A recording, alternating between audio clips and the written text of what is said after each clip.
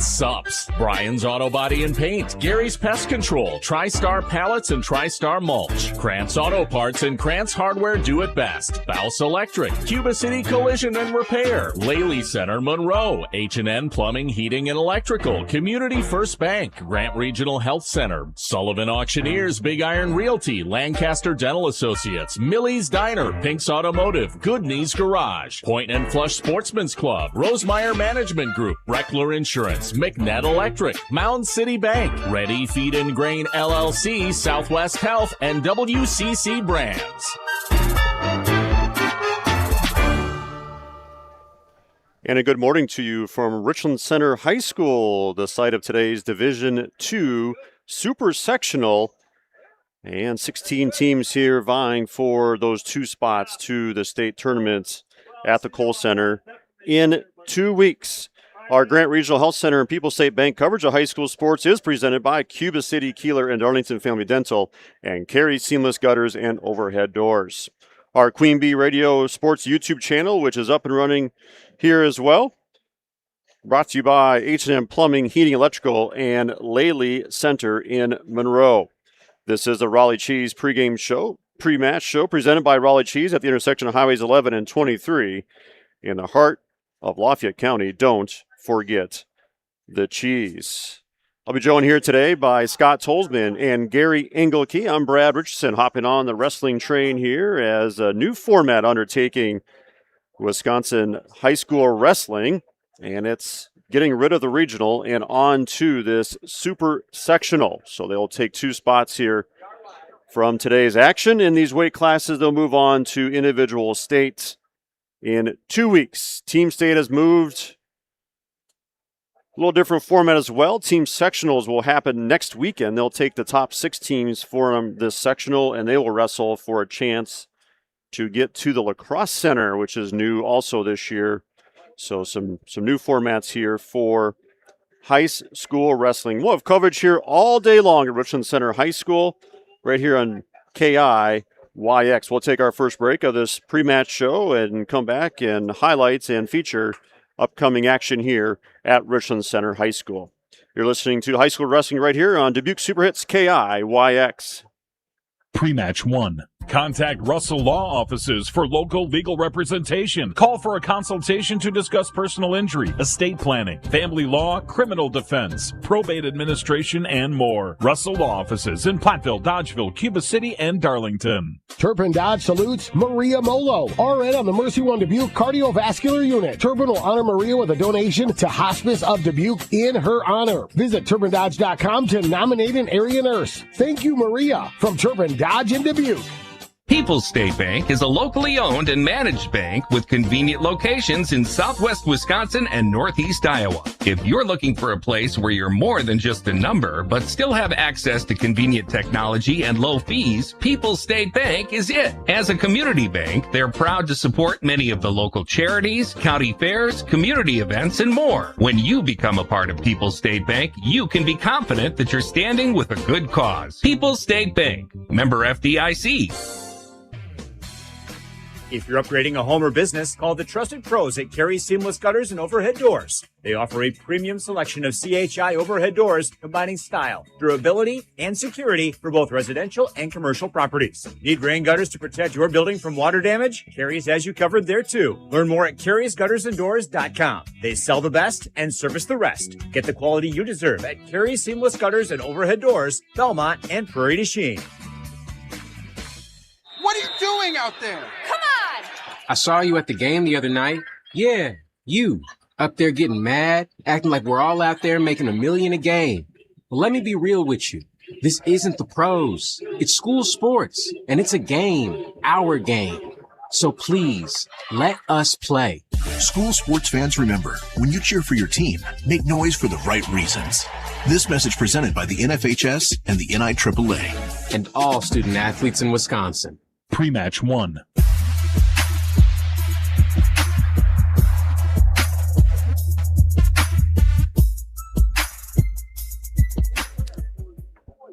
And welcome back to Richland Center High School.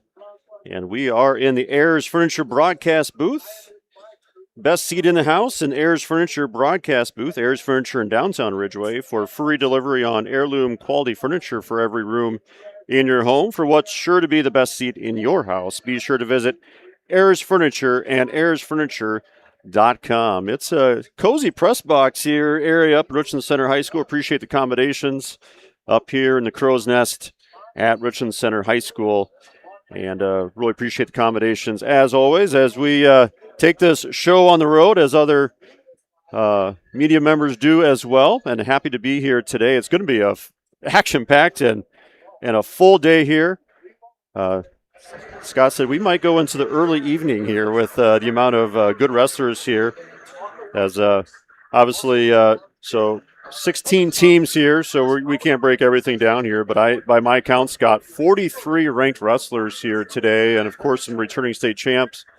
We've got some weight classes where we've got state qualifiers who are not going to make it back to the Kohl Center this year. Yeah, with this new format, the only top two go on to state, and as they think about this, it kind of reminds me of the old days where it was only the top two that made it out of there to state. But with the new format, they kind of even out each division. So you're going to see some smaller D1 schools wrestling in the D2 area. For example, you got Stoughton here, Mount Horeb, Reedsburg. Yep. Just to name a couple of the teams that are here from the D1. Yep. This is a super stacked sectional. It's probably one of the toughest sectionals in the state, and there's going to be a lot of quality wrestling.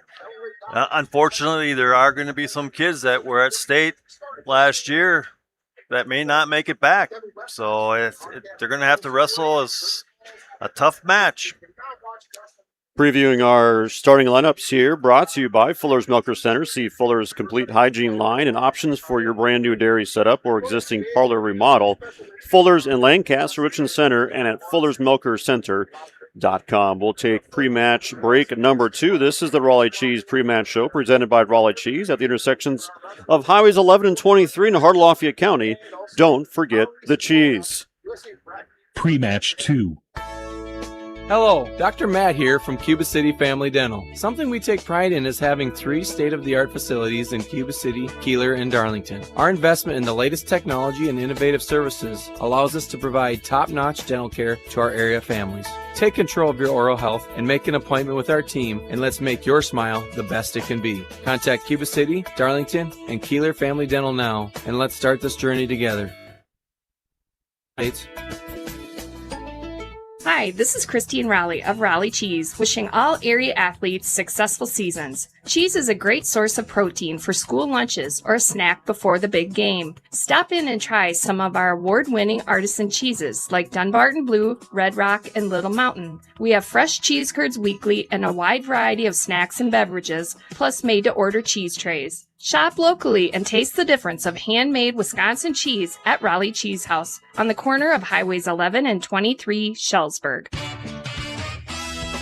This is Ben Baker, owner of Tri-State Roofing, LLC. Did you know we can take care of your roofing projects during the winter months? Tri-State Roofing uses reliable, long-lasting products that can be effectively applied in harsh winter temperatures. See our team for ice dam removal, gutter cleaning, and heat tape installation. Tri-State Roofing is fully insured, and we offer free estimates. Call Tri-State Roofing to fix your winter roofing issues. Are high bank fees draining your wallet? It's time for a change. At People's State Bank, they believe in low fees that put you first. Tired of being charged for using your debit card, sneaky paper statement fees, or monthly maintenance fees? With People's State Bank's People's Checking Account, those fees are a thing of the past. Worried about ATM fees? At People's State Bank, they reimburse you for up to 3 ATM fees per month. They work hard to keep your money where it belongs, in your pocket. Make the switch to People's State Bank today. Visit a branch near you or peoplesfinancial.com. Member FDIC. Pre-match 2.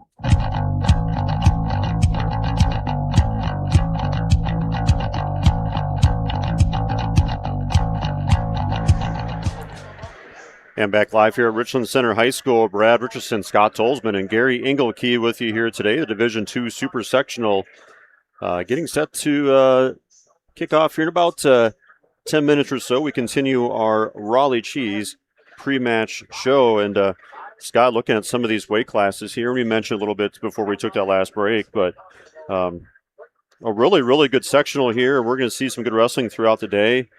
I don't know if you've dug into this, but any weight classes that you're keeping an eye on here today? Oh, there's a few. 38 or Yep, 138 should be a pretty good situation. 144, 150, 57, and 65 should be some very good weight classes. Fight for the upper weights, and they're so spread out in this sense because this is a new, how you want to say it, a new format, and with this isn't our normal sectional that you've been used to. For me, when I coached Belmont Platteville, this sectional here was usually the original conference and some outlying D2 schools. It's changed this year. It's a whole new format. Prairie du Chien now down to D3. Fenimore's still up here. This will probably be their last year, and they'll slide back down. But this isn't your typical sectional that you see anymore. Columbus isn't here. Some of those other schools on that side of the state or other side of Madison. So I can run down just to kind of give you an idea of who's here. Yeah, let's do it. Evansville's got 14 wrestlers today. Lodi's got 13. Mount Horeb, 14. Stoughton, 14. Belmont's got 12. Fenimore's got 9. Reedsburg's got 14. Belleville, Monticello, New Glarus, or Sugar River's got 13. Dodgeville's got 10. Cuba City, Benton Southwestern, 9. Monroe, 11. Broadhead, 2. River Valley, 9. Richland Center, 7. Portage, 7. And Baraboo, 7. So talk about some very tough teams in this sectional. It's going to be interesting. Yeah, mentioning some of those weight classes that we'll keep an eye on here today, but at 138, we've got number 1 ranked Liam Crandall, who's just a freshman, but behind him, ranked 5th in the state, is Carson Bassett from Fenimore. He took 5th place last year at state. Rhett Spurley of Dodgeville ranked 6th. He took 5th at 126 last year. And Evan Curtis of Cuba City, Benton Southwestern, he qualified at 126, so that's a loaded 138-pound weight class here today. 165, not too shabby either. Obviously, Hawken Peterson highlights that weight class, undefeated in his high school career, 42-0 coming into today, 166 in his career, 3-time champ, looking for championship number 4 in 2026. And 2 qualifiers last year in Landon Bush from Cuba City, Benton Southwestern. He qualified at 165 last year. And Oliver Harkis from Belmont Platteville, he also qualified last year, but at 144. So as Scott was mentioning too, a reshuffle of the teams who are here as well. So you've got some Division I teams from a year ago who are now placed in a Division II. So really changed the complexion of this. We've got Mount Horeb Barneveld, who has had a really good year. They won the Badger Small Conference, both regular season and conference tournament a week ago. They've got a chance to send 5 to 7 wrestlers to the Kohl Center if things hold up here today. So really creating a very good and competitive sectional here at Richland Center here today. So it should be a fantastic day of wrestling from that standpoint. We'll take, we'll keep things right here as we progress to our first matches of the day. Again, Scott Tolsman and Gary Engelkey joining me. I'm Brad Richardson, and always great to see you, Scott. That means that it is midway through February, and we get a chance to spend Valentine's Day together. Yeah. So hopefully you wrote a nice note to Denise this morning and let her know that you'll be thinking of her, but you'll see her about 8 o'clock tonight. Yeah, I was nice. I went and got her flowers yesterday and a card, so left it for her last night while my girls were wrestling at their regional in Mineral Point. So yeah, it's just a whole new situation. You know, we're going to say that a lot, but for those that have followed wrestling, this is a change of the way things have been for the last, I don't know, 20-some, 25-some years, where the top 3 go on. We went now back to the top 2, like it was when I wrestled, when it was still all one class system. So I'm really not dating my age, but showing it. Plus, they're taking 6 teams from here to wrestle in the team sectional next Saturday, which usually was always on Tuesday night. Yep. And they took at one time, just the top place winner in regionals to a team sectional on Tuesday night. And then they went to 2 teams, still wrestled on a Tuesday night. Now they're taking 6 teams and they're wrestling it on a Saturday. And that's why the regionals are gone, and they created the super sectional and divided out all the schools to make each division a little bit more equal. So, and there are more sectionals, so more kids will go to state. 14 in each weight class instead of 12 for Division 2 and 3. But it is a drop for Division 1. But yet they're looking at this as an opportunity to get more kids to state. And you're saying, well, only top 2, but there's more sectionals than the normal sectionals of 4. And when you think about all this with 14 kids going, the top 2 seeded kids will get a bye in that first round at state. And then everybody will be able to wrestle at least twice now. Instead of if you get beat and the person that beats you gets beat the next time you're done, this time everybody has an opportunity to wrestle twice at the state tournament. So that's some pluses. There's always some minuses, but, for the first time, they got to work the bugs out. And once the bugs, in a couple of years are worked out, things will be, as they say, back to normal. Back to normal, yeah. Yeah, so, yeah, it's a great opportunity here to see some great wrestling. And, of course, we'll have coverage on our YouTube channel here today. So you can see video, and, of course, we'll be on Dubuque Super Hits KIYX as well here today. 43 ranked wrestlers in this sectional. By my count, 3 returning state champs and a bunch of high place finishes as well. Continuing our Raleigh Cheese pre-match show presented by Raleigh Cheese at the intersection of Highways 11 and 23 in the heart of Lafayette County. Don't forget the cheese. Will be on our YouTube channel today, brought to you by H&M Plumbing and Heating Electrical and Laley Center in Monroe. Our Grant Regional Health Center and People's State Bank coverage of high school sports is presented by Cuba City, Kieler, and Darlington Family Dental and Carey Seamless Gutters and Overhead Doors. We're broadcasting from the Ayers Furniture Best Seat in the House in the Ayers Furniture broadcast booth. Ayers Furniture in downtown Ridgeway for free delivery on heirloom quality furniture for every room in your home. For what's sure to be the best seat in your house, be sure to visit Ayers Furniture and AyersFurniture.com. We'll be following along on our Shoebox scoreboard presented by the Shoebox in Black Earth, the largest independent shoe store in the Midwest. Our Wolf's Grantland Graphics, a block off the square Lancaster, will be our sponsor with Match the Meat. So that'll be a ways from now as we navigate this sectional. Broadcast today brought to you by Community First Bank. For you in the communities where you live, work, and play, experience for yourself the difference at Community First Bank. CFBank.com, member FDIC. And by Wolf LNG Farms of Lancaster. Wolf LNG Farms reminds you to support your local pork producers.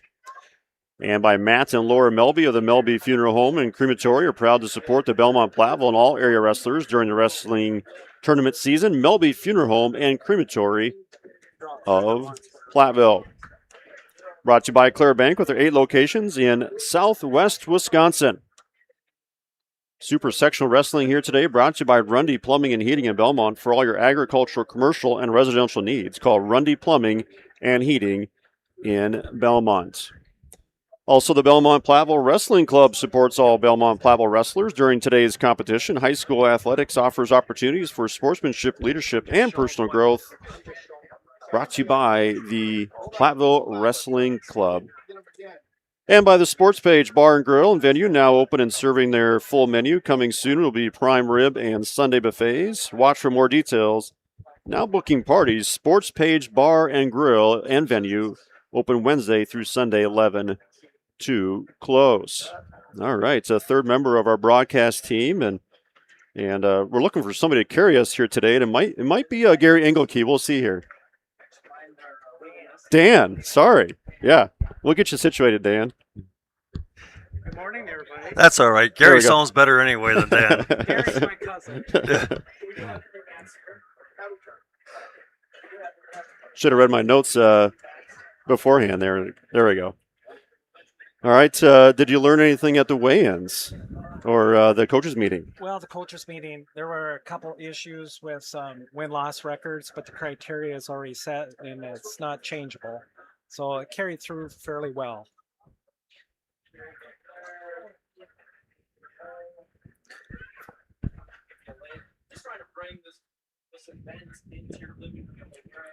All right. Here at Richland Center High School, and probably moments away, I would think, from a national anthem potentially happening here. A 10 o'clock first match is what we're expecting. Brad Richardson, Dan Engelke, and Scott Tolsman with you here today. Cozy broadcast booth here at Richland Center High School.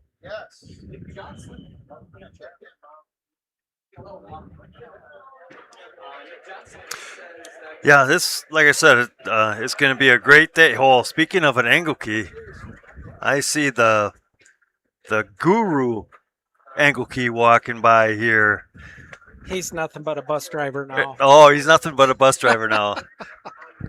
That'd be talking about my brother Ken. Ken Engelke, who spent many years coaching Sugar River. And when I was at Belmont and he was at Sugar Rivers, we had a lot of good duels against each other. We've been in family business of this wrestling for a lot of years in a row. I look down at the stands here and I see a lot of the grandparents and grandmothers and aunts and uncles of these young kids wrestling here today. And the officials, the coaches. It's a family event for sure. Yes, it is. I'm back coaching the girls, and there are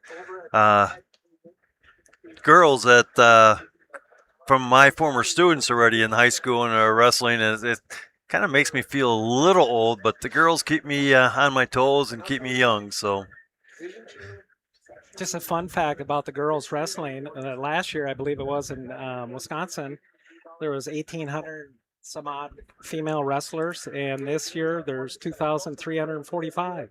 So that's a growing part of our wrestling family and division and sports too, right, Scott? Yes, it is.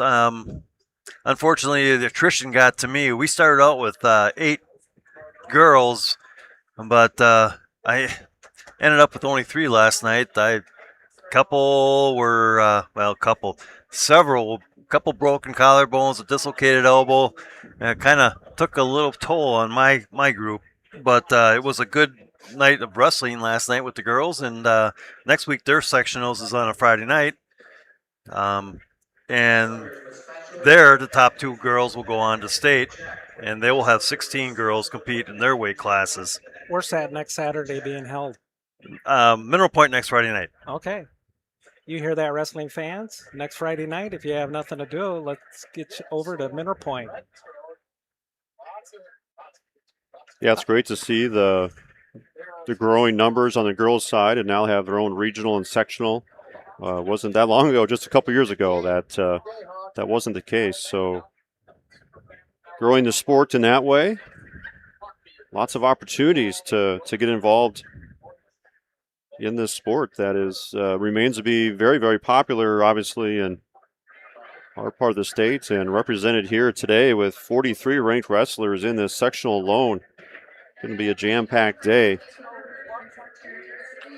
And Probably getting set here for a national anthem. We'll take a break once that occurs. Wrapping up our Raleigh Cheese pre-match show presented by Raleigh Cheese at the intersection of Highways 11 and 23 in the heart of Lafayette County. Don't forget the cheese. Our colors of the game will be sponsored by Cuba City Family Dental, Kieler Family Dental, and Darlington Family Dental. 3 convenient locations to serve your dental needs. We'll be highlighting the different singlet colors throughout the day. 16 teams here, and they'll all have different combinations throughout the day here.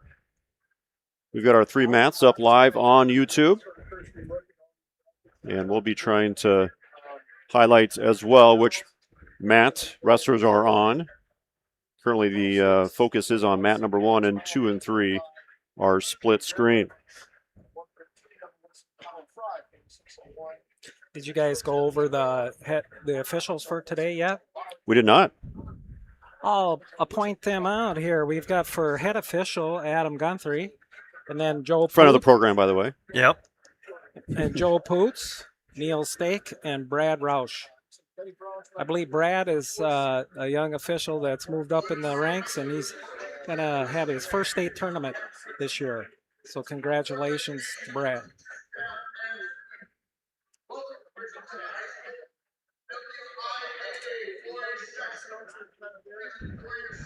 Getting set for wrestling action here. Scheduled to start at 10.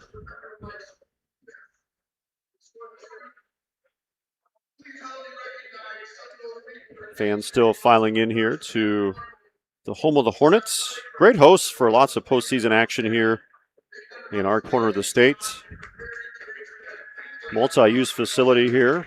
And we've got the 3 mats in front of us. So 3-mat format here today. Going through the WIAA sportsmanship notice right now.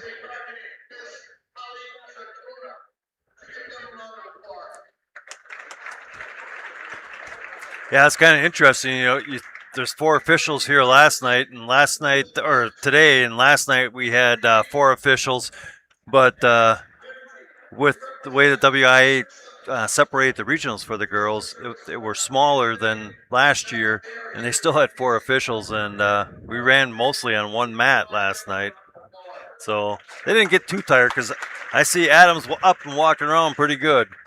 He was one of our officials last night.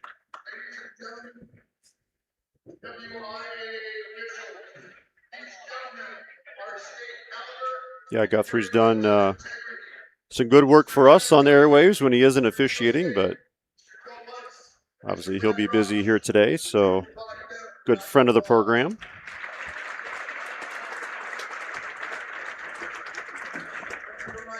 Well, if you want, I can run through quickly the weight classes of the top 2 seeds.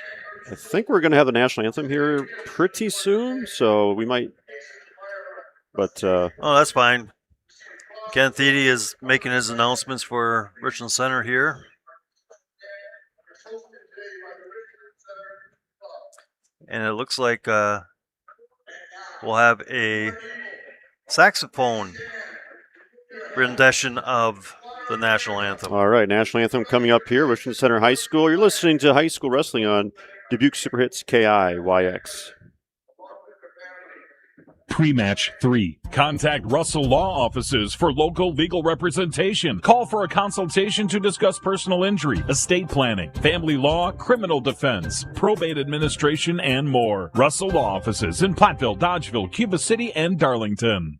This is Mike Phillips, president of Mound City Bank. For over 110 years, Mound City Bank has been locally owned and proud to serve our communities. While other banks change ownership, our commitment to you stays the same. We're not changing, we're growing with you. With 6 convenient locations in Platteville, Belmont, Cuba City, Minner Point, and Mount Horeb, Mound City Bank is proud to be part of your community. Call us today at 888-622-6069 and discover why we're proud to be here for you. Member FDIC.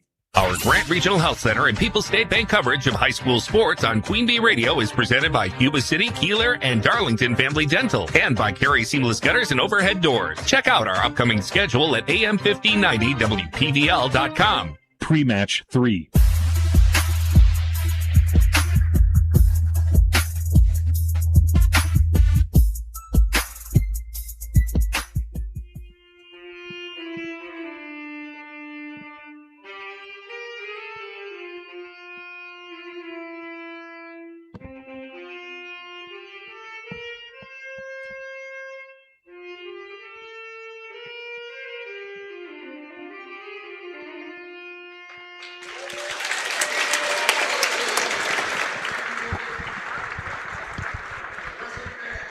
right, a great rendition of the national anthem there. Solo saxophone performance getting the super sectional underway here in Richland Center.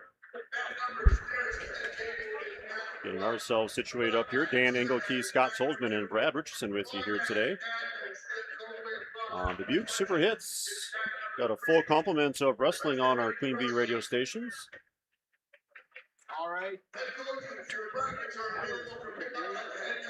right, coming up on map number 1, we got Nathan Chizableski from Fenimore taking on Caleb Bertrand from Cuba City Benton.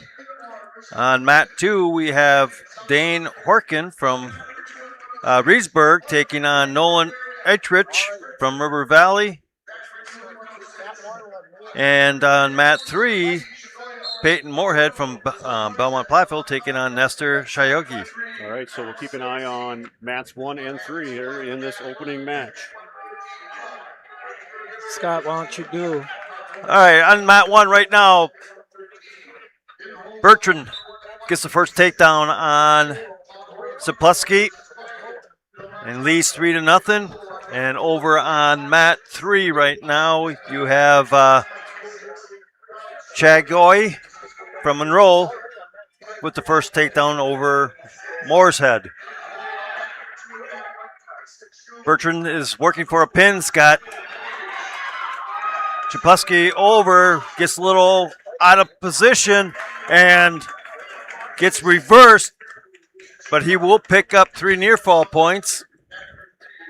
And over on mat 2, Mooreshead was on his back for a short count, gives up 2, and now he's getting put it back to his back.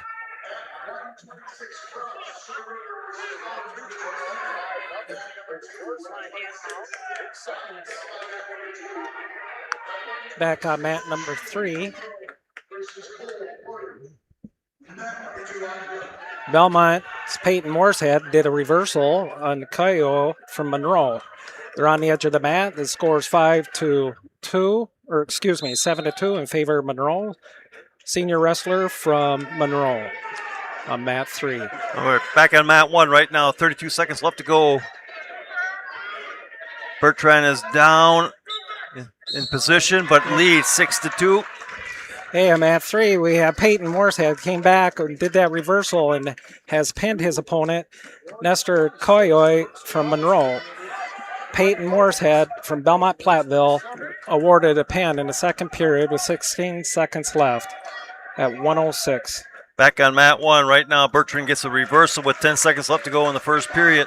Leads now 8-2 as there's short time here in this first period, and there's going to be stalling called against Fenimore there, and that's the period that ends. So we're going to go into the second period with Bertrand leading 8-2. Now, I apologize. I'm going to say it right now. I apologize if I get the names wrong. I'll do my best, but sometimes we do pronounce them incorrectly. Bertrand is going to start neutral, and we'll just about there he goes. Now he gets the takedown with 1:50 left to go in this second period. Leads 11-2. Coming up on mat number 3, it's going to be Severson and Baraboo taking on Shakar of Cuba City Benton Southwestern. And now Shapleski gets a reversal, 15-4. 1:30 left to go in the second period. Shapleski's been called for stalling.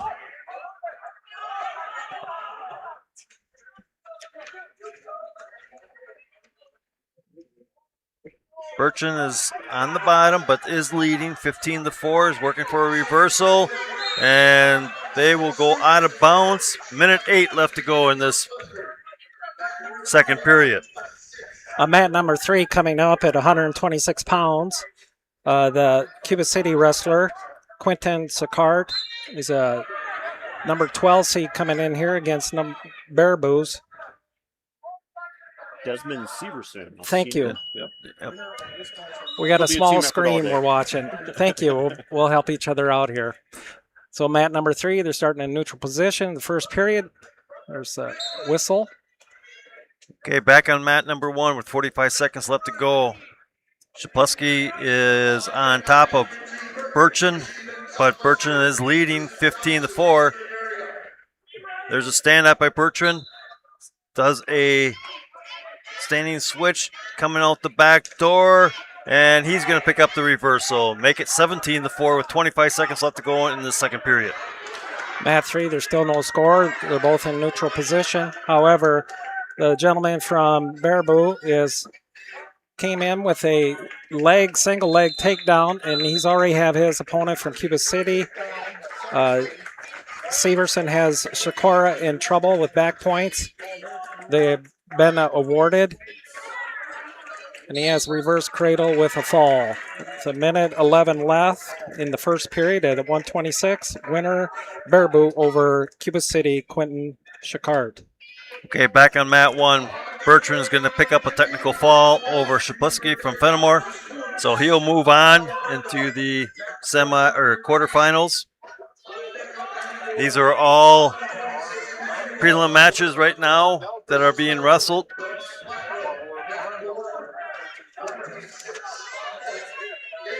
All right, no area wrestlers out there for us right now as things are wrapping up. Broadcast day brought to you by Southwest Health Center. They have over 24 specialty services and more than 50 specialists, so you can have specialized care without traveling far from home. Learn more about their specialty services at southwesthealth.org. And by McNett Electric of Belmont, proud to support the Belmont Platteville and all area wrestlers during the tournament season. For agriculture, commercial, and residential electrical needs, call McNett Electric in Belmont. Trying to figure out here, there was a forfeit on mat 1. Looks like a Reedsburg wrestler picked up the forfeit. I'm trying to see where his... He was scheduled to take on Kuntz from Mount Horror Barneveld at 113. So we'll move on to mat number 1. It's going to be R.J. Emanuel of Mount Horror Barneveld taking on Aiden Weigel, the junior from Belmont Platteville. All right. Up right now.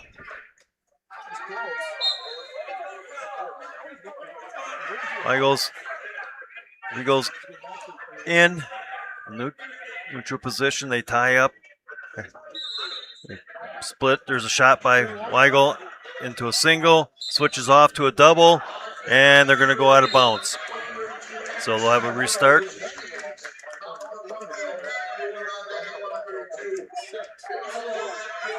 Minute 43 left to go in this first period.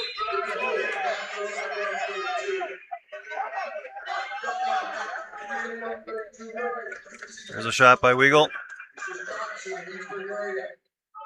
He dumps, puts Emanuel on his back, gets the first points here. He's going to pick up a 3-point takedown and a 2-point near fall. Emanuel gets off his back, does a short sit. Weigel breaks him back down, flattens him out. Running the coffee grinder, gets a little careless. Emanuel's able to slip out. Emanuel's working to get a reversal, and they're going to stop it. Potentially dangerous. Emanuel's not going to pick up anything, even though he was close to getting out. 54 seconds left to go in this first period. Weigel leads 5-0.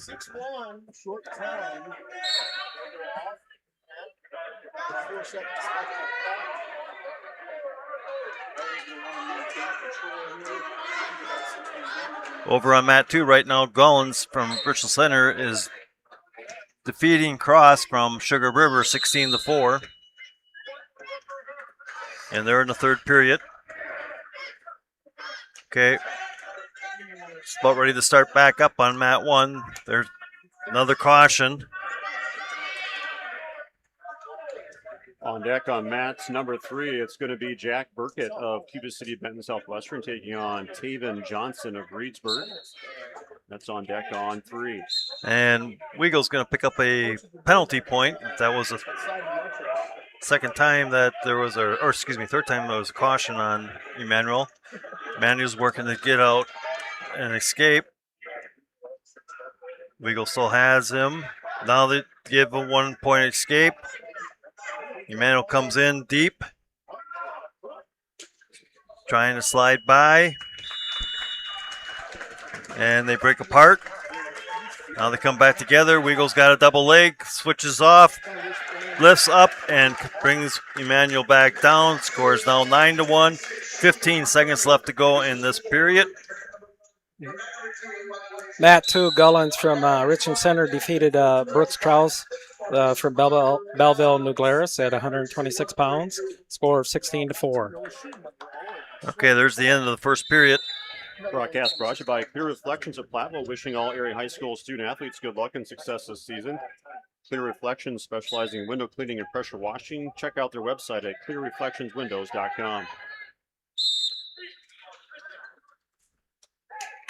All right. Emmanuel had choice. He chooses to go neutral.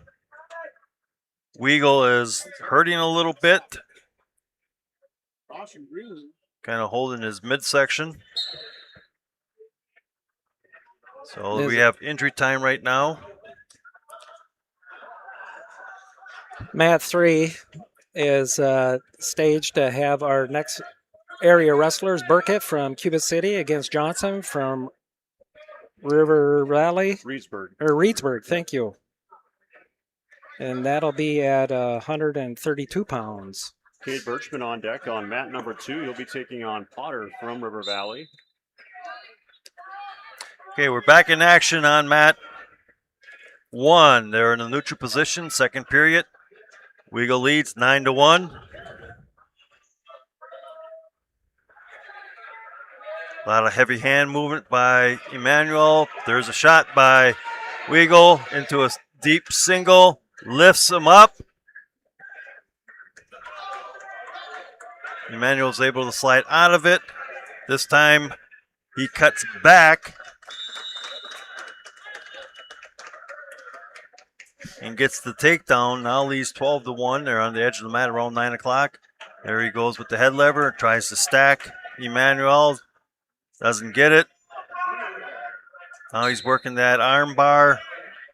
He's forcing Emmanuel, and they go out of bounds. So we'll have a restart. Mat 3 just started the third period as against Belleville New Glarus against Evansville. And once that's completed, we'll have Burkett from Cuba City against Reedsburg's Johnson at 132 pounds. 132 pounds has 14 wrestlers here today. And there's the restart on mat 1. Emmanuel stands up, gets the escape, now comes right in, works that heavy hand on the head and doesn't get the takedown. Emmanuel now is on top. 12-5. Oh, we got blood time. Weagle's got blood. So we'll take a blood time here. 54 seconds left in the second period. Weagle leads 12-5. For the match coming up at 132 pounds on mat number 3, there's approximately 1 minute left in the prior match before Burkett from Cuba City takes his mat against Johnson from Reedsburg.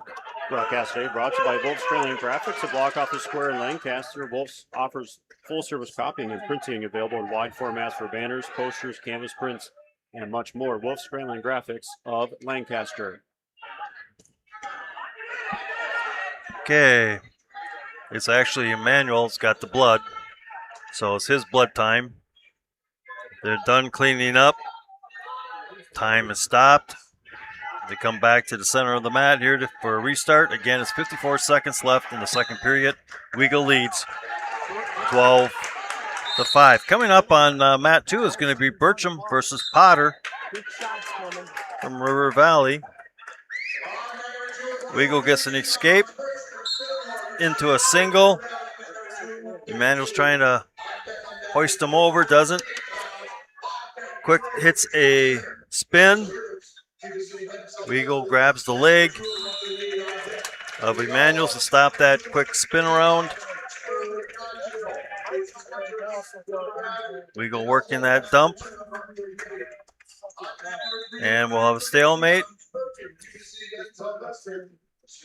And up next on mat number 3 will be Burkett of Cuba City Benton Southwestern, brought to you by Cole Acres Golf and Grill in Cuba City and at coleacresgolfandgrill.com. Okay, we got blood time. This time it's Wiggle. Okay. Mat number 3, we got Burkett going against the Reedsburg opponent at 132 pounds. They're putting their bands on. Burkett will be in red. We've got action on mat number 2 as well. Kate Birchman of Fenimore taking on Blake Potter, the freshman from River Valley. And Birchman's going to pick up the first takedown with 1:30 left to go in the first period. 3-0. They stand up, potentially dangerous, and they'll have a restart. That would have been Birchman. Yep. And I've got Burkett at line mat number 3. He was just taken down by Johnson from Not confusing Reedsburg. at all. Mat number 3, wrestler from Reedsburg is riding Burkett on the edge of the mat. Burkett's up on all fours, trying to get a wrist control back and stand up.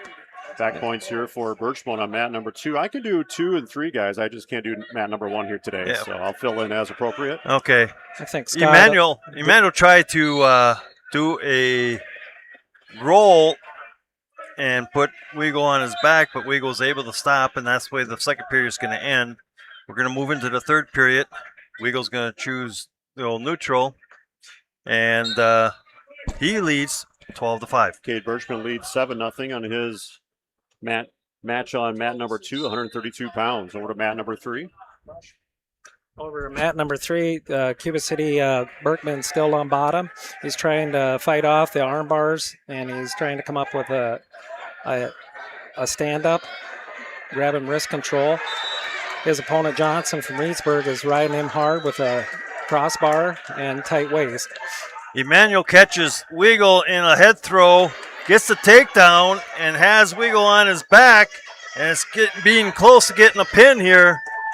Complete turnaround where Weagle was dominating the match, and he will get pinned by Emmanuel in the third period. Yeah, a bit of an upset there. The freshman takes down Aiden Weigel of Belmont Platteville at 126. Jake Burkett from Cuba City at 132 pounds is still on bottom in the first period. He's having his back exposed right now by the wrestler Johnson from Reedsburg. There are his back points that are going to be awarded. They're on the edge of the mat. Burkett is trying to fight this off. And there's a fall. Burkett falls to Johnson from Reedsburg at 132 pounds with a pin in the first period with 2 seconds left in the first period. Cade Birchman takes a 7-0 lead. The senior from Fenimore taking on their freshman Blake Potter of River Valley. That match into the second period. Okay. Birchman gets a takedown here in the start the second period. Extends its lead to 10, now 12 after a quick near fall. 1:30 left to go in the second period. Birchman is close to getting a technical fall. On mat number 1, it's going to be freshman Maxton Stevens of Mount Horeb Barneville, the 31-16 freshman taking on Waylon Anderson, a 7-13 sophomore from Monroe at 132 pounds. Mat number 1. Still on. Birchman still leads 12-0. Minute left to go. He's trying to Turk. Potter over, doesn't get it. And there's kind of an upset. Anderson's going to end up pinning Stevens. No, take that back. Other way around. All right. Looking at the uniforms, and Monroe is pure red, and so did Mount Horeb used to be that way. So Birchman's going to pick up the win with a tech fall, 16-0 in the second period. Brought to you by Tim Slack Auction Realty. See their online auction for 4 parcels or buy the entire property. 370 acres located at 9361 Camel Ridge Road in Cassville. Tim Slack Auction Realty, Lancaster and Fenimore. Over on mat number 3 right now, Ludwig of Portage is taking on Pesky from Baraboo, and Ludwig is leading 3-0. We're going to be restarting here on mat number 2. I think Evan Curtis is on Curtis, deck yep. here, taking on Gavin Dre at 138 from Richland Center. So that'll be on mat number 2. 2. And then quickly on mat number 1, for those that are following along, is Barrett from Richland Center taking on Lang from Stoughton. So Evan Curtis from Cuba City on mat number 2 is a junior coming in 29-10 record with an immediate takedown. Nice single leg into a double leg takedown trip forward. He lets his opponent go from Dre from Richland Center, and they're in neutral position. Scores 3-1. Still in the first period. Evan Curtis is doing a nice job with an arm drag into a single leg, and another takedown has been awarded to Evan Curtis, a junior from Cuba City, for another additional 3 points. Now he's exposed him with a half Nelson. He has Dre from Richland Center on his back, and there's the pin with a minute 12 left in the first period, awarded to Mr. Evan Curtis, a junior from Cuba City, at 138 pounds, advances. Broadcast brought to you by Applied Micro, your computer networking specialist in Platteville, Dodgeville, and appliedmicro.biz. okay, on mat 3 right now, Burson from Mount Hora Barneville, a senior, taking on Weston Huntsman from Monroe, a sophomore. First period in the neutral position, wrestling at about 1 o'clock. Yeah, the bounce line now coming up on mat number 2. Rhett Spurley from Dodgeville taking on Luke Buttress from River Valley. Spurley, a junior, and Buttress, a freshman. We'll have a restart on mat 3 as they go out of bounds. And no score on mat 2. They're just into the first period. There's a shot by Spurley. Spurley fireman's. Takes Buttress right down. Picks up the 3. Working for a tilt. Doesn't get it. They're on the edge of the mat around 11 o'clock. Mat number 1, we have Brock Barrett at 132 pounds against Stoughton's Aiden Lang. Aiden Lang has 3 points to that of Barrett's 4. We're just coming into this match. That's at 132 pounds. Okay, we'll start over as they go out of bounds with Spurley. Buttress tries to stand up. Spurley brings him back down. Has the armbar looking for that tilt. Still working. There's the tilt. Getting some back points. Buttress will get out of it. They're on the edge of the mat around noon, and there's 2-point near fall for Spurley. And Brock Barrett just did a reversal. He's leading this match, and mat number 1 by a score of 6-3. He's riding his opponent from Stoughton. Over on mat 3 right now, Hutzman is leading Burleson by a score of 5.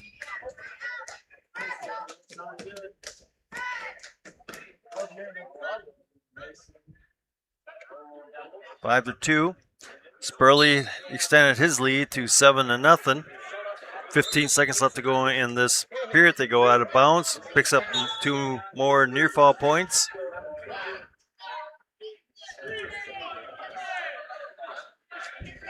And mat number 1. Barrett is still in control of his opponent from Stoughton, who is going to stand-ups and try and wrist control to spin away for either a reversal or an escape. There's Matt, it's in period number 2 with 31 seconds left in the second period. Okay, I'm at 2 right now. At the end of the first period, Spurley leads 9-0 over on mat number 3. Huntsman now extends his lead to 7-0 over Burleson in the second period. Burleson stands up. He's trying to double, does, and we'll get a reversal. Over on mat 2, second period starts. Spurley is down, stands up, trying to get away. Buttress breaks him down. Spurley stands up. They're on the edge of the mat at 6 o'clock. And then they're going to just push him back into the middle. Stalemate. Back on mat number 1. Referees are starting in neutral position with set third period, where Barrett from Richland Center is leading 6-3 over Aiden Lang at 132 pounds. Okay, Spurley stands up. Buttress has a single leg. Now it's called for stalling. Spurley still hopping. Comes back down to a knee, kicks out and gets the escape. Over on mat number 2 right now. Huntsman still leads 10-2 over Burleson. In the second period. Mat number 1 in the third period. Barrett is still ahead of Aiden Lang at 132 pounds, 6-3. Both wrestlers are in neutral position. There's an attempt by the wrestler from Stoughton. Barrett is trying to counter with a whizzer and a tilt, and possible. He needs to get behind him. He's facing him with a whizzer, and he's trying to do a half Nelson tilt at the same time to get his reversal and back points at the same time. And there it is. Barrett's in strong control. Over on mat 2, Spurley's going to pick up a pin in the second period. And over on mat number 3, Huntsman from Monroe is going to pick up a technical fall over Burson. So coming up on mat number 2 is going to be Lovey from Baraboo taking on Angelus from Stoughton, and on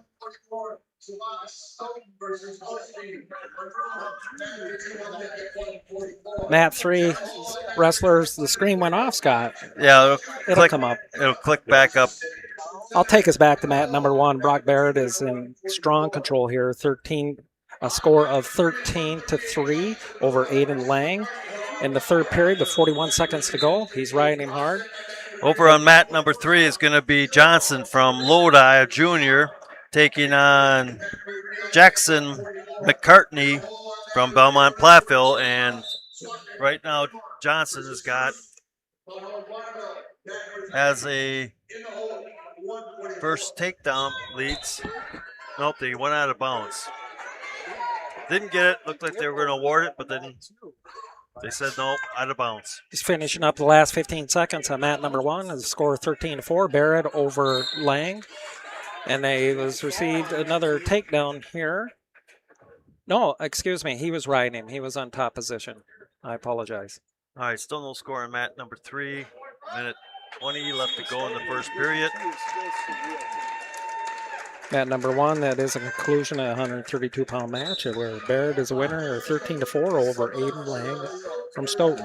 Jackson McCartney of Belmont Platteville on mat number 3 at 138 pounds. No score in that one as Scott keeps you up to date on that mat. All right, we're down to a minute left to go in the first period. McCartney is in with an underhook. They break apart. They're on the edge of the mat around 10 o'clock.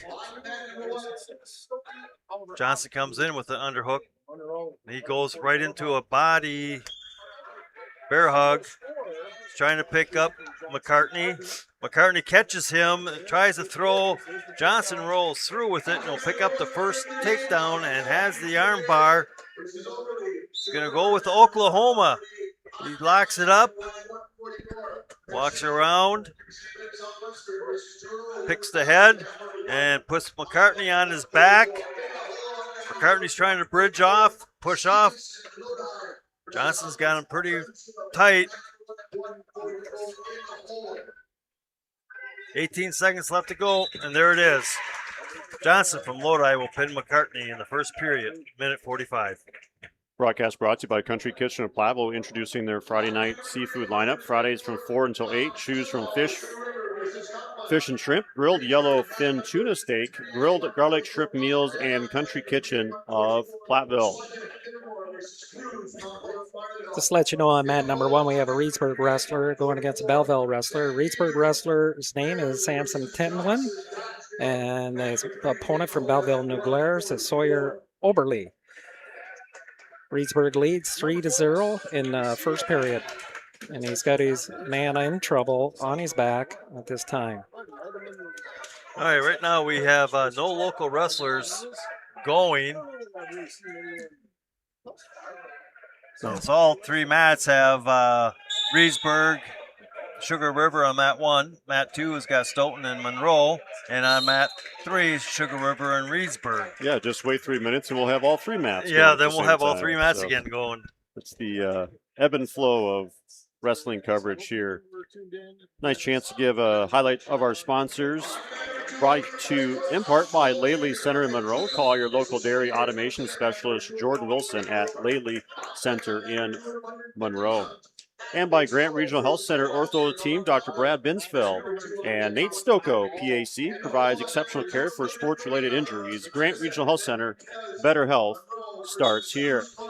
Coming up on mat 2, it's going to be Richland Center taking on Broadhead Judah. And it should be Stibbe from Richland Center and Hall from Broadhead Judah. Hall is a sophomore, 19 and 14, and Stibbe is a sophomore, 15 and 18. They tie up in the middle of the mat. Stibbe has got a front headlock on. He's trying to shuck it by. Doesn't get it. Hall stands up. Now Hall is working to get behind and does spin. Gets the first takedown. On deck on mat number 1 from Cuba City Benton Southwestern is Nolan Van Schindel. He'll be taking on Max Guru from River Valley. That's 144 pounds. And on deck on mat number 2, Jesse Kastner of Belmont Platteville taking on Liam Ackley of Stoughton at 150 pounds. And see what coming up on mat number 3. So, of course, everything on deck here for us upcoming. Sawyer Swadek of Fenimore taking on Timmy Cruz of Mount Hort Barneveld on mat number 3 at 144 pounds. Okay, Stibbe stands up. Hall brings him back down. Stibbe tries to switch. Hall follows. 50 seconds left to go in this first period. Hall leads 3-0 over Stibbe. Brought here today by Moans Milk Services Montfort. Moans has been hauling quality milk with quality service in Grants and Iowa County since 1974. When you want quality, it comes from Moans Milk Service in Montfort. And by Bill's Plumbing and Heating in Platteville, the area's leading plumbing and HVAC specialist for new installation or service. Check them out on Facebook or online at billsplumbingandheatingwi.com. All right, Stibbe got tilted. Now is behind 7-0 with 10 seconds left to go in this first period. Again, Stibbe from Richland Center and Hall from Broadhead Judah. And there's the end of the first period.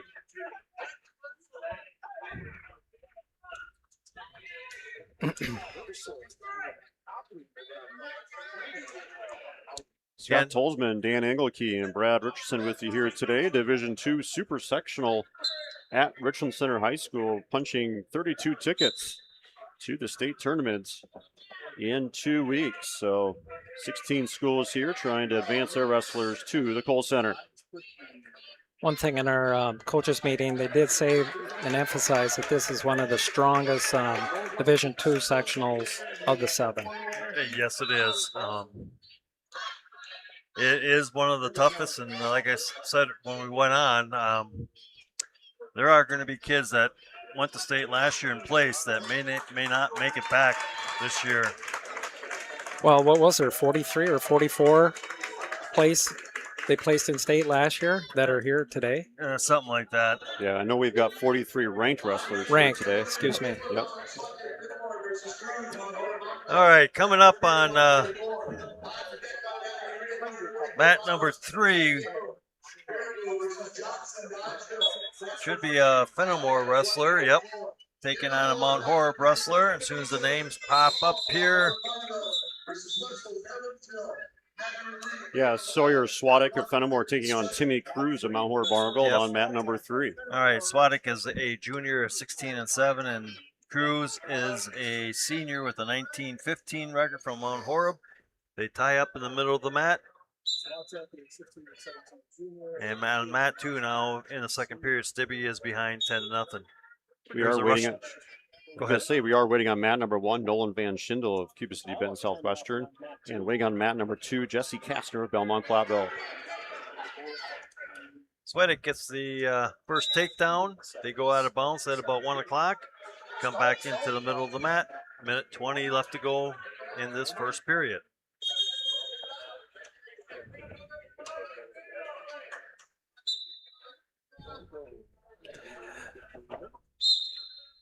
Cruz stands up.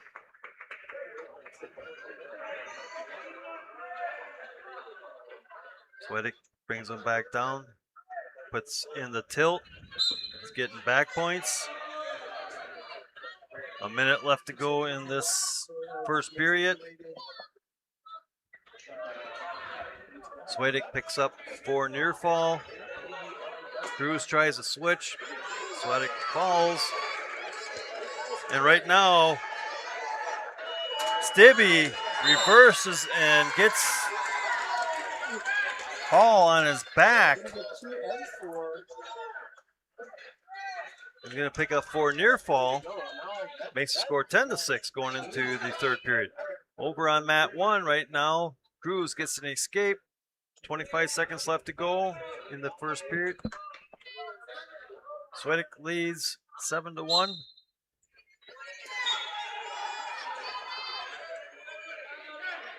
Scott, you are on mat number 3 right now? Right now, yep. Okay. And Swedick shoots a single, has it locked up, and time's going to run out.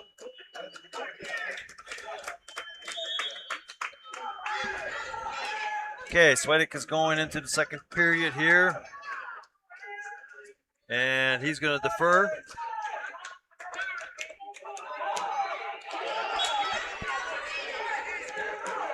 And he will go down. As Cruz will choose to ride.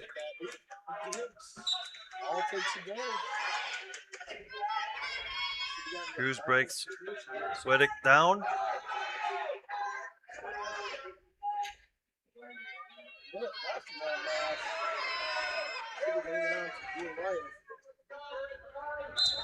Mat number 1 is still in the third period here. For a minute 29 to go, there's been quite a bit of blood time. Once that's concluded, we got Nolan Van Schlindel from Cuba City going against Garox from River Valley. Garol, maybe? Garol? Yeah. Go Yeah. roll. Yeah. Yeah, it's always an adventure. All right. Right now, Cruz has got Swedick in a situation where he's getting back points. Swedick comes around, gets off his back, but he's going to give up 4 near fall points. Now the score is only 7-5 in favor of Swedick, excuse me. 50 seconds left to go in the second period. Cruz is controlling Swedick.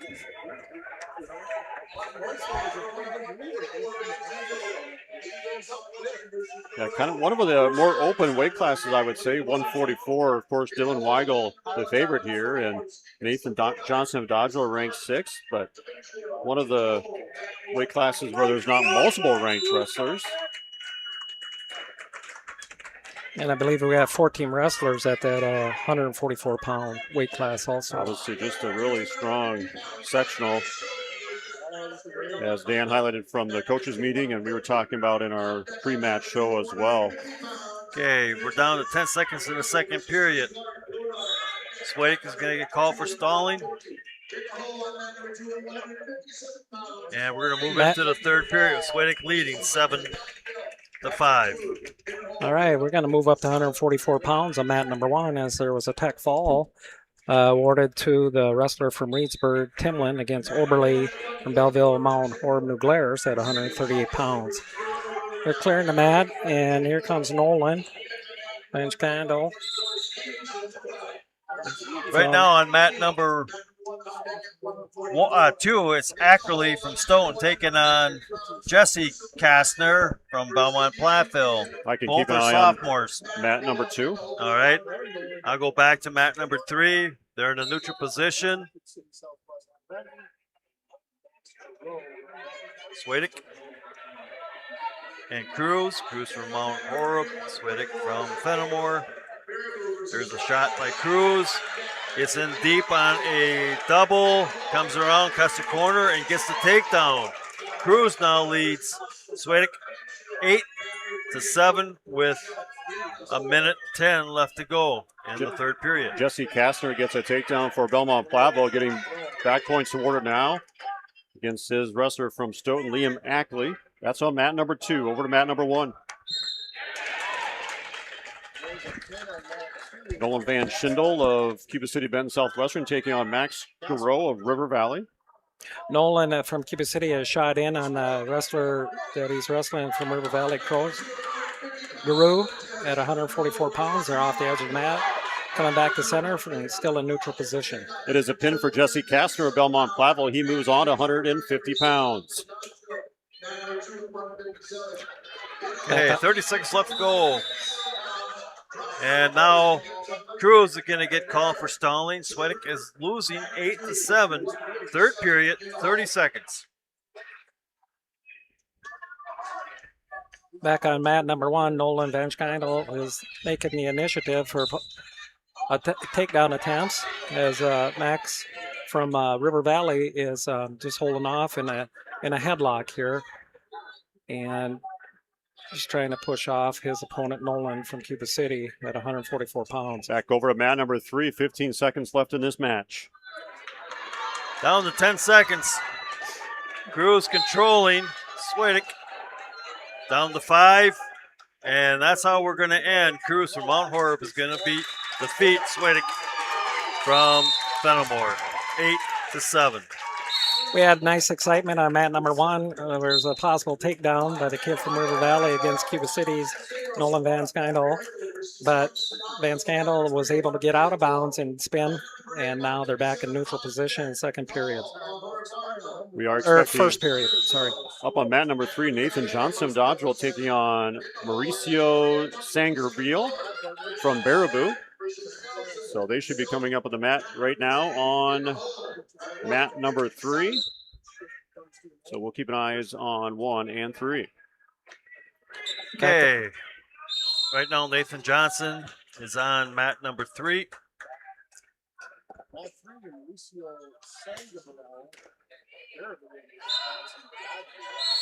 Johnson, second seed. Back on mat number 1, Van Scandal's fought off a possible head throw on the edge of the mat. They're back in neutral position on mat number 1. Okay, Sangerbiel, a freshman, taking on Johnson, who is a senior. Johnson gets the first take. Nope, they didn't award it. They had the points up. Still no score in that mat number 1 match between Nolan Van Schindel and Max Garreau. Okay, They're now in the second period there. Now they got it situated. Johnson had the first takedown, gives up the escape. Now gets another takedown with 1:15 left to go in the first period. Nolan did a nice job at the crossface, and now he has been awarded the 3-point takedown, and he's working his opponent, Max from River Valley, into an armbar, and he's got a tilt already. Okay, Johnson's got his opponent on his back, Sangerbiel, and there's the pin in the first period. So Nate Johnson will move on. And coming up on mat number 2 is going to be Logan Bondra of Dodgeville taking on Skylar Hankey of Reedsburg at 157. And they are on the mat right now on mat number 2. And I think we're clear of mat number 3 here for the moment. Mat number 1 has a score of 7-0 when Nolan was awarded back points against his opponent from River Valley at 144 pounds. They're at the number 12 position on the mat, just about ready to go out of bounds. 1 foot still remains in by the Cuba City wrestler. Brought to you by Cuba City Collision and Repair. Cuba City Collision and Repair is recommended by a long list of satisfied customers. See Joel Groom, Brian Cohn, and the crew at Cuba City Collision and Repair. Okay, Bondra gives up the first takedown. Bondra, a freshman from Dodgeville, taking on Hankey from Reedsburg, who is a senior. They are working on the edge of the mat around 12 o'clock, and they're close, and they're going to step out, and they'll have a restart. Mat number 1, we start with a score 7-0 in the third period. Nolan from Cuba City is ahead and he's now ahead 10-0 with a takedown on the edge of the mat against his opponent from River Valley at 144 pounds. So mat number 1. Over on mat number 3, it's going to be Landon Call of Mount Hort Barneveld taking on Adrian Wessels of Evansville at 157. Back to mat number 1. Whoa, these people went off the edge of the mat, almost into the bleachers, but they're back to center. Cuba City's going to pick up 1 penalty point because of that. Oh, yeah. Thank you for bringing that in, Scott. I didn't see it. Over here on mat number 2, Skylar Hankey holds a 3-0 lead over Logan Bondra of Dodgeville.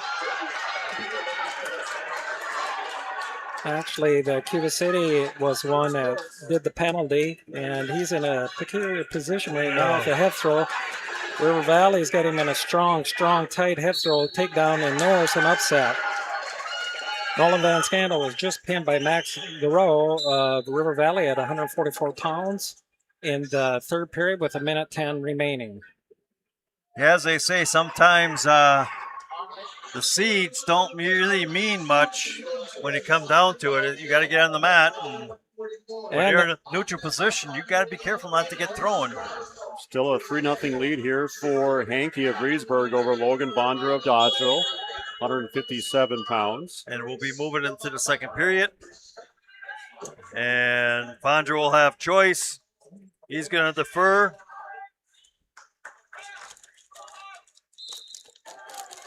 As he defers, Hankey's going to go down.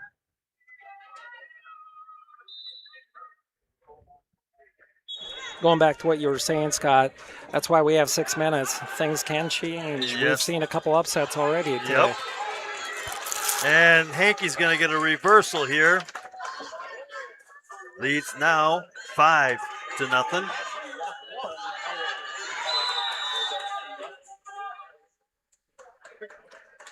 Hankey working the arms.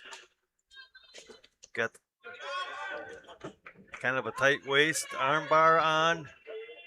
Keeping Bondra flat. Bondra trying to get back to his base. Gets one arm free.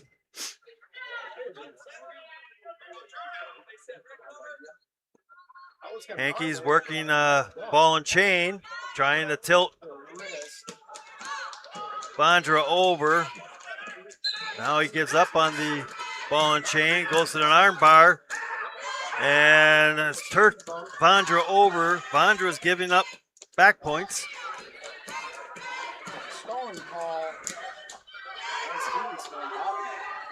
And Hankey's got Bondra on his back. 45 seconds left to go in this second period. Bondra fighting. Down to 35. Oh.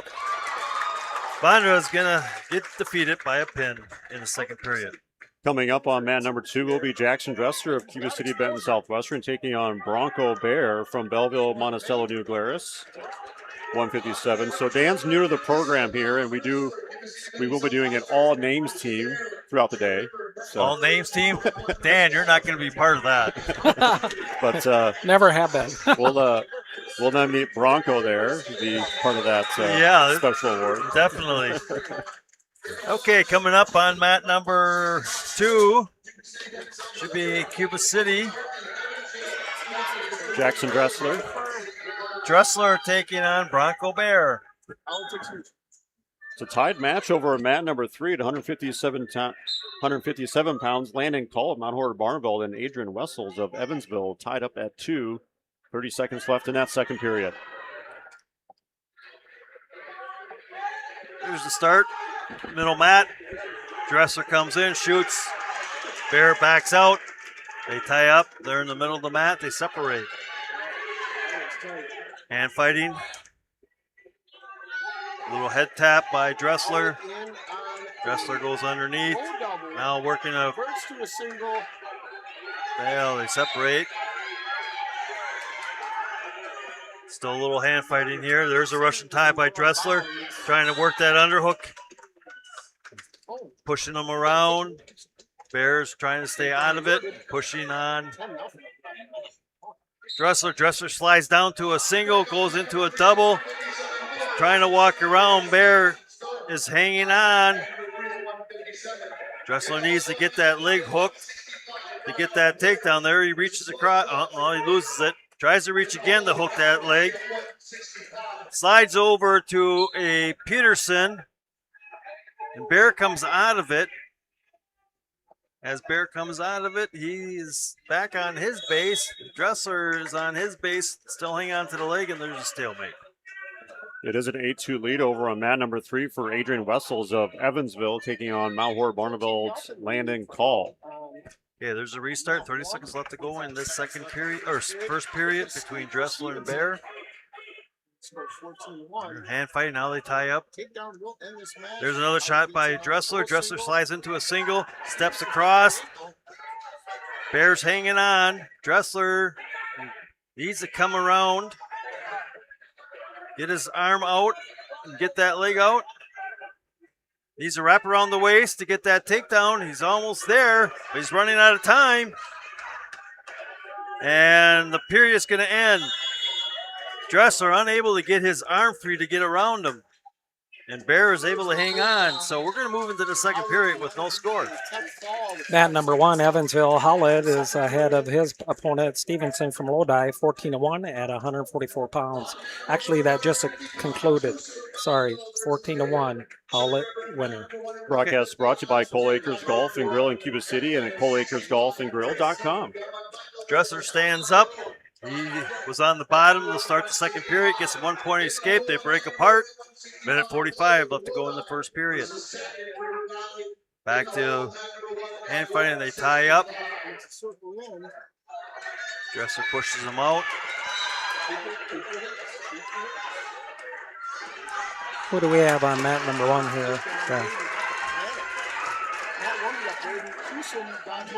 Bear's got a front headlock on Dressler. Dressler comes up to his feet. Tries to shuck him by. Dressler keeps... Dodgeville wrestler. Yep. Braden Husum. Braden Husum. Husum taking on Wyatt Gann of Belleville Monticello New Glarus. All right, Bear picks up the takedown on Dressler. Now he's got Dressler in a Turk trying to get near fall points. Does not get it. Back on mat number 1. Husum from Dodgeville has a takedown, the second takedown. The score now is 6-1 here in the first period. Bear throws the legs in on Dressler. Dressler sits, trying to pick that leg out. Bear trying to turn Dressler over. Dressler comes back to his base. Bear still has the leg in. 25 seconds left to go in this period. I'll jump over to mat number 1. Husum is doing a fine job. Well, he just released his opponent, Gehan from Belleville Mount Horeb New Glarus. Score is 6-2 at this time. Dressler stands up, trying to get an escape. 10 seconds left to go in the second period. Bear's hanging on and brings him back down to the mat. Dressler is losing 3-1. As we go into the third period. And the M in that tri-op is Monticello. New Glarus, Monticello, Belleville. Okay. Husum from Dodgeville just took his opponent down. He's leading now 9-2 in 24 seconds left, or excuse me, 2 seconds left in the first period as he rides him on the edge of the mat. First period concludes with a score of 9-2. Husum from Dodgeville over Wyatt Gann, Belleville, Mount Horeb, New Glarus. Okay, we got blood time right now for Cuba City on mat number 2. Broadcast today brought to you by Joe's Overhead and Seamless Gutters, wishing the Belmont Plavel Wrestling Club a successful season. Joe's Overhead Doors and Seamless Gutters of Belmont. Husum does a fine sit-out for an escape. Immediately takes his opponent down to his back and has exposed him with a fall in the second period with 1:48 to go. Braden Hudson, senior from Dodgeville at 150 pound, advances with a fall. Okay, we're back starting on mat number 2. Dressler is on top to start this period, and there's a stalling on Bear. Dressler is behind 3-1. We're down to a minute 25. We'll also keep an eye on mat number 1. Jordan Crace of Belmont Platteville taking on Oliver Helland of Monroe at 165 pounds over mat number 1. Okay, we have potential dangerous. We'll have a restart. A minute 13 left to go in this match. In Craze right now, it's 0-0 on mat number 1. Dressler's going to let Bear go. Shoots in for a single. Has the leg. He trips him, but Bear's able to fight it off. And an illegal hold here. On Bear. On Bear, so it's 4-2. Now a takedown could give Dressler the lead. Just under a minute here, third period. There's a tie-up. Bear's got an underhook. Dressler uses the overhook. They're in the middle of the mat. 45 seconds left to go. There's a shot by Dressler. Dressler's got the single leg. He's picking it up. Slides off to a double. He's trying to trip him. Trying to come around. He's got the takedown now. Dressler's able to get the takedown. 25 seconds left to go. Hanging on to that leg, trying to put Bear on his back. Bear goes to his base. Now he's on his stomach. Dressler putting a lot of pressure to keep Bear down. 10 seconds. There's a power half. 5-4 lead. Works the power half. And Dressler. Oh, Dressler gives up an escape with 3 seconds left to go in the match. Now we're going into overtime. I'll give the score out here. Jordan Craze is ahead 4-2 against Oliver Heelan, the sophomore, at 165 on mat number 1. Makes it 7-2. 7-2. You missed that takedown. Well, I was looking at the laptop. I know. So in your mat, what do they go here? 1 minute? 1 minute overtime here. First takedown. If they don't, then it's sudden death. We're in overtime on mat number 2. Dressler and Bear. Dressler tries to shoot. Comes back underneath. Bear counters it. They're on the edge of the mat around noon. They go out of bounds. 24 seconds left to go. It's been one of our better matches here in these prelims.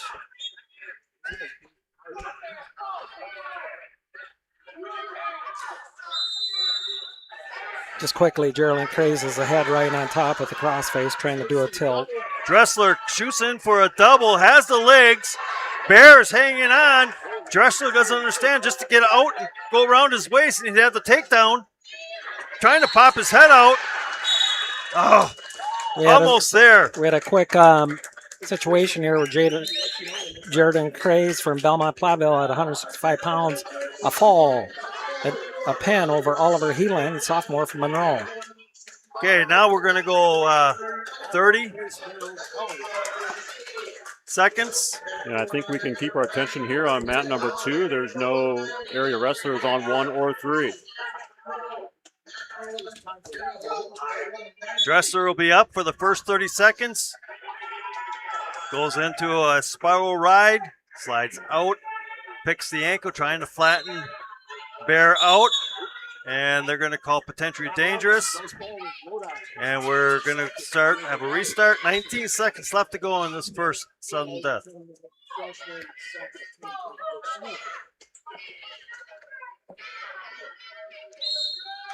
There's the whistle. Dressler tries to flatten Bear out. Again, he's in the spiral ride, trying to get a half. Bear is just balled up. Now he sits with a short sit. There's a cradle, but Bear is able to flatten back out, and the period is going to end. Now we'll flip-flop. Dresser will have choice. This has been the best match so far today. Dressler will go down.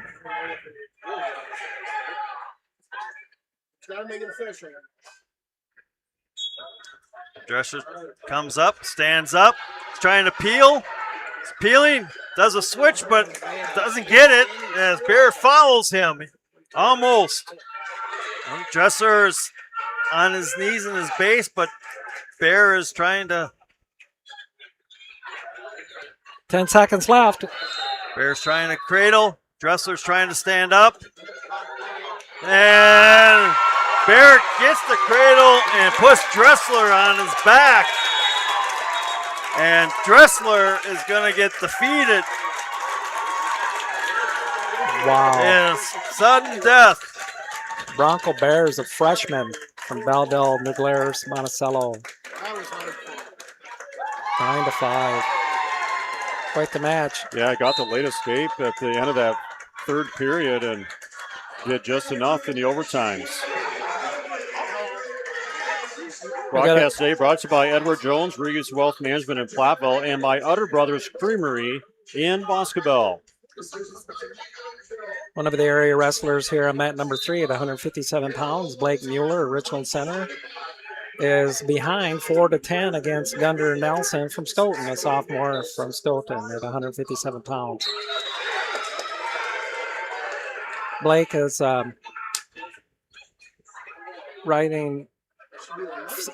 Blake just received 3 near fall against his opponent from Stoughton, making that match 10-7. Over on mat number 1 right now, we're going to have Ballweg from Lodi taking on Sackett from River Valley.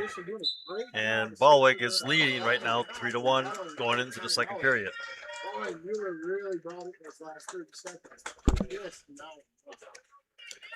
Mat number 3 concludes with a loss. Blake Mueller loses to Gunter Nelson 10-7 at 157 pounds. Broadcast wrestling today on Dubuque Super Hits KIYX and on superhits106.com and also on our Queen Bee Radio Sports YouTube channel. The YouTube channel live archive coverage is powered by H&M Plumbing and Heating Electrical and Laley Center in Monroe. Over on mat 1 right now, Ballweg from Lodi, a freshman, taking on Sackett from River Valley, a senior. And Ballweg leads 3-2 in the second period with 1 minute left to go. All the mats are filled up with a 165-pound weight class.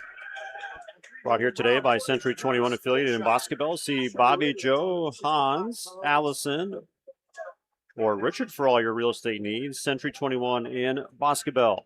And by Anytime Roofing. Visit anytimeroofingwi.com to see how Anytime Roofing can help with your next roofing or siding project. Okay, you're down to 35 seconds left to go on mat number 1 between Ballweg and Sackett. Ballweg is working for a takedown, gets the takedown, makes it 6-2, has Sackett on his back, picking up back points.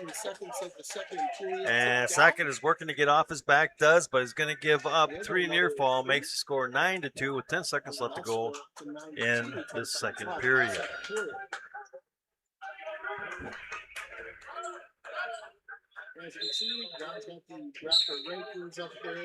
Okay. We're going to get an illegal hold. Ballweg is going to get called for a full Nelson. Makes the score now 9-3 with 2 seconds left to go in the second period.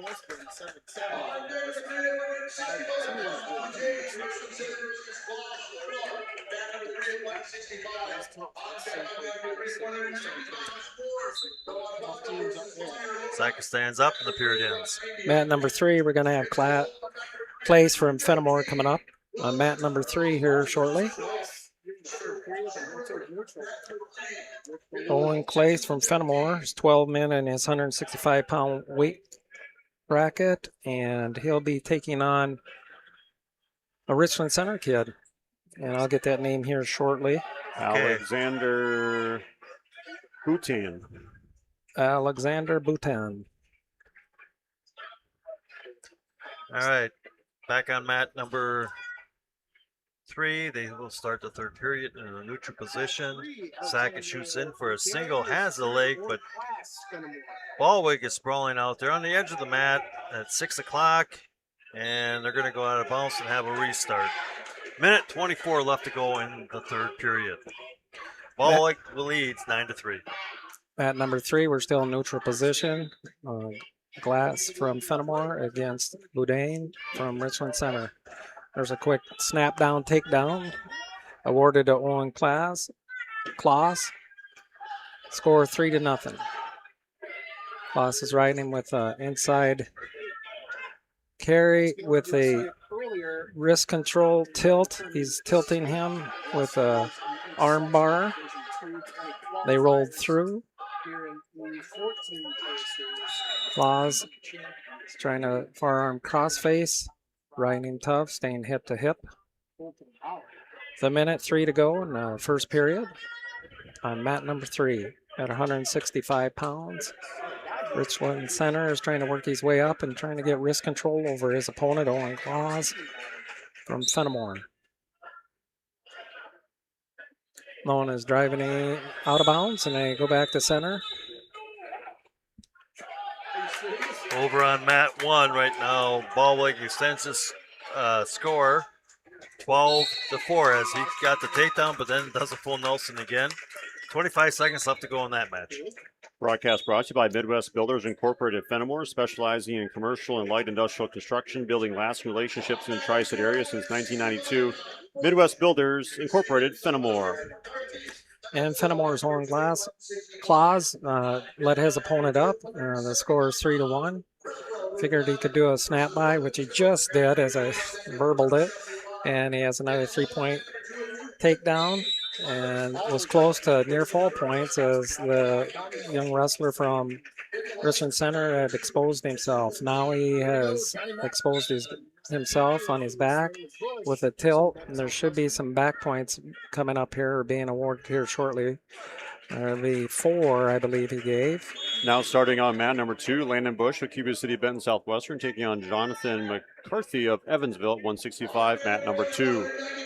And right now it's a 0-0. Bush has got the first takedown and a cradle in on, and there's the pin. First period. That might be the fastest one today, huh? Yep. Back on mat number 3. Klaas is taking the down position in the start of the second period. As Alexander from Richland Center is moving right and left on the ride. Trying to do one-arm tuck under. Klaas is showing his strength here with wrist control. Trying to work his way up to stand-up position.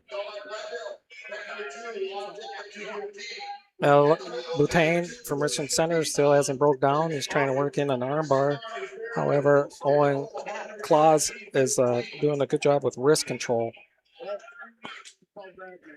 He is bringing himself up on a stand-up position here, trying to maintain wrist control so he can do a spin out for one escape. And there it is.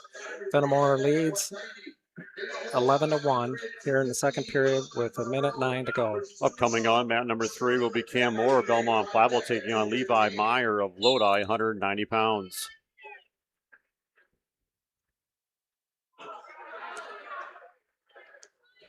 Owen Klaas did another sweep by with his arm drags.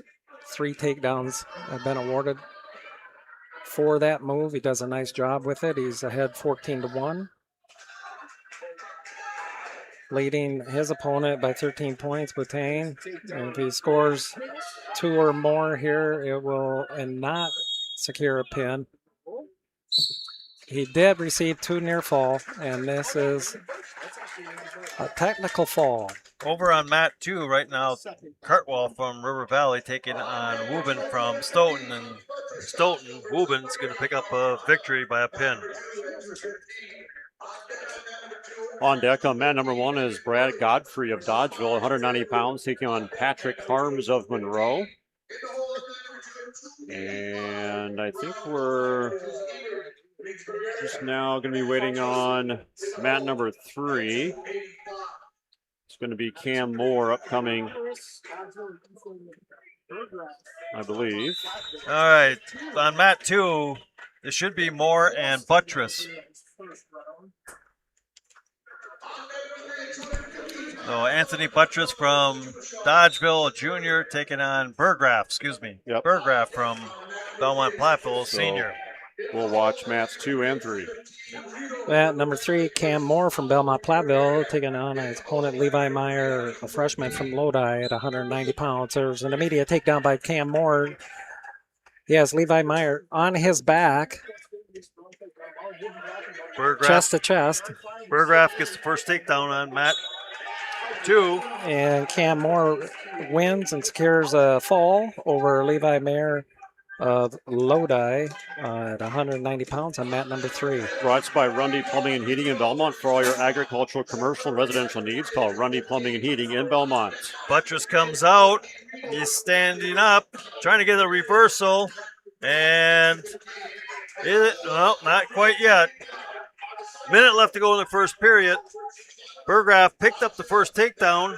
Buttress is trying to get a reversal.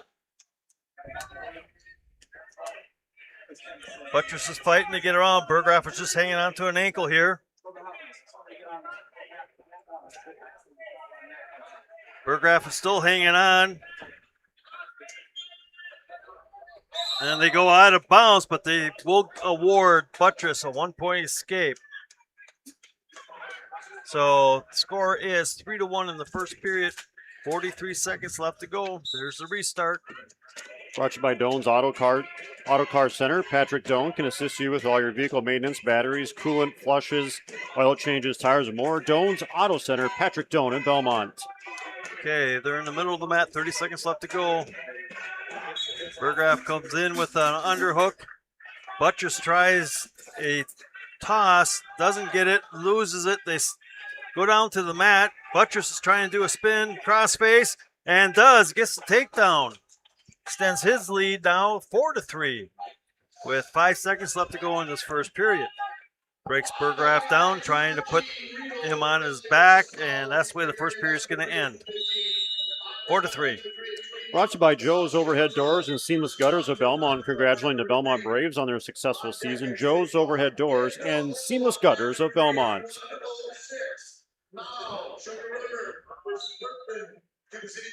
On deck on mat number 1 will be Dodgeville's Brady Godfrey taking on Patrick Harms of Monroe. That's a 190. He is on deck. Okay, Buttress will start the second period up. He's going to get called for caution for his start.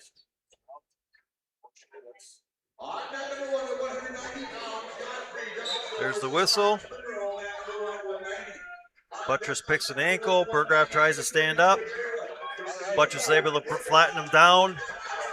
He's got him down, working those arm bar. He's getting too far out in front. Burgraff stands up and gets an escape. Ties the score now, 4-4, with a minute 40 left to go in the second period.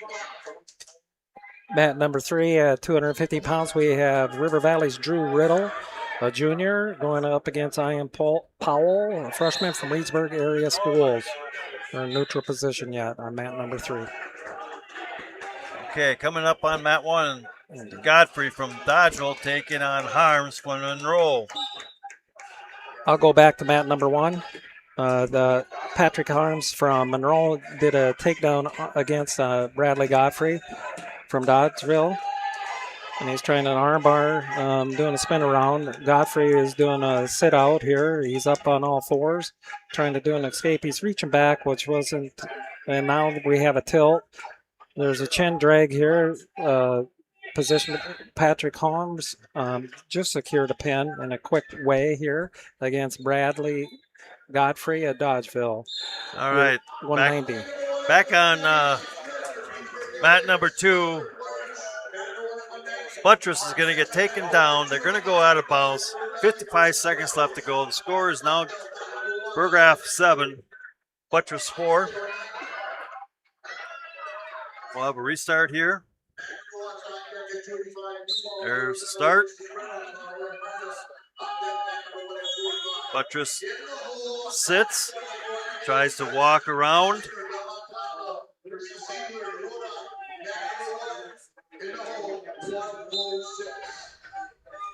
Berghoff follows as Buttress sits back into the referee's position. Berghoff is trying to break Buttress down. Buttress is trying to come out the back door as Berghoff is getting a little high. Berghoff now tries to Turk Buttress over. Isn't able to do it. Buttress comes back to his base. Berghoff is still a little high. Works that power half. He's got one leg in. Buttress is trying to pull it down. Berghoff is getting high. Buttress, the time runs out, but Buttress is that close to getting a reversal. All right, we're going to go into the third period. Berghoff chooses to go down. He leads 7-4. Brought to you by Bob's Electric of Dodgeville, offering top quality appliances from GE, Whirlpool, Maytag, KitchenAid, Frigidaire, and Speed Queen. Bob's Electric in Dodgeville. Looks like mat number 2 is our only area wrestling going on at this time, Scott, at 215 pounds.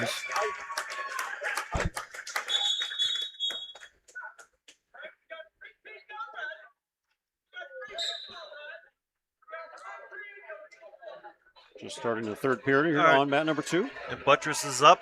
I was watching mat 3 there for a little bit, and while they were getting situated on mat 2. Takedown, near fall, and then an illegal hold. All right. Buttress is still working to keep Berghoff down. He's trying to take Berghoff over. He got a little high and careless, and Berghoff is going to come up and around, and he's going to pick up a reversal. So Buttress is now down 9-4. Minute 20 left to go. Berghoff was working that arm bar. He's got the arm bar locked up. He's trying to walk around Buttress's head. Buttress is trying to post out to keep from going over.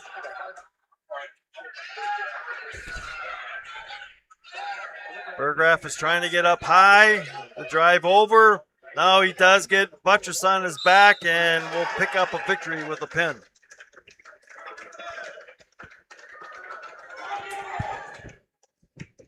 Brought here today by Dressler Building Restoration for all your new masonry or repair, residential or commercial. Grandpa Joe said if you do good work, you'll always have work. He was right. Check out their website at dresserbuildingrestoration.com. And by Edward Jones, Reeves Wealth Management in Platteville. Also by Anytime Roofing. Visit AnytimeRoofingWI.com to see how Anytime Roofing can help with your next roofing or siding project. All right, let's go through mat number 1, 190 pounds. We have a Reedsburg wrestler against Portage. Mat number 3, I believe we do have a River Valley wrestler going against a Reedsburg wrestler at 215 pounds. Yeah, right now, Rydell's down 9-5 in the third period. And then on mat number 2 upcoming is going to be Vance Beckett of Portage taking on Caden Mars of Baraboo. They're underway on mat number 2, so River Valley is about the closest we've got right now. And that is being on mat number 3. Drew Riddell. He's a junior from River Valley at 215 pounds. He does have a single leg in on this. Ian Powell, the freshman from Reedsburg area schools. However, there's a reversal here from the Reedsburg area school wrestler. Ian Powell is leading now by a score of 11-6 in the third period with 48 seconds to go. Upcoming area wrestlers, James Kastner is in the hole for Belmont Platteville at 106, so they'll go from 285 to 106 there. He'll be taking on Isaac Ziegler of Lodi. Yeah, they'll move right into the quarterfinals. Yep. And just right now, recap after the prelims. Reedsburg is in first, Evansville second, Mount Horeb Barneville third, with Belmont Platteville, then Stoughton, then Lodi. Again, the top 6 teams will go into the team sectionals next weekend. Upcoming on mat number 3 on deck is Isaac Vondra of Dodgeville. He'll be taking on Alex Anastasio from Monroe. Rydell picks up a reversal with 30 seconds left to go in the third period. He's trying to push his opponent over, and Powell is able to counter it and gets the reversal back. 15 seconds left to go, and Powell leads 13-8.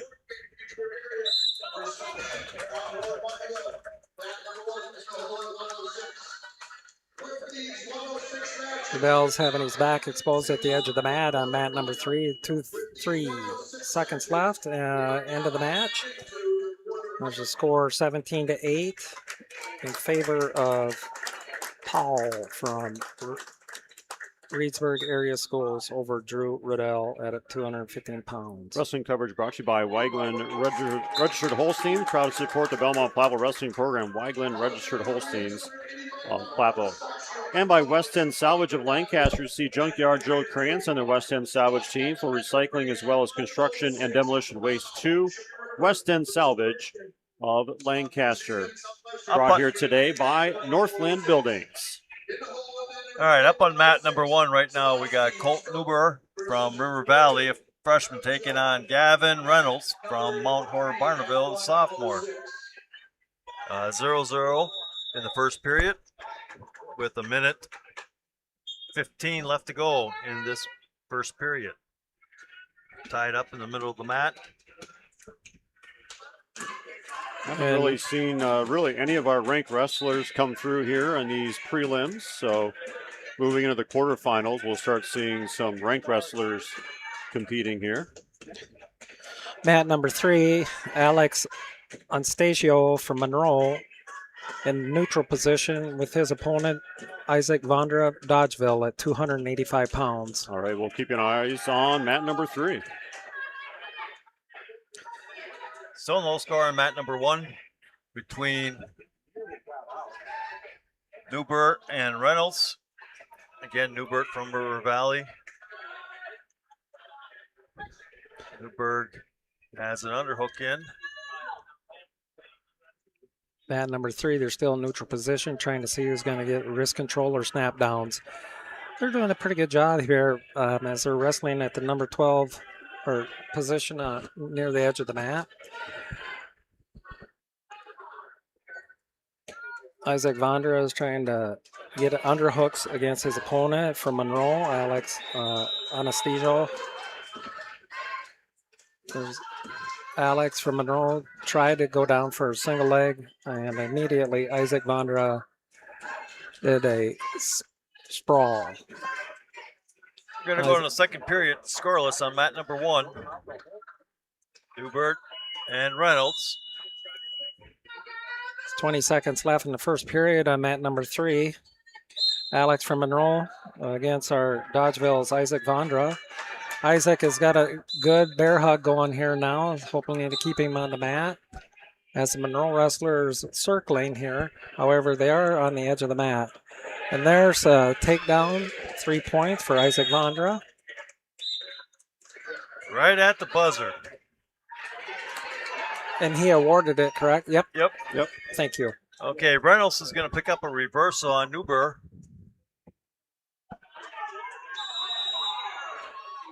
Second period of mat number 3. Choose neutral position.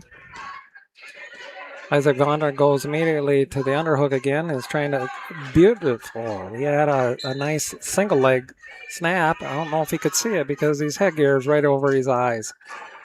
But he's attacking him. He's staying under as the Monroe wrestlers call for stalling as he's backing up.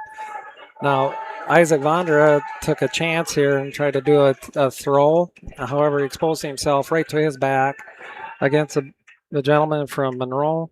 And he is flat on his back here trying to arch to get up and out of there. However, there's a fall in favor of Monroe's Alex Anastasio against Isaac Vondra Dodgeville at 285. Okay, back on mat 1 right now. Reynolds picked up a reversal over Newber. And there's 44 seconds left to go in the second period. Again, Reynolds is from Mount Horeb Barneville, and Newburgh is from River Valley. And we are waiting on James Kastner of Belmont Platteville on mat number 1. He'll be taking on Isaac Ziegler of Lodi. And I think that's about it for local wrestlers. We're going to come up with Mao from Sugar River taking on Burchin from Cuba City on mat 3. Thank you. Had to keep scrolling.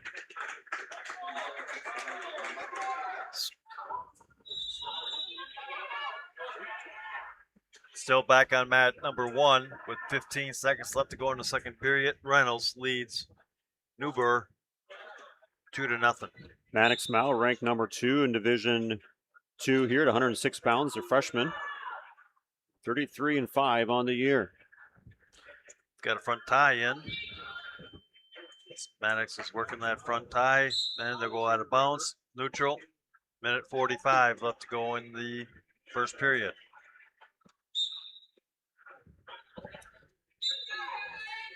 Brought to you by Apple River State Bank and First Community Bank of Galena, where you'll find local bankers making local decisions and meeting local needs. It's a banking experience you won't get anywhere else. Apple River State Bank and First Community Bank of Galena, member FDIC. Okay, Miles going to get the first takedown. Trying to tilt Burchin.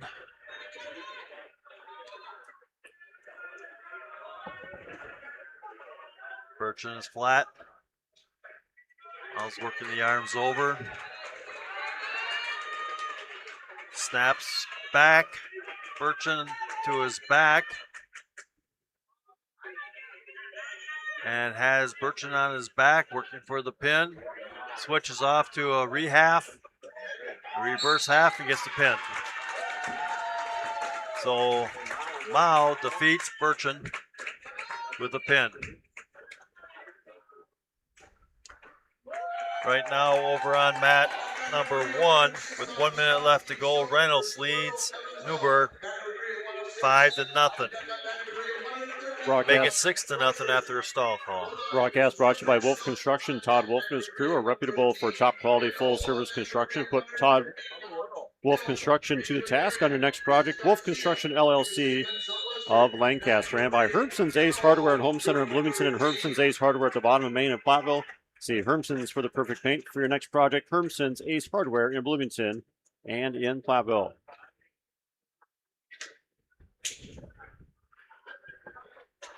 Division II wrestling coverage here on Dubuque Super Hits KIYX. Also on our YouTube channel, the Queen Bee Radio Sports YouTube channel. All the coverage here in Richland Center for this Sectional E. Super Sectional top 2 advance to the Cole Center in 2 weeks.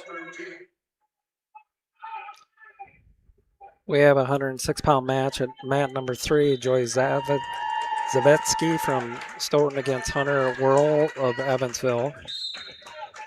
And Scott, who do we got here in the middle? We got a Lodi 285-pound Austin Brown. Brown versus Ebert from Reedsburg. Yeah. We are waiting on Kastner of Belmont Platteville upcoming on mat number 1 after this heavyweight concludes between Neubauer and Reynolds. Okay, Kastner's coming up. It'll be Kastner taking on Ziegler. Ziegler from Lodi. The freshman, 22-17. Kastner, a sophomore from Belmont Platteville, 27-15.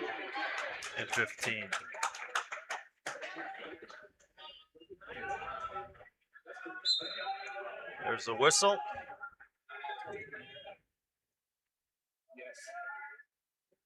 Kastner bites the arm off.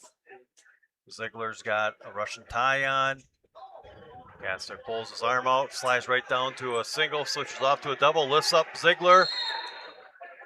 And they're going to call potential dangerous. They'll have a restart. Minute 40 left to go in this first period. Mat number 1, Kastner's Scott, a sophomore from Belmont Platteville? Yes, he is. And that Ziegler is a freshman from Lodi here at 106. Ziegler shoots in for a single. Kastner tries to sprawl out. Picks Ziegler's leg. Now trying to work that leg to flatten out Ziegler. to come around. Ziegler still has that. Nope, they're going to call potentially dangerous as they had Kastner's leg was bent pretty sideways. So restart. Minute 15 left to go in this first period. So there's a shot by Kastner. Kastner missed. Ziegler sprawls out. Ziegler's got the front headlock on, and they're almost out of bounds again at 5 o'clock. Ziegler pulls them in, and there's a whizzer by Kastner saves him as they go out of bounds. It was supposed to be in a takedown for Ziegler. There's the whistle. We're under a minute. In a neutral position here in the middle of the mat. Kastner tries to take another shot. Ziegler sprawls. There's another attempted shot by Kastner. He's got the single leg. Tries to freeze it. Working across to grab the other ankle. Ziegler is on his backside. Kastner comes around, gets the first takedown. 20 seconds left to go in this first period. Kastner comes down with the crossface, breaks Ziegler down. Ziegler comes back up to his base. Kastner throws in a leg, trying to flatten out, and that's the period. So the first period comes to an end with Kastner leading 3-0. Coming soon, the sports page in Belmont will reopen the doors. Stand by for details. The tradition continues, the sports page in Belmont. Okay, Lodi's choice there, so Ziegler chooses to go neutral. There's a quick shot by Ziegler, catches Kastner off guard. Ziegler's got one leg, Kastner's trying to half the legs of Ziegler. Picks the ankle, trying to fight to get back up to his base. And we're going to call potentially dangerous, so stalemate, and we'll have a restart. Ziegler caught Kastner off guard on that whistle. Minute 30 left to go in the second period. Kastner leads 3-0. They tie up in the middle of the mat there. Now they work off sides. There's another shot attempt by Kastner. Ziegler sprawls out. Kastner has an arm and the near side leg. Now switches off to a single. Goes to a double. Doesn't have the takedown yet. Ziegler's hanging on. Kastner trying to walk around and get Ziegler on his back, and they're going to call potentially dangerous. Minute left in the second period. Broadcast brought to you by Russell Law Offices in Platteville, Dodgeville, Cuba City, and in Darlington. Scott, this is a nice match. Each of them are making attempts at takedowns here, too. Yep. There's another shot attempt by Kastner. Kastner picks the single leg. Ziegler goes right into a counter. Kastner trying to come up and around. Ziegler is trying to come back around. 35 seconds left to go into the second period. Kastner now has Ziegler broken down, trying to hook the leg to come around. Ziegler's hanging on, and Ziegler loses Kastner's leg, but still hasn't got the takedown. Now he does. Extends his lead 6-0 with 20 seconds left to go in the second period. Kastner tries to turn Ziegler over. Ziegler's not giving in. He's fighting to keep to his stomach. Now Kastner's power half with the Turk. Doesn't have anything as the time expires. So we're going to the third period with Kastner leading 6-0. Brought to you by Brian's Auto Body and Paint Specialist. The pros at Brian's get the job done right. For unexpected dings or major repair projects, head to Brian's Auto Body and Paint in Lancaster. Okay, we're going to start the third period. Kastner leads 6-0. Starts down in the bottom position. Trying to come out the back door, doesn't. Ziegler comes with him. Now he switches off to a single and trying to come out the side. He's got Ziegler on his back. He's got Ziegler in a bad position. Ziegler has got his legs caught. Got the reversal and has Ziegler on his back. Ziegler's able to get his legs out. He just bent them backwards. So he's got a reversal and he's going to pick up near fall points here. He's got the barbed wire on. Some call it a butcher. Now he switches off. He's got 4 near fall with a minute left to go in this third period. Makes the score 12-0. He puts on a half. Ziegler comes up to his base. Kastner throws a leg in, tries to turk Ziegler over. And they're on the edge of the mat around 1 o'clock. On deck on mat number 2, it's going to be Peyton Mooreshead of Belmont Platteville, 113 pounds, taking on Colin Frey of Evansville. Also on deck for Cuba City Benton Southwestern is Branco Garcia. He's taking on Blake Delp from Reedsburg. On deck on mat number 3. All right, Kastner, they're on the edge of the mat. He gets up, pulls Ziegler back in. He's got Ziegler down on his stomach. And we're going to have a stalling call against Ziegler. 10 seconds left to go in the third period. Barring anything here, mistake, Kastner's going to pick up and move into the semifinals.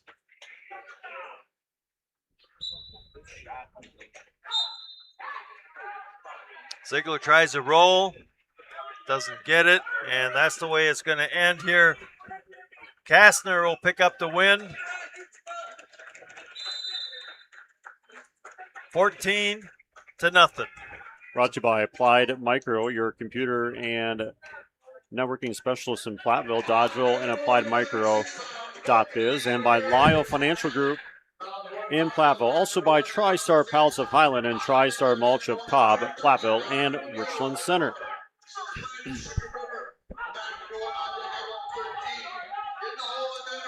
We are waiting on mat number 2, Colin Frey, who Frey ranked number 1 at 113 pounds from Evansville, 46-1 junior. He'll be taking on Peyton Mooreshead of Belmont Platteville. All right, on mat number 2,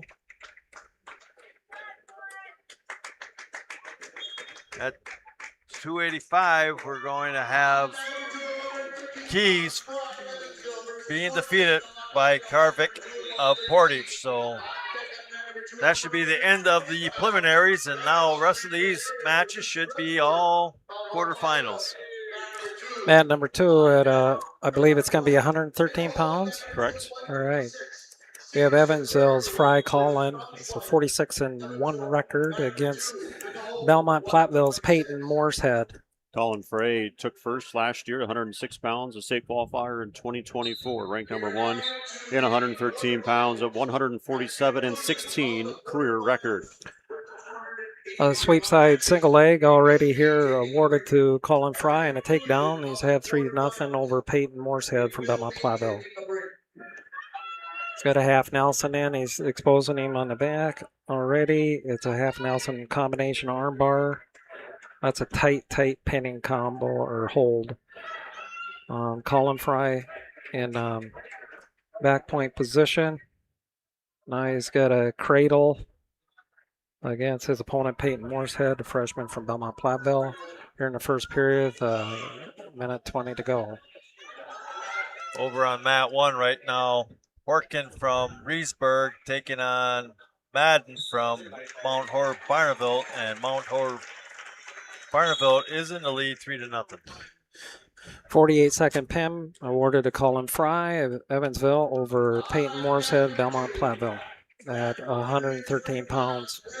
We are waiting on deck on mat number 3, Branco Garcia, Cuba City Benton Southwestern. Garcia is ranked number 3 at 113 pounds, so just a freshman, 37-3 coming into today's action.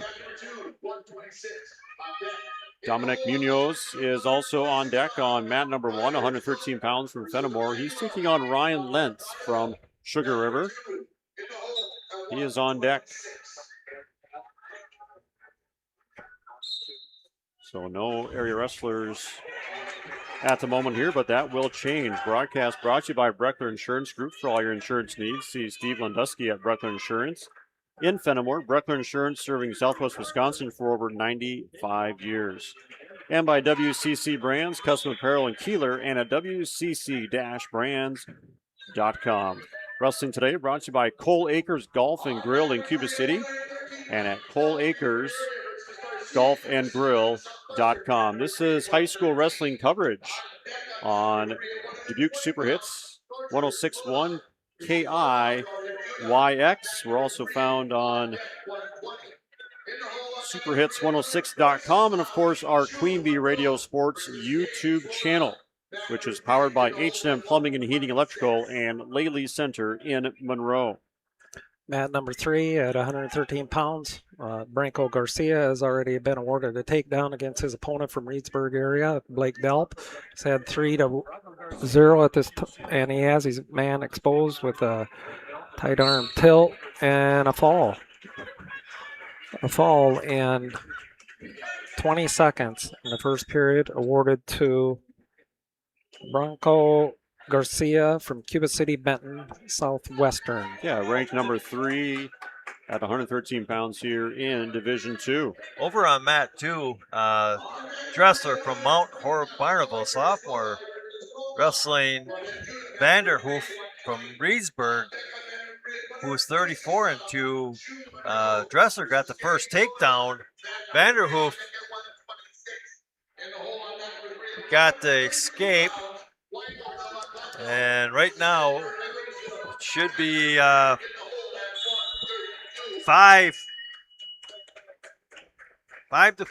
in Vanderhoof.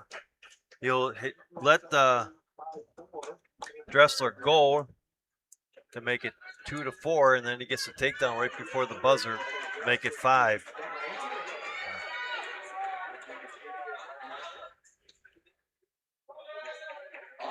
And that's at Mat 2's at 120 pounds. They had 7 wrestlers here today.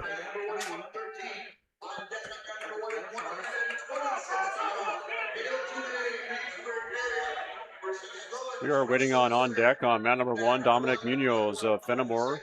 We're taking on Lentz from Sugar River, and it looks like they are just on the mat right now. Yep, on mat number 1. As we are moving into these quarterfinals.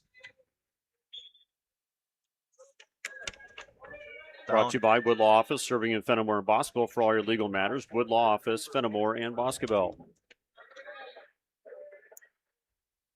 As we look at this, we're down to 8 wrestlers in each weight class now. And still no score on mat number 1.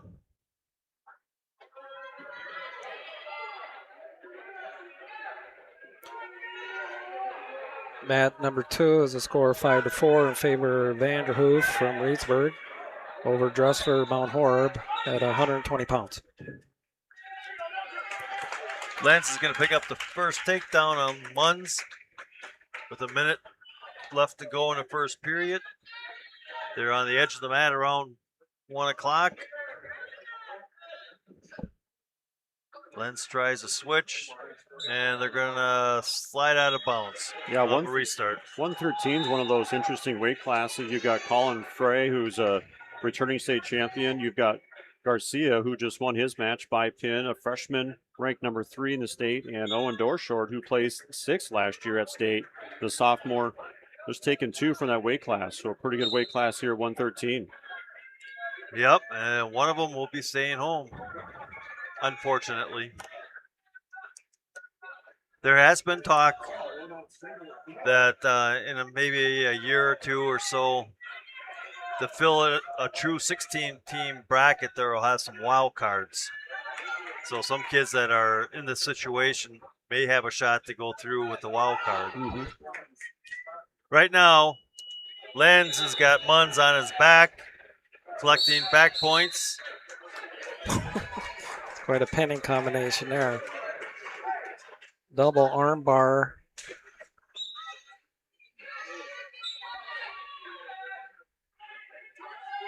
down to 3 seconds. Munz is going to hold on to move into the second period, but he's going to be down 7-0.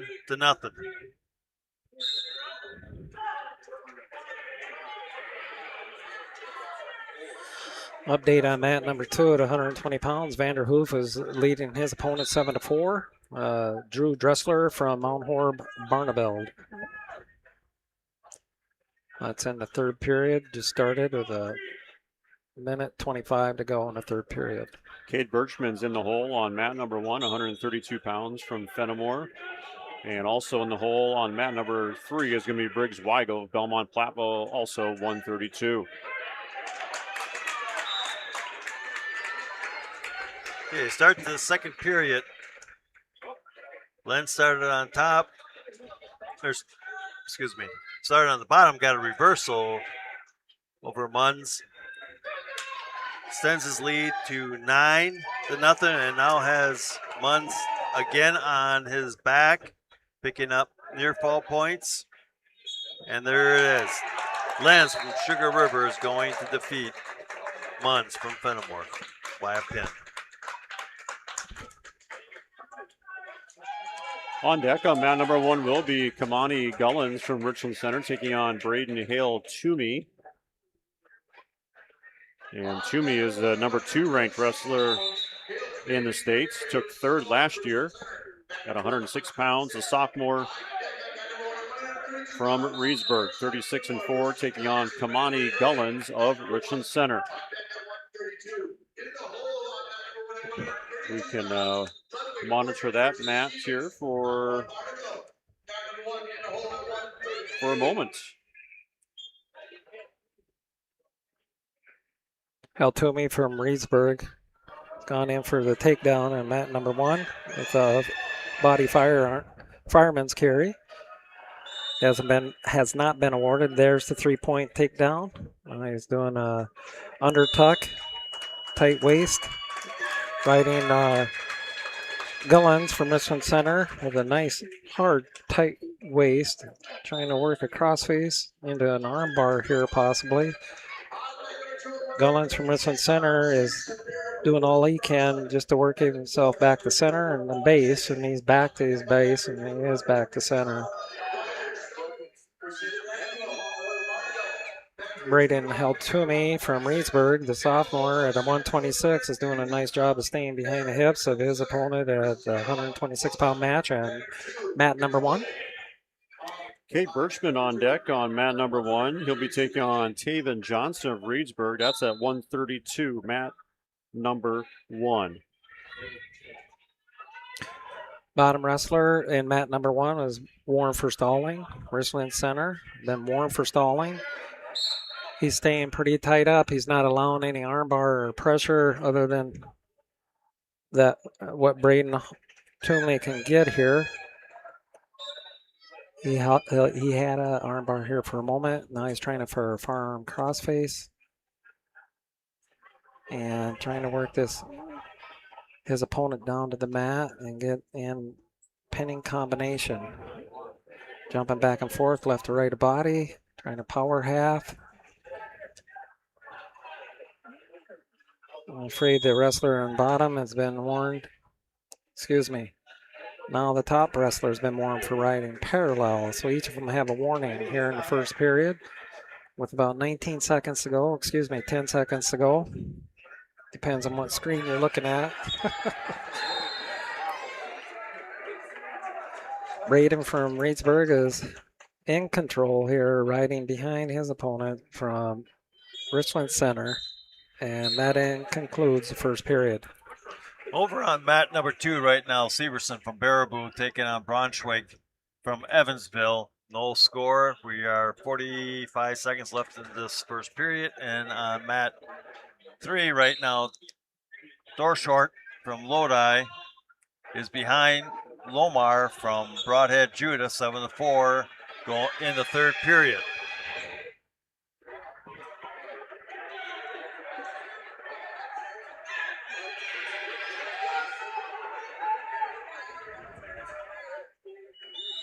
Going into mat number 1. Braden held Toomey from Reedsburg and still has control over his opponent in the second period. Gullen from Richland Center at 126 pounds. He's got a half on the legs, and he's trying a half also up on the head and neck.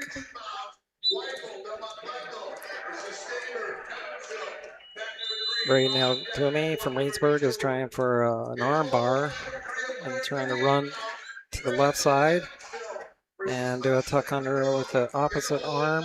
He's got a nice arm bar in. However, Gullens from Richland Center is quite flexible and has popped his arm out. Now he's laying flat, and they're both right and somewhat parallel here. However, I believe that Held Toomey is doing what he can here for a tilt, and or they just went out of bounds. They did a roll through.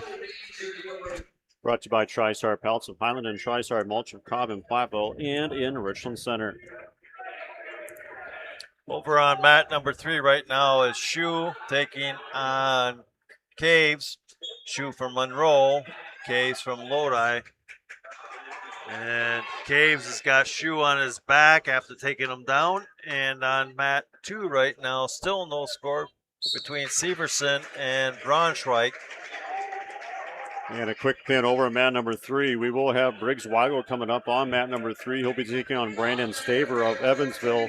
Weigel ranked number 2 in the state at 132 pounds, a 43-6 sophomore record, taking 4th last year at the sectional. So not a state qualifier, looking to make his way to state this year as a sophomore. He is coming up on mat number 3. Quick pin on the match before them. Cade Birchman on deck on mat number 1. And we'll turn our attention to mat number 3. It's Briggs Weigel. All right, Briggs Weigel taking on Staver from Evansville in a neutral position. Staver tries to drag Briggs by. Briggs now drags Staver by, gets the first takedown. Throws the leg in, working for a Turk. He's got that leg in pretty deep. Now he runs back with a power half. Still has the leg in. Staver comes up to his base. Weigel breaks him back down.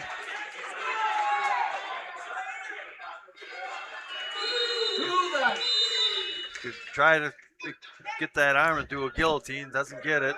Now he Turks Staver over. Staver comes back up. Staver in his base, up to his knees. Weigel breaks him back down. Now he's got the guillotine blocked up. He's got the arm over his head, trying to get Staver over. Staver's not going over. He's fighting, and they're going to call potentially dangerous. An update here on the mat number 1. Braden Hale Toomey, sophomore from Reedsburg, is ahead 9-0 over his opponent from Richland Center, Gullens, here in the 3rd period with a minute left to go. Okay, back on mat 3. Weigel leads 3-0 with 40 seconds left to go in the 1st period over Staver from Evansville. Weigel throws in the cradle, takes Staver over on his back, working for the pin. He's got the 4 counter ready. 25 seconds left to go in the period. He's got Staver down. It's close.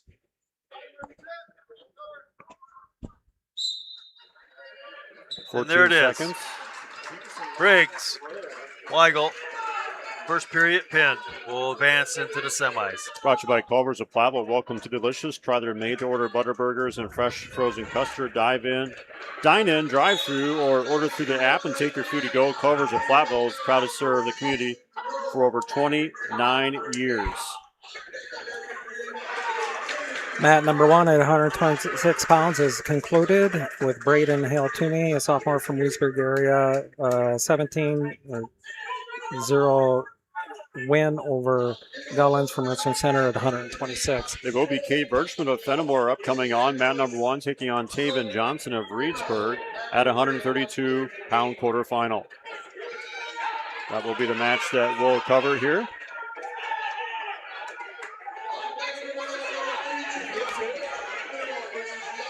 Brought to you by Midwest Builders Incorporated, Fenimore, specializing in commercial and light industrial construction, building lasting relationships in the Tri-State area since 1992. Midwest Builders Incorporated in Fenimore. On mat 2 right now, Stevenson from Baraboo leads 7-3 over Braunschweig from Evansville, 7-5. Cade Birchman's had 3 fourth-place sectional finishes. He's trying to punch his ticket for state for the first time. The senior 11-6 coming into today, taking on Taven Johnson of Reedsburg. On mat number 1, Birchman and Johnson are in a neutral position in the center of the mat. Each of them had made their attempts at takedowns. They're feeling each other out here at the moment. Good arm drags, good pummel, good snaps. There was a quick, both these gentlemen here at 132 pound are quick on their feet, as there was an attempt for a takedown on Johnson with a single leg snap, and Birchman slid out of that in a quick hurry. They're still in neutral position at the 10-foot circle in the middle of the mat. Birchman tries for a single leg on the outside, and they go out of bounds at the 12 o'clock position. Ref works them back to center at mat number 1 with 57 seconds left, 0-0. Over on mat 3 right now, Brandel from Evansville leads Huntsman 10-1 from Monroe. And coming up on mat 2 is Reeder from Stoughton taking on Emmanuel from Mount Horeb Barnaville. Our action on mat number 1 is that Birchman has worked underneath, trying for a single leg against Johnson. Johnson's doing a good sprawl here. They're at the 6 o'clock position. They're out of bounds, and there's been warning against red for backing out of bounds as they work back to center. So Birchman does have a warning against him for backing out. They work in neutral position in the 10-foot circle here. Wrist grabs, hand grabs, neck snaps. Both these guys are staying in a 10-foot circle and trying to do a circle here. And Birchman tries for his opponent's left leg for a snap. Quick drags. And then there's an attempt by Johnson. He's got a single leg. And that concludes the first period. That went by fast. Here we start second period with deferral from Reedsburg to that of Birchman. Birchman chooses down the second period. Brought to you by Tim Slack Auction Realty. See their online auction for 4 parcels or buy the entire property. 370 acres located at 9361 Camel Ridge Road in Cassville. Tim Slack Auction Realty, Lancaster and Fenimore. Mat number 1, Birchman's working himself up to neutral position. He's ahead 1-0 over Johnson from Reedsburg in the second period with 1:45 to go. On mat number 2, it's RJ Emanuel, Mount Horeb Barnville, taking on Stoughton's Braden Brader. Brader of Stoughton leading 3-0 in that match. And over at mat number 3, we have, looks like Curtis from Cuba City, Benton Southwestern, taking on Samson Timlin from Reedsburg. Yep. So we've got 1 and 3. We'll cover. Birchman was in deep against his opponent Johnson on a fireman's. However, they are on the edge of the mat, and there's been no takedown awarded yet here. However, we do have a spin around just done by Johnson. Johnson from Reedsburg is awarded the 3-point takedown. He's got an arm bar. He's riding on the edge of the mat at 6 o'clock position on mat number 1 at 132 pounds. Curtis has got one leg on Timlin at 9 o'clock, keeping him from going out of bounds. He pulls him back in, and we'll get the takedown off a single leg. Throws in the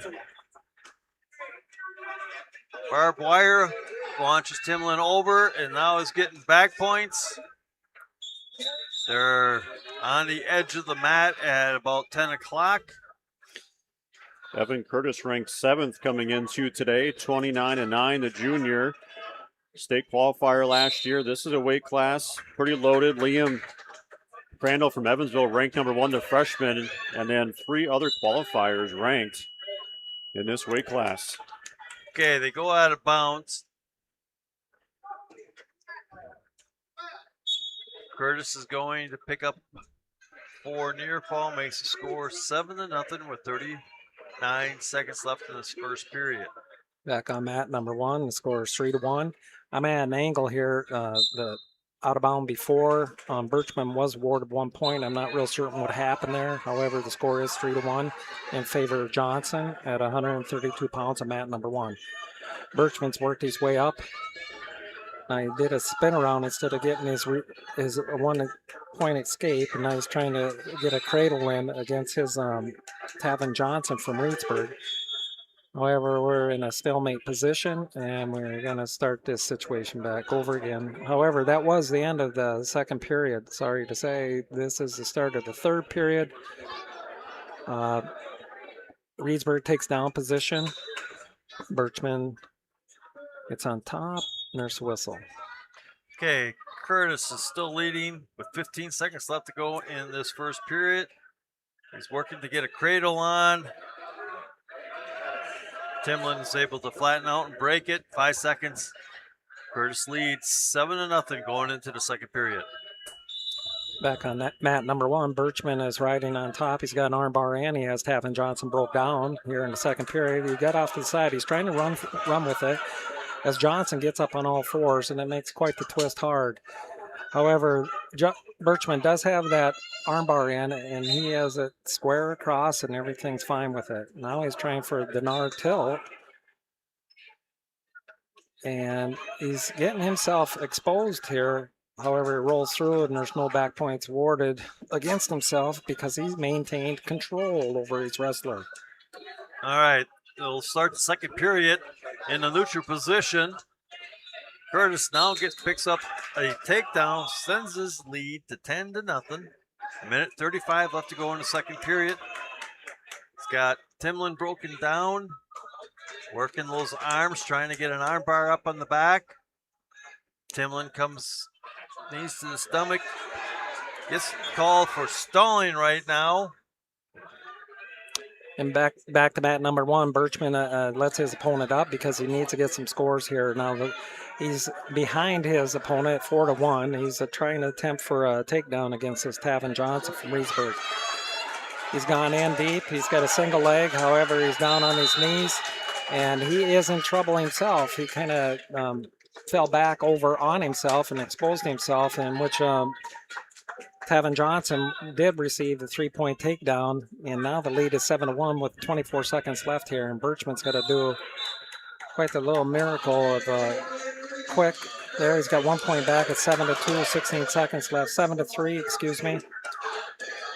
Back on mat number 3. Right now, Curtis leads Timon 10-0 as they go out of bounds with 45 seconds left to go in the second period.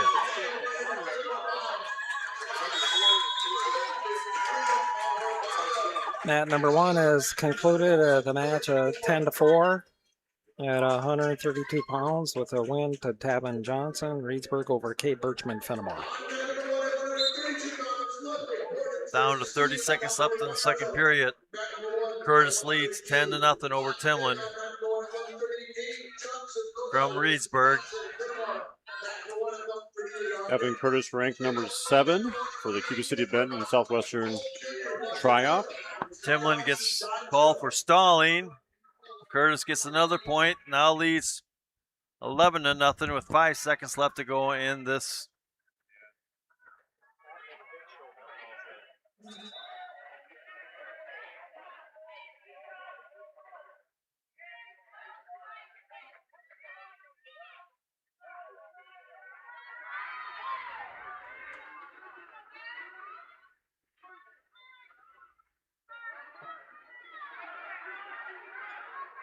We're going to start the third period here.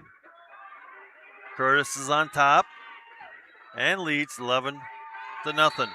Timlin stands up. Curtis follows. They end up driving out bounce at about 11 o'clock.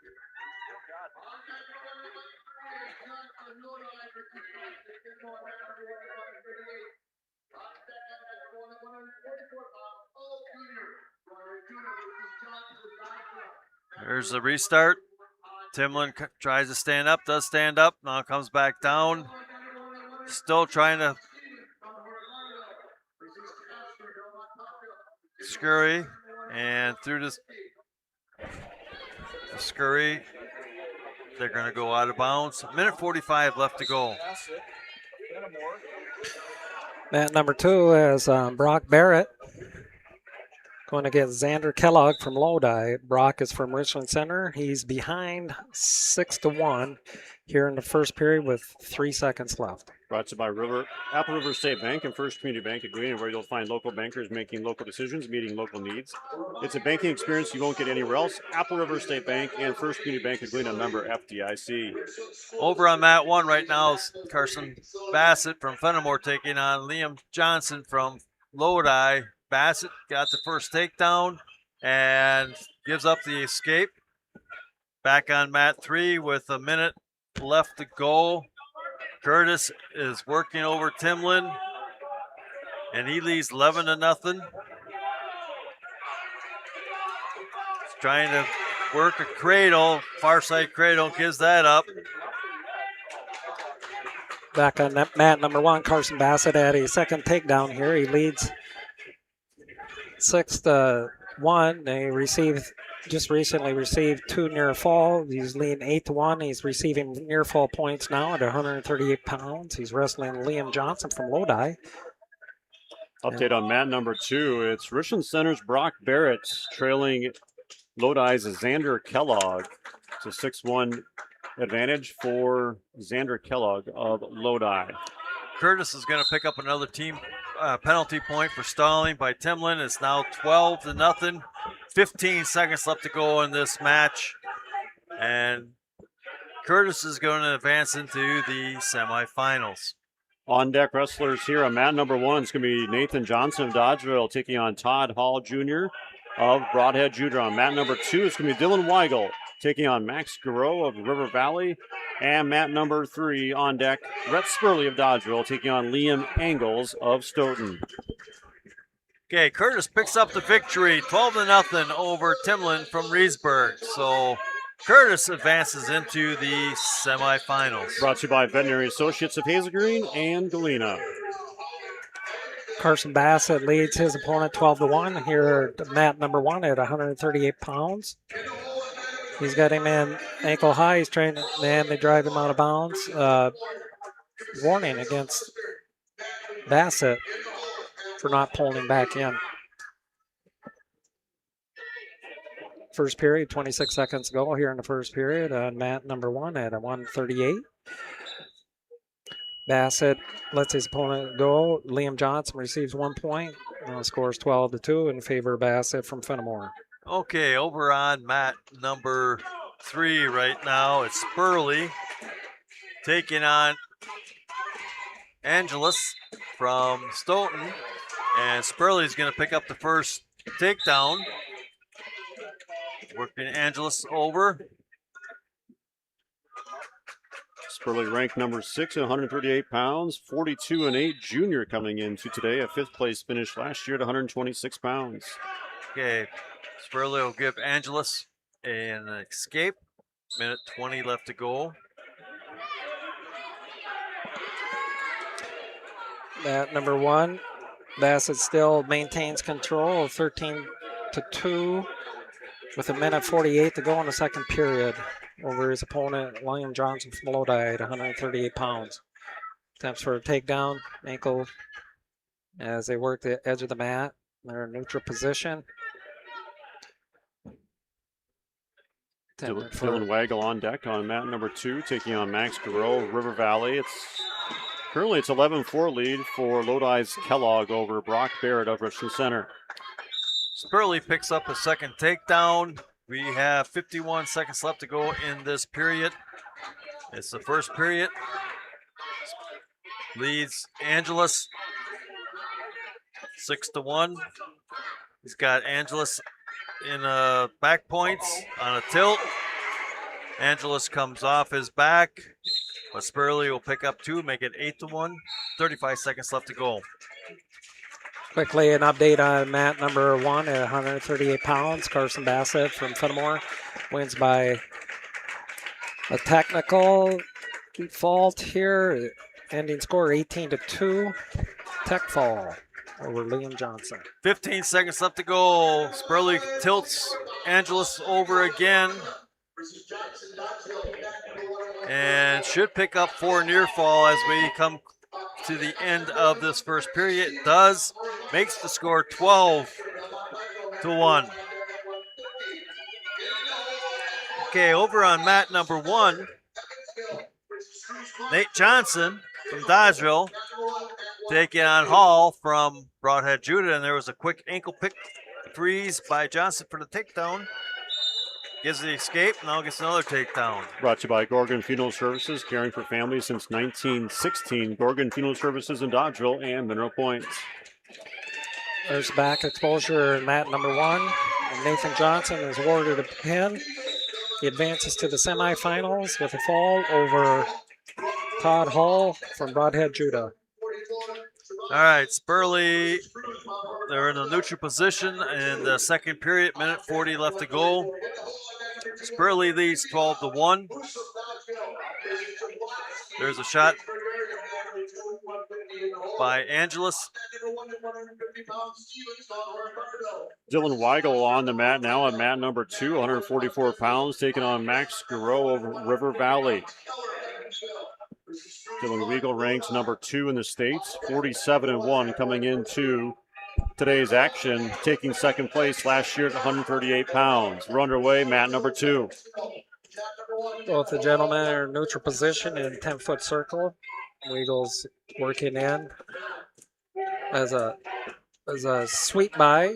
That's beautiful. One single leg, double leg. He's got 3-point near fall, takedown. We also have a Belmont Plavel wrestler coming up on mat number 1. It's going to be Jesse Kastner taking on Hunter Stevens of Mount Horrid Barneveld. So Hunter Stevens is getting into a nice deep single. They're on the edge of the mat though. And he picks Kastner and throws him. He's going to pick up 3 takedown, 2 near fall, and they go out of bounds. Spurley right now leads 15-1 on mat number 3 with 25 seconds left to go in this period, and he just tilted Angelus over for a 2 count and will come out with a victory with a tech fall 17-1. Talking about Hunter Stevens, ranked number 1 in 150 pounds, 44-2 the senior. Didn't wrestle last year at high school, but ranked number 1 this year. Mat number 2, Dylan Weigel has an armbar in. He's trying for a tilt against his opponent, Max Garreau from River Valley.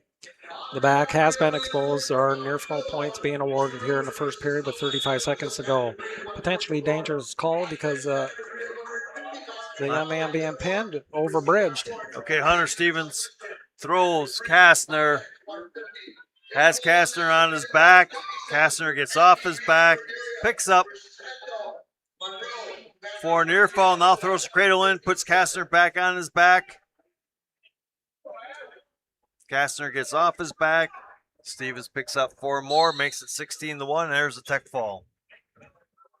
Back on mat number 2.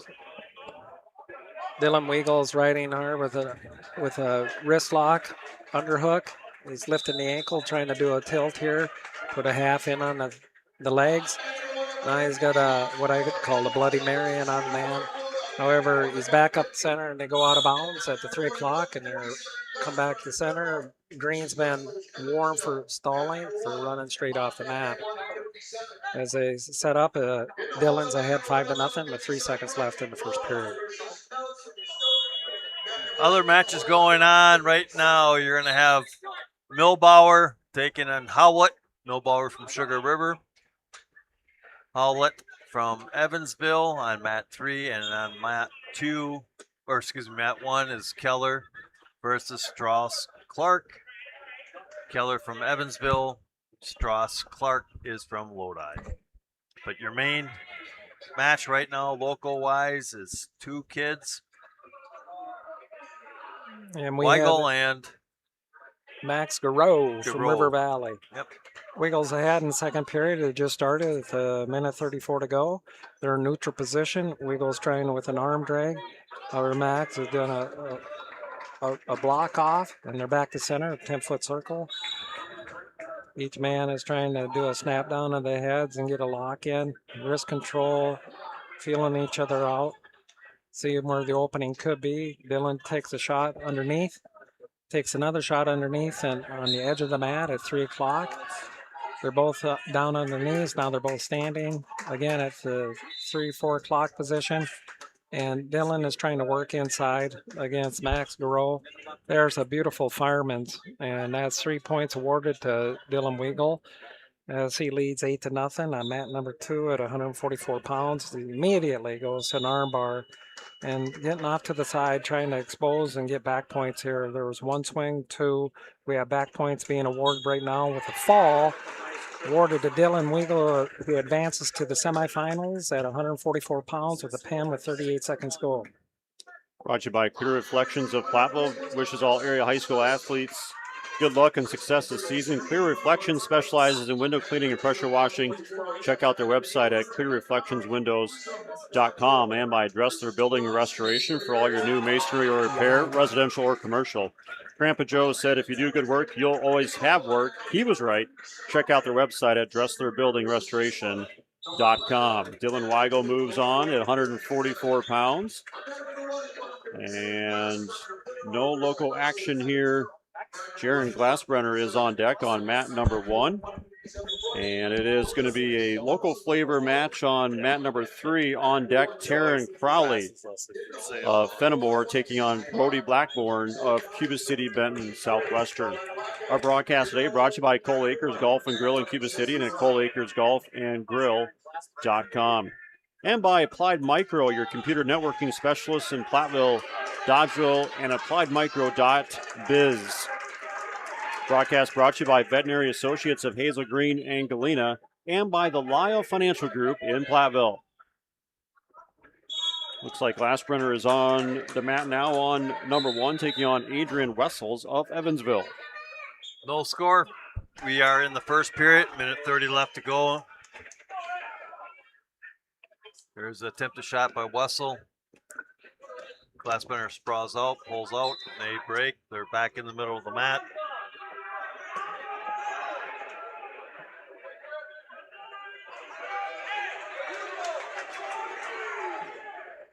They tie up.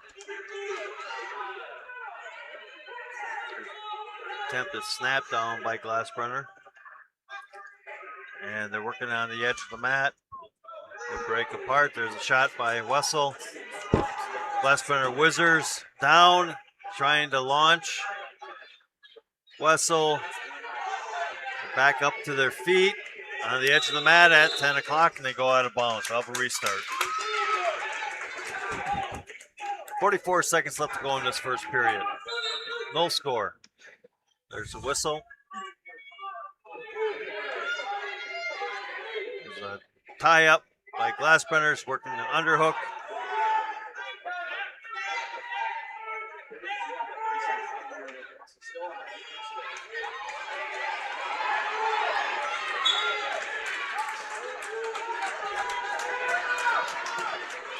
Again, no motion. Down to 15 seconds. They separate. And this first period is going to come to an end here.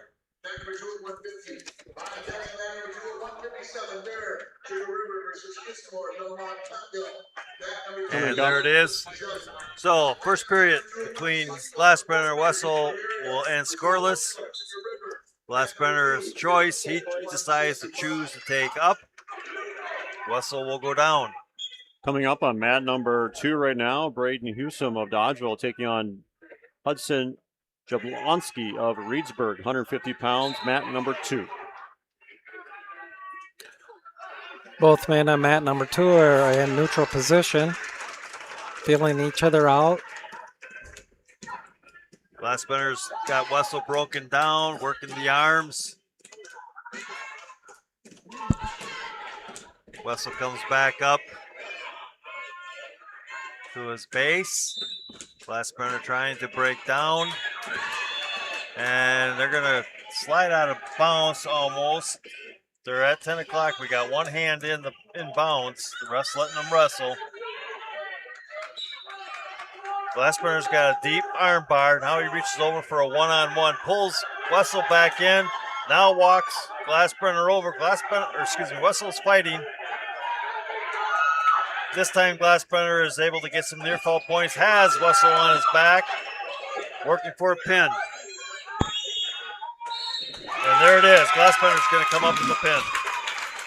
So he'll advance into the semis. Back on mat number 2 with 59 seconds left in the first period. We're still in neutral position. Both wrestlers, Hussam from Dodgeville and Jablonski from Reedsburg at 150 pounds. Broadcast brought to you by Wood Law Office, serving in Fenimore and Boscobel. For all your legal matters, Wood Law Office, Fenimore and Boscobel.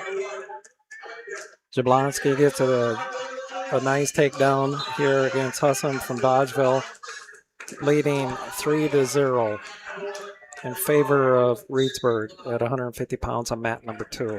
On deck on mat number 2 is going to be Tyler Kissmore from Belmont Platteville taking on Bronco Bear from Sugar River. And also on deck on mat number 3 from Fenimore, Taryn Crowley taking on Brody Blackburn of Cuba City, Benton, Southwestern. The junior from Reedsburg is working a tight armbar against Hussam from Dodgeville on mat number 2. Get off to the side. He's starting to run it. And that's the end of the first period, where Hudson Jablonski from Reedsburg are leading 3-0. Join our Queen Bee Radio Sports Basketball broadcast team at Doolittle's Pub and Eatery in Lancaster on Sunday, February 22nd at 10 a.m., we think, for our reaction to the WIAA Boys Basketball Bracket. If you can't make it to Doolittle, join us on the Queen Bee Radio Sports YouTube channel. Back to mat number 2 again at 150 pounds. Hussam took a neutral position for his choice in the second period. He's behind his opponent, Jablonski from Reedsburg, 3-0.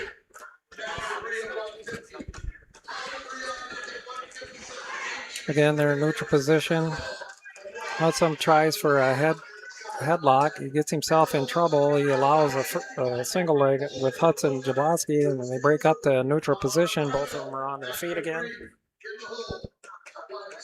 Working the 3 o'clock position on the edge of the mat. All right, coming up on mat number 3 is Crowley from Fenimore taking on Blackburn from Cuba City, Southwestern Benton.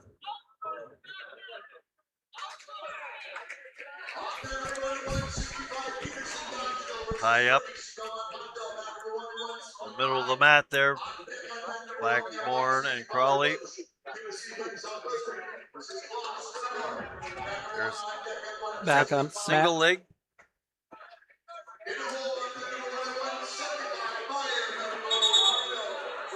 And Blackburn will pick up the first takedown.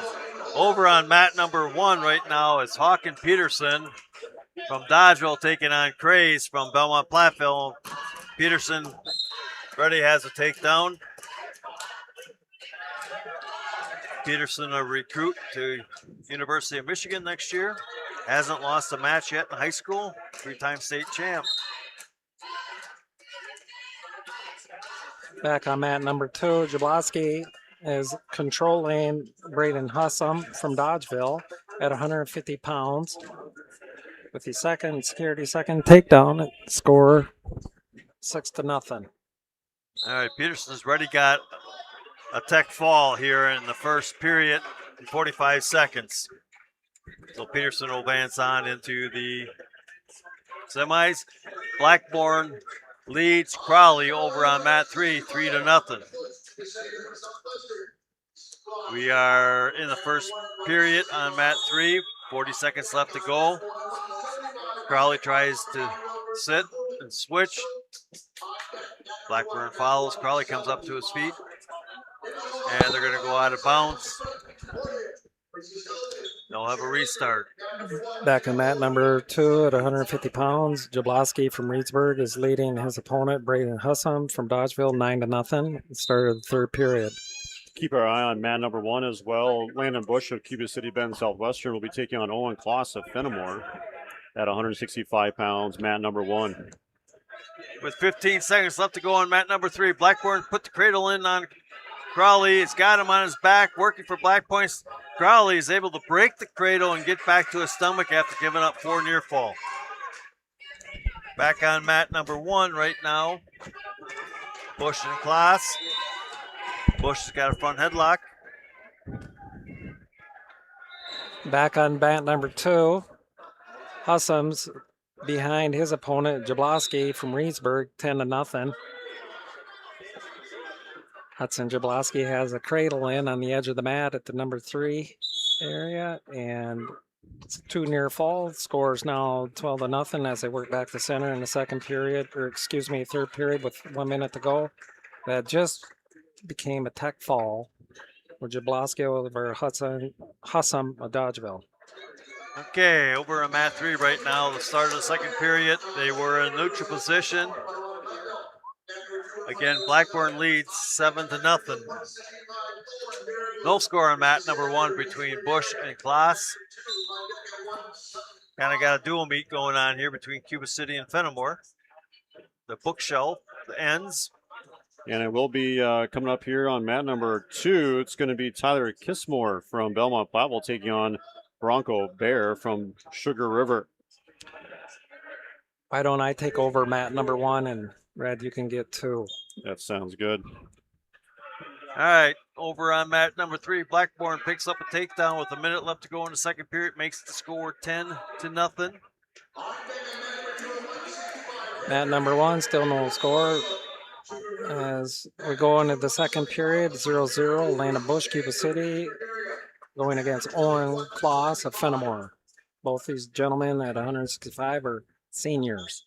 Blackburn gives Crawley an escape, now shoots in for a single. He's got the legs, puts Crawley down on his backside, working up, and picks up a takedown and makes the score 13-1 with 30 seconds left to go in the second period. Takedown for Tyler Kissmore on mat number 2, getting back points awarded here. And he's going to get the early first period pin.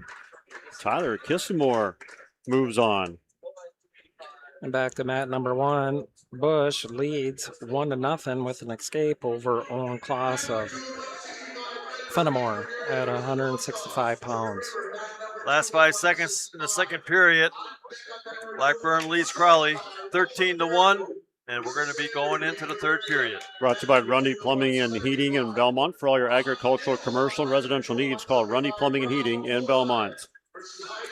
Mat number 1, we're still in neutral position. Both men are down on a knee, trying to secure a takedown. Neither one has a control of it. However, Cuba City's Bush did a nice sweep side for a takedown at 3 points awarded. He should be ahead 4-0 at this time with 48 seconds left in the second period. All right, Blackburn's going to pick up a penalty point for locked hands. Minute 50 left to go in the third period. 14-1. Working for an escape. They're both up on their feet. Crawley lifts, brings Blackburn back down to the mat. Blackburn's in his referee's position. Now they stand up. Blackburn trying to peel the hands. Crawley picks Blackburn up, puts him back down to the mat. Bush from Cuba City on mat number 1 did a dinar tilt and received 3 near fall over his opponent Klaas from Fenimore, leading now 7-0 with the buzzer. All right, second period. Blackburn's going to pick up a victory over Crawley, 16-1. Back on mat number 1, neutral position for the third period. Bush from Cuba City Benton Southwestern over Klaas of Fenimore, 7-0. Start of the third period.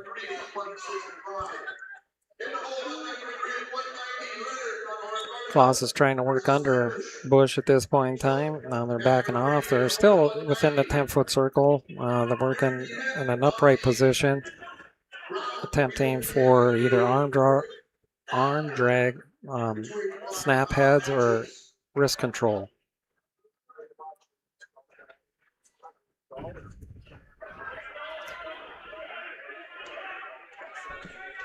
Bush is trying to do a head snap by. There's been some attempts towards the legs. However, nobody's gone down on each other to secure anything close to a single leg at this point in time. Klaus is trying to do a double underhook. Now they back off each other, and again they're in neutral position, 10-foot circle. And Klaus went down and stayed down as we did a spin back, or Landon Bush from Cuba City spun around and secured another 3-point takedown at 165 pounds. He should be leading us 10-0 at this time with 44 seconds left in the third period. He does have an armbar in. Klaus is laying on his side.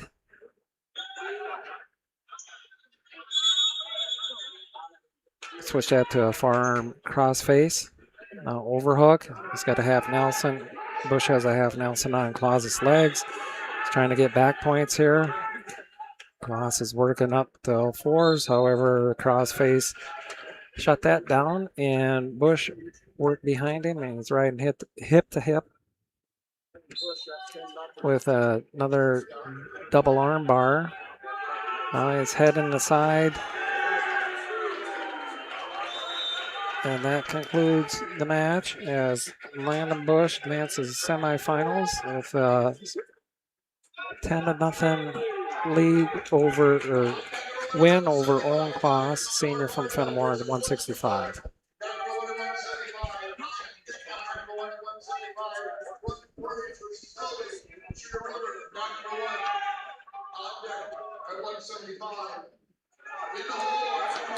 I don't see we have any area wrestlers coming up here in the next round.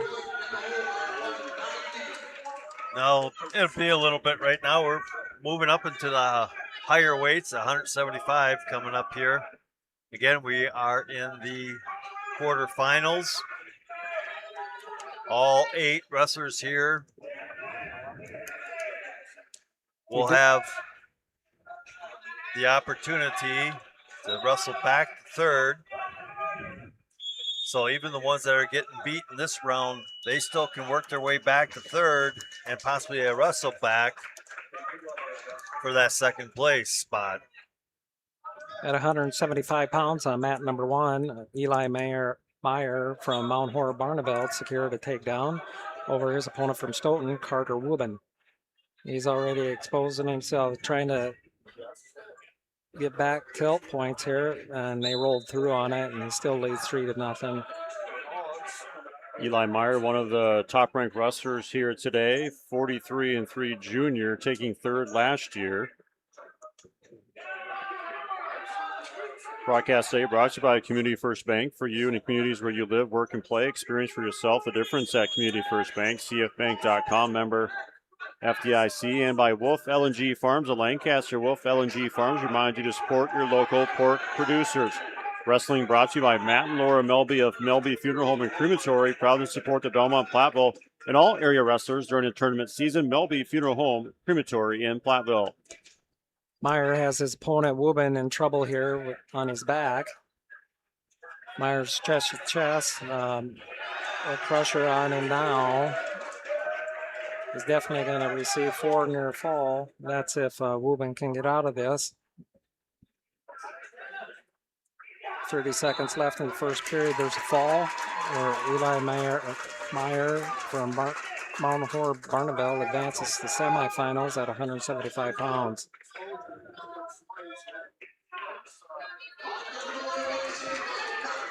Right now on mat number 2, Boshaw from Sugar River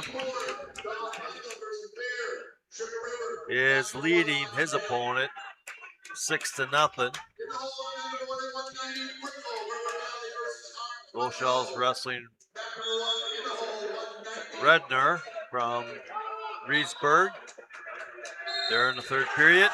And over on mat number 3 with the pin is going to be Ekdahl from Monroe, pinning Hankey from Reedsburg. On deck on mat number 1 will be 190-pound Cam Moore from Belmont Platteville taking on Brady Bear of Sugar River. And that's about it for local wrestlers here upcoming. We'll keep an eye on the Mount Horror Barneveld wrestling action as well, but a little bit out of our area at the moment. Sugar River is probably the closest.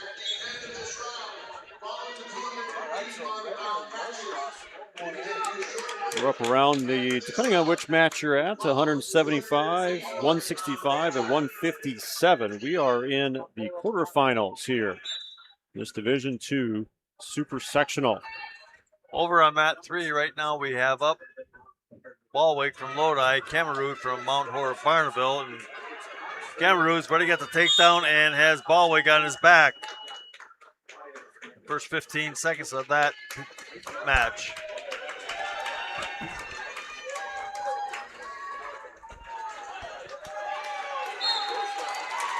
Loshoff from Sugar River will get a victory here on mat number 2. Speaking of Eastern Cameroon, number 2 ranked wrestler here behind Hawken Peterson, the freshman, gets his victory.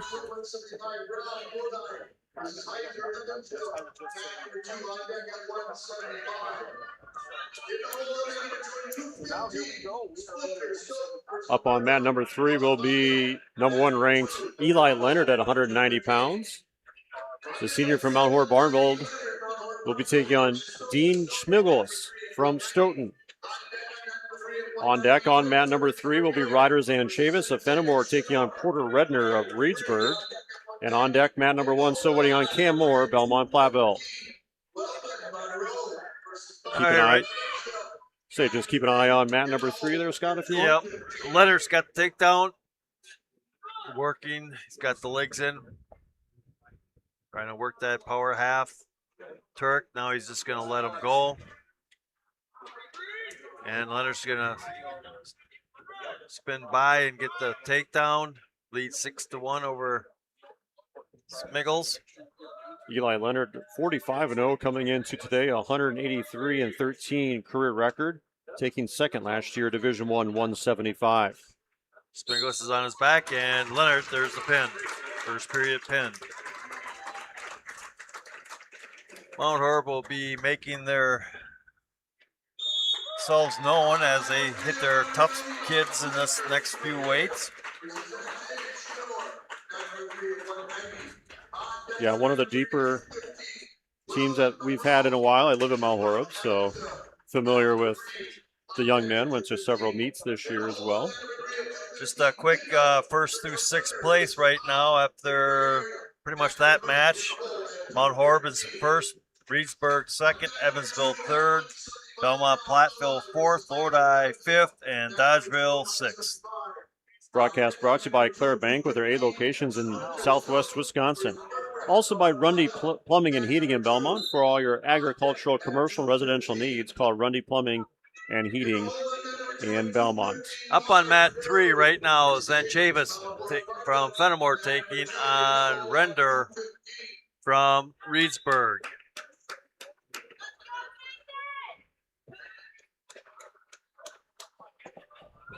Waiting on Cam Moore on mat number 1. He'll be at 190. Zanchavis seated at number 2 here at the 190-pound weight class. He's a senior this year.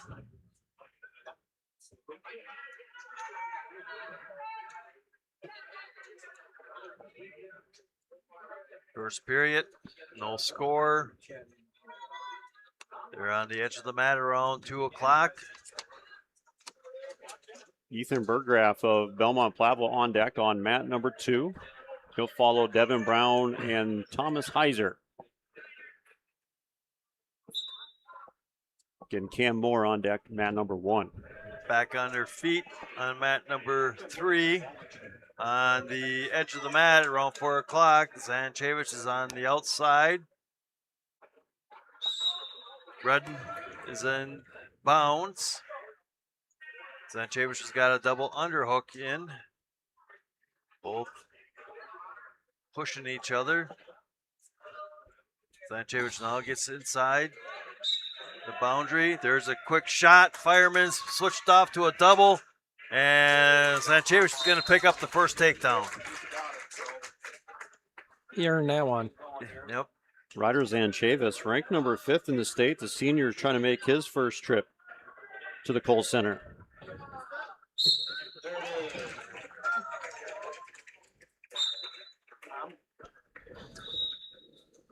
13 seconds left to go. Zanchevich leads 3-0 in this first period. And he's got Redner flat, and that's the way the first period is going to end. Zanchevich leads 3-0. Upcoming here on mat number 2, it's going to be Ethan Bergraff of Belmont Platteville taking on Cade Splinter of Stoughton, 215 pounds. Upcoming on mat number 2.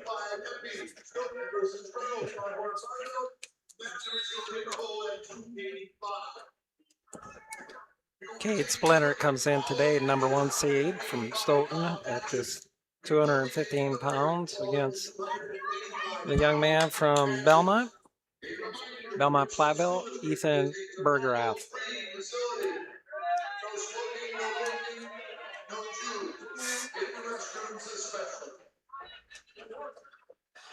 Now both men are reporting in. Referee takes them out at mat number 2 to center. Stoughton's taking green leg band, and Bergraff is taking the red. And there's the start of the first period. Here's the position right away. Bergraff tries to work in. However, he's overpowered by Cade Splinter and immediately reverse headlock and goes down for a pin with a 7-second awarded pin. Splinter advances semifinals, 215 pounds. Yeah, Cade Splinter, the ranked number 4 in the state. A freshman, 42-3 coming into today. So a quick pin and quick work here on mat number 2. All right, back on mat number 3. Zanchevich chose to go neutral after giving the optional start 1 point. So it's 3-1. We're into the minute 30 left to go in the second period. Zanchevich has got a single leg working for a takedown, gets the takedown, and they go out of bounds at noon. On mat number 1, we have Cam Moore from Belmont Platteville against Brady Bauer from Sugar River. Cam Moore worked in with a double leg. He's trying to secure, and he just was awarded the 3-point takedown, leading 3-0 over Brady Bauer from Sugar River. Brought to you by Doan's Auto Care Center. Patrick Doan can assist you with all your vehicle maintenance, batteries, coolant, flushes, oil changes, tires, and more. Doan's Auto Center. Patrick Doan in Belmont. Okay, there's the restart on mat number 3. Again, Zanchevich is going to give the optional escape. They start on their feet. A minute left to go in the second period. Zanchevich leads 6-2. On mat number 1, Brady Bauer did a reversal straight to Cam Moore's back here with a tight headlock, and there's the fall. Cam Moore gave up a fall to Brady Bauer at 190 pounds, where Bauer will go to the semifinals with a fall in the first period, 50 seconds remaining. On mat number 2, it's Leland Havens of Mount Horeb Barneville, the freshman taking on Caden Mars of Baraboo. A 3-0 lead for Havens in this first period.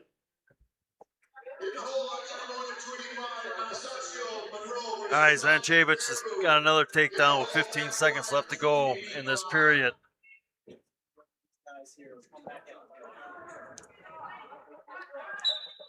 All right. Change.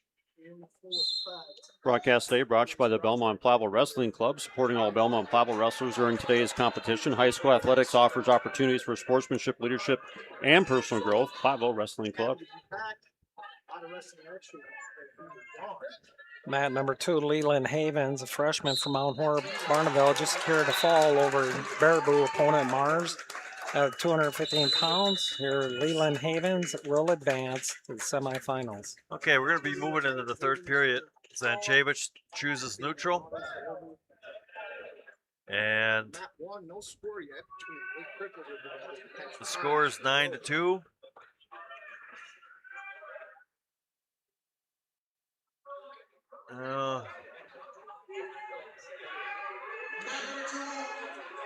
Little confusion on whose choice it was. They're checking it out. I do believe it is Zanchevich's choice.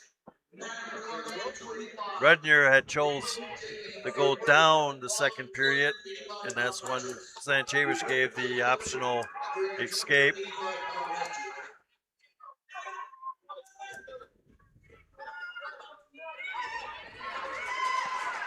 Thomas Kastner of Belmont Platteville is on deck on mat number 1 at 285 pounds. On mat number 2 right now, it's Gatlin Empey, the number 2 ranked wrestler in the state from Stoughton, taking on Gavin Reynolds from Mount Horeb Barneveld. Minute 45. There's a quick shot by Zanchavis, but they're going to go out of bounds. Minute 43 left to go in this third period. Zanchavis leads 9-2. Quick pin here on mat number 2 for Empey of Stoughton, taking care of Reynolds of Mount Horeb Barneveld. Zanchavis with a quick takedown. Now leads 12-2. Working Wedner's arms.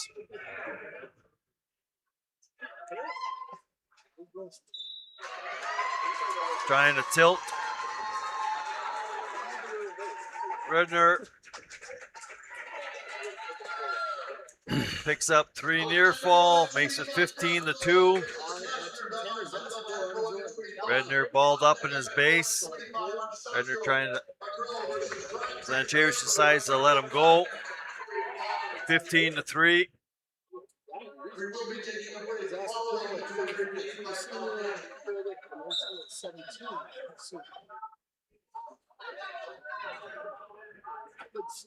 50 seconds left to go in this third period. Zanchavis leads 15-3. They tie up in the middle of the mat. There's a quick shot by Zanchavis from a single. Lifts it up, stands up. And Redden tries to roll through, but Zanchavis is going to catch him. Gets the takedown, wins by a tech fall, 18-3. I'm at number 1 at 285 pounds. We have a local Belmont Platteville Kastner, Thomas Kastner, senior, going against Austin Brown from Lodi. Broadcast brought to you by the Sports Page Bar and Grill in Verona. And venue is now open and serving their full menu. Coming soon will be prime rib and Sunday buffets. Watch for more details now. Booking parties. The Sports Page Bar, Grill, and Venue open Wednesday through Sunday, 11 to close. Back to mat number 1, neutral position. Thomas Kastner got a little aggressive with forearm. I think he pounced on the guy's forehead. That's a penalty point. Lodi's ahead 1-0. Green's been also a warrant for stalling for backing off the mat. He's trying to work into the 10-foot circle. Both gentlemen are circling each other. Kastner tries for a head throw, but Lodi does a roll through. Austin Brown does a roll through and is awarded 3 takedown, 2 near fall, leading 6-0 over Thomas Kastner at 285 from Belmont Platteville. Kastner's at the 3 o'clock position. They go out of bounds and back to center. Kastner in down position. 34 seconds left in the first period.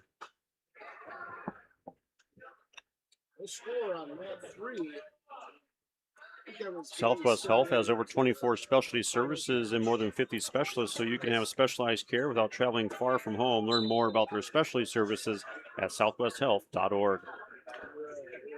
Belmont Platteville in the down position, trying to come up to his legs and does a reversal as Brown made a mistake.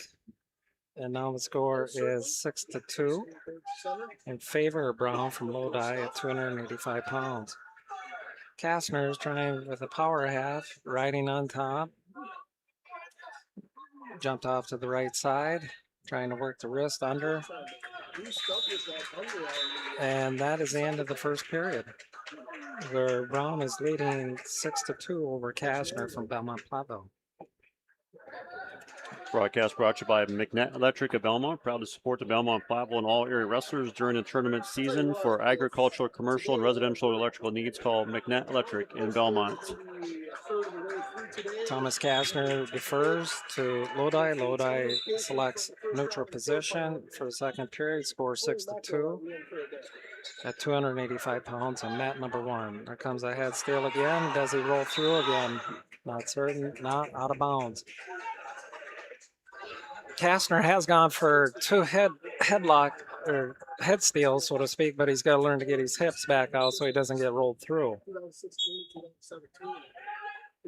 Kastner is trying to make the initiatives here. They're in neutral position in a 10-foot circle in mat number 1. It's a minute 36 to go here in the second period. Some wrist control, pummeling, going back and forth. Some head snaps, locks. There's a nice snap. Nice snap down by Kastner. They're back to neutral. Trying to headlock again. Let's see where we go with this. And now he does secure a 3-point near fall. 3-point takedown and near fall with a fall. Thomas Kastner gets a fall on the edge of the mat against Austin Brown and Lodi at 285. Thomas Kastner, Belmont Platteville advances semifinals. Brought to you today by Wolf's Cranland Graphics, a block off the square in Lancaster. Wolf's offers full service copying and printing available in wide formats for banners, posters, canvas prints, and much more. Wolf's Cranland Graphics of Lancaster.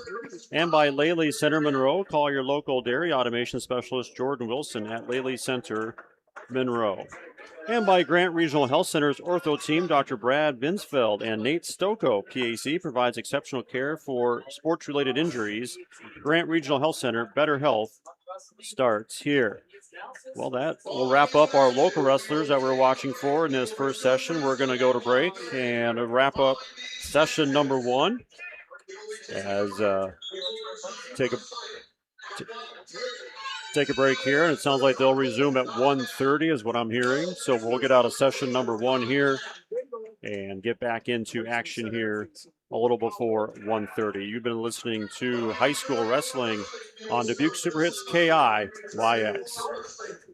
Post-match 1. Hey parents, did you know February is Kids' Ear, Nose, and Throat Health Month? And Grant Regional is planning something fun for kids. Bring Mom or Dad on February 18th from 5 to 6 p.m. to learn more. You'll meet Dr. Dale Chilson, an ear, nose, and throat doctor, and his team who help kids feel better every day. There will be games, giveaways, hands-on activities, food, and kids into their own Stuffy the Bear. Don't miss the fun. Sign up online at grantregional.com. People's State Bank is a locally owned and managed bank with convenient locations in southwest Wisconsin and northeast Iowa. If you're looking for a place where you're more than just a number, but still have access to convenient technology and low fees, People's State Bank is it. As a community bank, they're proud to support many of the local charities, county fairs, community events, and more. When you become a part of People's State Bank, you can be confident that you're standing with a good cause. People's State Bank, member FDIC.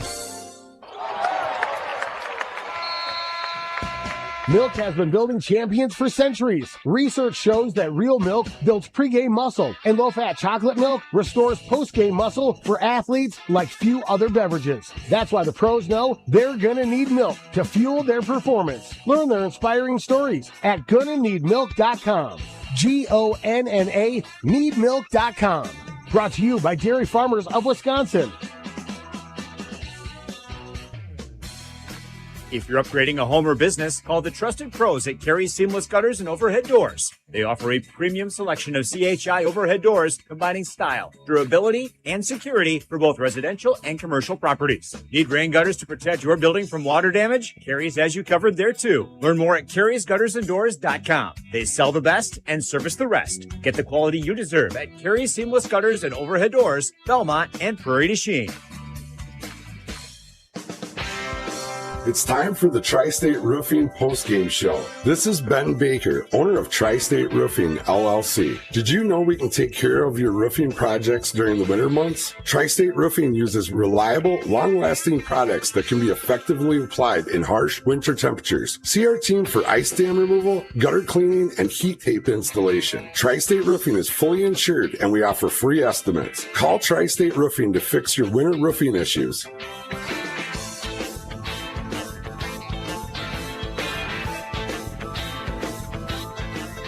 Post-match 1.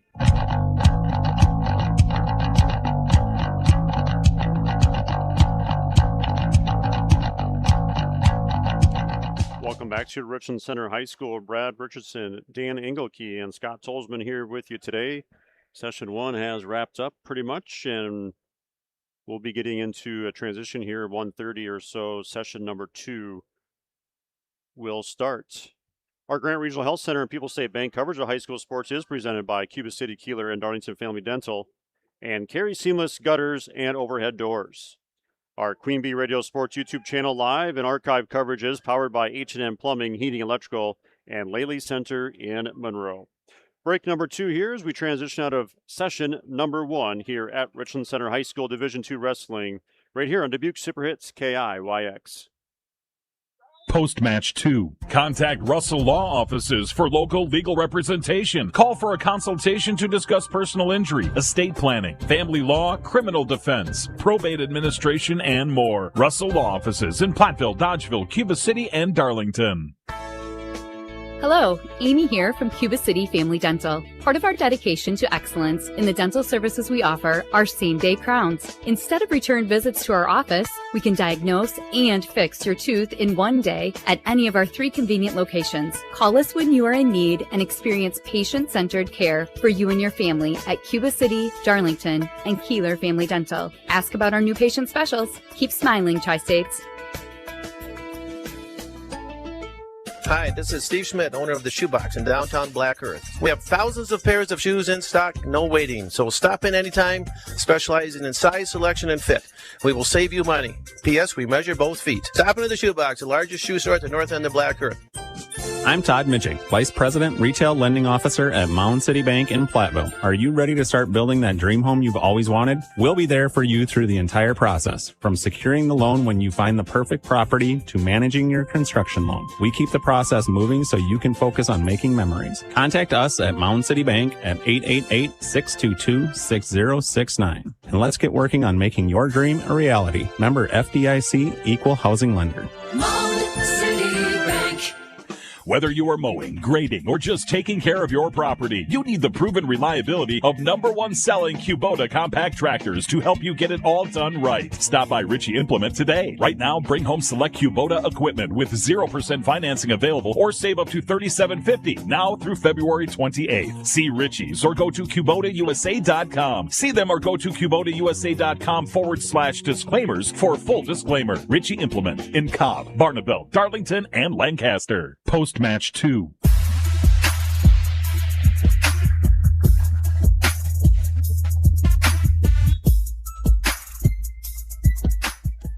Welcome back to Richland Center and the Ayers Furniture Broadcast booth. The best seat in the house in Ayers Furniture Broadcast booth. Ayers Furniture in downtown Ridgeway for free delivery on heirloom quality furniture for every room for your home. For what's sure to be the best seat in your house, be sure to visit Ayers Furniture and AyersFurniture.com. Our Grant Regional Health Center and People State Bank coverage of high school sports is presented by Cuba City, Kieler, and Darlington Family Dental, and Carey's Seamless Gutters and Overhead Doors. Final break here, session 1 wrapping up. Session 2 will be underway here around 1:30. So another break here on high school wrestling coverage on Dubuque Super Hits KIYX. Post-match 3. February is Kids' Ear, Nose, and Throat Health Month, and Grant Regional Health Center invites you to a fun, family-friendly celebration you won't want to miss. Join us on Wednesday, February 18th from 5 to 6 p.m. at Shriner Memorial Library in Lancaster. Meet Dr. Dale Chilson, an experienced ENT specialist with over 29 years of caring for kids and families. Kids can take home their own Stuffy the Bear. Plus, there'll be hands-on activities, giveaways, and enjoy a light meal and snacks. Pre-register for an extra door prize entry. Sign up online at grantregional.com. Contact Russell Law Offices for local legal representation. Call for a consultation to discuss personal injury, estate planning, criminal defense, probate administration, and more. Russell Law Offices in Platteville, Dodgeville, Cuba City, and Darlington. Escape the winter weather at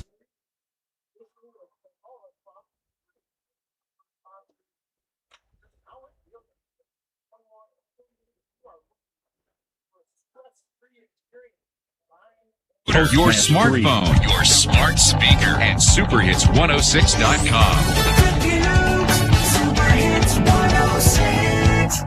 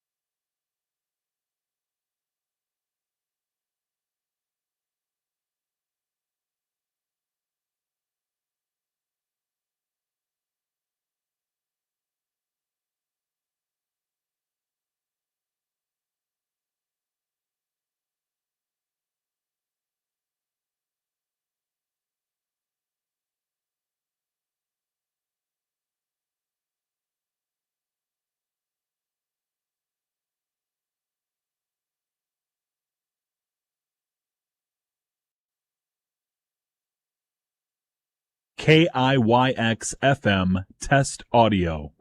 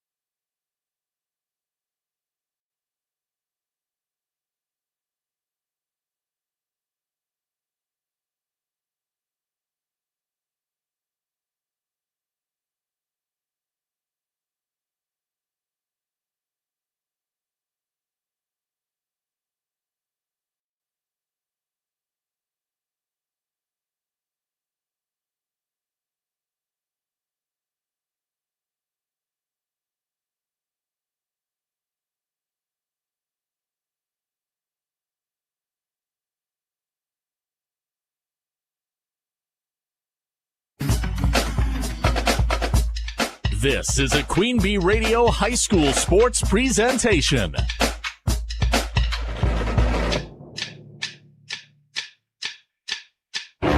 Queen Bee Radio proudly brings you Grant Regional Health Center and People's State Bank coverage of high school sports. Presented by Cuba City, Kieler, and Darlington Family Dental and Carey Seamless Gutters and Overhead Doors. And sponsored by Ayers Furniture, Bitech Resource Management, Claire Bank, Fuller's Milker Center, Hermson's Ace Hardware and Home Center in Bloomington and Platteville, Les Mack, Northland Buildings, Reeves Wealth Management, Raleigh Cheese House, Russell Law Offices, The Shoebox, Tricor Insurance, West End Salvage, Carver's Hardwood Flooring, Sloan Implements, Sups, Brian's Auto Body and Paint, Gary's Pest Control, TriStar Pallets and TriStar Mulch, Krantz Auto Parts and Krantz Hardware Do It Best, Bouse Electric, Cuba City Collision and Repair, Laley Center Monroe, H&N Plumbing, Heating and Electrical, Community First Bank, Grant Regional Health Center, Sullivan Auctioneers, Big Iron Realty, Lancaster Dental Associates, Millie's Diner, Pink's Automotive, Good Knees Garage, Point and Flush Sportsman's Club, Rosemeyer Management Group, Breckler Insurance, McNett Electric, Mound City Bank, Ready Feed and Grain LLC, Southwest Health, and WCC Brands.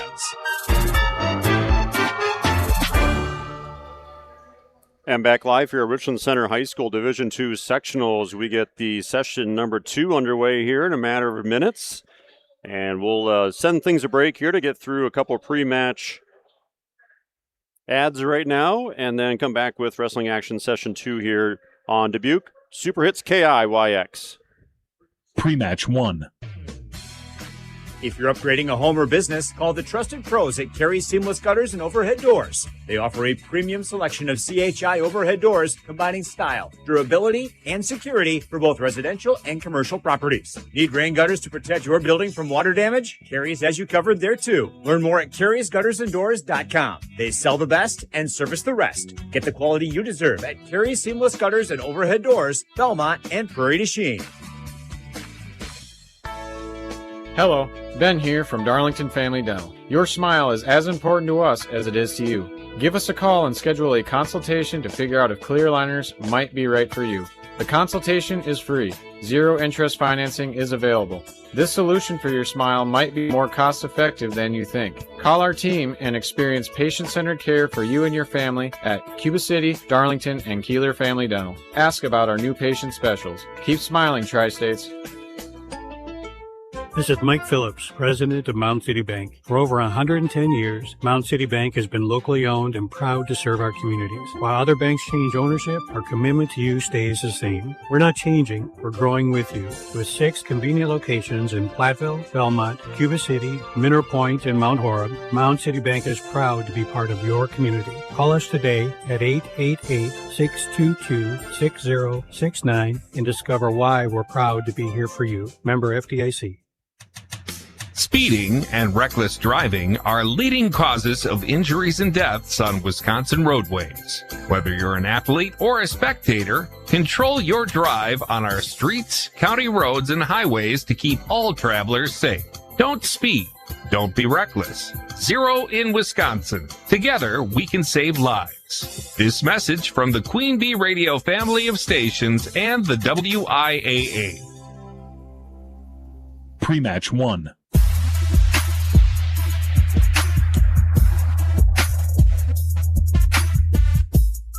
And back live here at Richland Center High School as the officials are making their way to the mats here. Wrestlers are in their pre-match routine and getting set for session 2 here. So semifinals upcoming.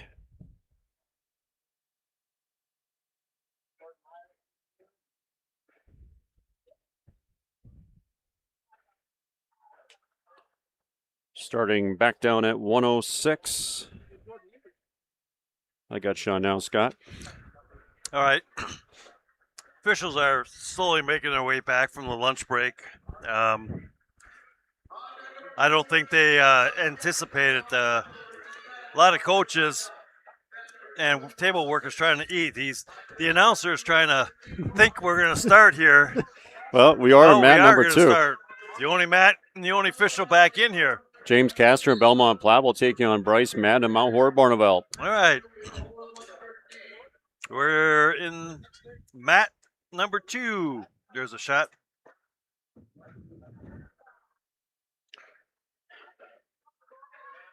By Madden. Madden's got Kastner. Kastner comes up to his feet.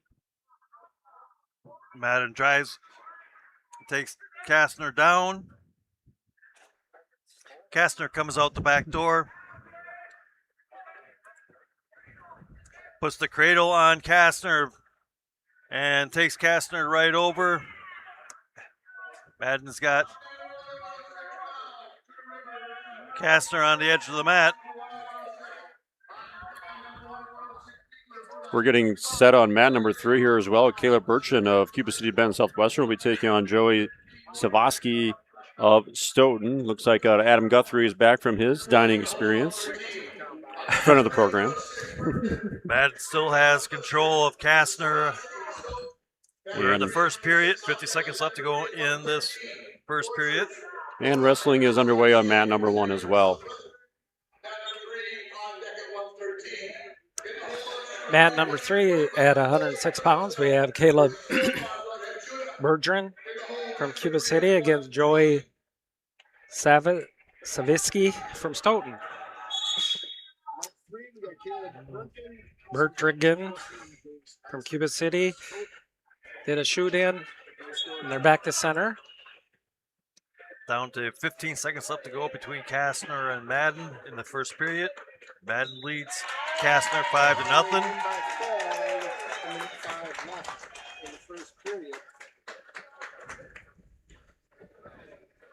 Mat number 3 at 106. They're still in neutral position, no score.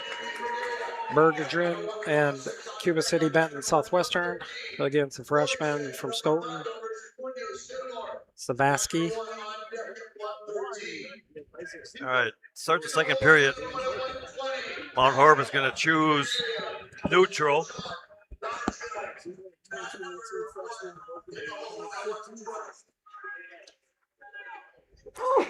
Mat number 3. Cuba City shoots in with a double leg.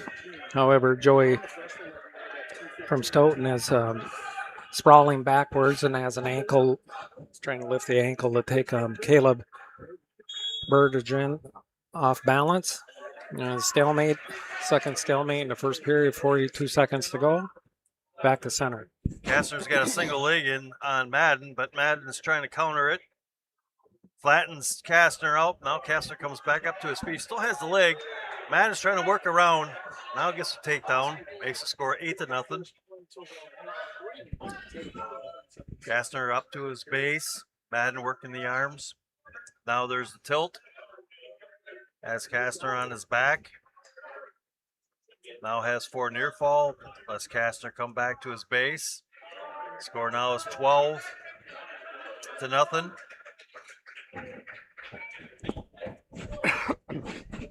On mat number 3, Caleb Bertigan was taken down by the Stoughton wrestler at the end of the first period. Score 3-0. Stoughton over Cuba City at 106 on mat number 3. Yeah, 2 of the top 3 ranked wrestlers in 106 here today. Mannix Mao over on mat number 1, taking care of business, and Bryce Madden, as we featured here on mat number 2, also taking care of business, leading 12-0. So yeah, state ranks 2 and 3 here today.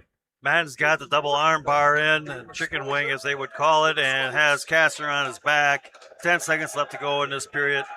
He won't pin Kastner, but he will get a technical fall here as time is winding down to end the second period. Mat number 3 out of bounds on number 12 position. Back to center. Cuba City down 3-0 in the second period with 1:30 to go. Just a quick update on the teams. Evansville, first place. Mount Horeb, second. Belmont Platteville, third. Reedsburg, fourth. Stoughton, fifth. And Lodi is now in sixth. Broadcast day brought to you by Applied Micro, your computer networking specialist in Platteville, Dodgeville, and appliedmicro.biz. Mat number 3 at 106. The minute to go, 6-0 in favor of Joy Savetsky, a Stoughton freshman, going up against Caleb Bertigan from Cuba City, Benton Southwestern. Consolation semifinals there on mat number 1. Or mat number 3, pardon me. Yep. Mat number 1 is going to have Mooreshead from Belmont Platteville taking on Munns from Fenimore. There's the whistle. I think it's Munoz. Mat number 3, Stoughton is trying to do a tilt armbar against the gentleman from Cuba City. He is exposed. Stoughton is going to receive back points here. Caleb Bertigan is trying to get off his back here. And there's a fall. 10 seconds left in the second period. Consolation semifinals, Joy Savitsky from Stoughton with a fall over Bertigan, Cuba City, Benton Southwestern at 106. Munoz gets the first takedown on Mooreshead. He's got Morehouse in a stack on his back, working for the pin.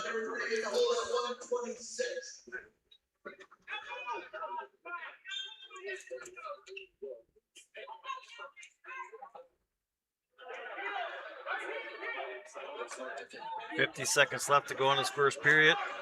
Morehouse gets off his back. We do have up on mat number 3, Branco Garcia of Cuba City Bend Southwestern taking on Owen Dorshort of Lodi.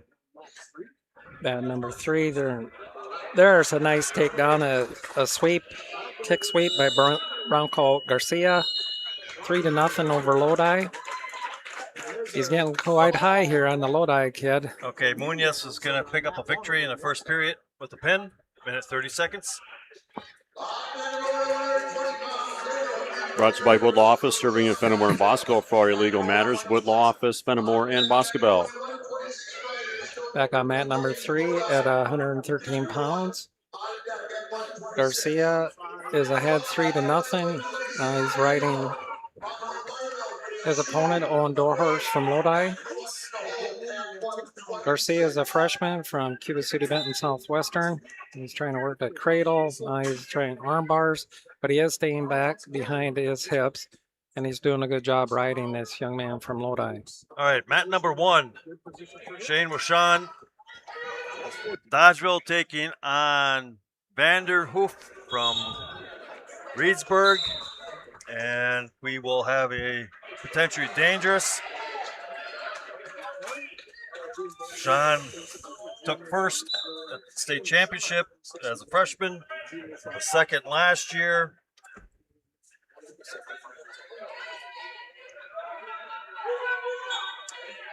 Tied up in the middle of the mat. Garcia leads 3-1 after the escape from door short.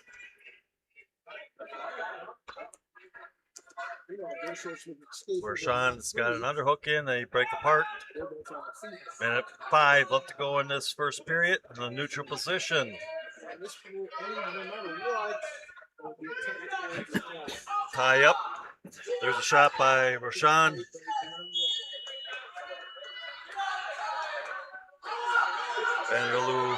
Vanderhoof breaks away. They separate. 50 seconds left to go. On mat number 3, started the second period where Lodi chooses down, and Garcia will be riding him on the second period. Garcia leads 3-1 at 113 pounds. Brought to you by Mullins Milk Service in Montfort. Mullins has been hauling quality milk with quality service in Grant, Iowa County since 1974. When you want quality, it comes from Mullins Milk Service in Montfort. Rashawn deep into a single. Vanderhoof has got a whizzer in. 20 seconds left to go. Rashawn trying to walk around. He loses the leg, stands up. They both come up to their feet. 10 seconds left to go in the first period.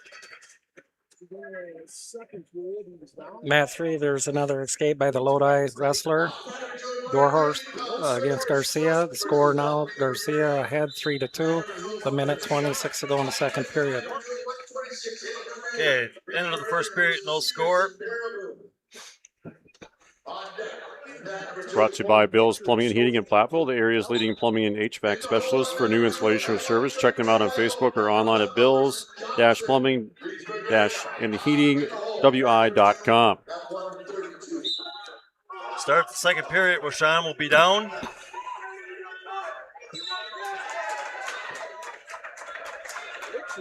Stands up. Vanderhoof goes down to a single. Rashawn breaks it, gets the 1-point escape, leads 1-0.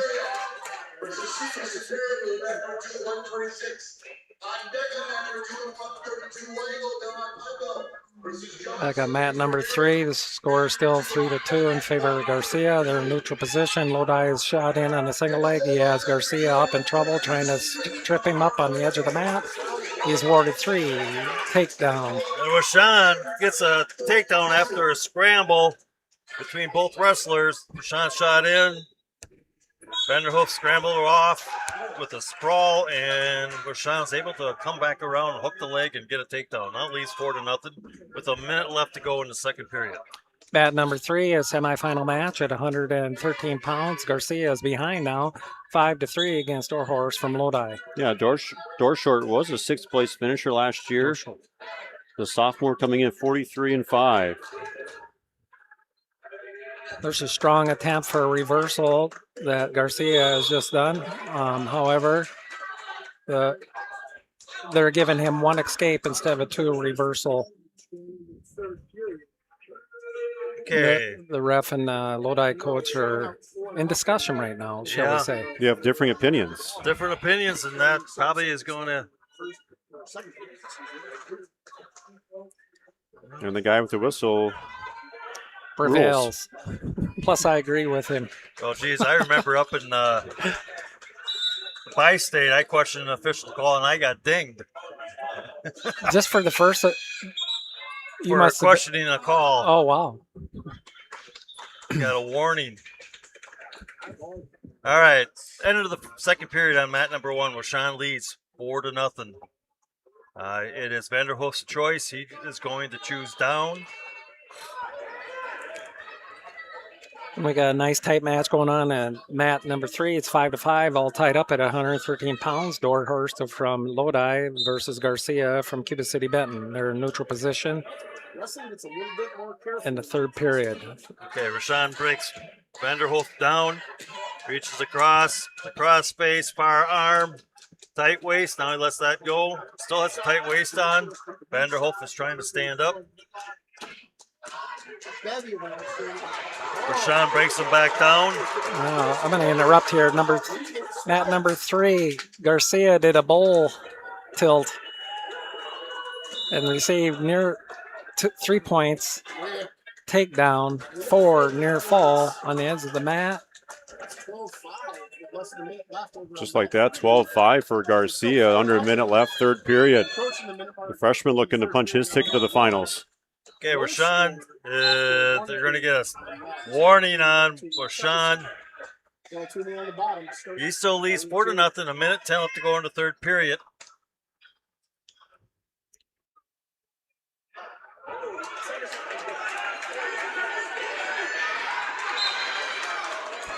There's a stand up by Vanderhoof. Rashawn comes down, slides down, loses it a little bit. He's got him by the ankle. Now he's working up on the leg. And they're going to call potentially dangerous.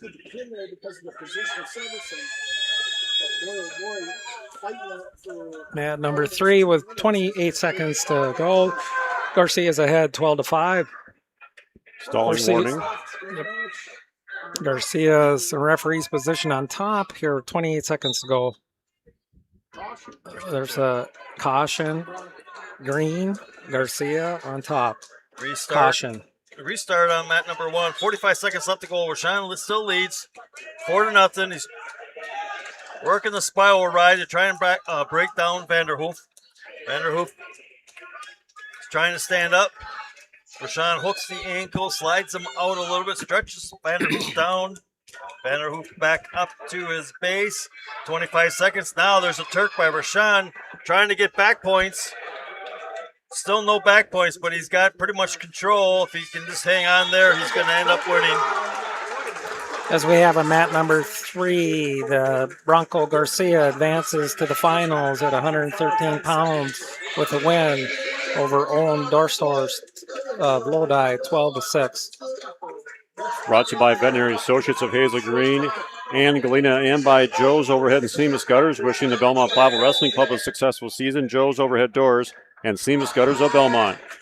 Okay, Rashawn is going to win, and we'll actually have a rematch from last year's state championship if it holds out. Evansville's Bullig and Rashawn in the finals. Brought to you by Bob's Electric of Dodgeville, offering top quality appliances from GE, Whirlpool, Maytag, KitchenAid, Frigidaire, and Speed Queen. Bob's Electric in Dodgeville. Speaking of Bullig and mat number 3, there's on his second takedown already. The score is 6-1. I don't think they've got the points up correct yet. Bullig 41-3 coming into today. The sophomore, as Scott mentioned, first place finish last year at 113. 3 near fall.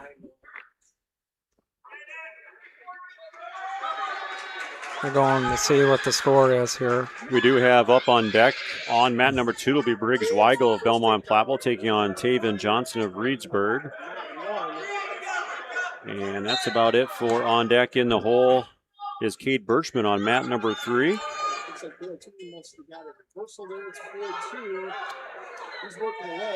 That Colton Bulwick, you said, Scott, if he prevails here, he'll be wrestling the young man from Dodgeville, correct, at 120? Yep, that was the finals last year in the state. That's what it's all about. Colton Bullig has strong control over his opponent. He's leading the match 16-3 here in the first period with 45 seconds left to go.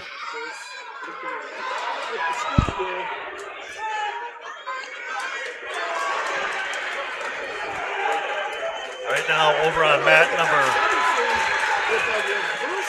1, Ryder, Stoughton, Caves of Lodi, and Lodi is pinning Ryder in the first period.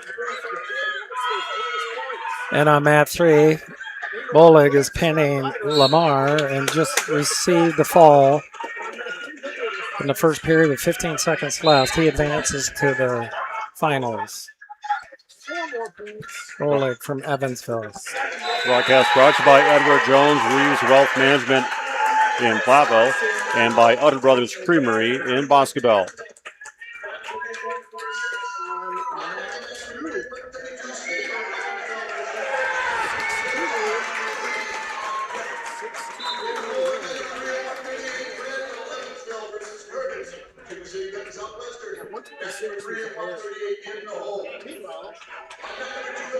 And we are waiting on Briggs Weigel. I think he's actually should be coming up on the mat now, I believe.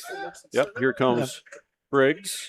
So he'll be on mat number 2, taking on Taven Johnson of Reedsburg. 132 pounds here. Briggs ranked number 2 in the state. Looking to punch his first ticket to the Kohl Center. There's the start.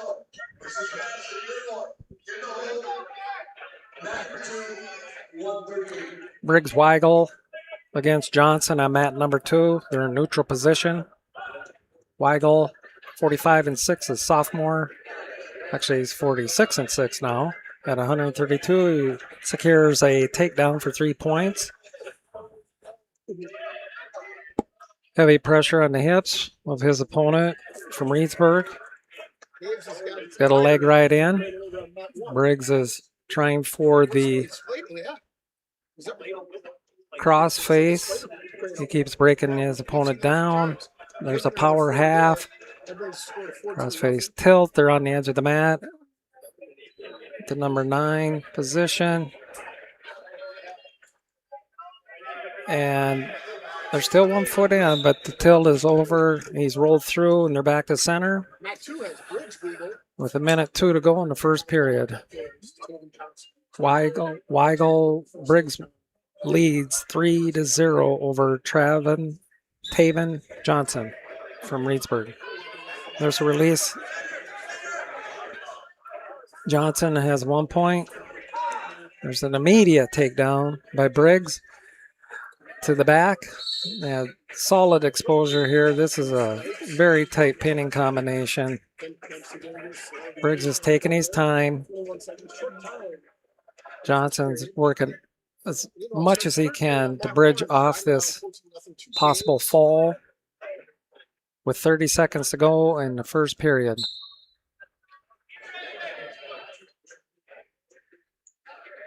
Get his legs hooked. Weigel should be able to split him.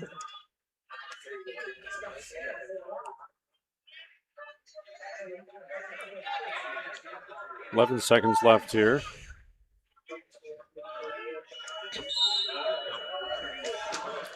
Johnson did all he could and did break free and back to his belly.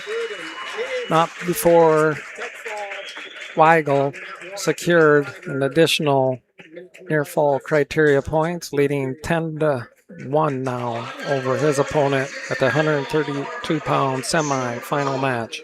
Brought to you by Country Kitchen in Platteville. Introduces their Friday night seafood lineup. Fridays from 4 until 8. Choose from fish and shrimp, grilled yellowfin tuna steak, grilled garlic shrimp meals at Country Kitchen of Platteville.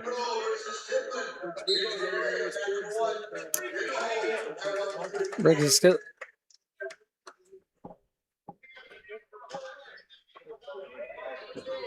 neutral position. He got his takedown on the edge of the mat. Briggs is doing a really nice job here with an arm bar against his opponent, Johnson from Reedsburg, at 132 pounds. Over on mat number 3, it's Kamani Gullens of Richland Center trailing Benjamin Braunschweig 11-0, and that's 126-pound match. So Gullens of Richland Center down in that one. At 132, second period, 1:20 to go. Briggs is still controlling his opponent, Johnson from Reedsburg. He has him broke down. He's trying to power half here. He's got a leg right in. He's breaking his opponent down. Trying to jump the hips to scare some more and additional back points. Got blood time on mat 1. On deck on mat number 3 will be Cade Birchman of Fenimore taking on Brandon Staver of Evansville. In the hole on mat number 2, Brett Spurley Dodgeville and Carson Bassett of Fenimore. On mat number 2 at 132 semifinals, Briggs Weigel has done an excellent job with his control over his opponent, Johnson from Reedsburg. Briggs is working a power half right now, doing a tilt here. It's at 90, and it may deserve some back points here shortly. Now he should be counting. Don't see nothing yet. No, he's going to call potentially dangerous. Potentially dangerous. I have to admit, that's a tight hold.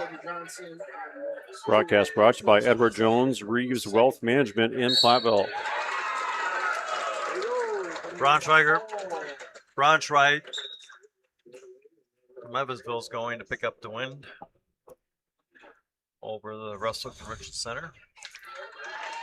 Briggs is riding his opponent well with a leg ride again, a single leg ride, and the second period ends with Briggs leading 13-1 at the 132-pound semifinal match on mat number 2.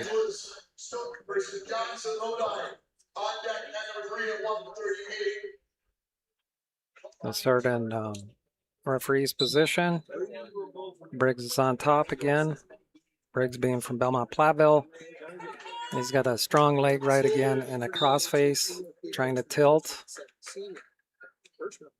He's had this move in on him at least 4 minutes of this whole match, it seems. Yep. The Johnson kid is going to feel this after the match, but Briggs has got strong awareness of what he's doing here. All right, over on mat number 3 between Birchman and Staver. Staver's going to get the first takedown. Birchman's going to get the escape, and now Birchman gets the takedown, makes the score 4-3 with a minute 30 left to go. Third period on the second mat. A minute 15 to go. Briggs Weigel is controlling his opponent, Haven Johnson from Reedsburg area schools. Now the ref is calling Briggs for stalling. Birchman has got Staver broken down, is trying to do a tilt. Minute left to go in the first period. His head up, keep moving his face forward. Now Birchman's getting some back points. He's got at least 3. He's still got the arm. I'm at number 2 with 50 seconds to go. Briggs Weigel is leading 13-1 yet. He's got his single leg ride in. He's trying to tilt again with a heavy crossface tilt. Birchman and Staver go out of bounds. 42 seconds left in the first period. Birchman leaves 7-3. There's that tilt again. Doesn't get it. Tries it again. Rolls through and now has back points. With 20 seconds left here in mat number 2 in the semifinals at 132, Briggs Weigel is ahead 13-1 over his opponent Taven Johnson from Reedsburg. 5 seconds to go. Birchman's going to pick up another 4 near fall points to make the score 11-3 with 10 seconds left to go in this first period. And Briggs Weigel advances to the finals with a win of 13-1 over Johnson from Reedsburg. Brought to you by Herbson's Ace Hardware and Home Center in Bloomington and Herbson's Ace Hardware at the bottom of Main and Platteville. See Herbson's for the perfect paint for your next project. Herbson's Ace Hardware in Bloomington in Platteville. And by Russell Offices in Platteville, Dodgeville, Cuba City, and Darlington.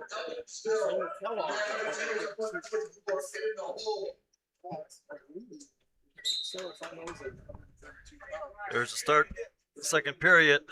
Birchman is down. Staver throws a cradle in on Birchman.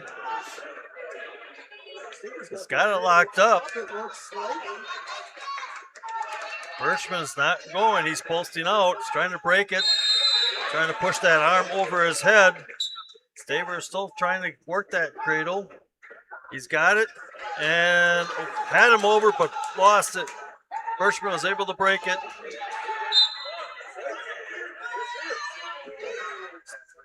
Birchman puts himself in a bad situation, puts himself to his back. He's going to get some points up because of that. And now the score is 11-6 in favor of Birchman. On deck on mat number 3 will be Evan Curtis, Cuba City, Benton Southwestern, taking on Liam Crandall of Evansville. Okay, we're down to a minute. Birchman's still leading, 11-6. There's that cradle again.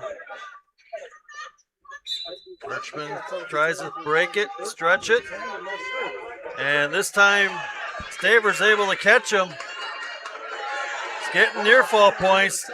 Staver's working for the pin.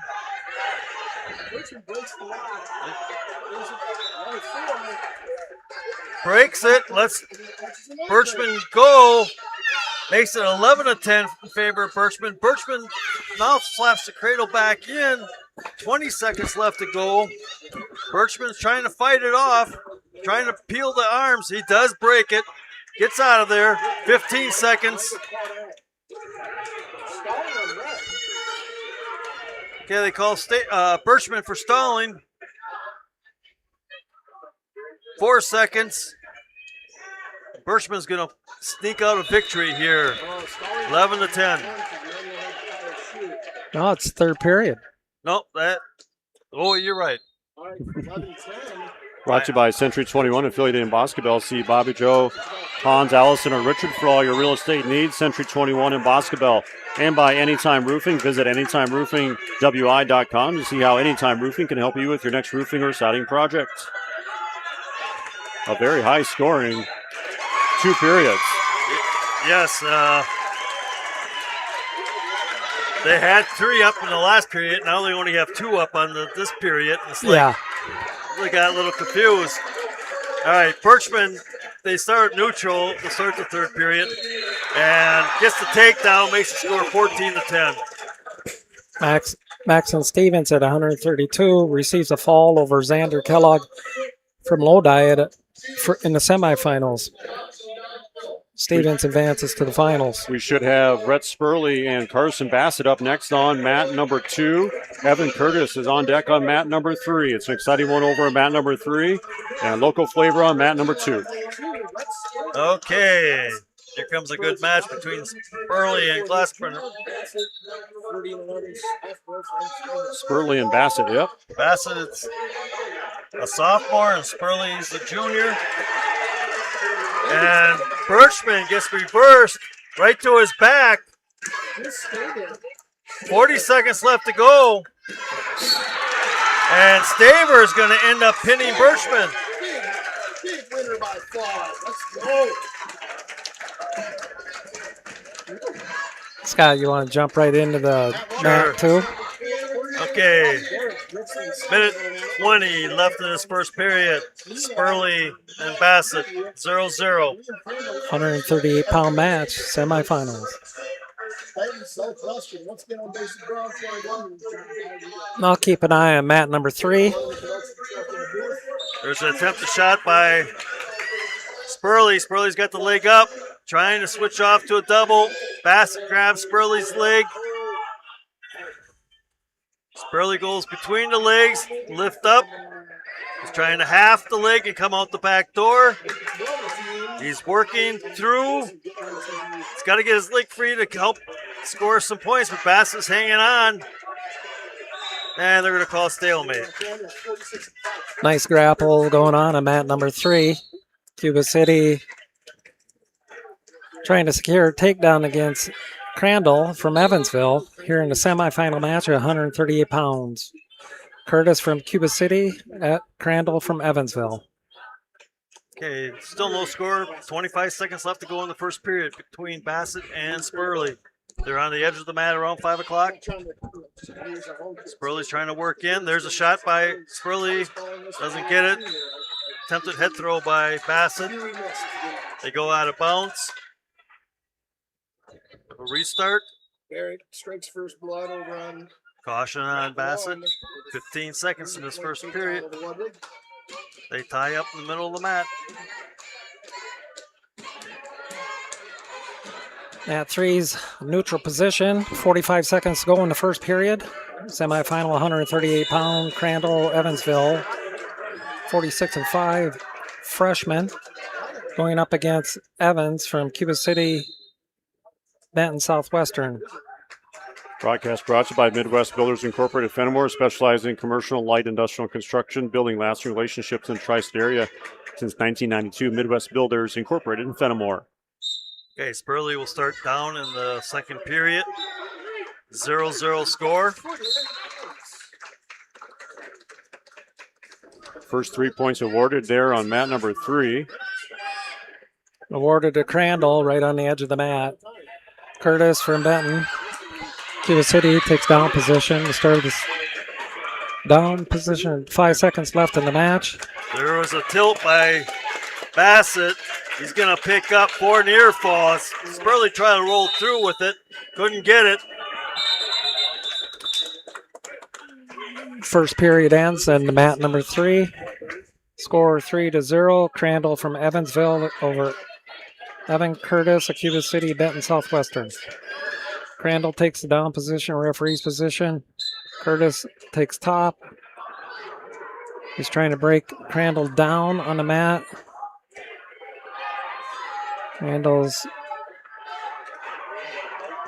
Curtis is trying for an inside cradle. He's riding him tough here. Spurley's coming around. Stands up.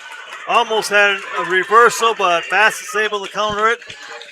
Minute left in the second period. Spurley is down 4-0. Over on mat number 3, Liam Crandall, ranked number 1 in the States, the freshman, and Evan Curtis ranked number 7. State qualifier a year ago. Score is 7-0. Crandall had received an escape and now currently received a takedown for 3 points, leading 7-0 over Evan Curtis of Cuba City at the end of the second period. 4 of the ranked wrestlers all competing right now on mats 2 and 3. Okay, Bassett still in control of Spurley with 35 seconds left to go in the second period. Spurley's trying to work up. Bassett slides down to a coffee grinder, lets that go. Just going to interrupt here at mat number 3 real quick. Crandall just secured a fall. He had a strong arm bar. He tilted Curtis over and just pinned him with 35 seconds left in the second quarter. At a 138-pound semifinal match, Crandall advances to the finals. 5 seconds left to go in the second period. Bassett is still leading 4-0. Okay. Brought to you by Brian's Auto Body and Paint Specialist. The pros at Brian's get the job done right for unexpected dings or major repair projects. Head to Brian's Auto Body and Paint in Lancaster. Spurley chooses to go neutral this period. Bassett's been called for stalling. Spurley's got to push hard, try to get that bonus point, and then get a takedown to tie the score. Nice single by Spurley, but Bassett's able to recoup out of it.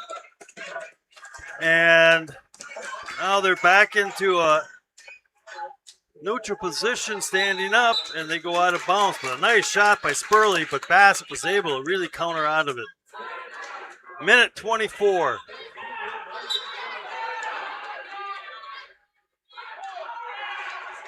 Bassett ranked 5th and Spurley ranked 6th. There's a shot by Bassett. Spurley slides by. They're tied up in the middle of the mat, pushing each other. We're down to a minute in this third period. Spurley tries a duck under, doesn't get it.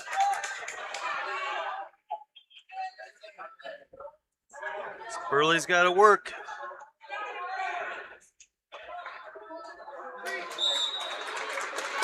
Now Spurley's going to get called for stalling. 49 seconds left to go in this third period.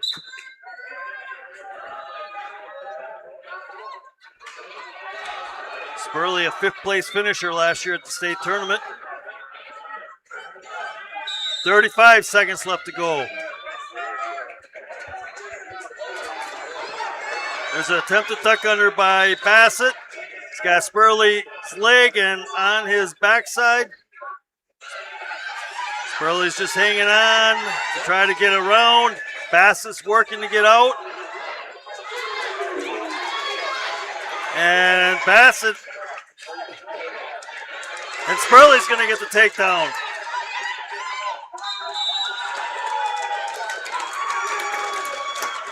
Six seconds. It's got to be a quick takedown. Bassett backs up. Spurley tries. Bassett keeps backing up. And that should have been a ding point on him. Spurley's going to lose 5-4.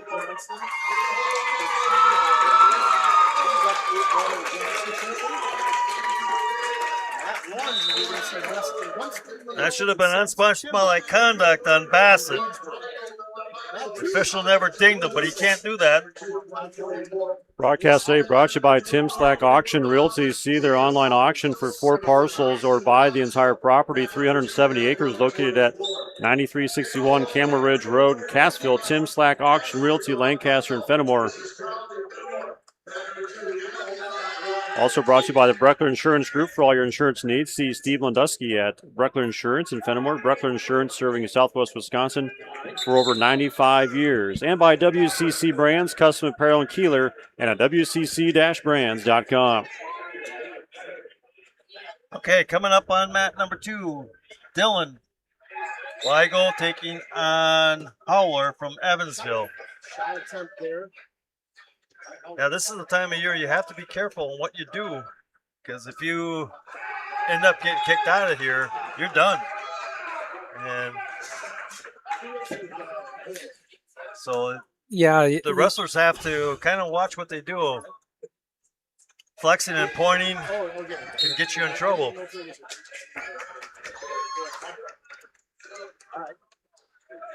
Yeah, the only match we're tracking right now is this mat number 2 with Dylan Weigel taking on Race Howlett from Evansville.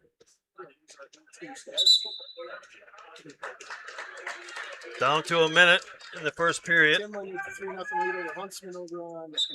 Weigel, after a minute of action. Weigel and Howlett.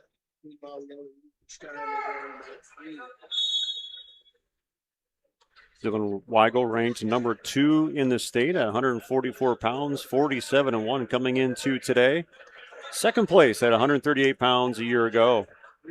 There's a quick snap, leg takedown, underhook to a kick to a single, and gets the first takedown. He's going to let Howlett go. 3-1, 30 seconds left in this first period. Dylan's a nice technician with these takedowns here.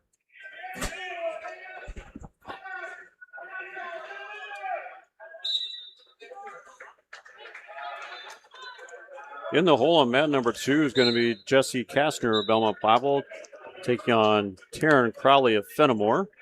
And also in the hole, 150 pounds, mat number 3, Brody Blackburn taking on Hunter Stevens of Mount Horeb, Barneveld. On the edge of the mat here at 6 o'clock with 3 seconds left to go in this first period. Weigel leads 3-1.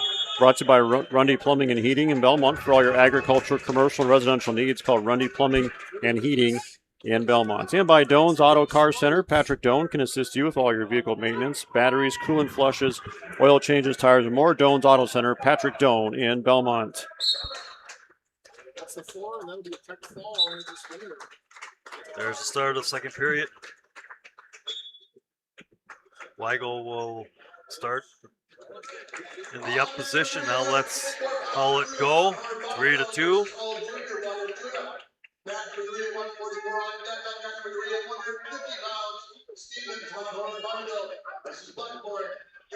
Southwestern, back number 3 on deck at 150. On deck number 3 at 150 pounds, taking the hole, Shoots from Mark Blue Eye versus Dodge Wall. Back number Also on deck on mat number 2 will be Nate Johnson of Dodgeville. He's taking on Harrison Sivas of Stoughton. Good match here on mat number 2. 3-2. Dylan Weigel and Race Howlett. Minute left to go in the second period. Weigel still leads 3-2. Neutral position. Weigel again goes to it, that overhook. Working towards, there's that kick leg, but it doesn't get it this time. They break apart.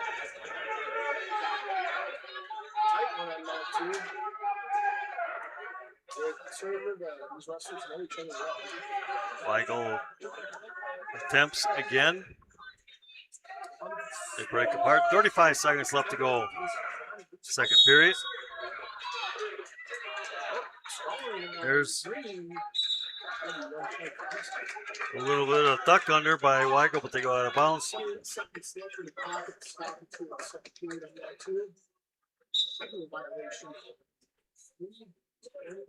They tie up in the middle of the mat. 20 seconds left to go.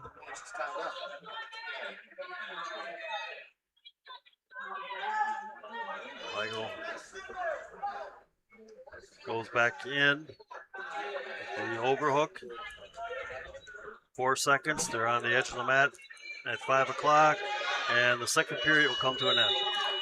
Take a look at our shoebox scoreboard presented by the Shoebox in Black Earth, the largest independent shoe store in the Midwest. Team scores in Division 3, Ira Grant in second place, Lancaster in third, Boscobel Wazeeka Subin in fourth, Riverdale fifth, and Prairie du Chien sixth. It's Aquinas leading that one. And on the other Division 3 bracket, it is Mineral Points leading at the break, Peck Argyle in third place, and Darlington in fifth place. Weigel gets the escape, makes the score 4-2. Again, he goes back with the overhook. Now lets it go. They break apart. Back into the middle of the mat. Works in. There's the overhook. Outlet comes by, pulls it out.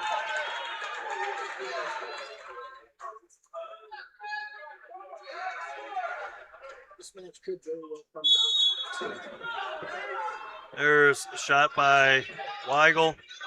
Weigel goes to it, switches off to a double.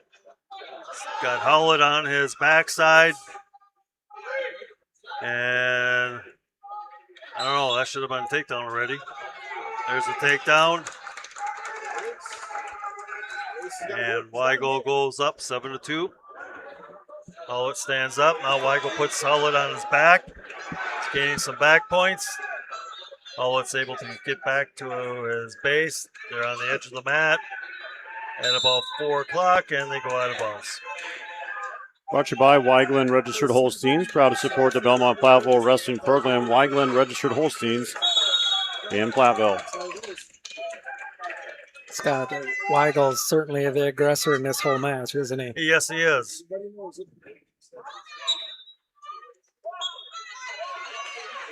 All right, Weigel's going to let Howlett go. Makes it 10-3 with 30 seconds left to go.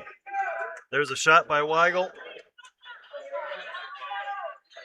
Goes around. Howlett's hanging on.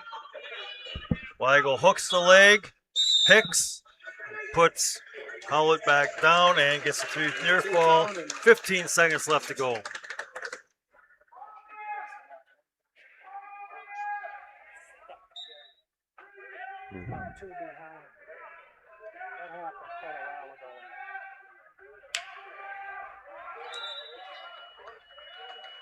And there it is. Dylan Weigel will advance to the finals with a 13-3 victory.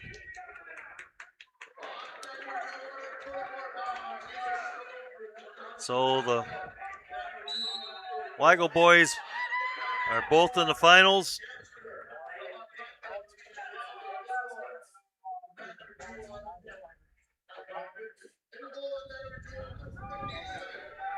Coming up now, it's going to be Nate Johnson from Dodgeville taking on Stoughton's Harrison Chavez. Brought to you by West End Salvage at Lancaster. See Junkyard Joe Krantz, the West End Salvage team for recycling as well as construction and demolition waste too. West End Salvage at Lancaster. Johnson with the first takedown. Chavez stands up, gets the escape. 3-1, favor Johnson.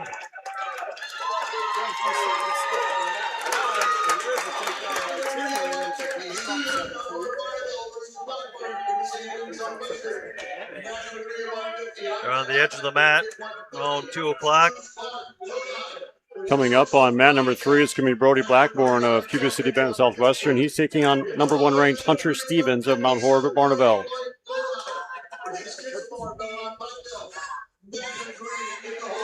Minute left this first period between Johnson and Chavez. Johnson leads 3-1.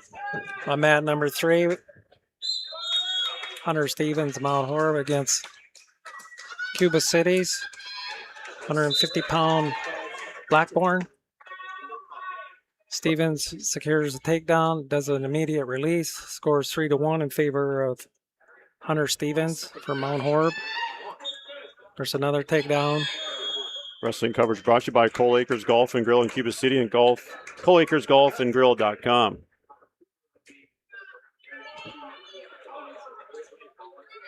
.30 seconds left to go between Johnson and Chavez.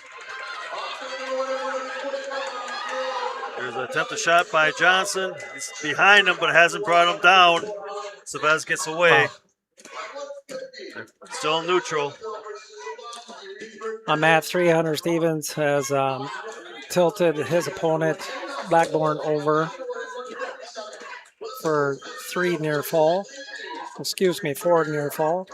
He leads 10-1 now over Blackburn. There's a shot by Johnson. He hooks up. He hooks up a cradle, but the cradle or the period runs out on him before you get near fall points.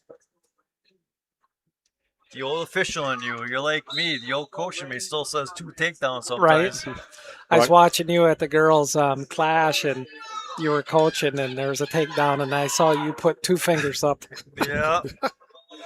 Broadcast today brought to you by Northland Buildings and by Wolf Construction. Todd Wolf and his crew are reputable for top quality full service construction. Put Wolf Construction to the task on your next project. Wolf Construction LLC in Lancaster. I'm at number 3. Stevens is controlling his opponent Blackburn. He'll be up 14-1 here with 15 seconds to go in the first period. Okay. We got a little malfunction going here on mat number 2. They started in a neutral position, and Johnson took them down. So the score should be 9-1.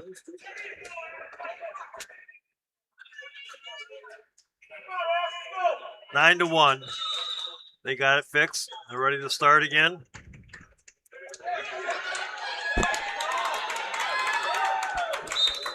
Here's the start. Johnson breaks Chavez down.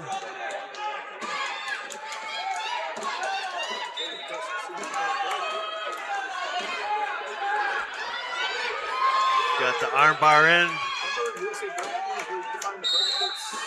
And a half in. And mat 3, quickly, Stevens wins by a tech fall with score 17-1 over Blackburn. He advances the 150-pound weight class finals. Brought to you by Apple River State Bank and First Community Bank at Galena, where you'll find local bankers making local decisions and meeting local needs. It's a banking experience you won't get anywhere else. Apple River State Bank and First Community Bank of Galena, member FDIC. Okay, Johnson's still in control with a minute left to go in the second period, 9-1. He is working on an arm bar. Up on mat number 3 is going to be Braden Hussam of Dodgeville taking on Hayden Struce Clark of Lodi, 150-pound. Mat number 3. Okay, 40 seconds left to go. Chavez stands up. Johnson decides to let him go. 9-2. Second period. Mat number 3, Clark from Lodi secures an immediate takedown over his opponent at 150, Hussam from Dodgeville. Brought to you by Community First Bank. For you in the communities where you live, work, and play, experience for yourself the difference at Community First Bank. cfbank.com, member FDIC, and by Wolf LNG Farms in Lancaster. Wolf LNG Farms reminds you to support your local pork producers. Okay, we got 2 seconds left to go in the second period. Johnson shoots in for a double, doesn't get it, but I do believe they're going to call stalling against Chavez.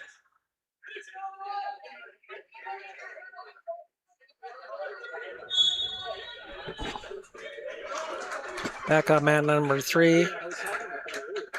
Clark from Lodi releases his opponent, scores 3-1. He does a immediate takedown, scores 6-1 at the 150-pound weight class, consolation match. Okay, they got the score mixed up. Now they got it fixed again. Now it's 9-3. Johnson's choice. He's going to go neutral.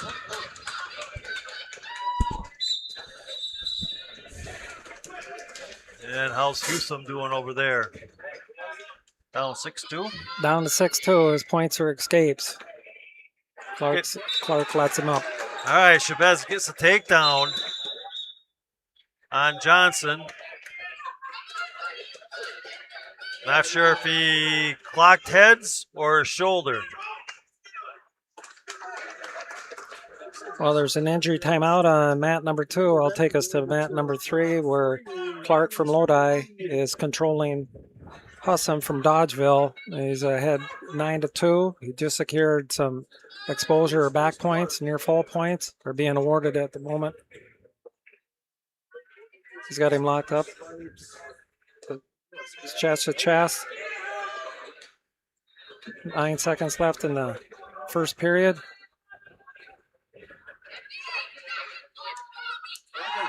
Okay, going back to mat 3. Johnson got taken down with 1:44 left to go in the third period. Chavez is going to give the optional start after that takedown. Johnson got banged up. They come back. They're in a neutral position. It is now 10-6, and Johnson is going to pick up. Nope, they're going to go. I don't know. They keep scrambling on the edge of the mat at one. They did give Johnson a takedown, and now they're going to give Chavez the 1-point escape. He never singled anything, and it was a big scramble on the edge of the mat. Minute 20 left in this third period. Down to 1:15. Johnson leads 13-7. There's an attempted shot by Chavez. Johnson's able to defend it off. Johnson, quick shot down to a single. He's trying to pick Chavez up. He slides to a double. Stands up. Chavez is backing out. Cross spacing. And is breaking the hold of Johnson, and they go out of bounds. 52 seconds left in the third period. Tie up in the middle of the mat. Mat number 3, real quickly, is a score 13-2 in favor of Clark from Lodi. Johnson quickly down to a single. He's got it picked up, trying to break him down. Does break Chavez down, goes up 16-7 with 30 seconds left to go. Sorry about bumping in on you. No, there's a lot of action going on amongst these 3 mats. We got an injury timeout on mat number 3, so Scott, take it away. All right, they're out of bounds on mat number 2. 16 seconds left to go. It's 16-7 in favor of Johnson.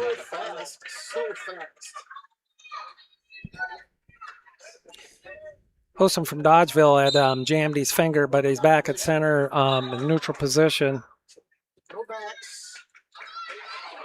Johnson's got Chavez broken down. Chavez comes back up, down to the base. 3 seconds left. Johnson's going to advance into the finals. Brought to you by Matt and Laura Melby, Melby Funeral Home and Crematory. Proud to support the Belmont Platteville and all area wrestlers during their tournament season. Melby Funeral Home and Crematory of Platteville, and by Claire Bank with their 8 locations in southwest Wisconsin, and by Rundy Plumbing and Heating in Belmont. For all your agricultural, commercial, and residential needs, call Rundy Plumbing and Heating in Belmont. Mat number 3, 30 seconds left in the second period. where Clark from Lodi is leading 13-2 over Husum, a senior from Dodgeville, at 150 pounds. All right, coming up in the middle mat here, mat number 2. It should be Kastner from Belmont-Platteville taking on Crawley from Fenimore. Brought to you by Joe's Overhead Doors and Seamless Gutters of Belmont. Congratulating the Belmont Braves on their successful season. Joe's Overhead Doors and Seamless Gutters of Belmont. Kastner gets the first takedown, has Crawley on his back, but loses it. He will pick up for near fall, and Crawley will get a 1-point escape. Real quickly at mat number 3, Clark secures a fall at the end of the second period over Husum of Dodgeville. We are expecting Tyler Kissamore of Belmont-Platteville up next against Alex Breinig of Lodi.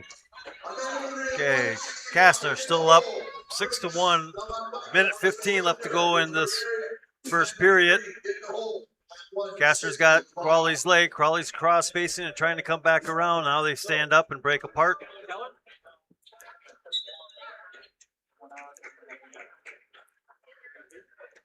They tie up in the middle of the mat. There's a snap down by Crawley. Kastner is able to fend it off, get back to his feet. Again, a snap down attempt. There's a shot by Kastner into a single. Crawley sprawls out, stuffs Kastner's head. Kastner still has the leg, but Crawley's trying to stuff that. Now he switches off to a double leg. Crawley's hanging on Kastner's leg. I'm going to jump to a semifinal mat, or semis here. Yep, go ahead. Kissamore from Belmont-Platteville and his opponent Brunig at 157 pounds. They're in neutral position, working the center of the mat. It's a minute 20 to go here in the first period. Brunig from Lodi, senior against senior Kissamore from Belmont-Platteville. Kissamore has a leg tucked under. It looks like a takedown is going to be awarded here shortly. However, Brunig is sprawling and backing and pushing, and finally he gave in. Kissamore, 3-point takedown here with 57 seconds to go in the first period. Brought to you by the Belmont-Platteville Wrestling Club, supporting all Belmont-Platteville wrestlers during today's competition. High school athletics offers opportunities for sportsmanship, leadership, and personal growth. Platteville Wrestling Club. Kissamore has a nice armbar in on his opponent from Lodi, Brunig, and they go off the mat. Lodi is taken down position. Kissamore, the senior from Belmont-Platteville, at 157 pounds, leading 3-0 with 39 seconds left in the first period. All right, back on mat 2 quickly. We're going into the second period. Crawley is going to, nope, Kastner is able to fend it off. Look like Crawley's going to get a takedown. They start in the neutral position. They do break away. There's a shot by Kastner again. Crawley stuffs the head and tries to spin around.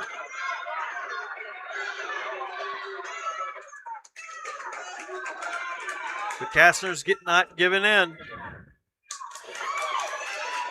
Back on mat number 3. Brunig receives an escape for 1 point. Kissamore's ahead 3-1. Kissamore has him broken down on his belly, but they're facing each other as the first period ends. We're going in the second period. Kissamore from Belmont-Platteville had 3-1. Brought to you by the Sports Page Bar and Grill and Venue, now open and serving their full menu. Coming soon will be prime rib and Sunday buffets. Watch for more details. Now booking parties. Sports Page Bar, Grill, and Venue open Wednesday through Sunday, 11 to close. Lodi is in riding position. Kissamore does a reversal as they stand up. He gets 2-point reversal. He's leading 5-1 as they're at their 3 o'clock position on the mat. Kissamore is riding Brunig hard and has his hips broken down. He's trying to get wrist control in the body or tuck unders here. Okay, back on mat number 2 with 25 seconds left to go. Crawley's going to get a takedown, make the score 6-4. Crawley's trying to work that cradle. Kastner sits and picks the arm, tries to pull it over his head. Doesn't get it. Crawley flattens out Kastner. Okay, back on mat number 3 at your 157-pound semis. We have Kissamore riding on top. They work back to center after they went out of bounds with a minute 18 to go. There's a caution on bottom. Broadcast today brought to you by Joe's Overhead and Seamless Gutters, wishing the Belmont Platteville Wrestling Club a successful season. Joe's Overhead Doors and Seamless Gutters of Belmont. All right. We're going to go into the third period on mat number 2. Kastner leads Crawley 6-4. And it was Kastner's choice, and he'll be choosing down, and they're cleaning up some blood off the Kastner. They are in consolation semifinals on mat number 2. Mat number 3 is a semifinal. That semifinal match you mentioned is Kissmore's riding with a leg ride. Now he has back exposure. It went back. He's doing a good job here riding his opponent from Lodi at 157 pounds. With 45 seconds left in the second period, takes him out of bounds, and he's warned. That's the second warning against Green. Kissamore. There's 1 point awarded Bruning for the second warning call against Belmont's Kissamore.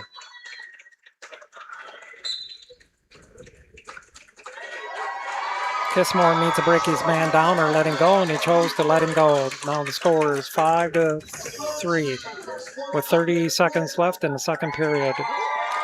Brought to you by Bill's Plumbing and Heating in Platteville, the area's leading plumbing and HVAC specialist for new installation or service. Check them out on Facebook or online at billsplumbingandheatingwi.com.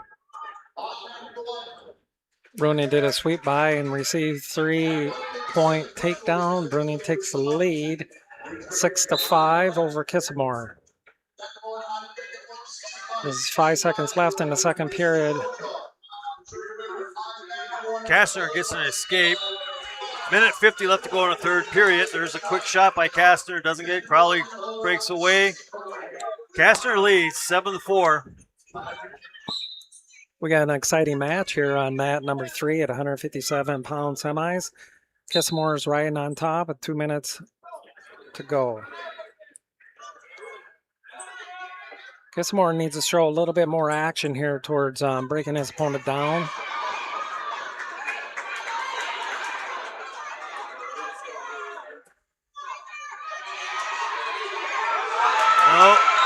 Crowley catches Kastner in a takedown, and Crowley puts him on his back. He takes the lead now, 10-7 with a minute left to go.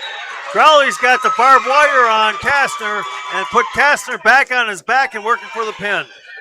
Kissamore got a little frustrated with himself, and he let the Bruning go, but he didn't do it before he pushed him out of bounds.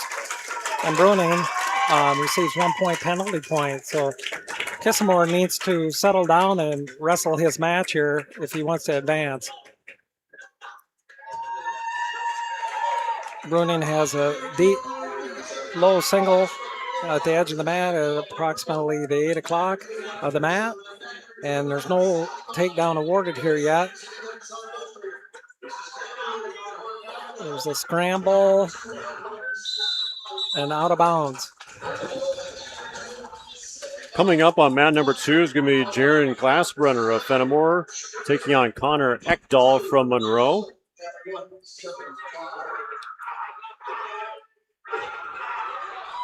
.50 seconds left in the mat number 3 at 157 pound. Kissamore's trying to sprawl back on a single leg that Bruning has grabbed of his.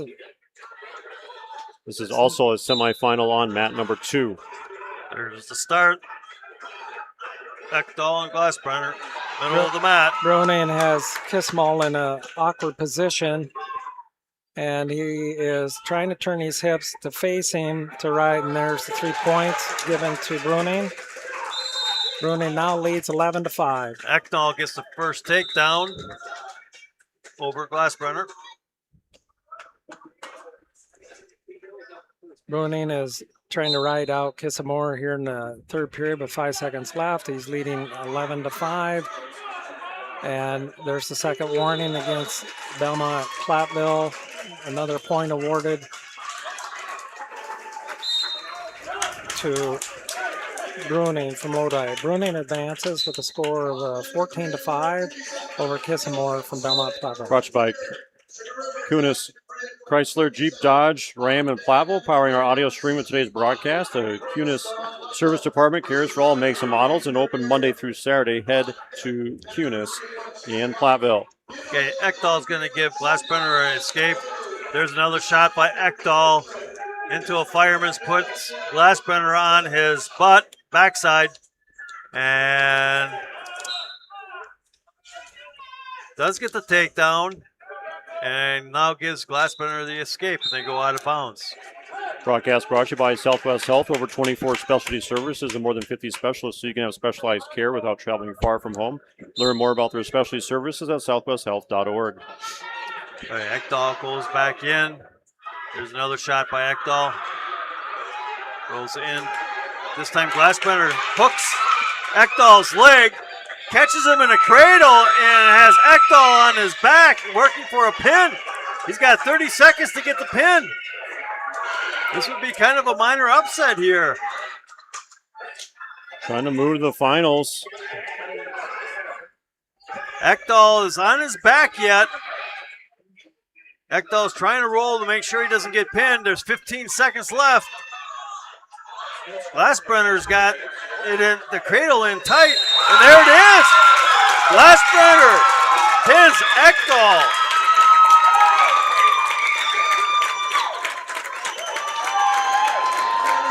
So Glassbrenner is going into the finals. Brought to you by Midwest Builders Incorporated, Fenimore, specializing in commercial and light industrial construction, building lasting relationships in the tri-state area since 1992. Midwest Builders Incorporated, Fenimore. And by Tim Slack Auction Realty. See their online auction for 4 parcels or buy the entire property, 370 acres, located at 9361 Camel Ridge Road in Castle. Tim Slack Auction Realty, Lancaster, and Fenimore. Coming up on mat number 2, Landon Bush, Cuba City, taking on Cameroon from Mount Cora, Barneville. Brought to you by Cole Acres Golf and Grill in Cuba City and at coleacresgolfandgrill.com. At 165 on mat number 2, the semis. Bush, Cuba City against Cameroon and Mount Horror, Barneville. In the center of the mat. Cameroon's trying to arm drag Bush, pushing back on his side of his face. They're climbing in and grabbing each other, wrist control, trying to snap each other down. Still in neutral position. Cameroon tried for a takedown here. They're at the edge of the mat. And out of bounds. Back to center with a minute 25 to go in the first period. Neutral position. We have a 165-pound semi-final match with the senior Landon Bush, Cuba City Benton Southwestern against Cameroon from Mount Horror, Barneville, the freshman. Brought to you by Veterinary Associates of Hayes Green and Galena. Cameroon, the freshman, has secured a takedown for 3 points. He leads 3-0 over Bush.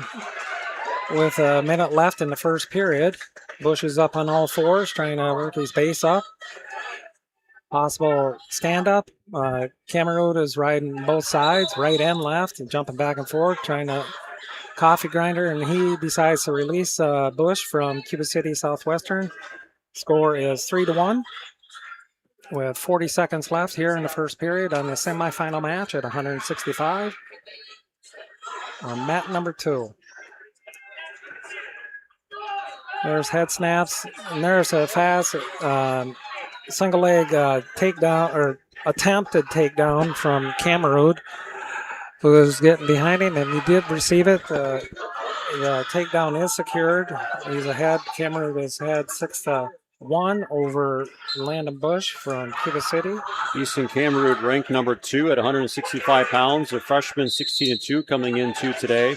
Landon Bush, the senior, ranked number 8, 35-9 coming into today. He was a qualifier last year, 165. The first period concludes from mat number 2 at 165. It's Red's choice. Red defers to Green. Green being Cuba City, Southwestern Benton. Bush is looking over at his coach to decide neutral is the position for second period here. Brought to you by Carver's Hardwood Flooring. For hardwood flooring, stair insulation, or refinishing needs, call Ryan Carver, the only National Wood Flooring Association certified installer, sander, and finisher in the tri-state area. Carver's Hardwood Flooring in Benton.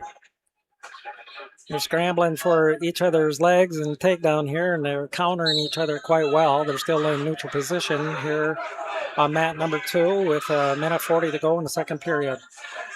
Cuba City is trying to snap away the wrist control that Cameroon is grabbing on his one hand. Cameroon's fast, really fast here, and he does the swing around. He breaks his opponent down and secures a takedown before they go out of bounds. The score is 9-1 in favor of Cameroon, the freshman, for Mount Horeb Barneveld over Landon Bush, a senior, at 165. Wrestling brought to you by Sloan Implement, your official John Deere dealer in Bloomington, Cuba City, Montfort, and at sloans.com.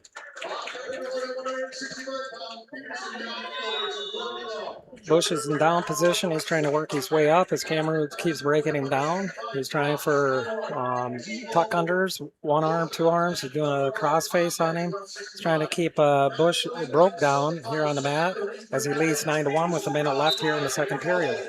All right, coming up on the mat one in the championship round here is Hawken Peterson from Dodgeville taking on Lucas Loshaw from Sugar River.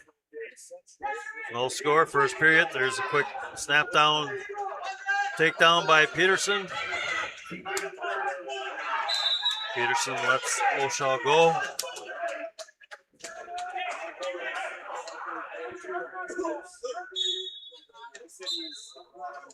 Attempted drag by Peterson, does get it. Now leads 6-1. Back on mat two, the 30 seconds left in the second period. Cameroon from Mount Horeb Barneveld leads 9-2 over Bush from Cuba City. And Peterson will advance into the finals with a pin. Brought to you by Community First Bank. For you in the communities where you live, work, and play, experience for yourself the difference at Community First Bank, cfbank.com, member FDIC.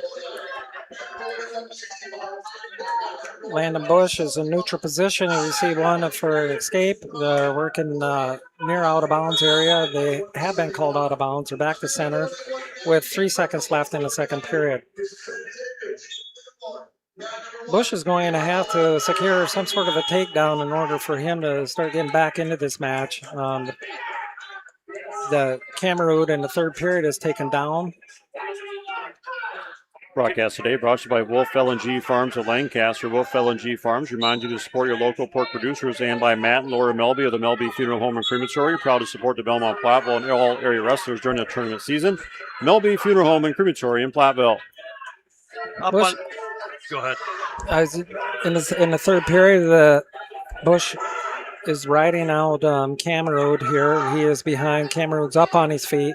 He's trying to turn back. He does turn back. He does receive an escape, and he has had now 10-1 Cameroon over Bush at a 165 semis. We should have on mat number one, I believe, Owen Kloss of Fenimore taking on Bryce Ballwig of Lodi.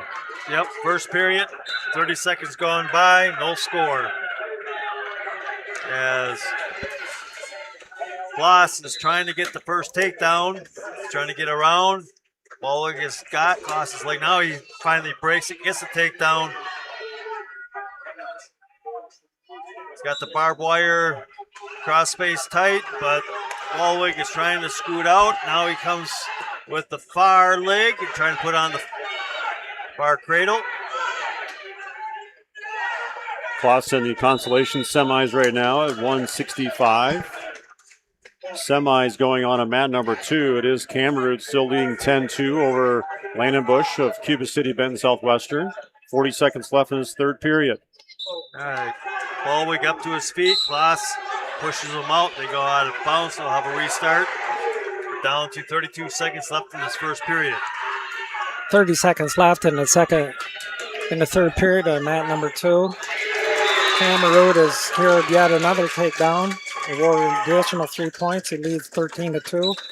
Cameroon has been quite impressive. He's got a lot of speed on this mat, especially as a freshman. Yeah, over back on mat one. Still 3-0 in favor of Kloss. Kloss has got Ballwig on his back on a tilt. He's going to pick up some near fall points. Picks up 4 to make it 7-0 with 5 seconds left to go in this first period.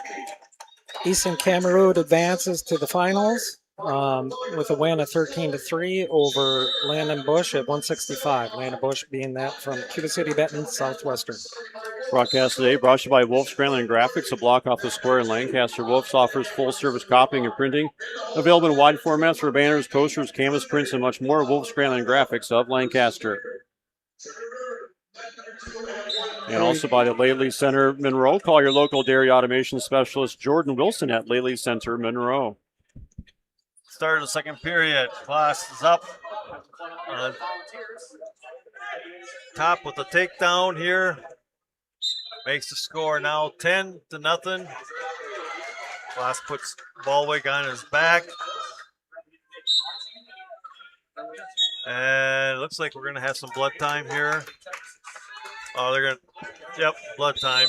Jump over to mat number 3. We got Jordan Craze from Belmont Platteville. He's behind 1-3 against Luke Redner from Reedsburg area schools. It's first period with a minute 28 to go. They're back in neutral position. Brought to you by Anytime Roofing. Visit AnytimeRoofingWI.com to see how Anytime Roofing can help with your next roofing or siding project. On mat number 2, it's Eli Meyer of Mount Horeb Barnville taking on Kason Helwig of Sugar River. It's a 3-0 lead for Meyer of MHB. Jordan Craze is trying to do a duck under, and Luke Rander at mat number 3 at 165 semis took him down for an additional takedown of 3 points. He's leading the match now 6-1.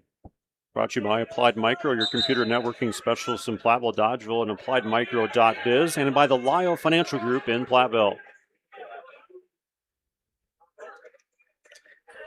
Once again on mat number 3 with 35 seconds left in the match. Craze is behind 6-1 in the semifinal match. Okay, we're down to a minute 25 in the second period on mat number 1. Floss is leading 14-0 and has Ballwig on his back, and it's going to end up winning with the tech fall, 16-0.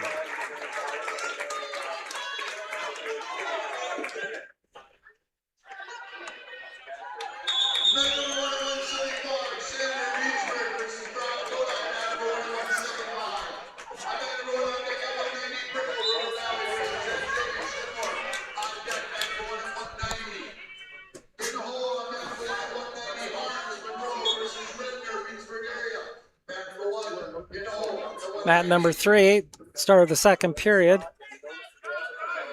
I believe it is a choice of Redner from Reedsburg. He decides to go neutral position here against Craze from Belmont Platteville. Craze is behind 6-1 with start of the second period. Brought to you by TriStar Pallets of Highland and TriStar Mulch of Cobb and Platteville and in Richland Center.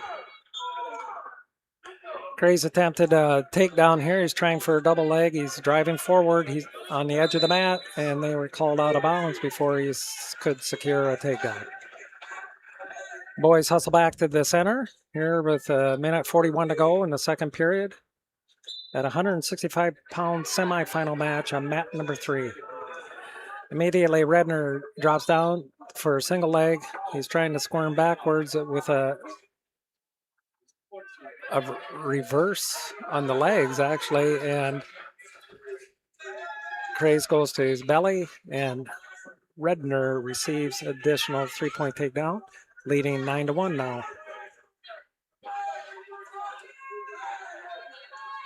Redner's working an armbar. Craze needs to work his way up. Can't be laying there flat. You got to work your way away from this. Redner's got the armbar in. He's trying to go for the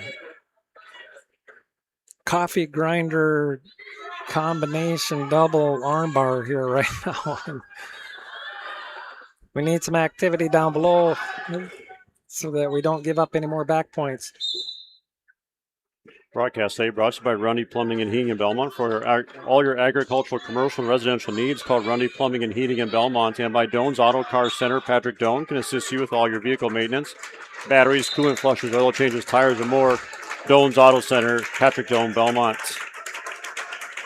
That was a nice explosion on Craze's part from the bottom as they started at 35 seconds.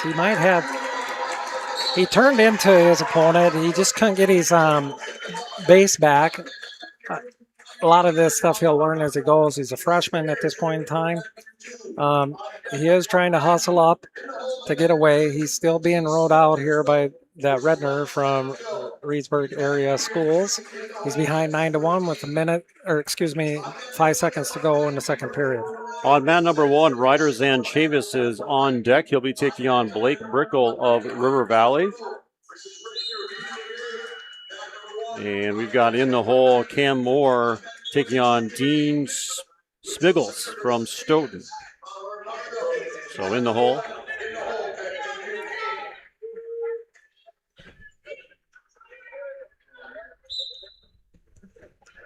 Mat number 3 started the third period at 165 semis. Craze is trying for a headlock, a head steal on a takedown, but I don't think he's got his hips in the right position here, and hip lines are too heavy on Redner's part. There still hasn't been a takedown awarded. However, Craze just gave up another takedown here to Redner. Redner's leading 12-1 at this point with a minute 30 to go in the third period. Okay. Brought to you by the Sports Page Bar and Grill and Venue, now open and serving their full menu. Coming soon will be prime rib and Sunday buffets. Watch for more details now. Booking parties, Sports Page Bar, Grill, and Venue open Wednesday through Sunday, 11 to close. All right, back on mat 1. Zanchavis shoots in for a double, doesn't get it. Bear hugs and takes Brickle right down to his back. Gets a takedown and has Brickle on his back. Brickle is able to get off his back, but Zanchavis is going to pick up 4 near fall with a minute left to go in the first period. Zanchavis leads 7-0. That is a semifinal at 190 pounds. Jordan Crace, that's a consolation semifinal on mat number 3, a 12-1 lead for his opponent, Redner. So we'll probably turn our attention over to mat number 1, Ryder Zanchavis with a quick 7-0 lead. Zanchavis lets Brickle go, makes it 7-1. 50 seconds left to go in this first period. There's a tie-up. There's a shot by Brickle. Zanchavis sprawls, goes into a double, takes Brickle, and then will go out of bounds.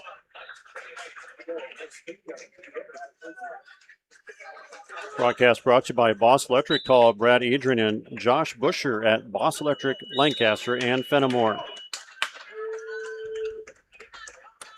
30 seconds left in this first period. Tied up in the middle. Zanchavis leads 7-1. There's a shot by Brickle.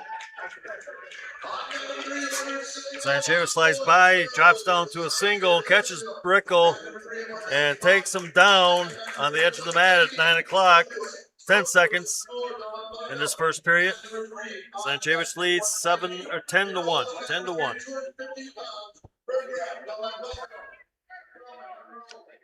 And that is the end of the first period.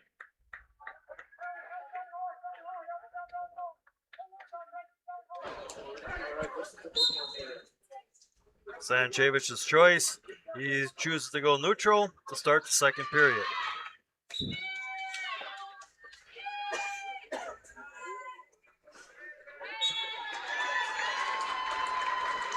Zanchavich is working the hands, tries to drag, does drag Brickle by and picks up 3 takedown, makes the score 13-1. Zanchavich works a one-on-one, rolls it under, trying to put it up on his Brickle's back, does get it. Now we got stalling call on Brickle. Zanchavich is trying to get that tilt.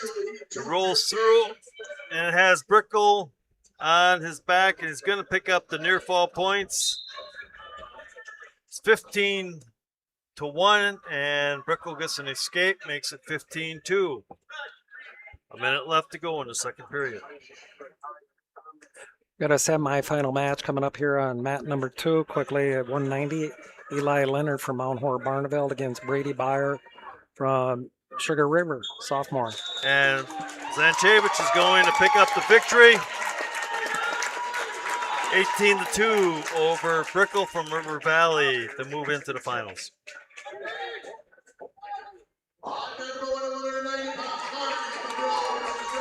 Leonard has an immediate takedown here. Mat number 2 actually is second takedown. He's leading 6-1 over Bear from Sugar River. Leonard's a senior. Bear's a sophomore from Sugar River. And again, this semifinal match at 190. And there's a cradle put in by Leonard and succeeded here with a fall in the first period with 1:28 to go. Leonard advances to the finals as undecided 48-0 or 49-0 senior. Brought to you by Heads Up Salon. See Sherry, Jenny, Brittany, and Sydney for highlights, colors, cuts, perms, and more. See Grace for the nail services, including acrylics and gel X at Heads Up Salon in Lancaster. Today's broadcast brought to you by Majestic View Dairy of Lancaster. From the farm to your fridge, they produce milk for delicious and nutritious beverages and foods. Learn more at Majestic View Classroom on Facebook. And by TriStar Pallets of Highland and TriStar Mulch of Cobb and Platteville. Beautify your home with decorative colored mulch. Give Jim Drury and the gang a call at TriStar Pallets of Highland and TriStar Mulch of Cobb and Platteville. All right, we're slowly getting to the end here of the semifinal matches. Once these are done, we'll do a round of some wrestlebacks here. Then they'll probably come back with the 5th and 7th place matches, and then right into the finals and 3rd place matches.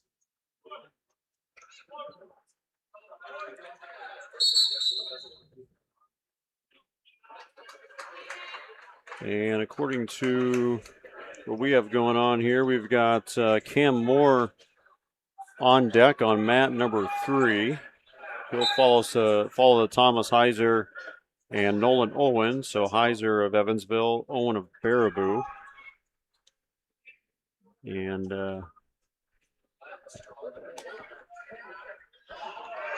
Heiser ranked number 4th in the States, the sophomore. Trying to find his first qualification to States.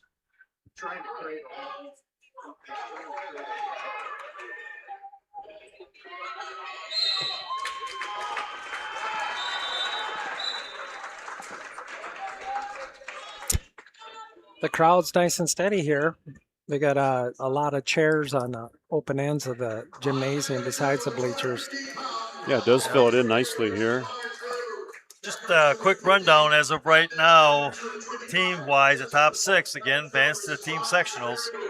Mount Horeb 1, Evansville 2, Lodi 3, Belmont Platteville 4, Reedsburg 5, and Fenimore now is in 6th place. I'd like to give a thanks out to our table workers. They have to pay attention real closely with the referee and the mat. Yeah, and all day long, too. And their officials have done a fine job today. Another shoebox scoreboard update. This from Illinois girls quarterfinal action. It was Galena defeating West Carroll today, 57-16. Galena will take on East Dubuque at River Ridge on Tuesday at 7:30. That'll be on Extreme 107.1. Thank you for the update from Steve Prestegard. We've got Division III action wrestling from Brookwood and Waterloo as well. Tyler Dictantis and John Satterley leading the charge at those 2 spots. We're in Richland Center here today, Division II Super Sectional. Dan Engelkey, Scott Tolsman, and Brad Richardson with you here today, working through some semifinals. Punching some tickets to the Kohl Center here. Not too far along. Been a good day of wrestling, as we mentioned, coming in. Over 40 ranked wrestlers here today, and a few of these weight classes are loaded with 4 or 5 ranked wrestlers. Yeah, give an idea if I'm going to be close, but we had 20 state qualifiers, 14 place winners, and 3 champions in this sectional today. Yep. That's what you call solid. Yeah, and there's one other. I don't know. I can't remember what it is, but it's the A. They had, I think, 20 state qualifiers, and I think it was 9 place winners but no champions. So, you know, these sectionals are stacked. Our Grant Regional Health Center People State Bank coverage of high school sports is presented by Cuba City, Kieler, and Darlington Family Dental, and Carey Seamless Gutters and Overhead Doors. You're listening to Division II High School Wrestling Super Sectional right here on Dubuque Super Hits KIYX 106.1 FM. We're also on superhits106.com. And, of course, our Queen Bee Radio Sports YouTube channel, which is powered by H&M Plumbing, Heating, Electrical, and Laley Center in Monroe. We've been hanging out in the Ayers Furniture broadcast booth. Best seat in the house up here. Ayers Furniture in downtown Ridgeway for free delivery on heirloom quality furniture for every room in your home for what's sure to be the best seat in your house. Be sure to visit Ayers Furniture and AyersFurniture.com. And I'll tell you what, it's a lot more comfortable today sitting up here than it was a couple of weeks ago during the clash. Big time temperature swing. I think back then it was only like 10 degrees above zero, and today's probably in the 50s. Yep. And the Crow's Nest here at Richland Center, you use an exterior door to get up here. So obviously, whenever that opens, the cool air rushes up the stairwell, but great accommodations here today. Always treat us well up in Richland Center. And we are waiting on Cam Moore, who is now stepping on the mat here on mat number 3, taking on Dean Schmiggles from Stoughton. And I believe this is going to be... This is a quarter... Consolation. Consolation, all right, thank you. And now it's WIAA tournaments. Nice. Everything is 2-2-2. There's an attempt at bear hug throw by Moore. Now he goes underneath. Smiggles. Smiggles counters. Catches Moore in a Farmers. Has Moore on his back. Gets the first takedown. Moore is trying to come back out of it. Smiggles is keeping him on his back. Close to pinning Moore. Moore is trying to get off his back. And it's getting close. Smiggles is going to pick up a victory with a pin over Moore. Cam Moore. Broadcast today is brought to you by Clear Reflections of Platteville, wishing all area high school student athletes good luck and success this season. Clear Reflections, specializing in window cleaning and pressure washing. Check out their website at clearreflectionwindows.com. And by Dressler Building Restoration for all your new masonry or repair, residential or commercial.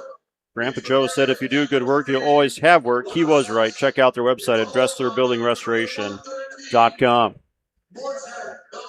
Well, at number 1, we have Mount Horeb wrestler Leland Havens. He's a freshman. He's leading 4-0 over Bindle from Richland Center here in the second period with a minute to go. That is a 215-pound semifinal. Okay, over on mat 3, quarter consolation round is going to be Berghoff for Belmont Platteville taking on Wallman from Monroe.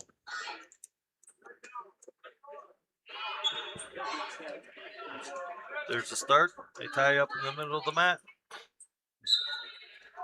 Wellman goes with a double underhook. Berghoff pulls out.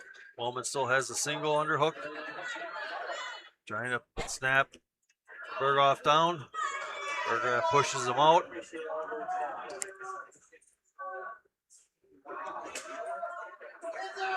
Wellman slides into a Russian. And they're going to go out of bounds at about 11 o'clock. Have a restart. Minute 30 left to go in this first period.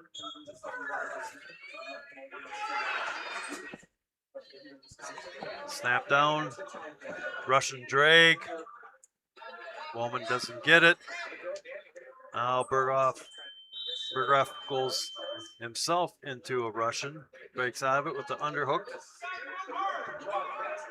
Wallman pulls his arm out and goes back into an underhook himself.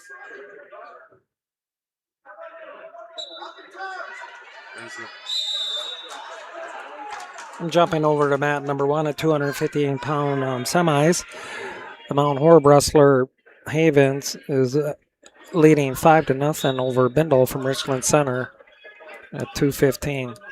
Brought to you by TriStar Palace of Highland and TriStar Mulch of Cobb, Platteville, and Richland Center. Okay, Burgraff is on his back. Wellman got the first takedown and put Burgraff on his back with the cradle. 30 seconds left to go in the first period. And there it is. Wellman will advance in the third place area, and Burgraff will drop down. I was impressed with this. Leland Havens from Mount Horeb. He's fast. He did a spin around real quick on Bindle when Bindle did a short shot. He leads now 8-0 here in the third period with a minute left. Broadcast today brought to you by Country Kitchen of Platteville, introducing their Friday night seafood lineup. Fridays from 4 to 8. Choose from fish and shrimp, grilled yellowfin tuna steak, grilled garlic shrimp meals at Country Kitchen of Platteville. All right, we're moving into 106 pounds. I have to date myself again. On mat 3, it's going to be Bertrand taking on, is it Horkin? Yep. Horkin from Reedsburg. Beat yourself back a little further. It used to start at 95 pounds, right? Yeah, 98. 103. And 7th place match underway, as they're mentioning on mat number 3. on mat number 1, 9-0 is what Havens leads over Bindle from Richland Center. Havens from Mount Horeb Barneveld here in the semifinals at 215 with 45 seconds left to go in the third period. Horkin's going to pick up the first takedown. Leads 3-0. And as we come to an end of the first period. On deck on mat number 1 is Thomas Kastner of Belmont Platteville taking on Gatlin Empey of Stoughton. And also on deck is Peyton Mooreshead of Belmont Platteville, 113 pounds, taking on Reedsburg's Blake Delp.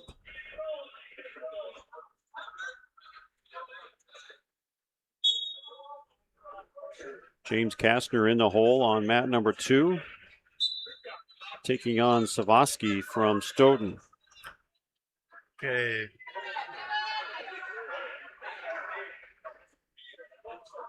Back on mat number 3 right now. Bertrand is in the up position.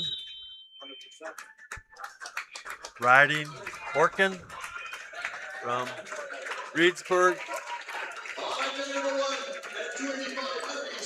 Bertrand is real quickly, mat number 1, 215-pound finals recipient Leland Havens, freshman, wins over his opponent Bindle from Richland Center, 9-0. Mat number 3, we have Stoughton's Empey versus Belmont's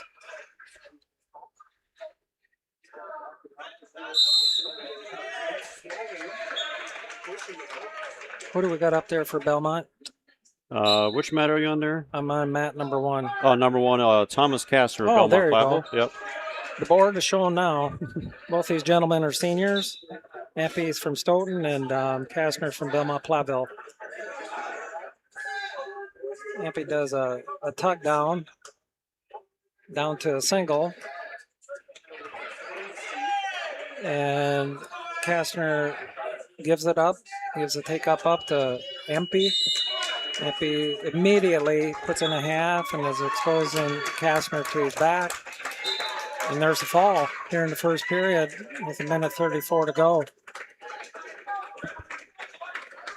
all right. Over on mat 3, Arkin is going to beat Bertrand by a pin.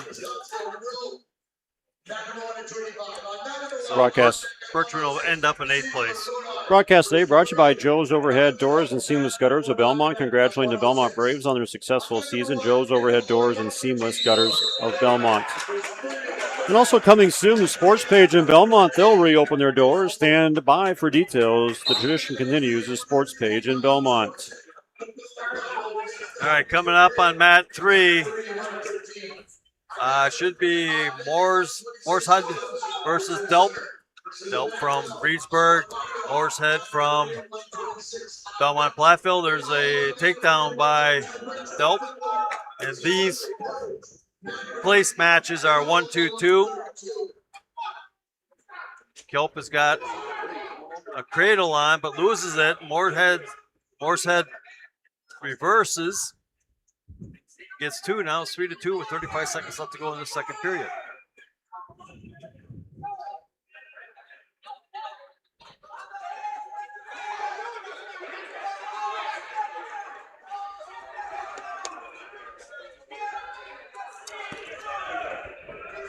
$15 seconds left to go in the first period on mat 3. Moore's-Head is behind by 1, but he's on top.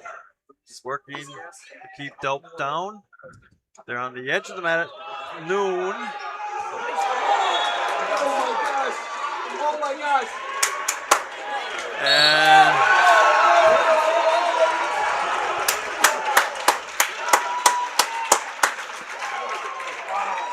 Semifinal match, 285 at mat number 2. There's a head throw. Evansville secures a pin over Rogers. The Baraboo advances to the finals. Okay, 1 second left to go in the first period.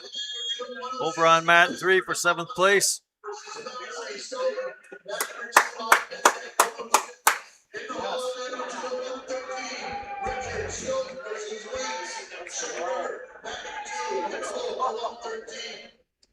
Tanner's getting mocked by his teammates there. It's great to see.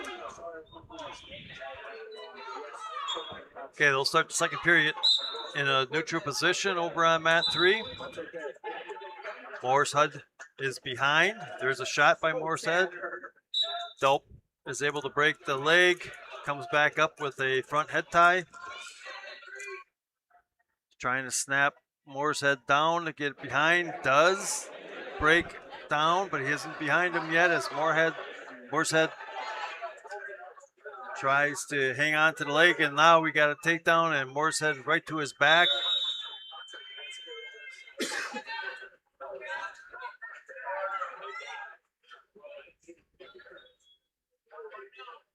On mat number 2 is Gavin Reynolds, 285 versus Austin Brown of Lodi.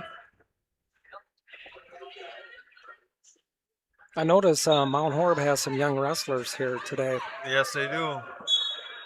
And over on mat 3, Moore's-Head is going to end up in 8th place. He's defeated by Delp by a pin. Broadcast today all day long, brought to you by Clear Bank with their 8 convenient locations in southwest Wisconsin. And by Rundy Plumbing and Heating in Belmont. For all your agricultural, commercial, and residential needs, call Rundy Plumbing and Heating in Belmont. I'm at 2, it's first period with 34 seconds left in a consolation match at 285. Gavin Reynolds, Mount Horeb against Austin Brown of Lodi. On deck on mat number 2 will be James Kastner of Belmont Platteville taking on Joey Savasky of Stoughton. That's on deck on mat number 2. Back to mat number 2, Mount Horeb Barneveld's Reynolds secured a takedown against his opponent, 285, Brown from Lodi. Leaving here in first period with 16 seconds left, 3-0. Referee's position. Reynolds from Mount Horeb Barneveld trying to break his opponent down. Reynolds is a sophomore here at 285 pounds. Over on mat number 3, 113-pound, actually 126, Kamani Gullens of Richland Center taking on RJ Emanuel from Mount Horeb Barneveld. That's at 126, and that's a 7th place match over there. Second period about to start on mat number 2, where Reynolds from Mount Horeb Barneveld is leading Brown from Lodi 3-0. Reynolds tried for a headgear, but he was overtaken here by Brown of Lodi, who took him down for a takedown, 3 points. And now an immediate release, Reynolds up 4-3. They're both in neutral position here in the second period with a minute 35 to go. No score on mat number 3 between Gullens and Emmanuel, but now a quick takedown as I say that for Richland Center's Gullens. 126, 7th place match. A lot of activity on the edge of the mat here. We're at about the 6 o'clock position. The referee's asking to work back to center. This 285-pound match, 4-3 in favor of Reynolds from Barneveld over Austin Brown and Lodi. Okay, they're moving into the second period over on mat 3 at 126 pounds. Manuel versus Gollins. Reynolds had a nice headlock takedown against his opponent from Lodi. He leads, not only leads, he secures a fall. 44 seconds left in the second period. As consolation match, Gavin Reynolds, sophomore, 285. Yeah, of course, Mount Horeb, Barneveld, and Evansville kind of going back and forth here in the team standings. So anytime you can get a pin, works in your favor. And it is Gavin Reynolds who gets a pin in his consolation semifinal. Now up on mat number 2, we return to 106 pounds. James Kastner of Belmont-Platteville taking on Joey Savaski of Stoughton. We're waiting on Cade Birchman. He'll be coming up on mat number 3. He's on deck against Portage's Dash Ludwig. Okay, Kastner versus Savaski. And this is a consolation semi, so the winner will advance into the 3rd place. The loser will slide down to 5th place.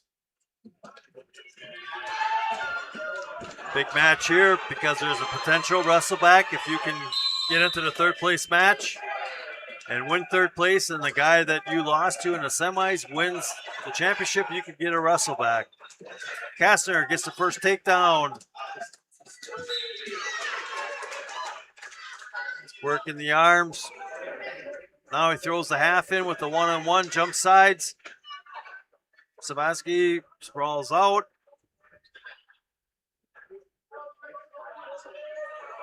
Kastner trying to still roll the arms under, controlling the one-on-one. Now attempts a Turk. And he does have the Turk and getting back points. He's got 4 back points. A minute left in this period.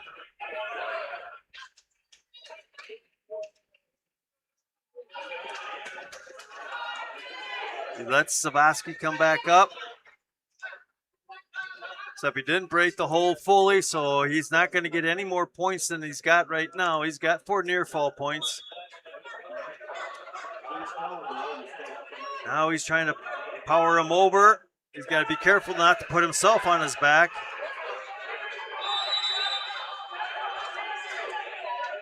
"25 seconds. Kastner still has Savaski on his back, working for that pin. It's getting close. Oh, he lets him back up with 18 seconds left to go in this first period. Gets 4 near fall points.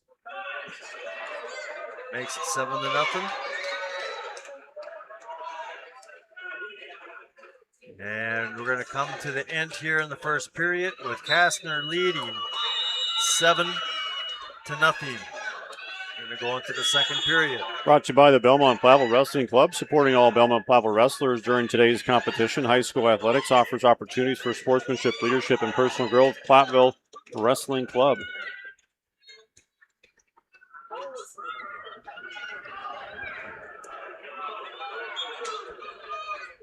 Okay, Kastner's choice. He chooses to go neutral.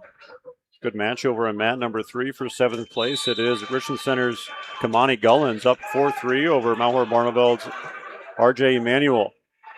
There's a double leg shot by Kastner and lifts it up and puts Savaski on the mat. Savaski now is behind 10-0. Minute 30 left to go in this second period. Close match on mat number 3.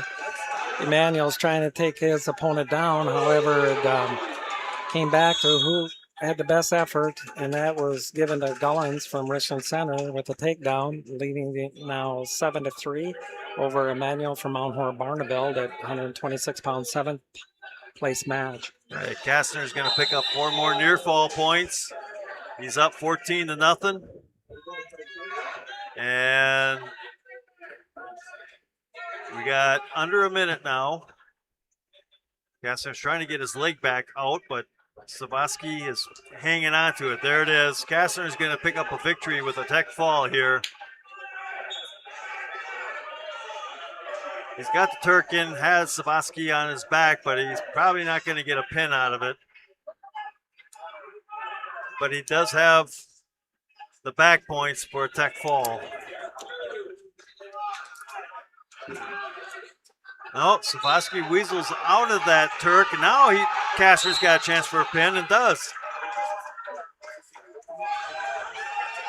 More points for Belmont Platteville to pin versus Tech Fall. Back on mat number 3, 45 seconds left. We've got a close match still. Richland Center is leading over Mount Horeb. Gullens over Emmanuel 7-5 with 35 seconds left in the third period for the 7th place 126-pound match. I think eventually here, the Richland Center wrestler might get called for stalling. He's hasn't done much on the bottom there. There it was. Actually, no. No, they're going to call Mount Horeb for riding parallel. Yeah.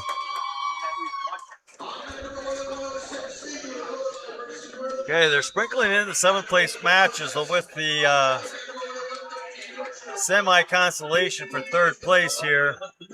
And the winner of these consolation matches will wrestle for 3rd. The losers will wrestle for 5th.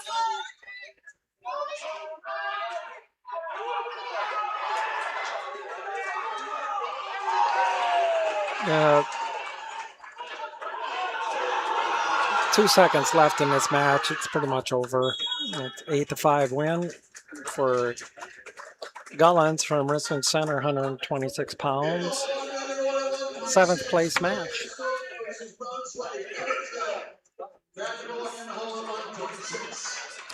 And take a look at our board here. Cade Birchman should be coming up on mat number 3. He'll be taking on Dash Ludwig.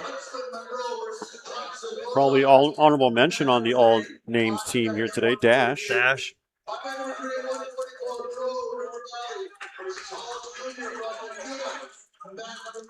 Still looking for a sponsor for all names team.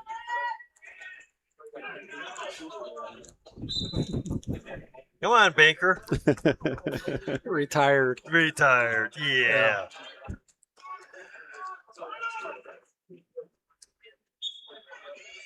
That's what I thought too. Yeah, mat number 3, 7th place match, 132 Dash Ludwig Portage versus Cade Birchman from Fenimore. Yep. Cade goes in for an immediate double leg takedown, leading here 3-0 with 40 seconds left in the first period. Out of bounds. We'll continue here on mat number 3 at 132 pounds. Birchman from Fenimore representing our area wrestlers with his second takedown here in the first period, leading 6-1 with 20 some seconds left in the first period. Strong forearm crossface, trying to work arm bar underneath his opponent, Ludwig from Portage. Up on mat number 1 on deck is Dominic Muniz of Fenimore. He'll be taking on Owen Dorshort of Lodi. And that's about what we have right now on deck and even in the hall. So focus right now on Cade Birchman. Mat number 3 where Birchman's wrestling. I believe there's a little blood time call for Ludwig from Portage. It will be Green's choice. It's Fenimore Birchman for choice of position here in the second period once blood time is concluded.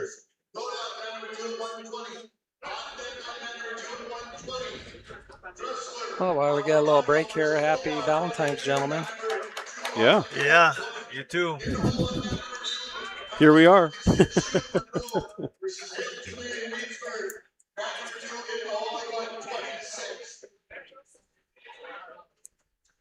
Happy Valentine's back home, too. We all left pretty early to get here. Yeah, I think that Portage kid, Ludwig, has a cut on his elbow. So staff is looking at that, taping him up. Blood time is taken serious here in the sport of wrestling. Everybody immediately puts on a rubber glove. They're supposed to. And we're back. We're back for action here on mat number 3 at 132 pounds. Birchman takes top position and referee's position, digs in for an armbar against Ludwig, the senior from Portage. Take a look at our team scores here from our Shoebox scoreboard presented by the Shoebox in Black Earth, the largest independent shoe store in the Midwest. Last check, it was Mount Horeb Barneville leading things here today, 169.5 team points. Evansville right behind them, 164.5 team points. Stoughton in third place, 109.5 team points. Fourth place, it's Belmont Platteville with 103 points. Fifth place, Reedsburg with 99 points, and a tie there with Lodi also with 99 points. So things stacking up there. Fenimore comes in at 7th place here so far with 85 team points. Top 6 move on to team sectionals next weekend. Mat number 3, the start of the second period, Birchman took down position and immediately stood up, and he has a 1-point escape. He's leading the match now 7-1 with a minute 27 to go. There was a shot attempt by Ludwig from Portage. However, they're both back up on their feet as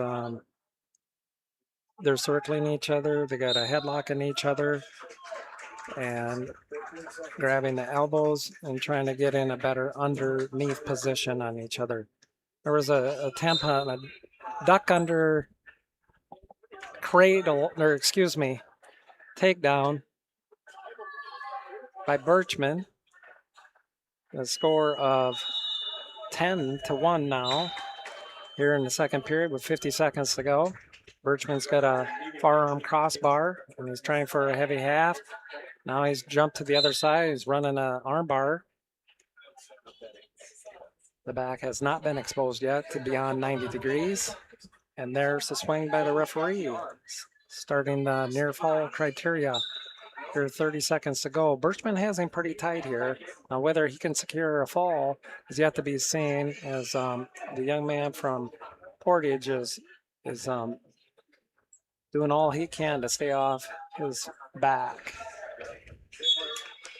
However, he couldn't hold it much longer, so there is a fall given to Birchman at 132 pound, 7th place match.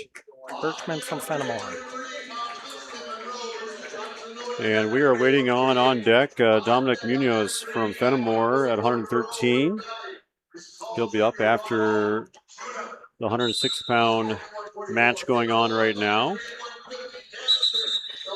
And that's about all we have on the docket upcoming right now. All 7th place matches are on mat number 3.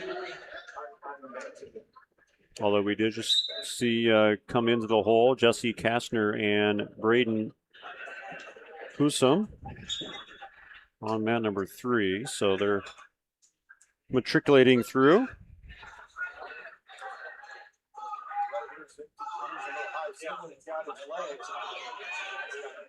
Our Grant Regional Health Center and People's State Bank coverage of high school sports is presented by Cuba City, Kieler, and Darlington Family Dental, and Carey Seamless Gutters and Overhead Doors. Our Queen Bee Radio Sports YouTube channel, live and archive coverage, is powered by H&M Plumbing, Heating, Electrical, and Laley Center in Monroe. We failed to mention throughout the day here, but it hasn't been too significant. Our injuries, been a few blood time opportunities, but thankfully nothing too major here today yet. That is brought to you by Russell Law Offices. Their experienced team of personal injury lawyers will fight for your rights and help you get the compensation you deserve. Visit RussellLawWI.com. Dan Engelke, Scott Tolzman, and myself, Brad Richardson, were in the Ayers broadcast booth. Ayers Furniture in downtown Ridgeway for free delivery on heirloom quality furniture for every room in your home.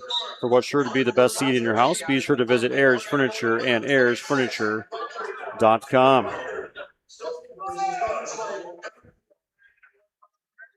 Just a quick recap on mat number 3 right now. 7th place at 138. It is Weston Huntsman from Monroe. Yep. And Johnson from Lodi. Huntsman is leading 7-0. Vanderloo and Dorscheid are coming up on mat number 2 in the consolation semis. And we've got up on mat number 1 is Dominic Munoz from Fenimore taking on Owen Dorshort of Lodi. So we can cover mat number 1. Dorscheid has got the first takedown with the cradle and has Munoz on his back, working for a pin. He's got that cradle pretty tight, stretching him out.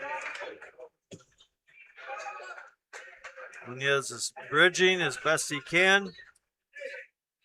Dorscheid readjusts himself, put a little bit more pressure on the shoulders, and there it is. Dorscheid. So Munoz will slide down to wrestle for 5th place. Consolation semis on that one. And nothing upcoming on mat number 1, nothing on mat number 2. So I think what we're going to do, maybe just take a quick break here as we've got some wrestlers in the hole. So we'll take a quick break, step aside, and send things back to the station here for 2 minutes. You're listening to High School Wrestling Division II Super Sectional from Richland Center on Dubuque Hits. Dubuque Super Hits KIYX. Pre-match 2. Hey parents, did you know February is Kids' Ear, Nose, and Throat Health Month? And Grant Regional is planning something fun for kids. Bring Mom or Dad on February 18th from 5 to 6 p.m. to learn more. You'll meet Dr. Dale Chilson, an ear, nose, and throat doctor, and his team who help kids feel better every day. There will be games, giveaways, hands-on activities, food, and kids can take home their own Stuffy the Bear. Don't miss the fun. Sign up online at grantregional.com. Contact Russell Law Offices for local legal representation. Call for a consultation to discuss personal injury, estate planning, family law, criminal defense, probate administration, and more. Russell Law Offices in Pottville, Dodgeville, Cuba City, and Darlington. Steve Schmidt's Sports Treasures Plus in Stoughton has unique team treasures. They have over 25,000 signed sports cards, plus autographed photos, bobbleheads, caps, signed baseballs, and more. That's Steve Schmidt's Sports Treasures Plus in Stoughton. Are high bank fees draining your wallet? It's time for a change. At People's State Bank, they believe in low fees that put you first. Tired of being charged for using your debit card, sneaky paper statement fees, or monthly maintenance fees? With People's State Bank's People's Checking Account, those fees are a thing of the past. Worried about ATM fees? At People's State Bank, they reimburse you for up to 3 ATM fees per month. They work hard to keep your money where it belongs, in your pocket. Make the switch to People's State Bank today. Visit a branch near you or peoplesfinancial.com. Member FDIC. Timeout. All right. Remember, we're a team that plays together. Listen, the winning will take care of itself. We just have to get everyone involved. In interscholastic sports, we celebrate what makes every one of us unique. And in the pursuit of a common goal, everyone in the huddle, in the bleachers, and in the community comes together. This message presented by the WIAA and the Wisconsin Athletic Directors Association. Pre-match 2.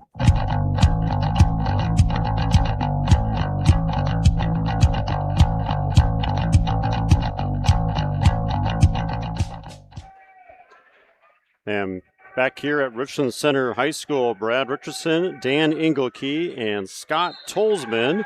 This Division II Super Sectional, as they're working their way through some of these consolation brackets here as we speak. A couple of seventh place match going on right now as well. A lot of points up for grabs yet in this team scoring situation. Top 6 scorers advance to team sectionals next weekend.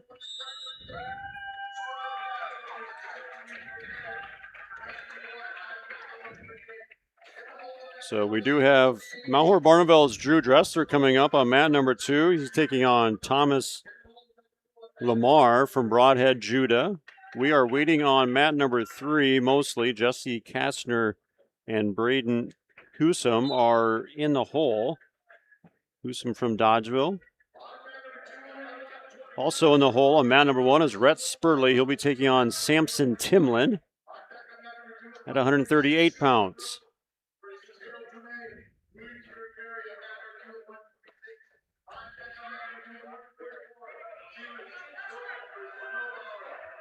So Kastner and Husum have moved on deck now in mat number 3 as Max Garreau and Todd Hall Jr. They do battle at 144. And then Spurley from Dodgeville and Timlin from Reedsburg will go. They're on deck in the hole now. Yep, on mat number 1. Yep. Over on mat number 3, Yurex from River Valley taking on Hall from Broadhead, Judah. And Hall gets the first takedown. Makes the score 3-0.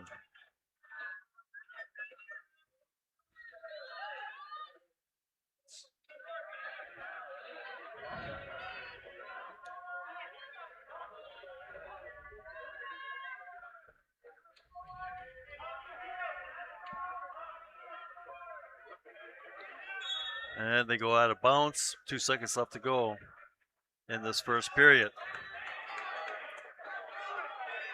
Over on mat 2 right now with 55 seconds left to go. It is Lomar beating Drew Dressler from Mount Horeb Barneville 3-0. Mat 1, Johnson leads Barrett from Richland Center 3-2 as they approach going into the second period here. The Barrett and Johnson match, that's a consolation semifinal. Also this match on number 2 with Dressler from Mount Horeb Barneville and Lomar from Broadhead, Judah. That is a consolation semi as well. 7th place match on mat number 3 between Garreau and Hall. And Hall still leads Garreau 3-0. Broadcast today is brought to you in part by McNett Electric of Belmont, proud to support the Belmont Platteville and all area wrestlers during the tournament season. For agricultural, commercial, and residential electrical needs, call McNett Electric in Belmont.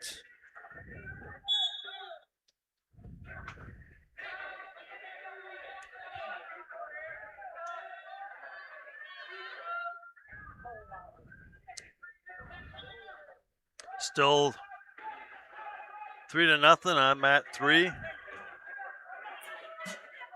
Hall leads 3-0. And on mat 2, it is still Lohmeyer beating Dressler 8-0.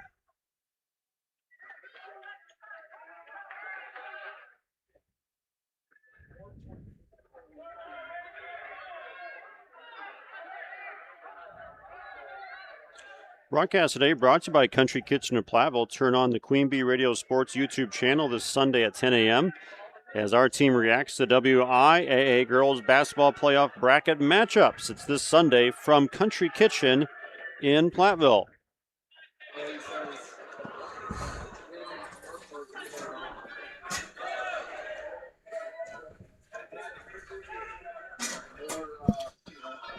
Scramble on mat number 3. 10 seconds left to go. Hall trying to get a takedown. Garreau is not trying to give it up, and that's the end of the second period. We're moving into the third period. Hall is leading 3-0. And on the middle mat 2, Dressler is behind 8-0 over behind Lomar from Broadhead Judah. Spurley on deck on mat number 1, and it's Kastner and Hewsome on deck on mat number 3.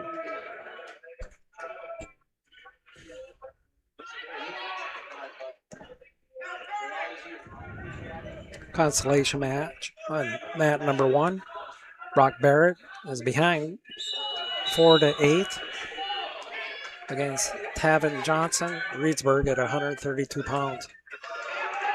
Taking a look at the team scores, it's Evansville who has just jumped in front of Mount Horeb Barneveld, 176.5 points to 169.5 points. Lodi still in third, Stoughton in fourth, and it's Reedsburg in fifth and Belmont Platteville in sixth. Top 6 advance to the team sectional next Saturday. Lomar gets reversal now, extends his lead 14-0.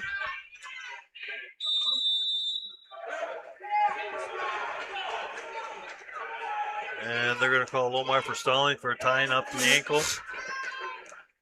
Over on mat 3, Hall is still leading. Ducks 5-0. Minute left in mat number 1. Johnson is still leading 9-4 with 55 seconds to go in the third and final period. Oh. Giro had caught.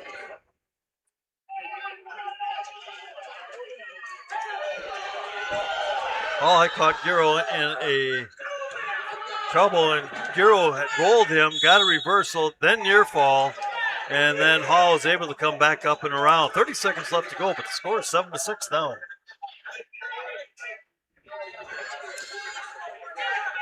$25 seconds left to go in mat number 1. And I see that Johnson has Barrett exposed to his back. 10 seconds left. Johnson has Barrett in a headlock with 5 seconds left in the third period. He'll be awarded 4 near fall, ending this match 13-4.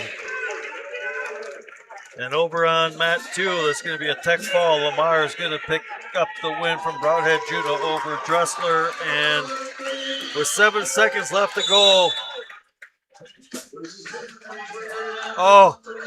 River Valley Guru got the reversal. And then he put a full Nelson in. Now the score is tied with 3 seconds left to go. He had the match won, but he made a mistake by putting a full Nelson in. All right, on mat 1 right now, we got Spurley coming up. He is wrestling Timlin from Reedsburg. There's a shot by Timlin. Spurley sprawls, comes up and around, backs out, and they're on the edge of the mat, 3 o'clock, and go out of bounds.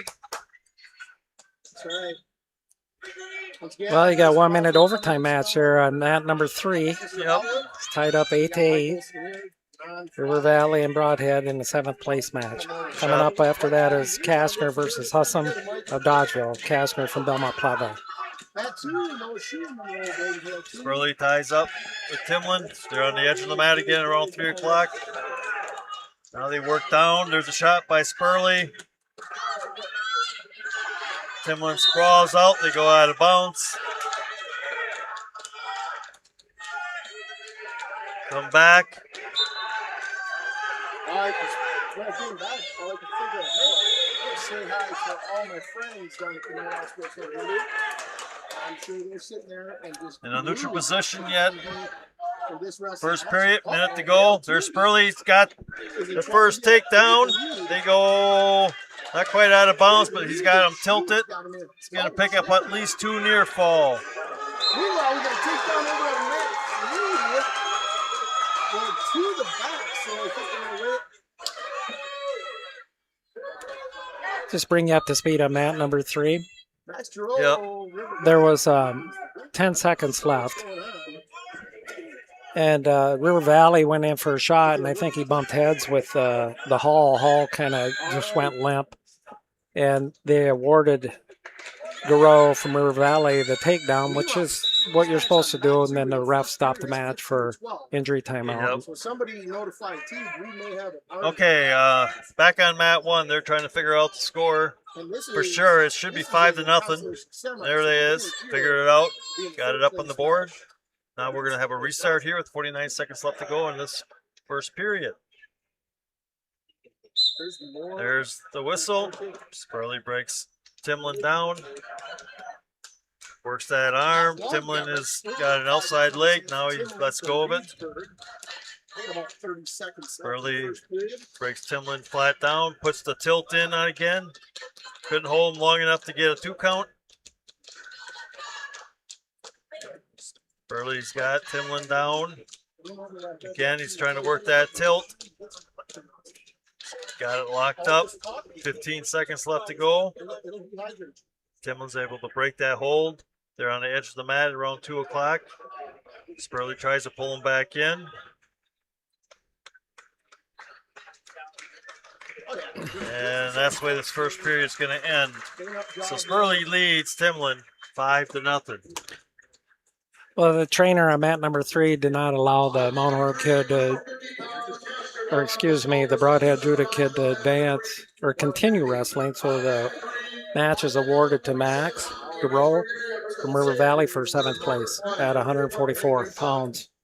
Coming up on mat number 3 will be Jesse Kastner of Belmont Platteville taking on Brady Husum of Dodgeville, so we're expecting that local area flair coming up here. In the hole is Jordan Crace of Belmont Platteville, also on mat number 3. On deck on mat number 1 is Cuba City Benton Southwestern's Evan Curtis, and in the hole there is Taryn Crowley from Fenimore. So okay. We are coming up.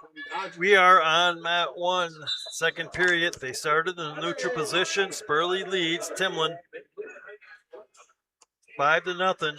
Spurley shoots in for a single. Timlin sprawls. Timlin from Reedsburg. Spurley from Dodgeville. Mat number 3, Jesse Kastner at 150 pounds from Belmont Platteville. Sophomore for 7th place versus Husum from Dodgeville. Right away, Husum works in for a single leg. Waist control, trip, forward trip, 2, 3 takedown. He releases Kastner. Score is 3-1 in favor of Husum. Back on mat 1 with a minute left to go in the second period. Spurley leads 5-0. They're in a neutral position.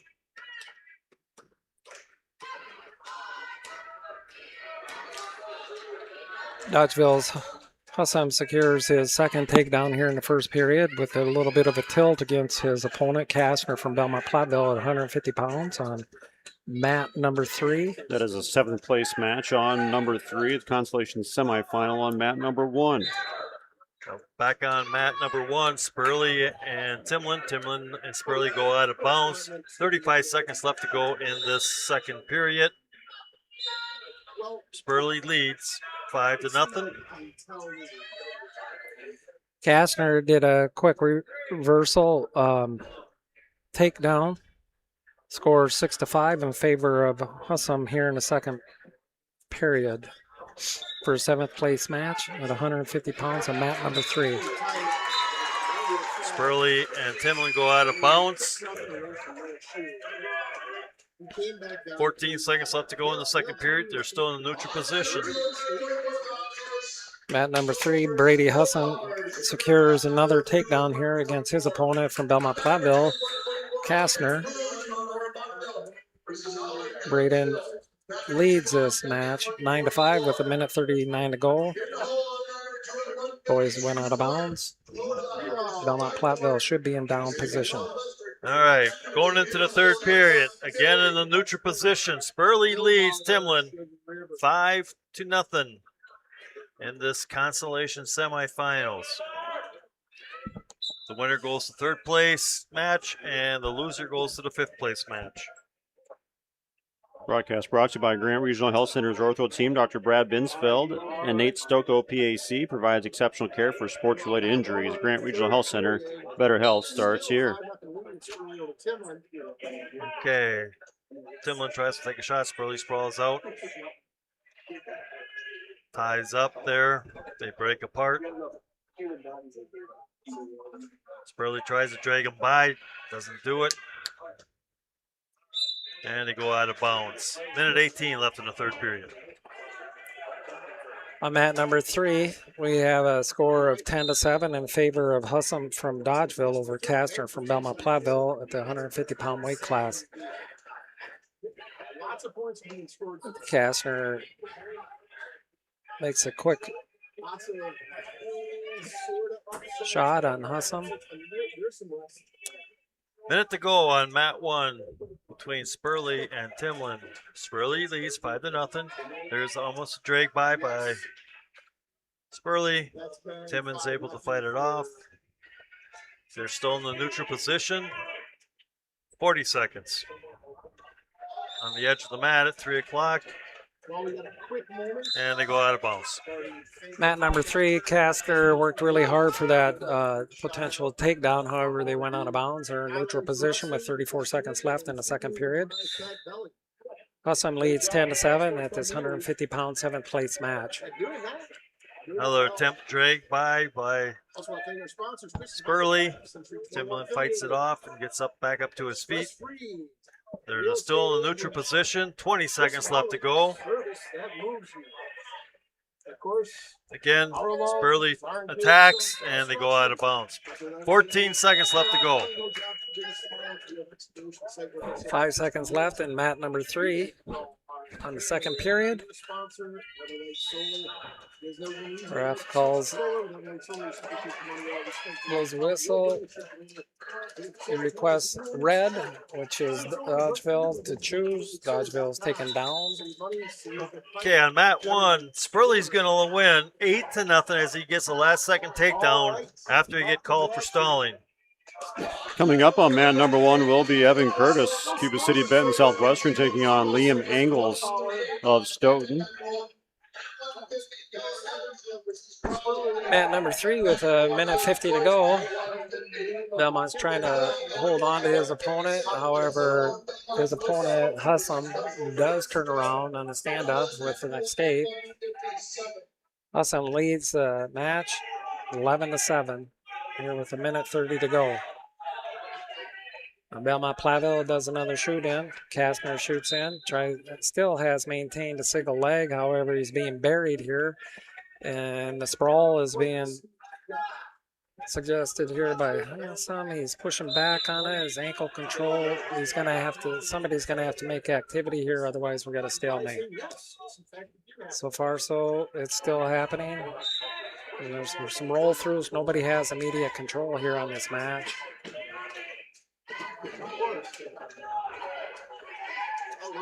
It's 55 seconds to go in the third period. Belmont-Platteville needs to score here. There's a throw by Curtis. Angles kind of walked right into it. Curtis is able to get the first takedowns. Don't think they had him long enough on his back to get back points. Both Castner and Hussam are sprawling and turning on each other. It almost looks like there's takedown that's going to be given. However, neither one has control, and they're both locked up on each other in a backwards position on a ride, and likely to be called stalemate unless something can be turned and that action happen. And that's exactly what happened. Castner was able to turn his hips into his man. However, given 3 points with 2 seconds left, he does lose the match 11-10. Castner loses 11-10 to Hussam from Dodgeville at 150 pounds, 7th place match. Angels gets an escape against Curtis. They're in a neutral position with 30 seconds left to go. Curtis gets a bear hug in and takes Angels down. They lead 6-1 with 20 seconds left to go. Good job for Braden Hewsome. He was one of my junior high wrestlers when I coached junior high over in Dodgeville, and he's really definitely improved over the years. All right, they go out of bounds on mat 1. It's Curtis good to leaves 6-1. It's so good to see it too, as you said, Scott. These kids put a lot of time and commitment in it, and here he's a senior, and he just won his last match, 11-10. Yep. Curtis rides out Angles in his first period. As we come to an end, we'll be going into the second period. Broadcast today brought to you by Moan's Milk Service in Montfort. Moan's has been hauling quality milk with quality service in Grant and Iowa County since 1974. When you want quality, it comes from Moan's Milk Service in Montfort.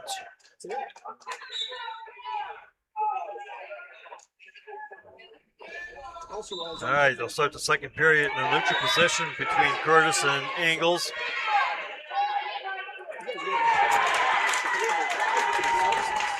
This is a consolation semifinal for Curtis, so trying to work his way up through.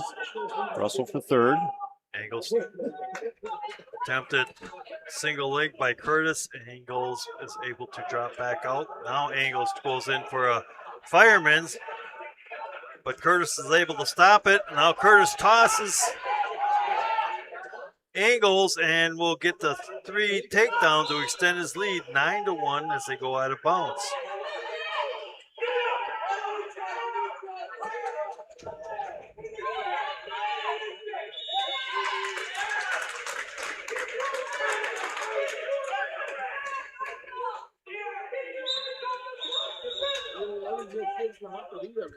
Caution on Curtis.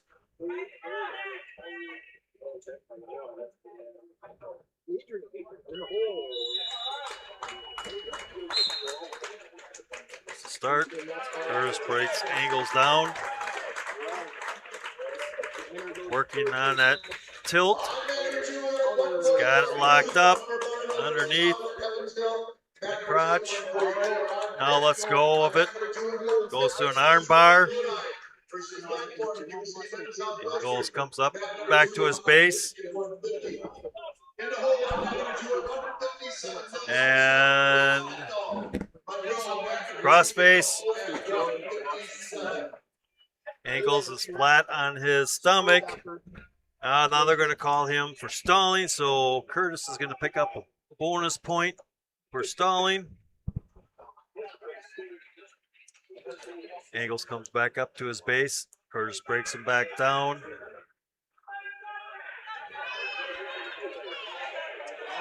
Flattens him out. 20 seconds left to go in this second period. Curtis leads 10-1.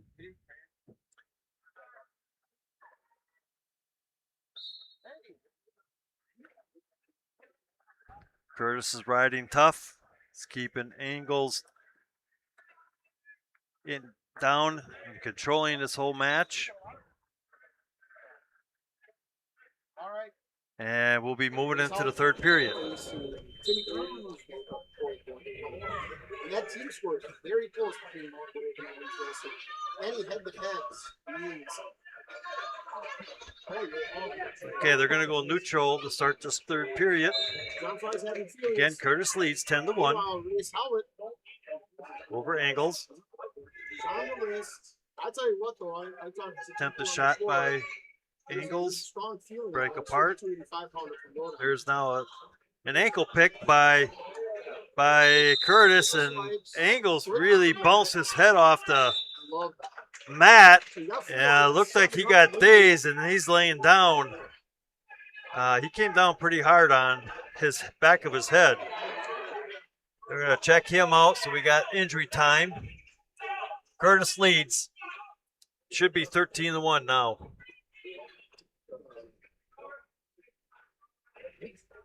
Just a quick update here with this placing.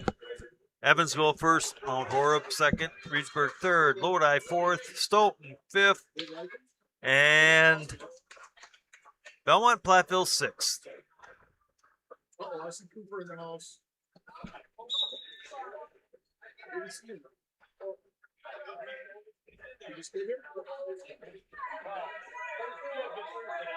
Yeah, mat number 1 again, Scott. Even though that mat's 3-4 inches soft, it's 3 or 4 inches hard. It's still hard, especially when you come on the back of your head. Yeah. He looks to be okay. He's up. The trainer's doing a visual test for the young man.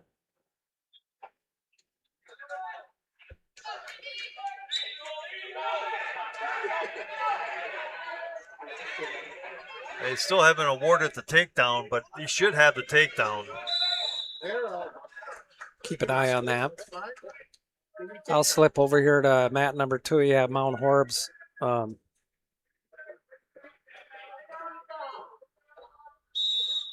Who is it? Yeah, that sometimes happens. They slap down. On mat 2 right now, we have Cruz for Mount Horeb and Howlett From Evansville. from Evansville. Well, it's a tech fall. Evansville wins by a tech fall.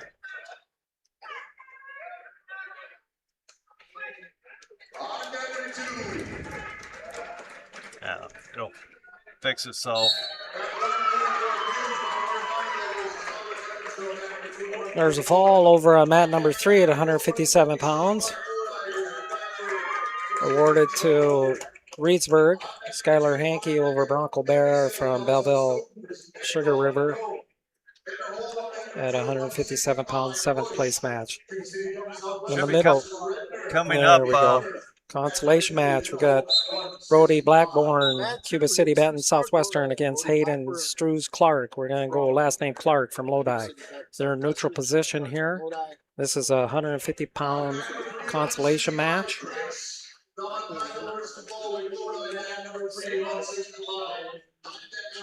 Blackburn is doing a good job here trying to secure a takedown on the edge of the mat. However, Clark from Lodi does squirm back out, and they're back to center in neutral position with 1:39 to go in the first period here at this 150-pound consolation match. Okay, now over on mat 3, it's Craze from Belmont Platteville taking on Lodi's Ballwig. Ballwig, yep. Back to mat number 3, Blackburn from Cuba City Benton Southwestern secured a takedown. He's in top position on the first period. He's ahead 3-0 over Clark from Lodi at 150 pounds. Okay, they're back on mat number 1. Curtis leads now 13-1. With 45 seconds left to go, Curtis is going to get another takedown here, and it will end the match with a tech fall. So Curtis will move into the 3rd place. Grays is caught in a cradle, and time is going to run out. So Baldwin is going to get the first takedown, and we'll pick up 4 near fall points to make the score 7-0 over Craze from Belmont Platteville. Clark got an immediate escape in that the first period here. The score is 3-1. Blackburn was just awarded, gave up a warning here for backing off the edge of the mat. Now they got the right score. I thought it was supposed to be tech, wasn't it? No, there should have been 2 escapes. They only had 1 point up. It should be 16-2.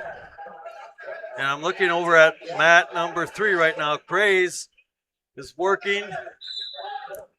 He's got to pull his head out, but he's trying to put a cradle in. He's got it locked, and now Bowleg is able to break it, but Craze is going to pick up a 2 reversal. And you think about looking back in your days here, Jordan Craze here is the son of Jacob Craze, who wrestled for me back when I was at Belmont Platteville. On mat number 2, the activity that took place was Blackburn did secure another takedown. He's at 6-1. There's blood time for the young wrestler from Lodi, Clark. Okay, now Curtis wins by a technical fall, 19-3. Over on mat 3 right now with 50 seconds left to go in the second period. Craze is behind 7-2. Working ball leg over. Trying to keep him down. Mat 1 on deck is going to be Evansville's Keller against Crowley's Fenimore coming up on mat number 1. Back to mat number 2 on the black mat. There's an escape from Lodi. The score should be 6-2 here now. They're both riding the edge at the 12 o'clock. These wrestlers need to work the middle a little bit better. There's too many back and forths to start back in the middle here. Okay, we got 3 area wrestlers right now. We just got a warning against Ballweg over on mat 2 with 5 seconds left to go in the second period.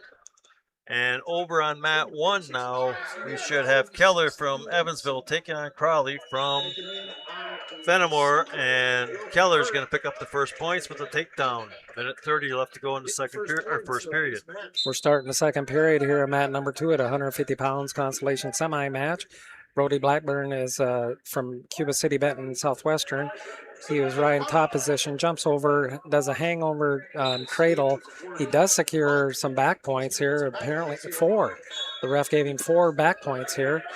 Blackburn's ahead now, 10-2 over his opponent from Lodi, Clark, at 150 pounds on mat 2. Grays starts the bottom of the second or third period. He stands up, and Ballweg is able to catch him as he stands up, picks him up, and puts him on his back. Now he's losing 11-2 with a minute 30 left to go.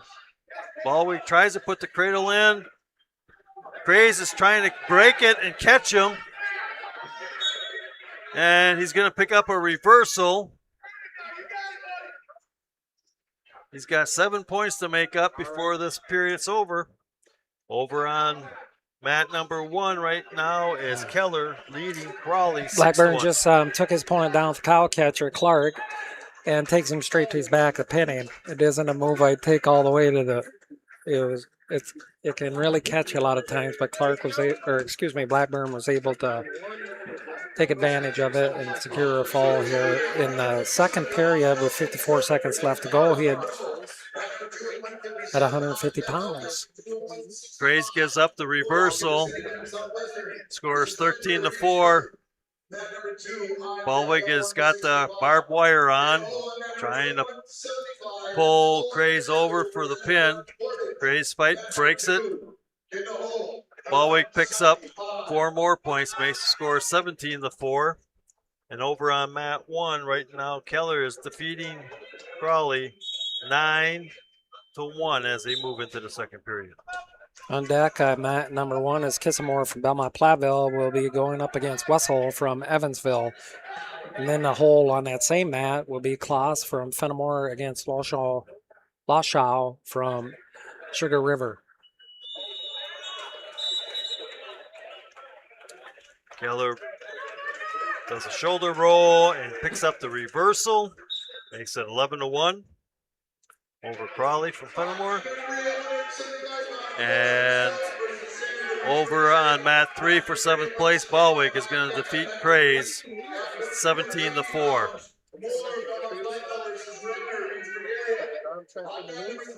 Tough weight to be when you're a freshman, when you start getting above 175, 180 pounds. Yeah. Mat 2, the next match coming up will be Bush from Cuba City Southwestern against Redner from Reedsburg. Over on mat 1 right now, Keller is leading Crowley 11-2. And there's another takedown by Keller. Has Crowley on his back. Crowley's bridging. Keller's working to get that pin, and Crowley's able to get off his back. They go out of bounds. There's a tech fall. 18-2. So Crowley will slide down for the 5th place match. Scott, would you say with takedowns giving 3 points now, when they started doing that versus 2 points, has increased the number of tech falls?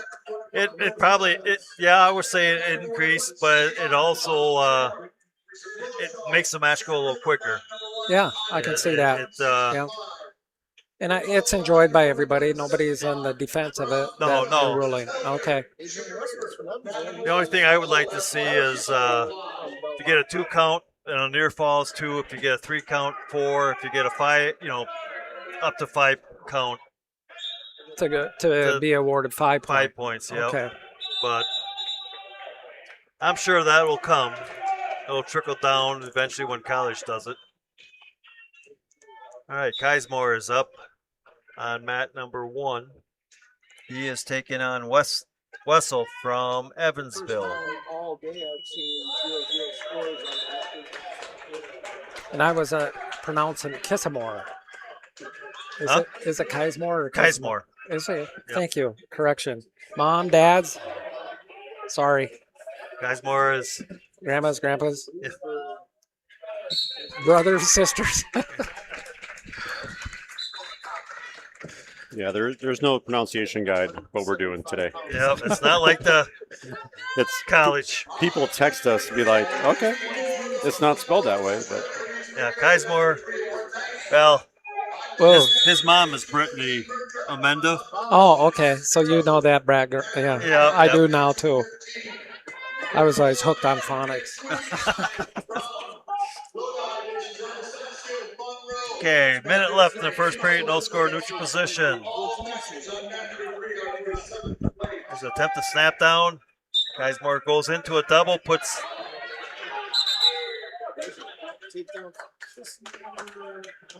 Wessel down, gets the takedown. Wessel's able to get off his back quickly, so no points. Kismore trying to pull Wessel in. He's got an arm bar with the one-on-one. Now I'm going to try to walk it, to try to keep his feet in, to try and turn him. And they go out of bounds.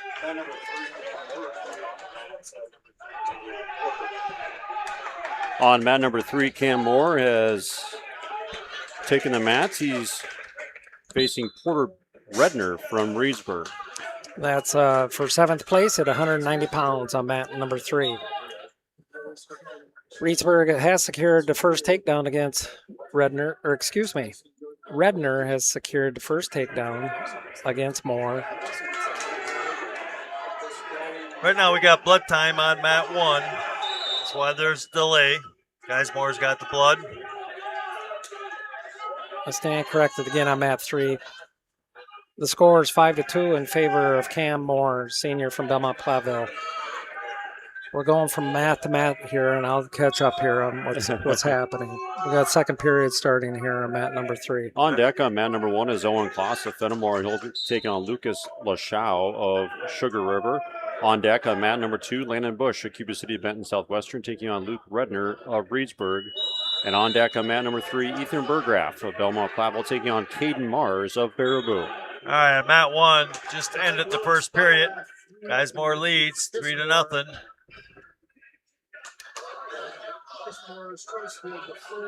Seventh place match on mat number 3 at 190 pounds. Cam Moore just gave up 3 near fall. Guys, Moore had choice. He deferred. Wessel will choose to go neutral, so they're in a neutral position to start the second period. Redner secured 4 near fall, got it high on Moore. Moore did a reversal against Redner.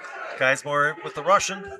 Score now is 7-6, still that in favor of Moore, Cam Moore from Belmont Platteville. Okay, they're going to go out of bounds on mat 1. A minute 34 left to go. Guys, Moore still leads 3-0. Gonna fix a headgear here. Wessel needs a fix.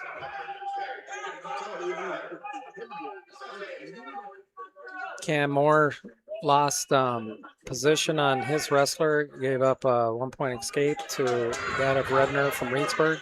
Cam shoots in. Redner's trying to do a spin around. It's still a neutral position. His score is tied 7-7 with 20 seconds to go in the second period. Cam just gave up a takedown to Redner from Reedsburg. Now scores 10-7 in favor of Redner over Cam Moore. Kismore goes from a Russian to a double, but Wessel will sprawl. And as he sprawls, he's able to pick up Kismore's leg. Kismore's trying to put his leg down. catches him and is able to overpower him and push him over. So Keismore's going to pick up the takedown and put Wessel on his back, working for the pin. Keismore's got him on his back, and Wessel is still in a predicament here. Well, Matt, number 3 is 2-minute injury timeout. Redner called for an injury timeout, and he's back up on the mat. Redner from Reedsburg Boswell leads 10-7 with 1:22 to go. Okay, Wessel is able to get off his back. Keismore picks up 4 more points. Down to 5 seconds left in the second period. Keismore is leading 10-0. Matt, 2, we got Bush and Redner coming up. 165 pounds there. Shoebox scoreboard update. Griffin Wineski of Iowa Grand Highland has punched his ticket to state. He wins the sectional at 106. Okay, Keismore is going to choose down this third period.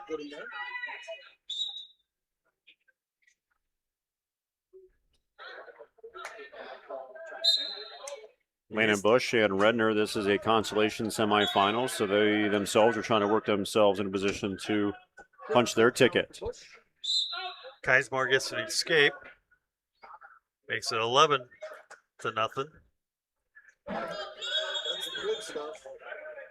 It's a minute 30 left in the third period. Neutral position on mat number 3 at 190 pounds. Cam Moore is behind 11-7.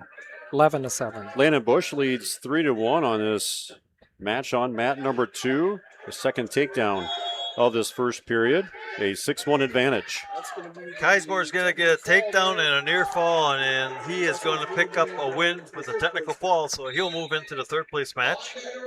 Wessel will slide down to the 5th place. Over on mat number 2 is Bush. Bush now leads Redner 6-1. And Redner is going to get called for stalling.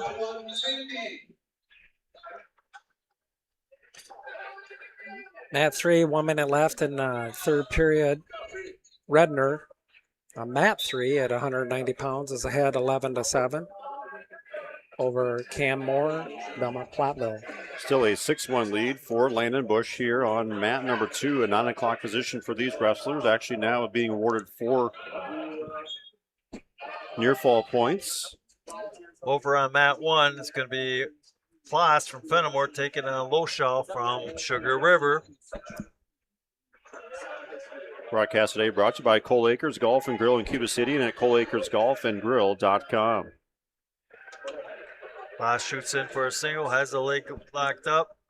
Loshaw's got sprawled out, picking Floss's ankle, trying to lift him out to flatten Floss. He's still hanging on to that leg, so no takedown yet. But Loshaw's got Floss broken down.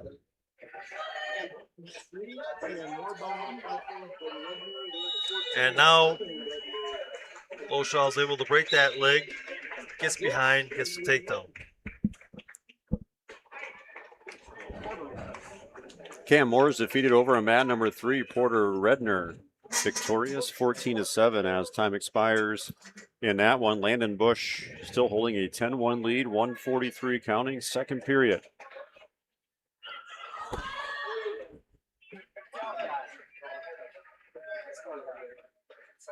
There we go.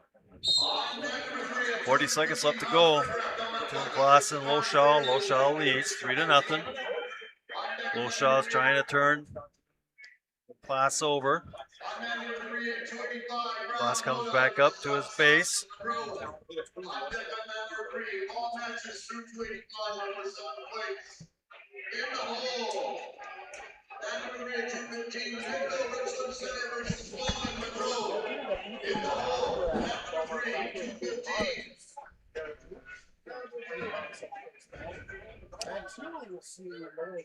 Mat 3, we have a Belmont Platteville wrestler. Is that a 285? No, 215. I think it's Berggraf. Okay. Some of our brackets are not advancing. Kind of wondering how the technology is here. Yeah. Okay. They start the second period over on mat 1. Neutral position. So Class is taking on Sugar Rivers Loshaw. Loshaw leads 3-0.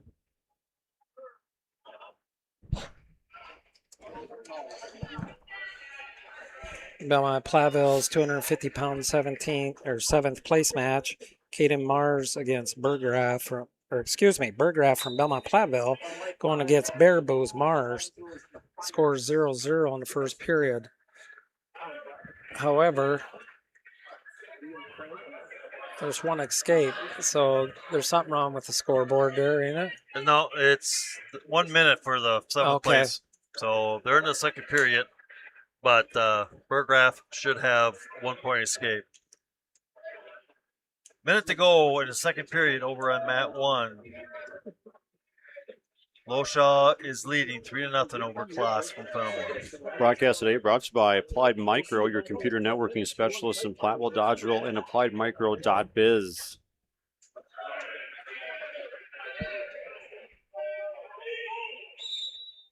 Still working our way through consolation semis and 7th place matches here.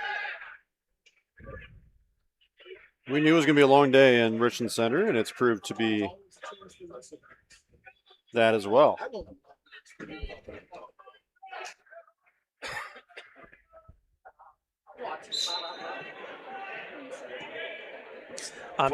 Go ahead, Scott. 20 seconds left to go in the second period. Still, Loshaw leads 3-0 over Class. Our 7th place match down in mat number 3 at 215 pounds. Berggraf from Belmont Platteville is 1 versus his opponent Mars from Baraboo, 4 points. 45 seconds left in the second period. Okay, end of the second period. Loshaw is going to choose down. Class is losing right now, 3-2 or 3-0.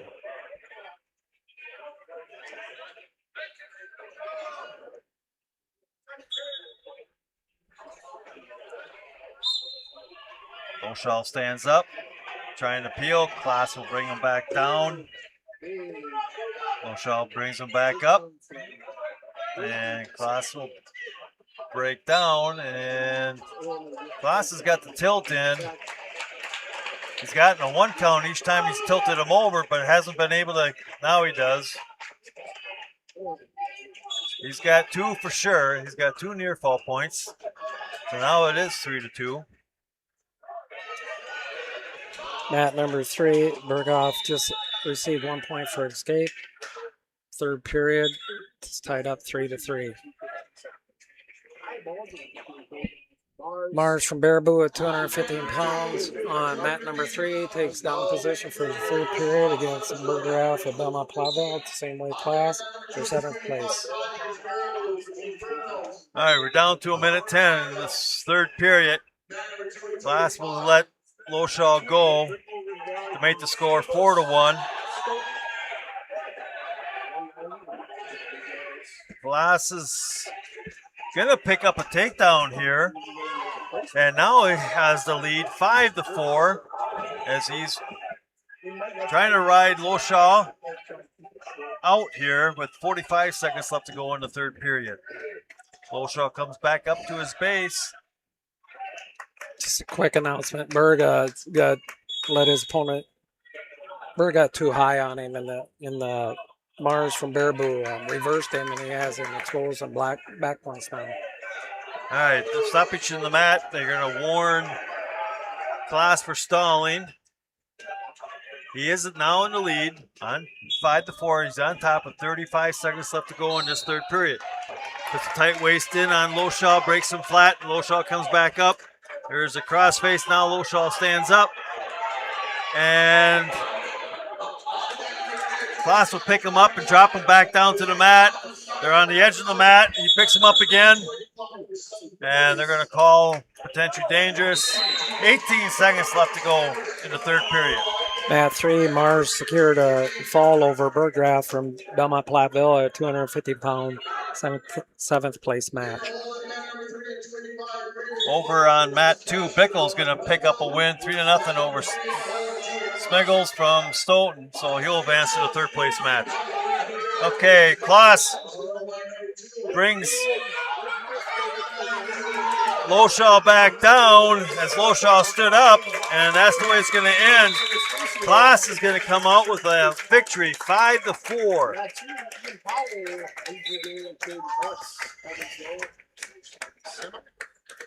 Broadcast today is brought to you in part by Lyle Financial Group in Platteville. Join our Queen Bee Radio Sports basketball broadcast team at Doolittle's Pub and Eatery in Lancaster on Sunday, February 22nd, around 10 a.m., we think, for our reaction to the WIAA boys bracket release. If you can't make it to Doolittle's, join us on the Queen Bee Radio Sports YouTube channel.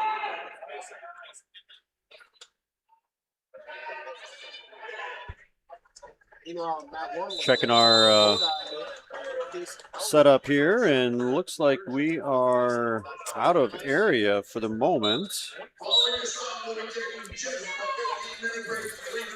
Our next wrestler will probably be Kastner from Belmont Platteville. Yep, and he is in the hole on mat number 3. Opportunity for us to step aside here for 1 minute and take a break from action from Richland Center High School. You're listening to Division II WIAA Super Sectional from Richland Center High School on Dubuque Super Hits KIYX. Pre-match 3. If you're upgrading a home or business, call the trusted pros at Carey Seamless Gutters and Overhead Doors. They offer a premium selection of CHI overhead doors combining style, durability, and security for both residential and commercial properties. Need rain gutters to protect your building from water damage? Carey's has you covered there too. Learn more at Carey'sGuttersandDoors.com. They sell the best and service the rest. Get the quality you deserve at Carey Seamless Gutters and Overhead Doors, Belmont, and Prairie du Chien. Hello, Mitch here from Kieler Family Dental. There's never been a better time to explore what's possible for you and your family at our 3 state-of-the-art facilities. From routine dental care to same-day crowns to clear liners, veneers, and implants, we cover a wide spectrum of dental services. Call our team and experience patient-centered care for you and your family at Cuba City, Darlington, and Kieler Family Dental. Ask about our new patient specials. Keep smiling, Tri-States. Pre-match 3.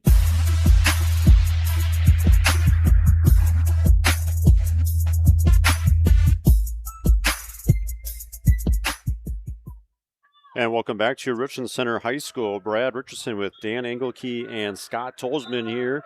The Division II Super Sectional at Richland Center High School. Our Grant Regional Health Center and People's State Bank coverage of high school sports is presented by Cuba City Kieler and Darlington Family Dental and Carey Seamless Gutters and Overhead Doors.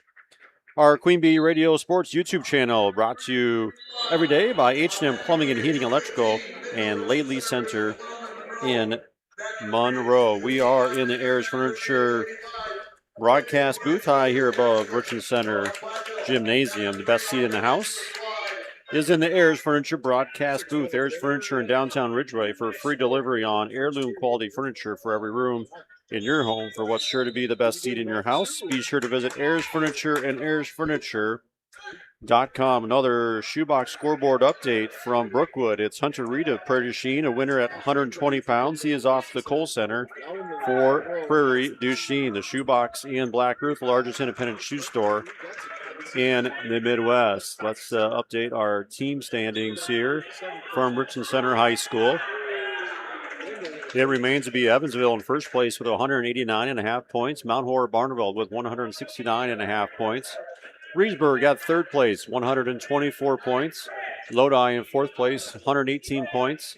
And Stoughton and Belmont Platteville tied at 109.5 points. Top 6 advancing to team sectional next Saturday. We are waiting on On mat number 3, Thomas Kastner is on deck as this match between Bindle and Wellman could be nearing an end here, as Ethan Bindle is in a pinning combination against Joel Wellman of Monroe. Yep, there it is. Bindle's going to pick up a victory. So Ethan Bindle victorious. And mat 2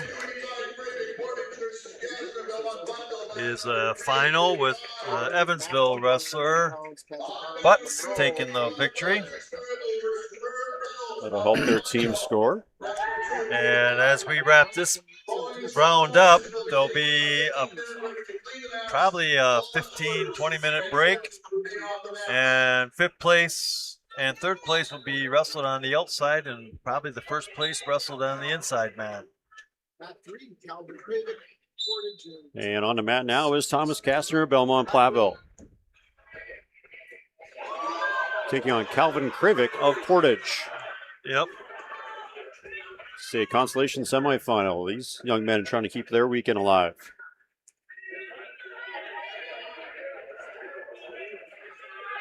Krivick is working on a underhook.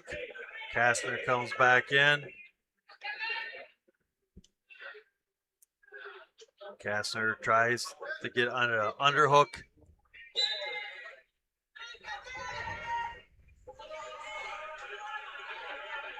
Now he's got a double underhook, trying to hoist him up, get into a bear hug. Krivick is trying to fight it off. Kastner catches him and throws him to his back. He's got the takedown and working for back points and trying to get the pin. He's got plenty of time. He's got it pretty tight. And kind of lets him come back up, but he still has that arms crossed. Some call it a butcher cross.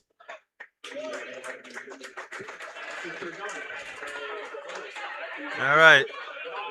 Krivick is able to get back to his base. Kastner leads 7-0. 30 seconds left to go in the first period. Kastner picks Krivick up, puts him right back down. Now working that power half. Power half of the Turk. And he's trying to get that arm on the back side of the head. Doesn't get it. Krivick is able to come right back to his base. Down to 5 seconds in this period. And that's the way we're going to end the first period. Okay. There's the toss. Kastner's choice. He defers. Krivick chooses to go down.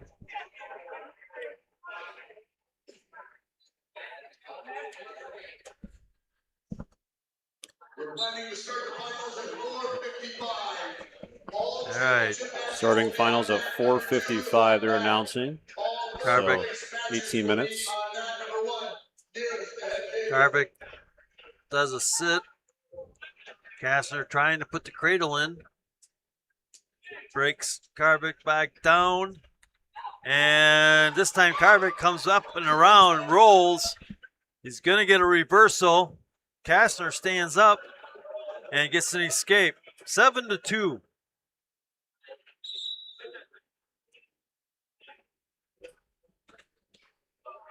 All right, ref stops the match. Leg band came off. They're going to put it back on. Kastner. So we're in a neutral position. 1:25 left to go.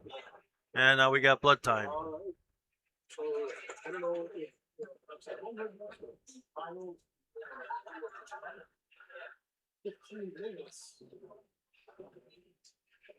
So finals starting at 4:55, they've announced. So I think they're going to clean the mats and take a small little break.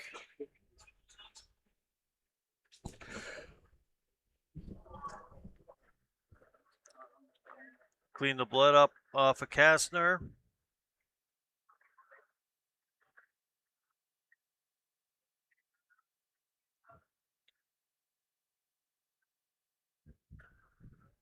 Another family Their dad wrestled for me when I was in Belmont, Michael Kastner.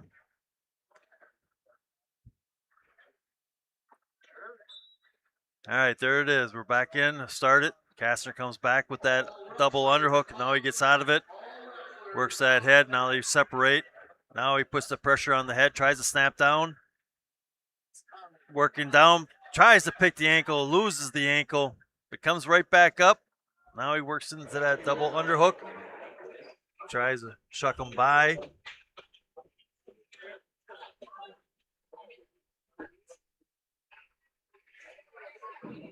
Gravick is pushing in. Got to be careful. There's a good, nice little duck under. And Kastner picks him up and drops him down to his back. Garvik came kind of down on the crown of his head. An awkward position. It looked like he's okay.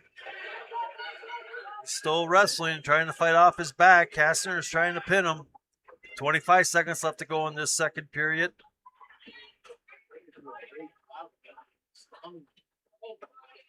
All right. Gravick comes back to his base. Kastner is going to pick up 4 near fall with that takedown. Makes it 15-2. 5 seconds left to go in the second period. And that's the way the second period is going to end. So we'll go into the third period.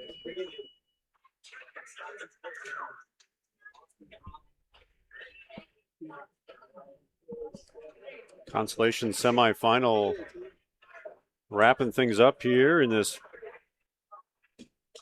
consolation side of things.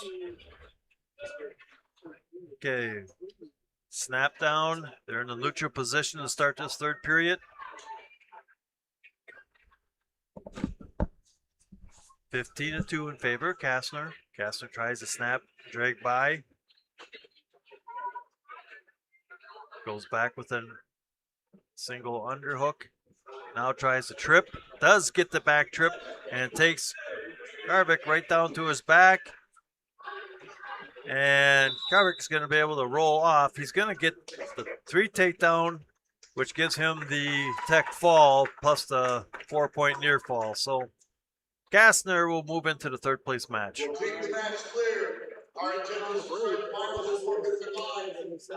And that does wrap up this section.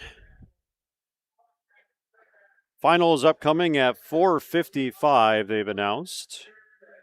And I think what we'll do is we'll take one of our remaining breaks here. We'll go for a 2-minute break here back to the station and then come back and preview our finals that are upcoming here in about 13 minutes. Take a break. You're listening to WIAA Division II Super Sectional from Richland Center right here on Dubuque Super Hits KIYX. Post-match 1. February is Kids' Ear, Nose, and Throat Health Month, and Grant Regional Health Center invites you to a fun, family-friendly celebration you won't want to miss. Join us on Wednesday, February 18th from 5 to 6 p.m. at Shriner Memorial Library in Lancaster. Meet Dr. Dale Chilson, an experienced ENT specialist with over 29 years of caring for kids and families. Kids can take home their own Stuffy the Bear, plus there'll be hands-on activities, giveaways, and enjoy a light meal and snacks. Pre-register for an extra door prize entry. Sign up online at grantregional.com. I'm Todd Mitchell, Vice President, Retail Lending Officer at Mound City Bank in Platteville. Are you ready to start building that dream home you've always wanted? We'll be there for you through the entire process, from securing the loan when you find the perfect property to managing your construction loan. We keep the process moving so you can focus on making memories. Contact us at Mound City Bank at 888-622-6069. And let's get working on making your dream a reality. Member FDIC Equal Housing Lender. Contact Russell Law Offices for local legal representation. Call for a consultation to discuss personal injury, estate planning, family law, criminal defense, probate administration, and more. Russell Law Offices in Platteville, Dodgeville, Cuba City, and Darlington. Streaming on this Queen Bee radio station is powered by Cunis, Chrysler, Dodge, Jeep, Ram of Platteville. The Cunis Service Department cares for all makes and models. Open Monday through Saturday with shuttles and loaner vehicles available too. Head to Cunis in Platteville. Whether you are mowing, grading, or just taking care of your property, you need the proven reliability of #1 selling Kubota compact tractors to help you get it all done right. Stop by Ritchie Implement today. Right now, bring home select Kubota equipment with 0% financing available or save up to $37.50 now through February 28th. See Ritchie's or go to KubotaUSA.com. See them or go to KubotaUSA.com/disclaimers for a full disclaimer. Ritchie Implement in Cobb, Barneveld, Darlington, and Lancaster. It's time for the Tri-State Roofing Postgame Show. This is Ben Baker, owner of Tri-State Roofing, LLC. Did you know we can take care of your roofing projects during the winter months? Tri-State Roofing uses reliable, long-lasting products that can be effectively applied in harsh winter temperatures. See our team for ice dam removal, gutter cleaning, and heat tape installation. Tri-State Roofing is fully insured, and we offer free estimates. Call Tri-State Roofing to fix your winter roofing issues.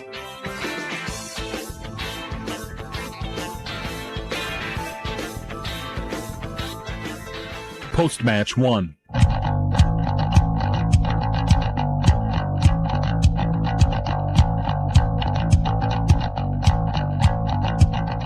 And back live here from Richland Center High School as we approach the finals here in this Division II Super Sectional. We've made it this far in our day here today. So some some sectional champions are going to be crowned here starting around 4:55. So take a look at the team scores here again. Again, the top 6 teams move on to the team sectional next Saturday. It's going to be Evansville on the top spot still, 196.5 points, and probably the favorite coming into today, Mount Horeb Barneveld, 30 points behind them, 169 points. Reedsburg in third place with 124 points. Lodi, 118 points. And Belmont-Platteville has now gone ahead of Stoughton for fifth place, 116 points to Stoughton's 109.5 points. Belleville-Monticello-New Glarus sits in number 7 outside the top 6, and Fenimore in 8th place with 93 points. Dodgeville comes in 9th with 82. Cuba City, Benton Southwestern as a team, 74.5 points, 10th place. And it's Baraboo in 11th, Monroe in 12th, Richland Center 13th, River Valley 14th, Portage 15th, and Broadhead Judah rounding out our 16 teams. Part of our Shoebox scoreboard update presented by the Shoebox in Black Earth, largest independent shoe store in the Midwest. Well, we've heard about 2 sectional champions moving on to the Kohl Center. Thank you to Tyler Dictanis for those updates. It was first Griffin Wineski of Iowa Grant Highland winning the 106-pound sectional at Brookwood. And Hunter Reed of Prairie du Chien, also a champion at 120 pounds. They're off to the Kohl Center.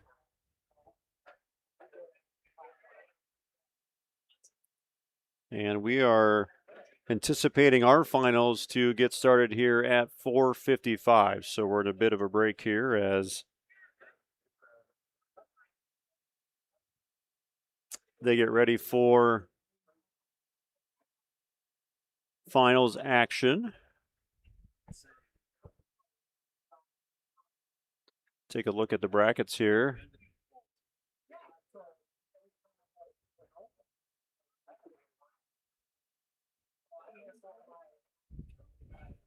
At 106 pounds, it's going to be Mao of Belleville, Monticello New Glarus taking on Madden from Mount Horeb Barneveld.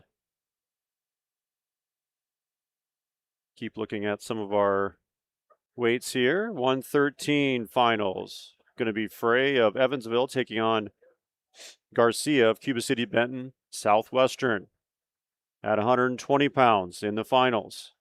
Bolig of Evansville taking on Roshan of Dodgeville at 120 pounds sectional. At 126 pounds, it's going to be Severson of Baraboo taking on Caves of Lodi. 132-pound final. Briggs Weigel of Belmont-Platteville taking on Stevens from Mount Horeb Barneveld. At 138 pounds, it'll be Crandall of Evansville taking on Bassett of Fenimore. 144 pounds. Going to be Weigel of Belmont Platteville taking on Nate Johnson of Dodgeville. SWC matchup there. At 150 pounds, the number 1 ranked wrestler in the state, Hunter Stevens, will take on Jablonski from Reedsburg. 157 pounds. It'll be Glassbrenner from Fenimore. He'll be taking on Breinig from Lodi. 165 pounds. Håkan Peterson has a matchup with Camerud from Mount Horeb, Barneveld. 175 pounds. Eli Meyer of Mount Horeb, Barneveld taking on Tommy Heiser of Evansville. 190 pounds, another Mount Horeb Barneveld Viking, Eli Leonard, taking on Ryder Zanchavis of Fenimore. I believe a rematch of the Cheesehead Invitational a few weeks ago. At 215 pounds, Stoughton wrestler Splinter taking on Havens from Mount Horeb Barneveld. And at 285, it'll be Empey of Stoughton taking on Zastabule from Evansville. That is your finals. And they'll be wrestling for 3rd place as well and possibly try to get that 2nd place finish due to wrestlebacks. So final starting here in about 3 or 4 minutes. I did not hear what mats they're using. I don't know if you guys heard or not. Get you turned on there, Scott. Okay, mat 1, I think it's going to be 3rd place. The middle is first place, and the mat 3 is going to be 5th place. 5th place, all right. But they are using 2 refs for the championship. Championship, yep. And then 1 ref for 3rd place, and 5th place, they're just going to let them duke it out. Well, they're going to have the coaches keep score and be honest about it. No one's concerned at all about the team scores, so I'm sure that won't be a problem.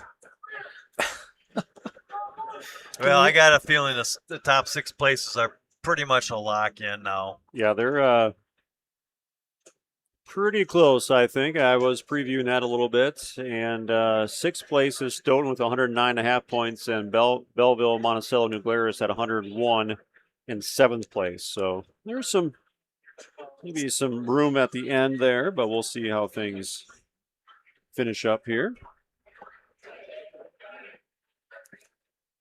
Evansville was the favorite coming into this one, according to those who study these types of things. Yeah. Probably not a bad choice. Obviously some wrestling to happen yet here. Still a lot of wrestling to go yet. Mount Horeb has got a good contingent in the finals. And you got to remember, the final points aren't in yet. Yep. Only up to 3rd place. Mm-hmm. So if you win, you're going to collect a lot of points. And Mount Horeb is probably going to pick up possibly 2, maybe 3 champions. At 65, I think Hawk and Peterson will defeat Cameroon. So. I think so, too. But that will be a nice match. Senior against a freshman. Yep. And to think Hawken was a small 3-pounder way back when he was a freshman. Was he really? Yep. Wow.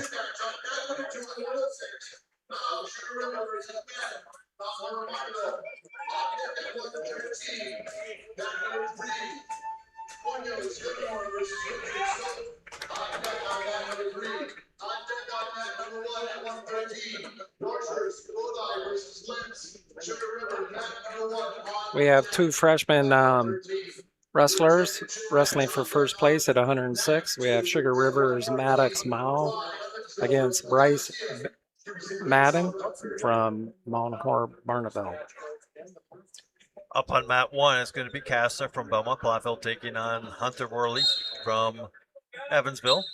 At that 106-pound weight class, Maddox Mao ranked number 2 in the state. Bryce Madden ranked number 3. It's a quick shot by Worley.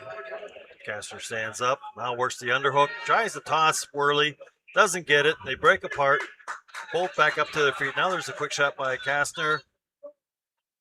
Goes from a double to a single. Worley's able to back away. Now Kastner comes back in and shoots a single, kind of slips, goes down to his stomach, but now they're both back up to their feet. Worley's got a front headlock in. Just a quick update on the championship match. Mao from Sugar River secured a takedown. He released his opponent, made 3-1. Okay, still in the neutral position on mat 1. Kastner and Worley. Scott, who beat Kastner? I do believe it was Maddox.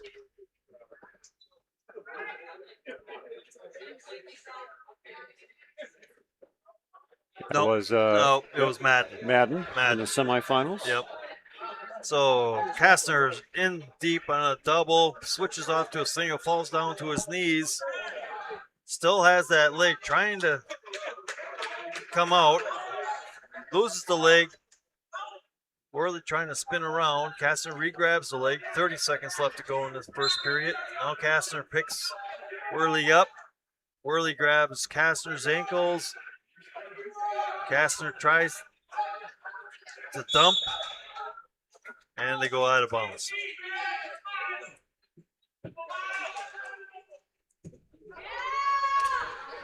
Five seconds left in the championship match.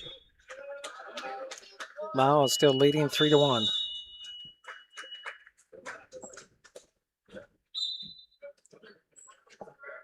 Five seconds left to go in the first period.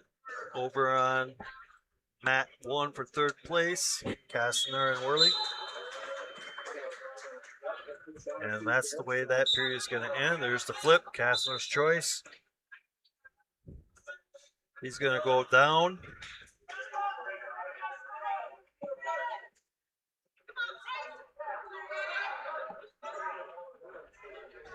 There's a start. Kastner stands up, gets the escape, leads 1-0. Over on the fifth place match right now, Savosky from Stone leads Ziegler 4-0 from Lodi. Here's a quick shot by Kastner from a fireman's into a deep single. Still a 3-1 match here on mat number 2, the championship match at 106. Worley trying to break Kastner down. Kastner still has that leg, trying to suck it in. Worley's picking Kastner's ankle. Kastner now picks Worley up, but Worley is able to put a little pressure back down. Flattens Kastner out. Still has one ankle. Now he lets go of the ankle. Trying to work around Kastner. Puts the crossface in. He slips. Kastner catches him. And Kastner gets caught trying to roll through. And now they will award Worley with the 3-point takedown, but no near fall points.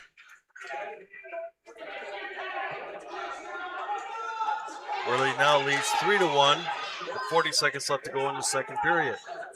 Worley's got a cradle locked up, but Kastner's trying to break out. Is unable to break out completely. Worley gets back up on top, but Kastner pulls the knee in. Worley now tries to tilt Kastner, and we'll get 2-point near fall and make it 5-1. Championship match, 8 seconds left, 3-1, no change. Mao still leads 3-1 over Maiden. Down to 4-3-2, and we're going to go into the third period with Kastner losing 5-1.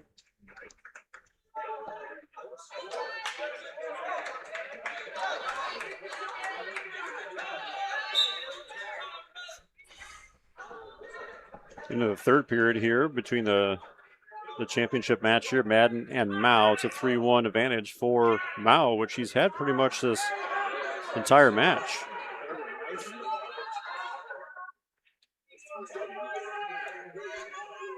Mal just tried for a single leg. Now they're both up. Overhook and underhooks in neutral position. About 9 o'clock on the mat, on the edge of the mat. We have two officials on the championship matches here. There's a minute 20 to go in the third period. Mal still leads 106-pound weight class, 3-1 over Maiden from Mount Horeb Barneville. Okay, to start the third period, Kastner and Worley in a neutral position. Worley leads 5-1. There's a quick shot by Kastner again, deep in the single. He's been unable to finish him as Worley is a kind of a long, lanky guy and is able to pick Kastner's ankle all the time. Kastner slides off to a double. Again, Worley's got Kastner's ankle. And they come back up into the neutral position. Now Kastner tries to throw. Worley does catch him. He puts Worley to his back. Kastner is working for a pin. And there it is. Kastner is able to catch Worley with a throw and pins. So Kastner's going to come out at least third place. And he'll have a chance to do a wrestle back here if, I believe you said, if Maiden does win. The Mount Horeb kid has to win. And Mal's still ahead 3-1. Yep. With 20 seconds left in the third period. He's got pretty good wrist control. He's staying square with his opponent. There's 10 seconds left. He's got an over-under. Mal's a complete wrestler here. In good control. And that ends. Yep. So Mal and Maiden both are going to the state. Yep. And no wrestle back at 106. Nope.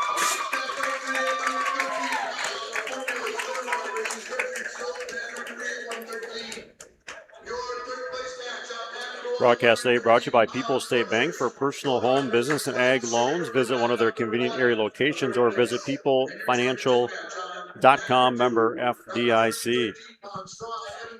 That concludes 106 pounds. We move to 113 pounds.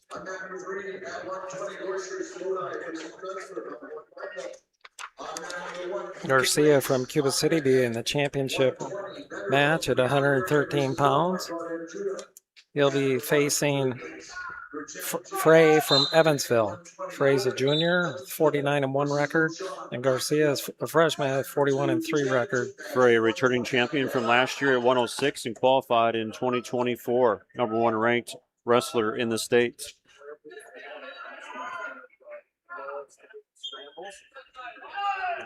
Over on mat one right now is Owen Dolshort from Lodi taking on Kalen Lentz from Sugar River, and the fifth place match is Munions taking on Richards from Stoughton, and right now that match is scoreless. And Garcia. There's some talk between the two officials where there was a secured takedown with Cuba City. Garcia. And he was given the takedown. Yep. And that was correct. That was correct. Munoz has gotten taken down and is caught in the cradle. Garcia from Cuba City Benton was in the top position in the first period with 1:10 to go.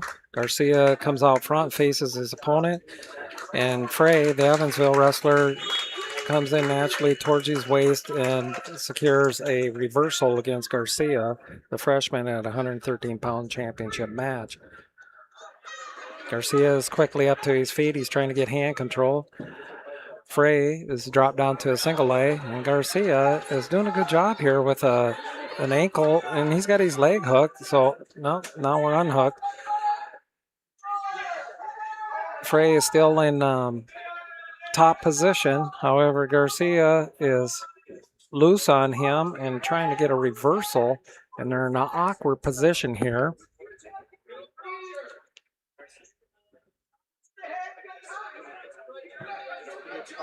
And No back points awarded.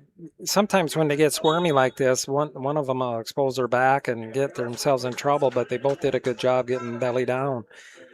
Frey still in control here, riding on top against Garcia from Cuba City, Benton Southwestern. Over on time in the first period. Over on mat 3 right now for the 5th place. Munoz is losing 5-0. They're in the neutral position in the second period with a minute to go. Second period, it was choice of Evansville's Frey. Took down position. He's behind 2-3 with Garcia's Cuba City Benton Southwestern freshman at 113 pounds. There's the whistle. Frey does have good wrist control here. Garcia knows how to stay in position, though. He's staying behind his man at this time. Now, instead of getting himself in trouble, he releases Frey. The score is tied up at 3-3. Frey takes an immediate shot on the single leg and grabs a double leg, and he's trying to do a spin back, and Garcia is coming back on him. And this is quite a tipsy-turvy. Nobody has control yet. And there's a lot of ankle and leg being held here. Right there. And then Garcia looked as if though that he had Frey in trouble on his back. However, Frey keeps spinning and turning into Garcia. And neither one has control until right there at the edge of the mat at 12 o'clock. Frey stayed with it and received a takedown, and he's in charge over Garcia at a 113-pound match with 55 seconds to go. All right, over on mat number 3 for the 5th place. We're going into the third period. Munoz is down 5-0. It was Owen Dorshort of Lodi who won by fall. So waiting the outcome of this one, he did defeat Garcia. A 6-3 lead here currently for Fry. It's a fun match. There's no stopping here. Both these young wrestlers are on the move here at a 113-pound championship match. Frey's at control. He's got Garcia presently broke down, hips down. He's trying to work an armbar. Frey's tightening up on him. Garcia needs to look for ways to work his way up because he just got called for stalling. Frey has an armbar in. He's trying to tilt. However, Garcia is staying high and away. There's 1 point, 2 point near fall. And they swinging them off here. Frey's got good control in armbar. And here at the end of the second period, there was another 3 point, 4 point near fall awarded. The score is now 10-3 in favor of Frey, the junior from Evansville. They chose neutral here for the third period. Trying to have hand control. And who's going to get the duck under, who's going to reach for the leg is yet to be seen here. Each of them have that possibility to secure a takedown from each other. Good wrestling. Frey got in deep on an ankle. Garcia is folding up, trying to grab over the back end of Frey to control the ankles or the crotch. Munoz catches his opponent with a head throw and has him on the back. He is down 6-3 right now, but he's going to pick up 4 near fall points with only 10 seconds left to go.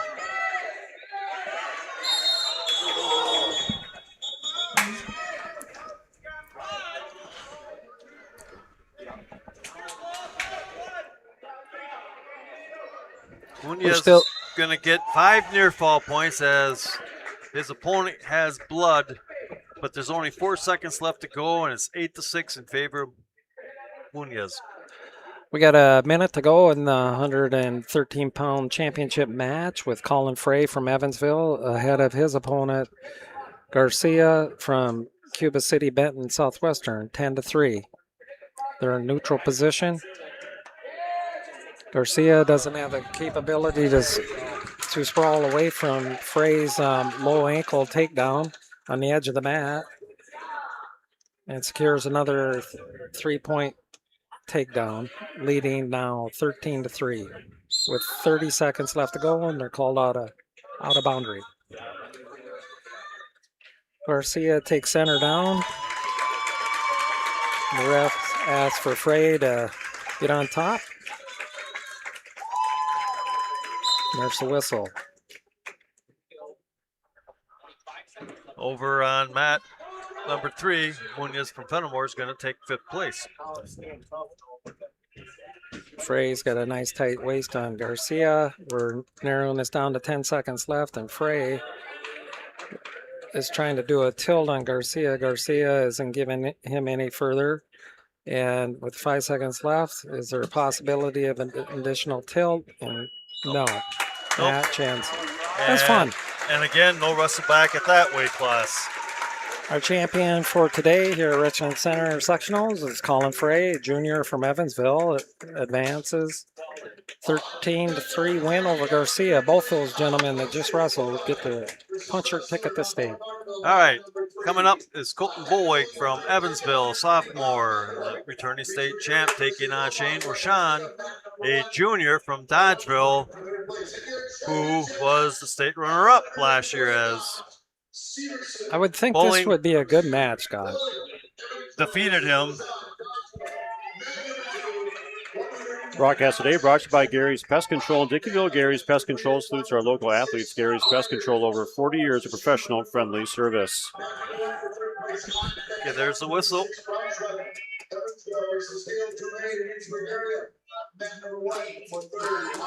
Tie up in the middle of the mat.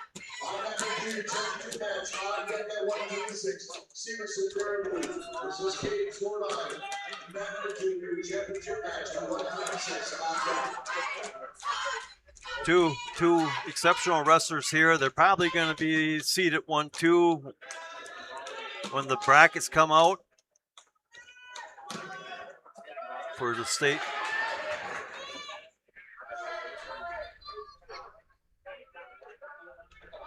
All 106 competence finishers, first and second, report to the head table.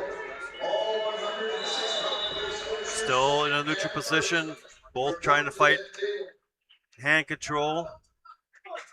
Down to a minute this first period. There's a Russian by Rashawn.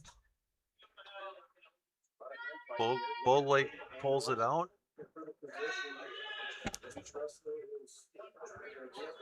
Bullwick comes in with an underhook.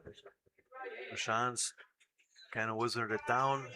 Now they go back to wrist controls. A lot of snaps.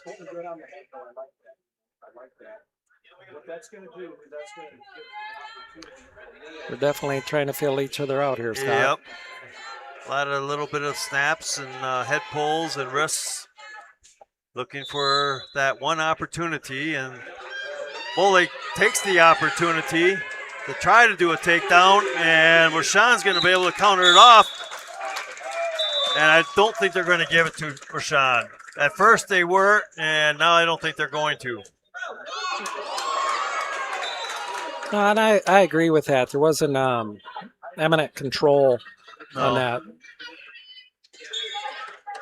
So 15 seconds left to go. It's a good scramble there. Sean did come around, but this wasn't long enough to really call it before they went out of bounds. And that's the way this first period is going to end as we move into the second period. SoundCloud is where you can find archived audio of our broadcast. Sean's choice. He's going to defer. Download the SoundCloud app and search Queen Bee Radio Sports, powered by Hermson's Ace Hardware and Home Center. Bullwick chooses down.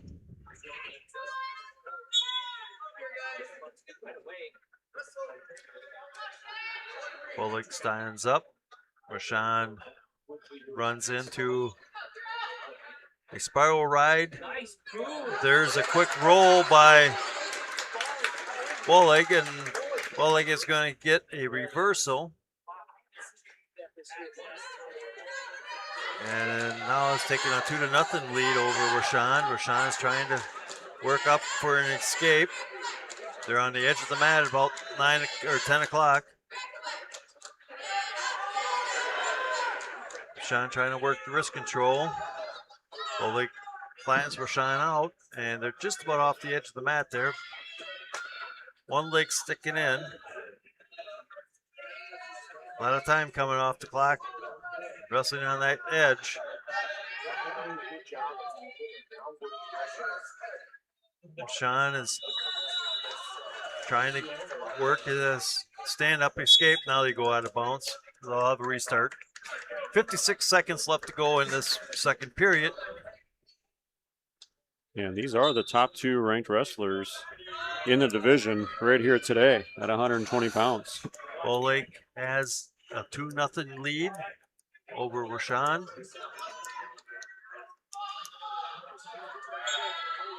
There's a whistle. Bolick picks the ankle. Rashawn tries to come up. Bolick has Rashawn flattened.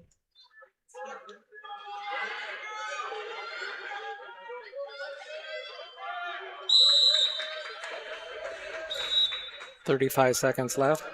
Yep. Rashawn is trying to come up to his base. Bolick is riding tough.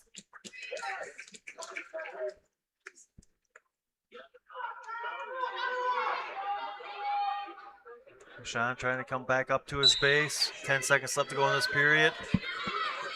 Bolick tries to work a cradle. Rashawn is trying to stand up. He's trying to hip over, trying to get a reversal. He's not going to get it as the period ends.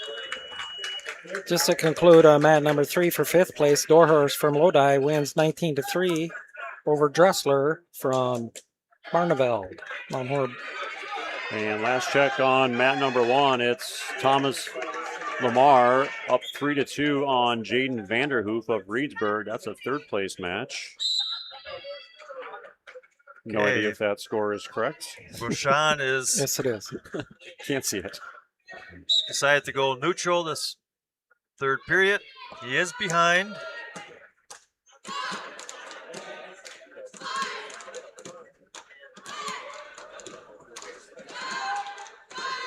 Attempted shot by Rashawn.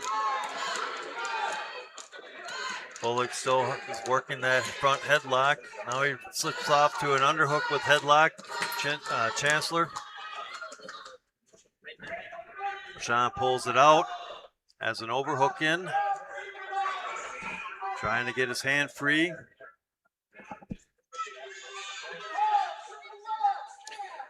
Minute to go in the 3rd period here.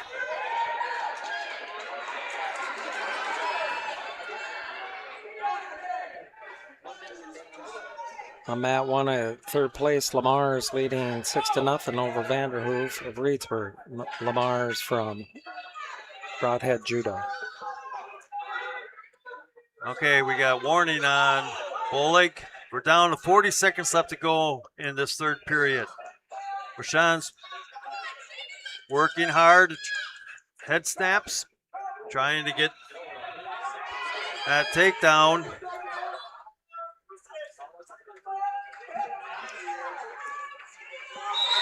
There's a good ankle pick by Rashawn. Rashawn's going to pick up a 3 takedown here. He's got control with 10 seconds left to go. Oh, yep. They're going to stop it. Potentially dangerous. He did have the arm bar. A little awkward. But Rashawn picks up a takedown with 10 seconds left to go in this 3rd period.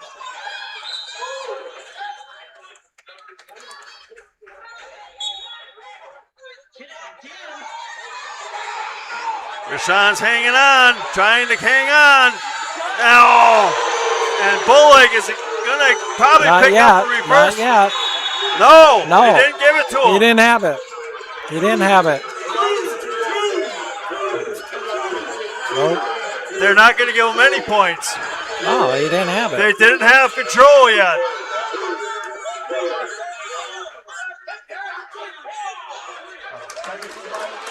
Yep. There was, however, technical violation, locked hands, Rashad. So what do we got here? 1 minute? 3-3? Yep, 1 minute overtime.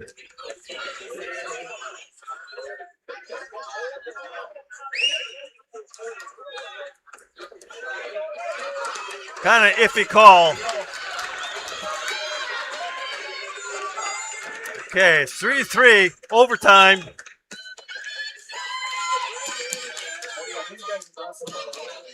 And right now, Rashawn has the ability to keep pushing him to try to get that takedown. And oh! Not yet. Not yet. Not yet. Not yet. He's locked up. He loses. Rashawn. Oh, Adam. That wasn't a takedown. Control wasn't met. That was awful quick.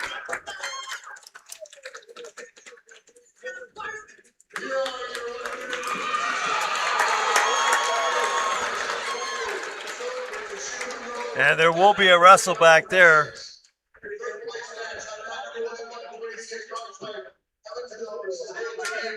That was very iffy, both ways around.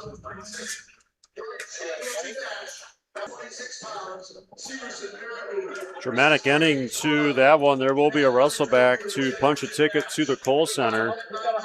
Dynamic match between Bolig and Roshan. Top 2 ranked wrestlers in the state go the distance and go into bonus time. We move on to 126 pounds now. I don't think we have any area wrestlers. Closest will be, what, Monroe? Right now, for first place is Severson from Baraboo taking on Caves from Lodi. And in third place match, it's Braunschweig from Evansville taking on Hale Toomey from Reedsburg. And the fifth place match is Braden Brider taking on Noah Shue from Monroe.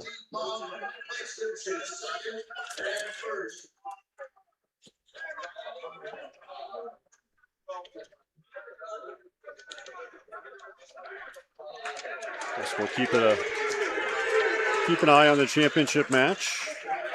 Right now, Baraboo Severson gets the first takedown.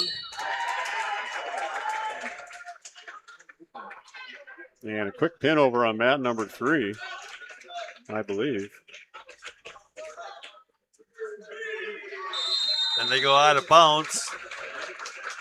And Caves is able to get a reversal. 44 seconds left to go in that match. And time ran out on mat number 3. So they're still moving in. Competing. And on mat number 1 right now, it's Evansville's Braunschweig leading 3-0. Braunschweig. Must be Braunschweig.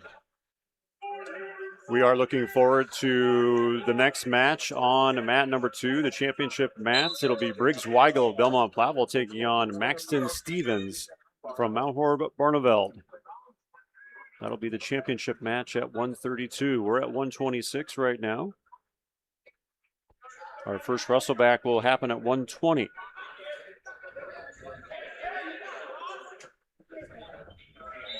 Hale Toomey came in from Reedsburg as a number 2 ranked wrestler in the state. He finds himself in that third place match right now.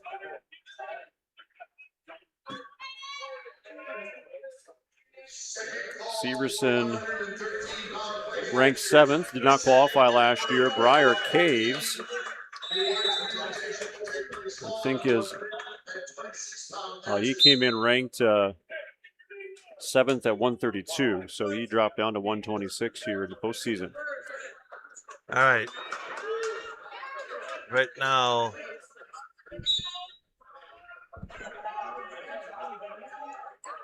we are going into the third period with Caves behind 3-2 over. Severson's leading, and he's been called for stalling. They're in a neutral position. There's a down to a single by Caves, and they're going to go out of bounds.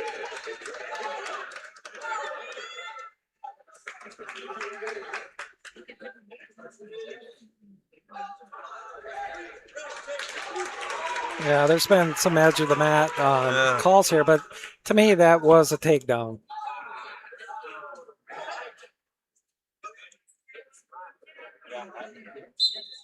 There's the start.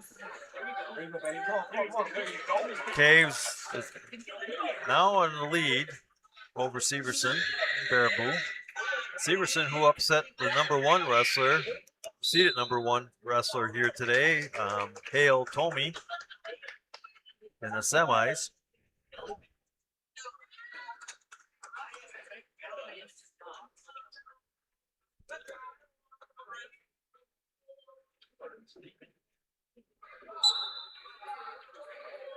Severson stands up.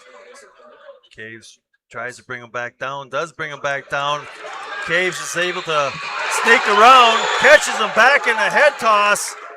Caves regroups himself and catches Severson back. A flurry of moves back and forth. Sometimes points are given too soon. You might want to keep your hand in your pocket for a bit because there's just a trade out of numbers here. Yep. The reaction time by everybody. Gave some flail of moves.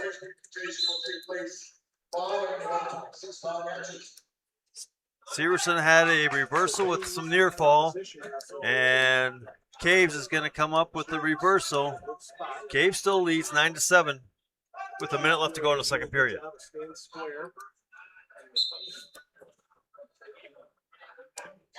Severson stands up. Caves tries to drop, lifts and drop him. Caves able to hold off on that. All right, Caves is going to get called for stalling because he didn't bring Severson down. Now they're down on the mat. Severson tries to stand up again. Caves tries to put the cradle in. Does have the cradle. Tips Severson over, but Severson's able to come right back to his stomach. 25 seconds left to go in the second period.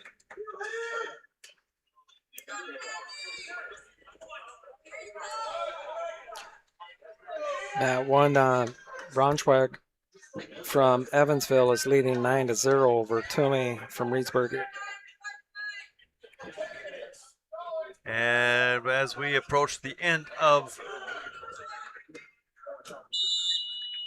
the second period, Severson will have choice, and he's going to go neutral. He is down 9-7.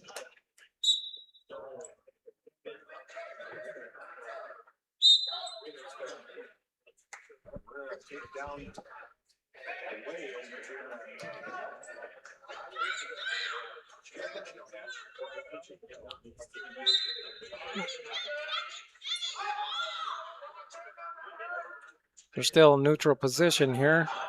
Yep. Yeah, a bit of a surprise here that Hale Toomey, the sophomore from Reedsburg, he was ranked second at 126 pounds.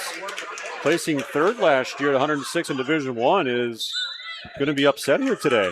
Yeah, he's going to be right now 12-1 here for third place. Okay. It is there 22 seconds left in that match. Yep. Yeah, Braunschweig lost in the quarterfinals to Severson. So Again, he worked his way up through. Severson gets taken down. A little quick with that takedown, but there's back points. Caves is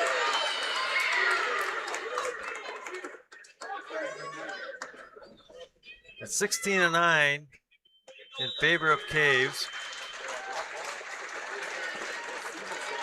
Severson. The final match at 126. Third place goes to Braunschweig from Evansville over Toomey. Final score 15-1. 30 seconds left to go in the championship match here. Severson is behind Caves. Severson from Baraboo. Caves from Lodi. Decides to let him go. Now it's 16-10. They really got that score. Blood stoppage. Something, the score is, now they're working on it, getting it fixed. A scoring update from Brookwood. It is Iowa Grant Highland wrestlers Jackson Bussey at 165 and Brock Hinderman at 175 have punched their tickets to the Kohl Center. Part of our Shoebox scoreboard updates presented by the Shoebox in Black Earth, largest independent shoe store in the Midwest. So All 4 right. champions out of the Brookwood sectional so far. Iowa Grant Highland has 3 champions. Now they got the score fixed. It's 17-10 in favor of Caves. 21 seconds left in the championship match at 126 pounds. If Lodi wins here, then there will be a wrestle back.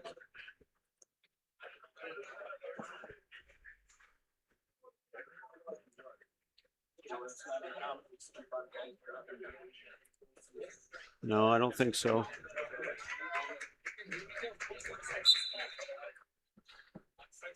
Severson already beat. No, you're right. You're yeah. right. I got it mixed backwards here on my sheet. I got to start taking these glasses off and adjust my eyes. That seems counterintuitive. Yeah, I know, but it's getting to be a long day, I think. And they go out of bounds. 3 seconds left to go. And Lodi is going to be your sectional champ. And you're right. Braunschweig and Severson wrestled earlier, so Severson will be your second place finisher. With the final score of 18-13. Caves moves down to 126 pounds and punches his ticket to the Kohl Center. And Severson as well. No wrestle back at 126. We move on to 132 pounds. Briggs Weigel of Belmont Platteville enters the championship match.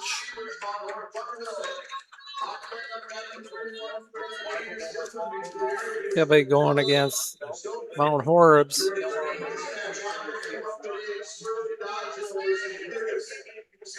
Maxton Stevens. Over on mat number 3 for 5th place, it's going to be Staver from Evansville. Nope. Yeah. Yeah.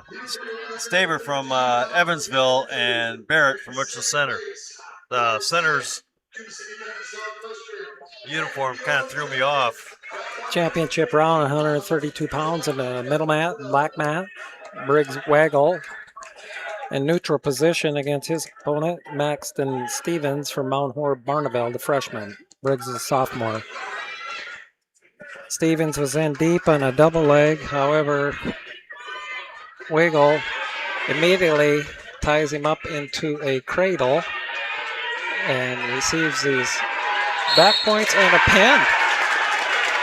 Wow, he clamped him up but right now.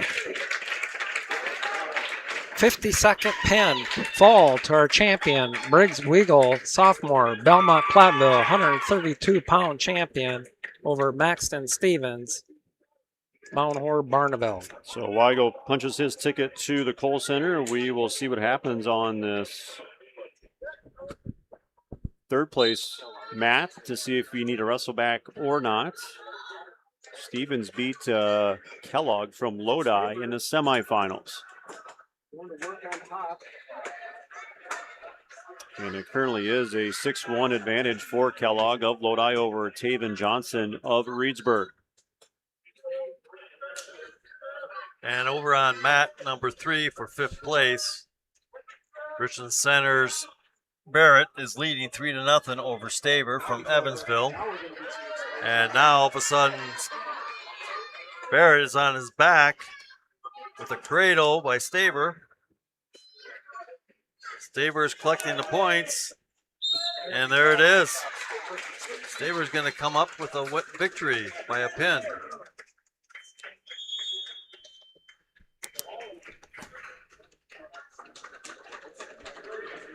We're going to go into the second period over on mat 1 for 3rd place. And right now, Lodi's Kellogg is leading 6-1. Shoots in. They were in a neutral position to start. shoots in for a single, comes up and around, and picks up a near fall or takedown. And now it's 9-1.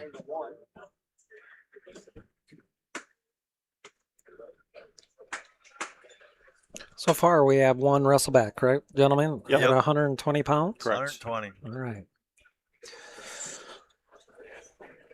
One final match here to conclude at 132 for third place on mat number 1. It's a minute 20 to go in the second period. Lodice Kellogg is leading 9-1.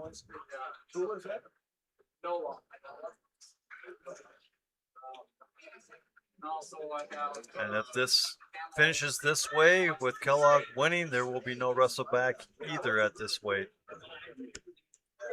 What time is it over there? Down to 50 seconds, and now we're going to get calling stalling on top. Both have been warned for stalling. And we will have a restart with 50 seconds left to go in the third period.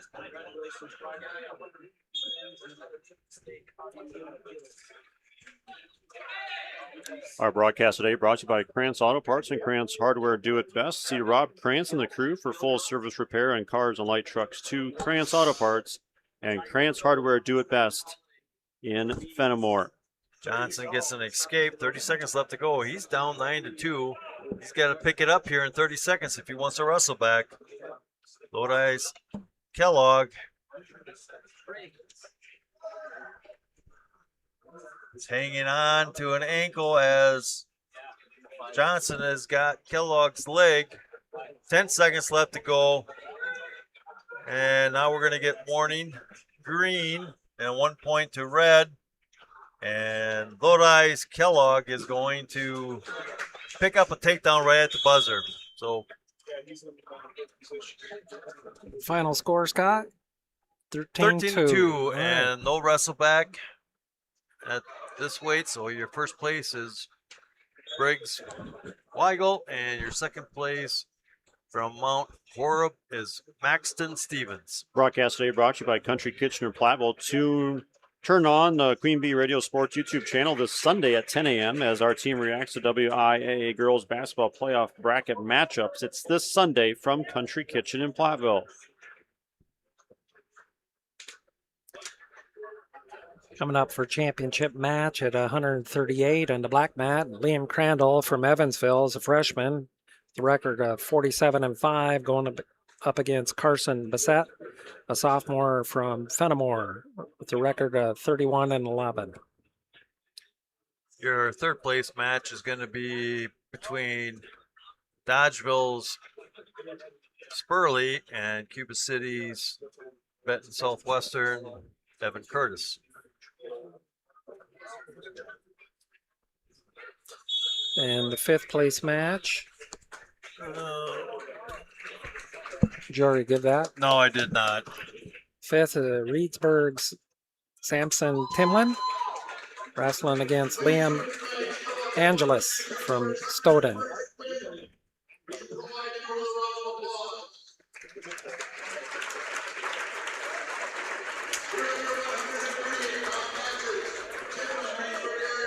All right, Dan, you can go ahead and take the championship match. I'll go cut in and once in a while on your third place match. 10-4. And championship match is on its way on the black mat at 138 pounds. Again, Liam Crandall from Evansville, the 47-5 freshman against Carson Bassett, 31-11, the sophomore from Fenimore. They're both tied up with heavy headlocks. They release. They're tapping each other back and forth. Still in the neutral position as they go out of bounds on mat 1. There's a restart. The black mat, again, we got Crandall and Bassett going at it in neutral position, 10-foot circle. Bassett is tapping on the forehead, trying to get a possible shot in on Crandall. However, they're countering each other quite well. Grabbing wrist control, grabbing hands, snapping down. Doing a good job of pummeling. Shot by Curtis, and they're going to go out of bounds. Minute 10 left to go in this first period. We got 50 seconds left here in the championship match here in the black mat with Crandall and Bassett. Bassett from Fenimore, our area wrestler in the championship match at 138 pounds. Crandall goes in for a single leg. Bassett is trying to push it off. This is an awkward position situation again. He's locking behind Crandall. Crandall still is trying to turn in on the hips to secure a takedown. However, they're rolling and locked up with each other. There's no points being awarded. They're tied up pretty tight here. Crandall's trying to remove one of the legs of Bassett's over his head so that he can secure a takedown. However, Bassett is doing a good job, and all of a sudden their first period's over. And we got a 0-0 score going in the second period. All right, Curtis is going to secure the first takedown with 13 seconds left to go in the first period over Spurley. They'll have a restart as they went out of bounds. Bassett chooses up position. Crandall's down, second period. Nurse whistle. Crandall immediately comes to his feet. He's trying to do wrist control to break away from Bassett. And out of bounds. All right. They're not going to give any point for escape as the buzzer beats. Spurley will have choice as Curtis the first. Curtis leads 3-0 over Spurley. Again, championship round. Crandall works himself up to stand up. Bassett breaks him down with forward trip, trying for an armbar. And he's riding, hands cupped in between the legs. He needs to bring his opponent down to the mat. He drops himself down onto a single leg against Crandall. Spurley's caught tight in a cradle by Curtis. And he's scrambling, trying to keep from going over as they're on the edge of the mat at 6 o'clock. Curtis is trying to bring him over. Spurley does a good job of picking the ankle, and they're going to go out of bounds. Bassett was holding on for dear life not to give up a reversal. He just gave it up, and he also gave up a warning call. Crandall leads this match now 2-0 with his recent reversal awarded. 50 seconds left in this championship match on the black mat at 138 pounds. Crandall, I believe, is doing a tuck under on both wrists. Now he's got an armbar on the right side. Crandall's fighting away from it. Crandall needs to work his way up here. Or excuse me, Bassett needs to work his way up from the bottom. Crandall has a nice armbar in straight across with a half on the other side. He's trying to run it either way, seeing what weakness he can feel underneath to get the tilt. Armbar still in position. Crandall's doing a good job with the ride. He's jumping over for another half Nelson against Bassett. And they're on the edge of the mat at the number 12 position. And there concludes the second period where Crandall's ahead 2-0. All right, just a quick recap here quickly, and we're in the second period on mat number 1. It's 4-3 now, 4-4. Spurley was able to get an escape, get a takedown. Now let Curtis go. 20 seconds left to go in the second period in the neutral position. Bassett takes top position. Crandall's down in the third period. Crandall's ahead 2-0 against Bassett from Fenimore. Bassett's doing a crotch ride with a trying for breaking an arm down. He's trying to do a forward break. He's keeping his hips behind Crandall. Crandall's working his way up, doing wrist control. Bassett was getting a little high. He scoots behind his opponent and securing Crandall. Crandall's got good wrist control here again, trying to stand up. Bassett's going to have to find something else here or work to get him down because it is Crandall is doing a good job of wrist control, and now he just secured a reversal for an additional 2 points, leading 4-0 with 59 seconds to go in the third period. Over on mat 1, Spurley and Curtis, 4-4, minute 35 left to go in the third period. They're in the neutral position. That's for third place. Crandall has tilted Bassett. There are points being awarded. It's got an arm bar. There's a fall. Crandall, a freshman from Evansville, secures a fall over Carson Bassett, a sophomore from Fenimore at 138 pounds. Okay, we're down to a minute to go between Curtis and Spurley. Score is 4-4, and they're in a neutral position. So Bassett defeated Spurley in the semifinals. There's a quick shot, single leg by Spurley, but Curtis is trying to pummel him over. Spurley still hangs on. Curtis is picking the ankle and gives up the takedown. Spurley stands up, get a potentially dangerous. Spurley is behind now, 7-4 with 28 seconds left to go.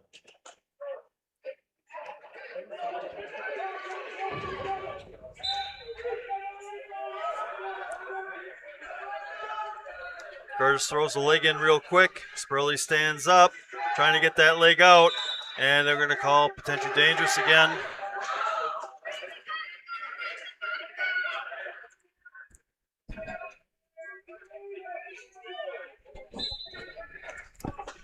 Spurley stands up. Curtis goes into a Navy ride. Now he goes. Gets a stalling call against Spurley. Spurley's trying to pick down to 4 seconds. Curtis pulls it out. He will get a wrestle back. Yep.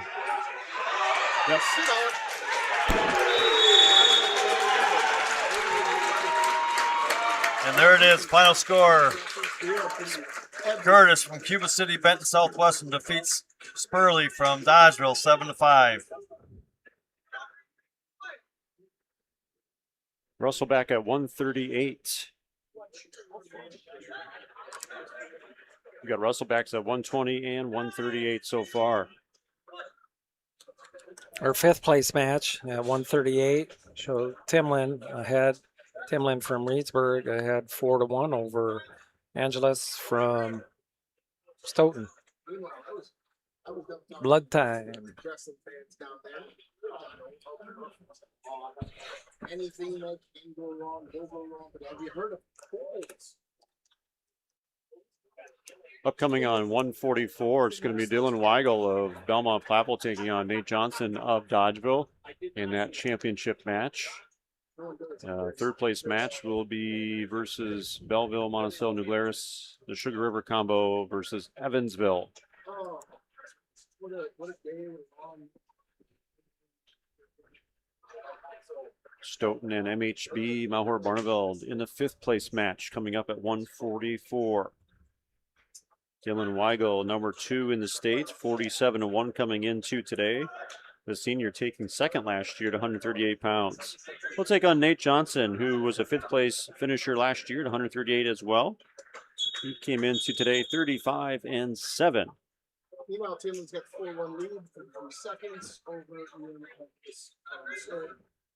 33 seconds left in the 138-pound fifth place match on mat number 3. Reedsburg's Timlin is ahead 4-1. No. Still in control. And there's one escape. Stoughton scores 4-2. 17 seconds left to go. Coach is encouraging his boy from Stoughton to get in there, try to get a takedown. Reedsburg's doing the right thing by blocking him. He can afford to be called for stalling at this time of the match. We got 1 second left. Barring a miracle, we will have the fifth place winner, Samson Timlin of Reedsburg, over Liam Angeles of Stoughton, 4-2.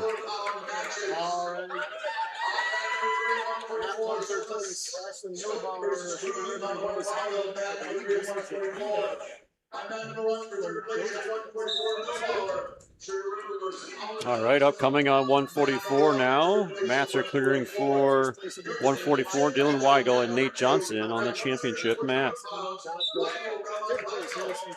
You want to call this one, Scott? Yeah.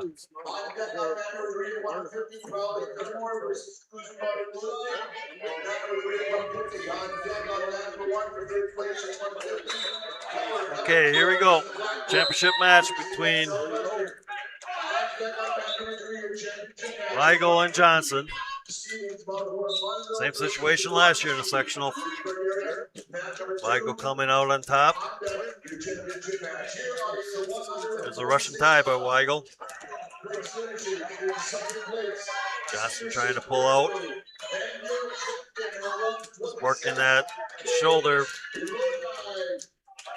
And they go out of bounds, have a restart. Minute 30 left to go in this first period. Neutral position. Senior versus senior. Both went to state last year, as Brad said.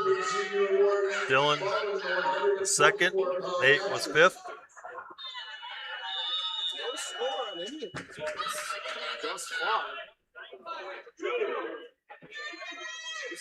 This is the finals.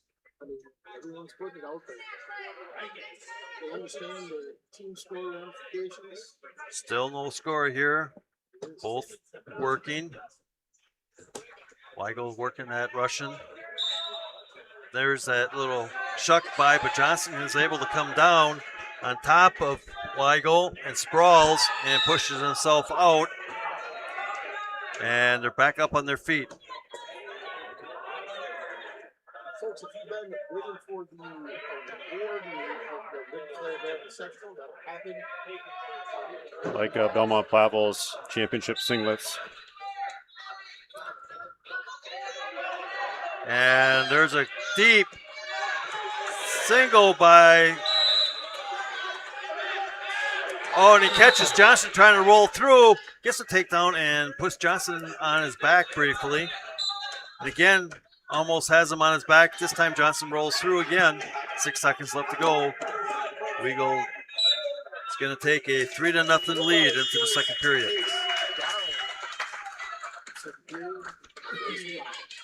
Weigel has strong awareness of his position. Yes, he does.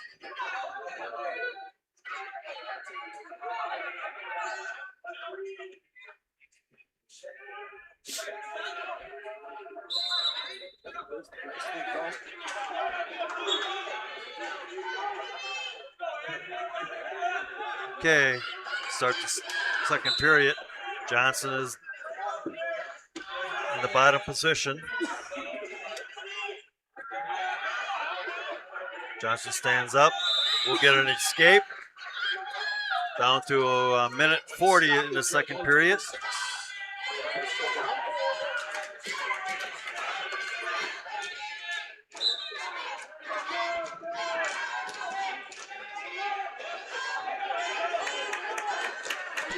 Neutral.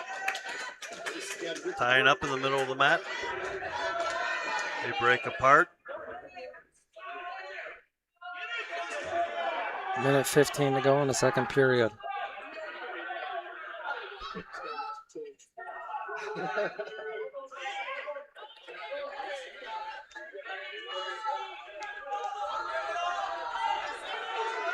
There it is. Take down to Racer. 3-1 lead. 45 seconds left in the second period. Still in neutral position. 50 seconds left to go. In the middle of the mat. Both working hand control, heavy hands. 30 seconds left in that championship match. Second period.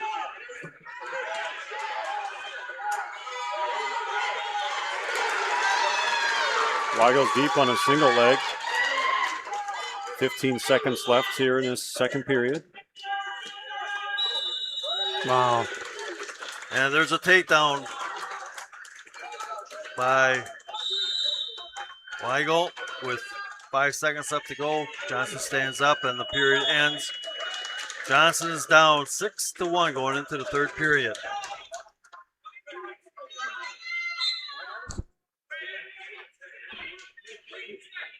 Another champion from our area, Nolan Hankey of Lancaster, champion 190 pounds.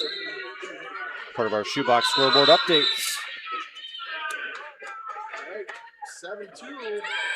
Johnson picks up Weigel, puts him back down as we start this third period. Johnson lets Weigel go as he stands up. It's now 7-1 with 1:30 left to go. Shot by Johnson. That was close.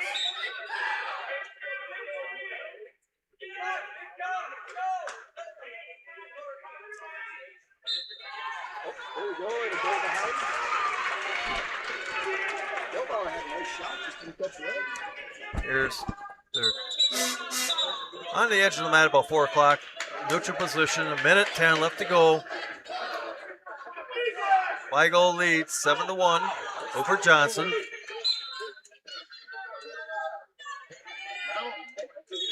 And they will go out of bounds. 59 seconds left to go in the third period. Stay low.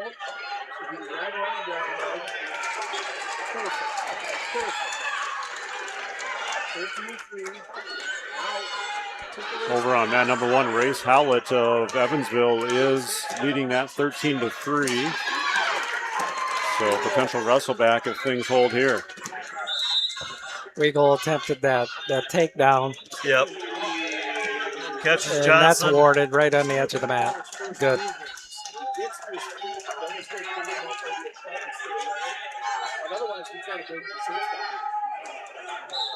Weigel's ahead was scores 10-1. 20 seconds left in the third period.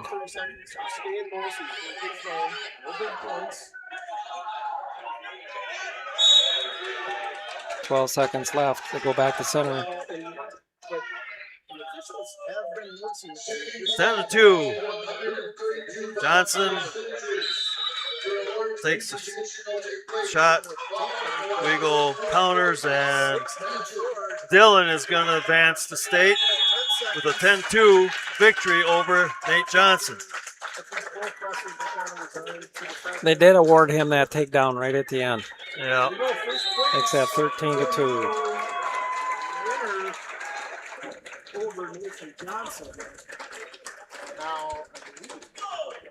I kind of lost how Sugar River and Evansville ended up wrestling each other when they already wrestled earlier.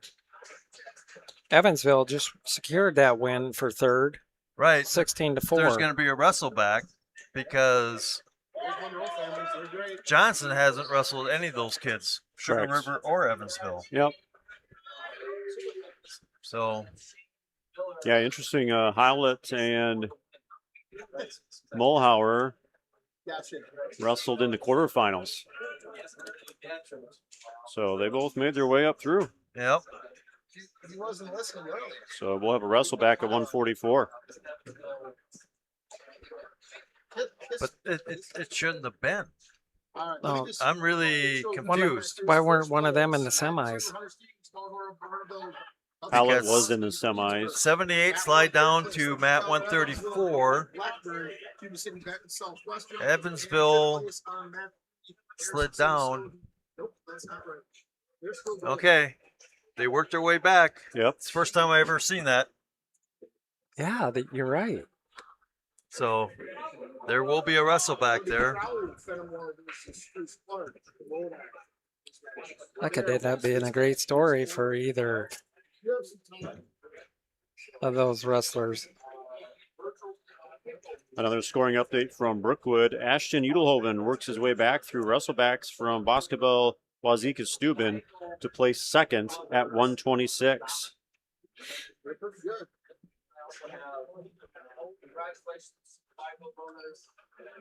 And we'll be moving on to 150 pounds. Wrapping up fifth place match. That is on mat number 3. Stoughton's leading Sabaz is leading 16-0 over Timmy Cruz from Mount Horn Barneveld with 26 seconds left.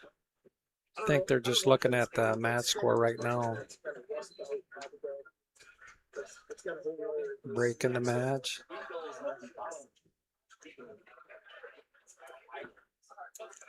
At 150 pounds will be Hunter Stevens taking on Hudson Jablonski from Reedsburg area.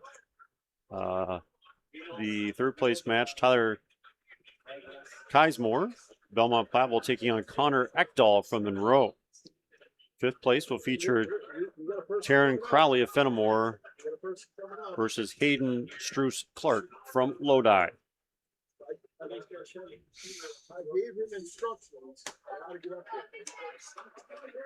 26 seconds left in this fifth place match.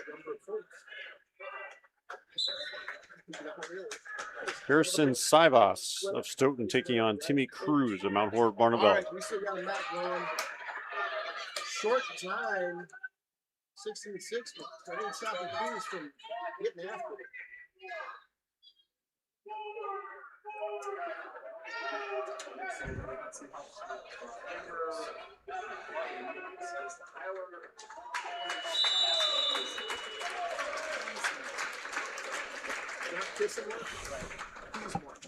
Kismore. It's Kismore.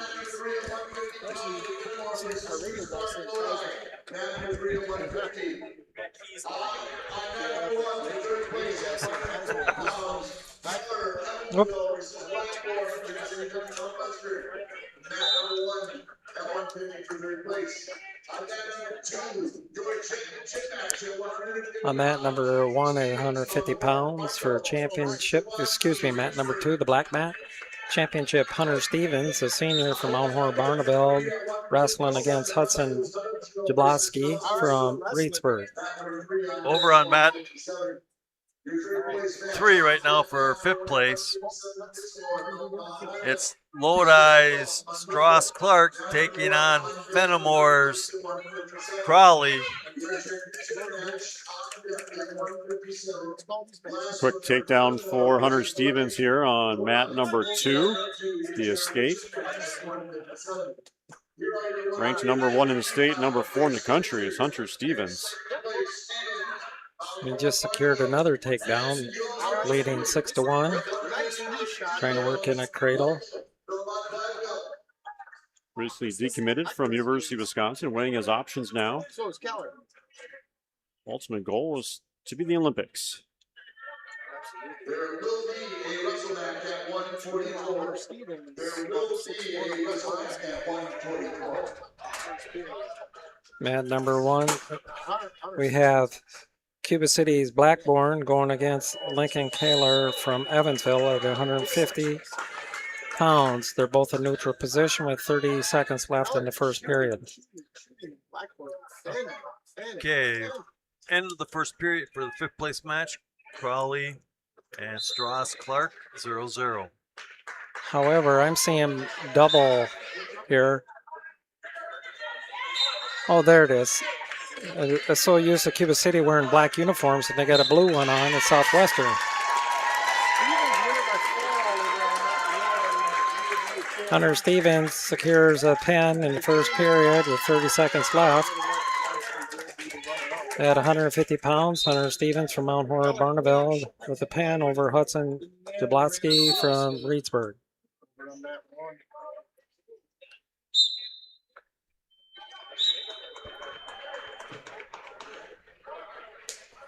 Well, back to mat number 1 at 150 pounds, Lincoln Keller from Evansville versus Brody Blackburn from Cuba City Southwestern. Score 0-0, started second period. All right, 100. Mat number 3. Crowley right now has a stand-up. He is behind 7-4 in the second period here. Minute 15 left to go. Strauss Clark takes him back down. Third place match at 150 on mat number 1. Keller has an armbar in on his opponent, the Blackburn from Cuba City's Benton Southwestern. He tried an attempt tilt here earlier. Blackburn's doing a good job of keeping at his base. Now he's working his way up on all fours. Keller's trying to break him down. Blackburn stands up and Keller, and they both go out of bounds. Back to center. In second period with 12 seconds left. Minute 12. I like how co-op Cuba City, Benton Southwestern works in the championship finals. Keller's got a coffee grinder working on Blackburn. Trying to work an armbar again. Now he's going for an inside tilt. And no points awarded. He had a tilt to about 90. It takes lower than 90. There's another tilt yet with an armbar. Nothing yet. Southwestern's trying to stay neutral on his back at 90. And there's no back points. Keller's doing a good job trying to get his back points secured here. However, the score is still 0-0. Brody Blackburn is doing all he can to work himself up or stay out of trouble with his opponent Keller from Evansville at 150-pound third place match. Second period, 24 seconds left in that mat number 1. Over on mat number 3 right now, Crowley is losing 7-4. We're in the start of the third period. 75. If Blackburn can get a victory here, he will have a wrestle back. That is correct. Got 5 seconds left in the second period. Keller is still trying for an armbar underhook with a tilt, and that ends the second period. The score 0-0. No scoring after the second period. Crowley finds himself down 7-4 with a minute 40 left in this third period. Wrestling for fifth place, the senior from Fenimore. The first or third mat number 1 for third place at 150 pounds. Keller takes bottom. Blackburn's riding him on top. He's got a deep waist on him. He's trying to chop the arms to break him forward. Keller does a spin under. Blackburn stays behind him. He's doing a crossbody ride. He's staying behind him. He's jumping back and forth, trying to arm control. He lets him go. All right. Lincoln Keller ahead 1-0. Third period. Clark Strauss gets an escape with a minute 22 left to go in the third period for fifth place. Over Crowley, now 9-4. Minute 20 counting on that fifth place match. Keller has a nice single with a double leg takedown. He's ahead at 4-0 now over Brody Blackburn, a senior from Cuba City, Benton Southwestern at 150 pounds for third place. Blackburn is released. Out of bounds. And he receives 1 point release escape, and they're neutral out of bounds. Over on mat 3 for fifth place, Crowley is now down 9-4. They're in the neutral position. 40 seconds left to go. Keller shoots in on a deep single. Blackburn's trying to tilt him over, trying to get, and he goes to his belly to secure any further points against him. Keller secures another additional 3 points for his takedown. He should be leading now 7-1 with 28 seconds left to go in the third period. Blackburn's doing all he can with wrist control, trying to work out. He's sitting on his body. He's trying to do a switch. He's trying to do a stand-up. He is stood up now. He does get an escape. Score 7-2. We have 10 seconds left. All Keller has to do is stay in front of him, and he'll be your champion, or third place winner at 150 pounds. Lincoln Keller from Evansville, your winner today against Brody Blackburn from Cuba City, Benton Southwestern. All right. So no wrestle back at that weight class.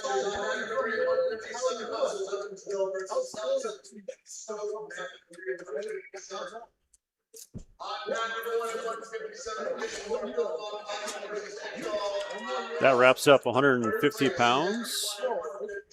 Hunter Stevens from Mount Horeb Barneville takes first place, and Hudson Jablonski from Reedsburg, he'll take second.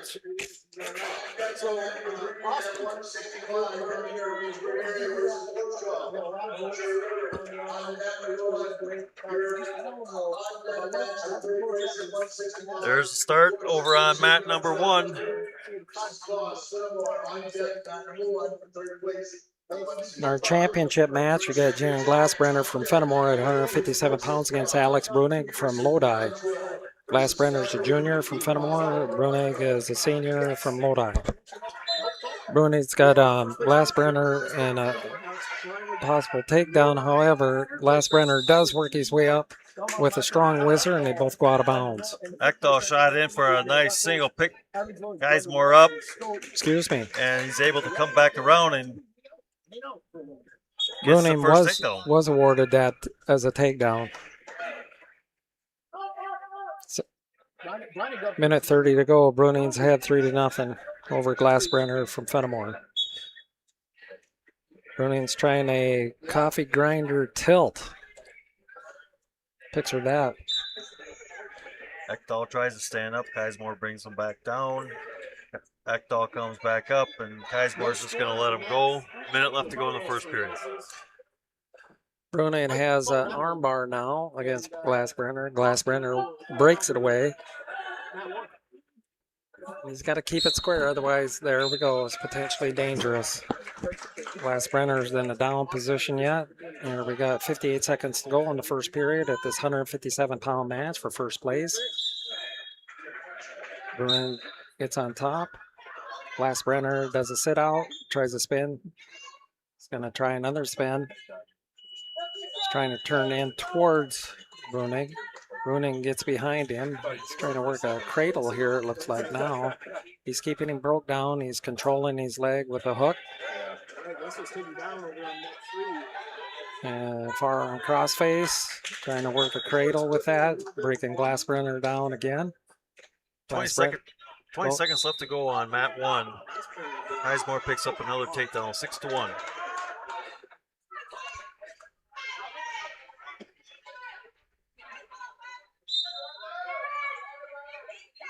Bruning from Lodi on mat number 2, the black mat, championship match. Forearm crossface, he's looking for a tilt. It looks to me like he's close to near fall points. Nothing was awarded. That's the end of the first period with a score of 3-0 in favor of Bruning, Lodi over Glassbrenner of Fenimore at 157 pounds. 5 seconds left to go in the first period on mat number 1 for third place. Kazmore leads Ekdahl 6-1. Scott, do I see Monroe wearing yellow for cheese? Yep. Oh, that works. Nice. Yeah, yellow uniform. Cheesemakers. Yep. There you go, yeah. Swiss cheese. Yeah, we were talking about the Belmont Platteville singlets, and now mention the Monroe ones. Nice time to mention our colors of the game. Sponsor presented by Cuba City Family Dental, Kieler Family Dental, and Darlington Family Dental. 3 convenient locations to serve your dental needs. Again, back at the championship match at 157 pounds, we have Glassbrenner, who's on a timeout, blood timeout. I think he's got a cut on the end of his thumb. It's just been stoppage on the blood time, and Glassbrenner will take top here in the start of the second period against Bruning. Bruning's in a down position. There's a whistle. Okay, back on mat 1 right now. Kazmore's able to get an escape. Makes the score 7-2. They're in a neutral position now with a minute 20 left to go. Ekdahl tries to do a Kelly out, and Kazmore follows, and we'll be able to bring him back down for a takedown. 10-2. Glassbrenner's at the 11 o'clock position on the mat, about to go out. However, he does have a cradle hooked up. And he's getting himself a little high here, so it's probably a good thing they called him out of boundary. Bruning working back to center in the down position. Glassbrenner right on top with a minute 24 to go here in the second period. All right, Ekdal's going to pick up a point for a false start. That's the second one on Keismore. Makes the score 10-3. A minute 10 left to go in the second period. Keismore tries to break Ekdal down. Ekdal tries to stand up. Keismore goes into a spiral. Now just lets Ekdal go. 10-4. 50 seconds left in the second period. Bruning's had a crossbody right on his opponent, or Glassbrenner does. He's got a hook over. I think he's trying to work for another cradle hookup. He's keeping Bruning down, broken down.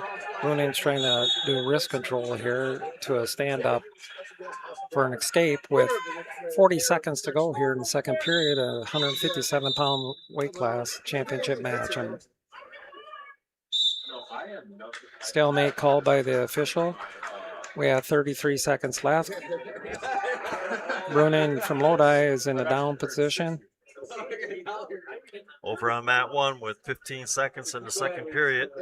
Keismore leads 10-4 over Ekdal. It's a restart again here in the second period. Glassbrenner breaks his opponent down. Bruning's laying flat at this point in time. And Glassbrenner is working a power half, keeping a leg hooked with his own. And now he's getting in front of him, and he's trying to do a tilt, facing him with a tilt. He still has that. He still has it, and there it is. He's got any back points exposed, and there's a fall.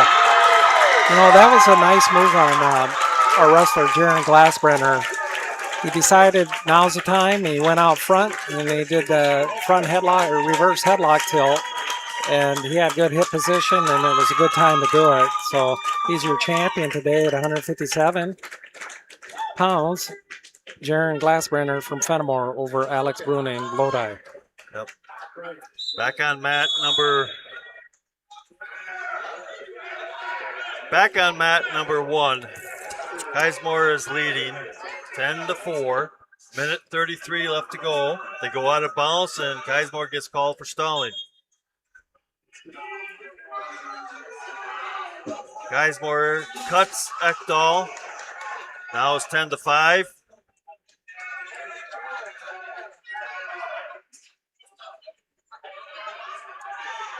Another shot by Keismore. Ekdal sprawls out.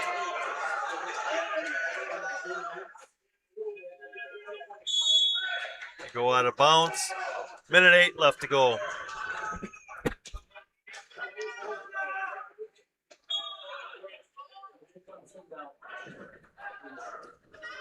Attempted shot by Ekdal. Keismore counters out of it. They go out of bounds. They'll have a restart again. Neutral position, 58 seconds left to go.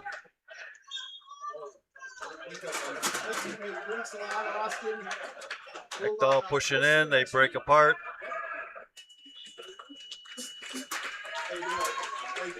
Ekdal shoots in for a fireman's. Switches off to a single. Lifts Keismore. Keismore kind of sprawls out. Hips him forward and gets a takedown. So now Keismore is back up 13-5 with 25 seconds left to go. Nice little hip drag. Keismore. Keismore doesn't get caught. Is going to come away with third place, but will not get a wrestle back. Our good friends over at WCRO trying to bring us RCO, excuse me.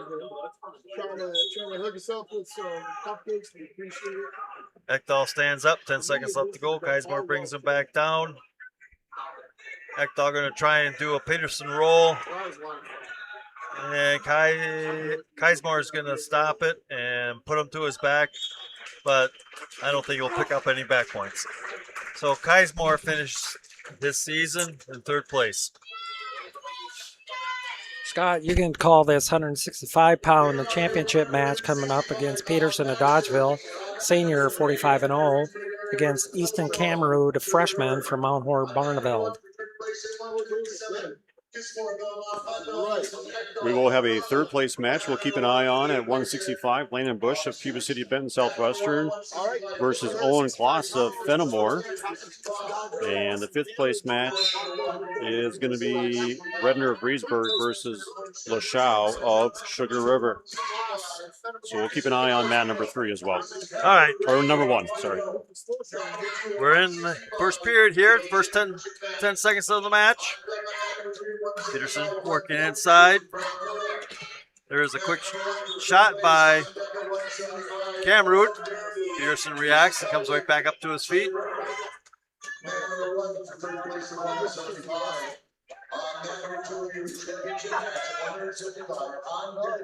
Peterson shucks it by.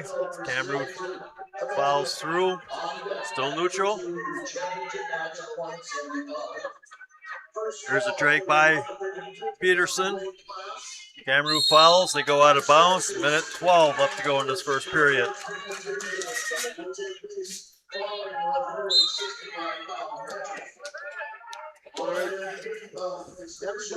Also keep an eye on mat number 1 there, guys. I can't see it. Still. I got Bush, Landon Bush, a senior from Cuba City Benton Southwestern against Owen Kloss from Fenimore for third place at 165 pounds. They're both in neutral position right now. No score. Okay, working on the out of bounds line there. Cameron pushing in. Peterson trying to drag them by. They go out of bounds and have a restart. Their third place match, still 0-0. They're in neutral position with 29 seconds to go. Cuba City Southwestern against a Fenimore wrestler, Kloss. Cuba City Southwestern's Bush is trying to headlock and trying to ankle pick. However, he wasn't able to get it, and they're both tied up facing each other. Quick snap down by Peterson. Camroot rolls through it, but Peterson this time catches him, takes him down, puts Camroot on his back, working for a pin. Oh, he still had a foot in. He still had a foot in. He had a foot on the line. Yes, he was still in. And then he's only going to get 2 near fall.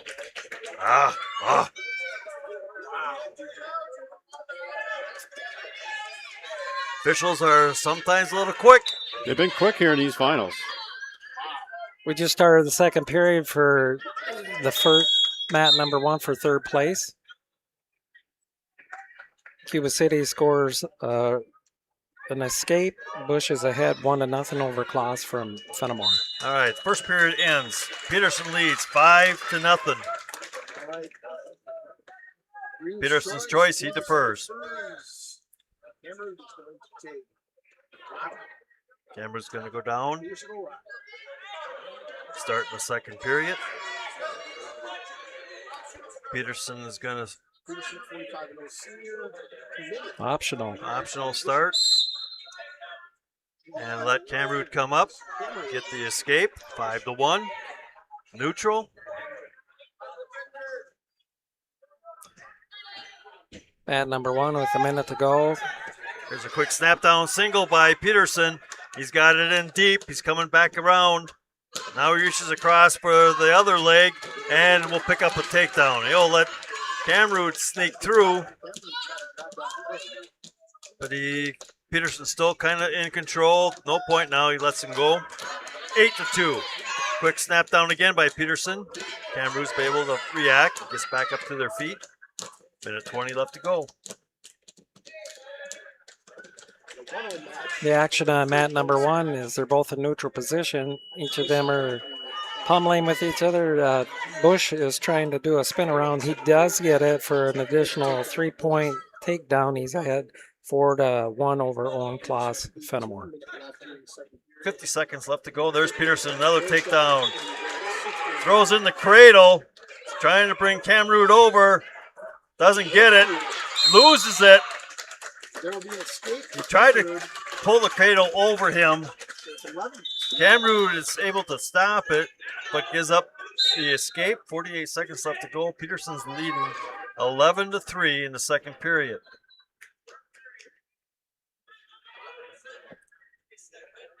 Pushing each other in a neutral position. Peterson working those arms. He loves the snap drag by. There it is again. Spins, picks the ankle. Cameroon reacts a little bit better this time. Quick input here is Cuba City just got an immediate reversal and a pin over Claus Fenimore. Bush is your third place winner at 165 over Owen Claus of Fenimore. All right, we're going to go probably into the second period here as 5 seconds left to go. Peterson leads 11-3.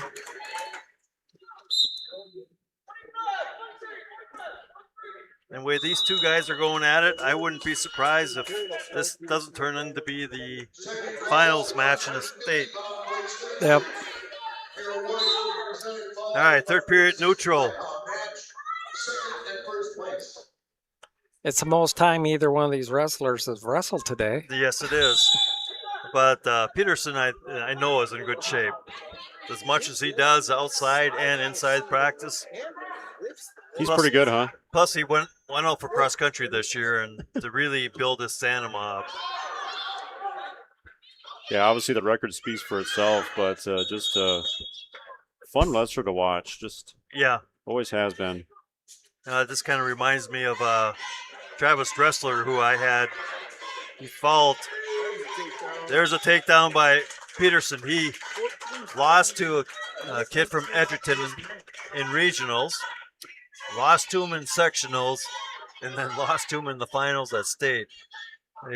Just two good kids going back and forth. Twice in overtime. All right, 14-3. Peterson's up. Does an optional start. He usually does that instead of just giving up the 1-point escape. That way it doesn't happen the quick takedown. Freshman is hanging in there with the all-world Hawken Peterson. Yeah, Peterson's got another leg there. He gets a takedown here. Does. 3 takedowns, 17-4. Let's Cameroon go. 17-5. Peterson gets the next takedown here. Now they're going to call stalling on Cameroon.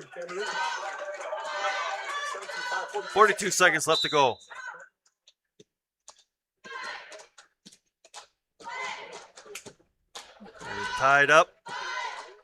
Again, Peterson going to work that heavy hand. And there's attempt a shot. And again, attempt a shot. Comes back around.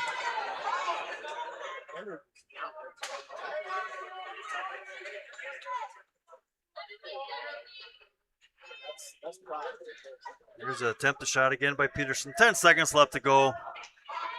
I think Peterson is content just to let it ride out here. And that's the way it's going to end. Hawken Peterson, 17-5 over Cameroon of Mount Hort of Barneville. Extends his wins with no losses. So congratulations.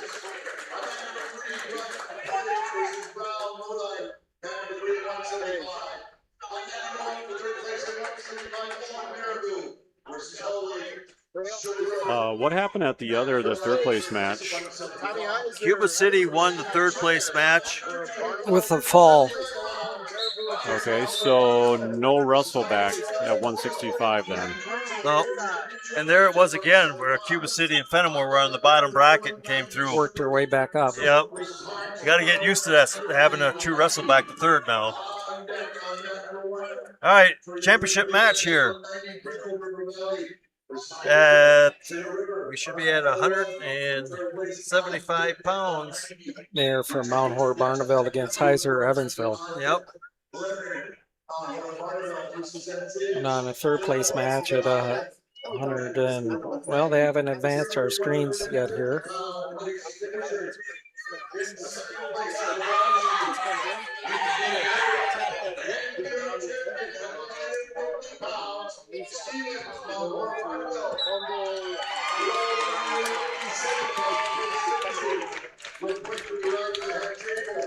Brunt from Portage is going to pick up the win for 5th place.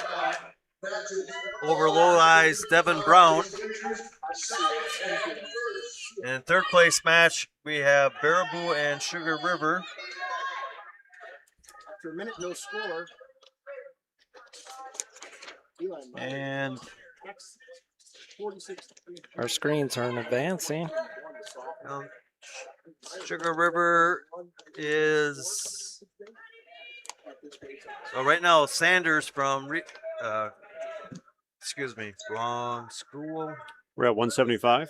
Yeah, 175. Third place is going to be Nolan Owen of Baraboo taking on Kaysen Helwig of Sugar River. Yep.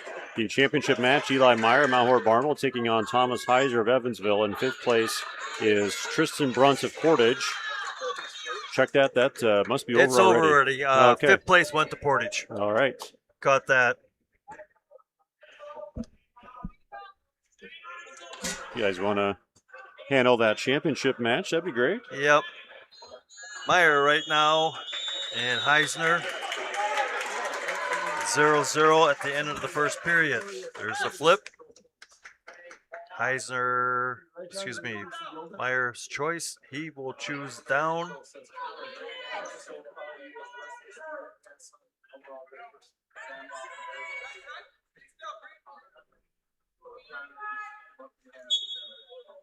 There's a start. Heisner tries to switch. He stands up. Meyer gets the first point. Escape. Thank you.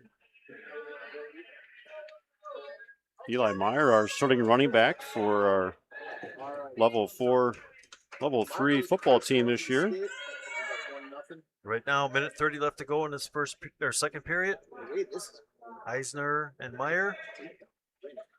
Meyer leads 1-0 with an escape. Eli Meyer ranked number 1 in the state, 43-3 coming into today. He took third place last year at 165 at Division I. Tom Heiser of Evansville comes in 39-1, a sophomore ranked number 4. Didn't qualify last year as a freshman. Minute left to go in the second period. Meyer still leads 1-0. Yeah, we're controlling. Heisner controlling Meyer's arm. There's a quick duck undershot by Meyer. Doesn't get it. Heisner counters, and they go back up to their feet. Overall, with a tech fall.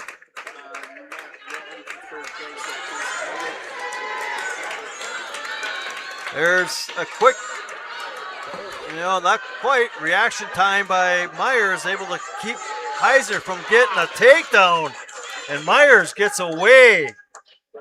Looked like Heisner was going to pick up a takedown, but yeah, he was deep in that single leg, and somehow he scrambled out of it. Eluded the takedown.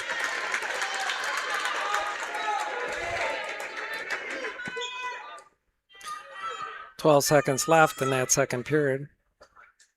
As we wrap down here, Heisner takes another shot.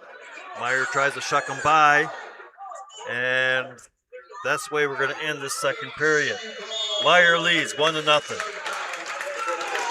Over on map 1, Owens is going to pick up the win for third place from Baraboo.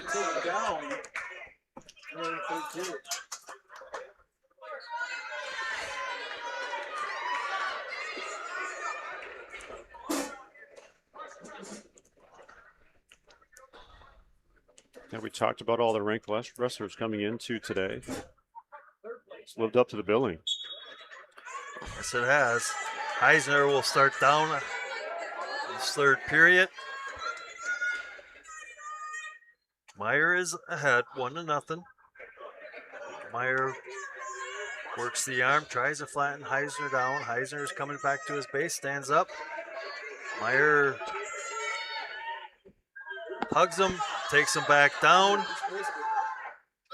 Now Heisner tries to sit, does, and he pummels the head and will get the reversal.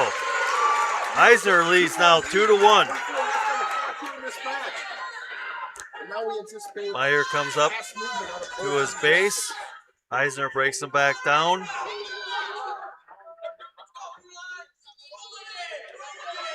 Minute 10 left to go in this third period. Meyer is on the bottom and is behind 2-1. Heisner working him over.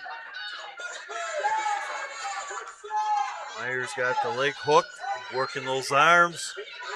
Meyer trying to get back up to his base, but Heisner's doing a good job of keeping him down. Now Heisner loses Meyer a little bit. Meyer's able to come back up to his base, and Heisner is able to bring him back down. 40 seconds left to go in this third period. Meyer comes up to his base. 30 seconds left. Heisner hanging on to that ankle. Meyer. Heisner brings Meyer back down on an attempted stand-up. 20 seconds left to go. Meyer being controlled by Heisner. We're down to 10 seconds. Meyer needs to come up. He's not going to be able to come up.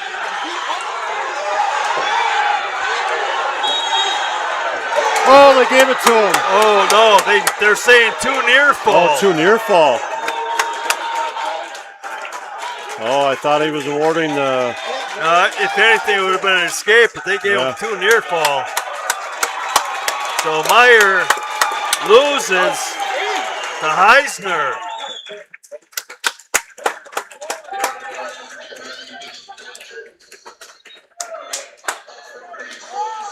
That Heisner, strong wrestler, sophomore from Evansville. Wow. Tom Heiser from Evansville gets first place. We will have a wrestle back now at 175. All right, Danny, I'll let you take this finals match. Sanjevich. Fenimore is quickly taken down here by the Mount Horeb wrestler. Leonard has a score of winning now 3-0. He immediately puts Ryder in a cradle here, and there's a fall. This went about as fast as I got my headgear back on here to talk to you. Eli Leonard awarded the fall at 190 pounds against Ryder Zanchavitz. Thank you. Nothing against Zanchavitz. He just ran into a buzzsaw. Leonard is a tough wrestler. Undefeated here this year is Eli Leonard. Coming in 45-0. And let's see here. So Zanchavitz defeated Brickle from River Valley. So we'll see if there'll be a wrestle back at 190. Right now, the River Valley wrestler Brickle is in the lead with the first takedown and is pinning his Sugar River opponent. And there it is. Brickle's going to come away with the victory over Bear from Sugar River. So no wrestle back. And it's along the sponsors, Darlington Sons Construction. You have the need for exhibitions. So Ryder Zanchavitz collects his ticket to the Cole Center at 190 pounds. Going on right now for fifth place, it is Smiggles and Harms. Smiggles is a sophomore from Stoughton, and Harms is a sophomore from Monroe. And Harms is leading 3-0. Emphasize, showcase this wonderful sport that we love.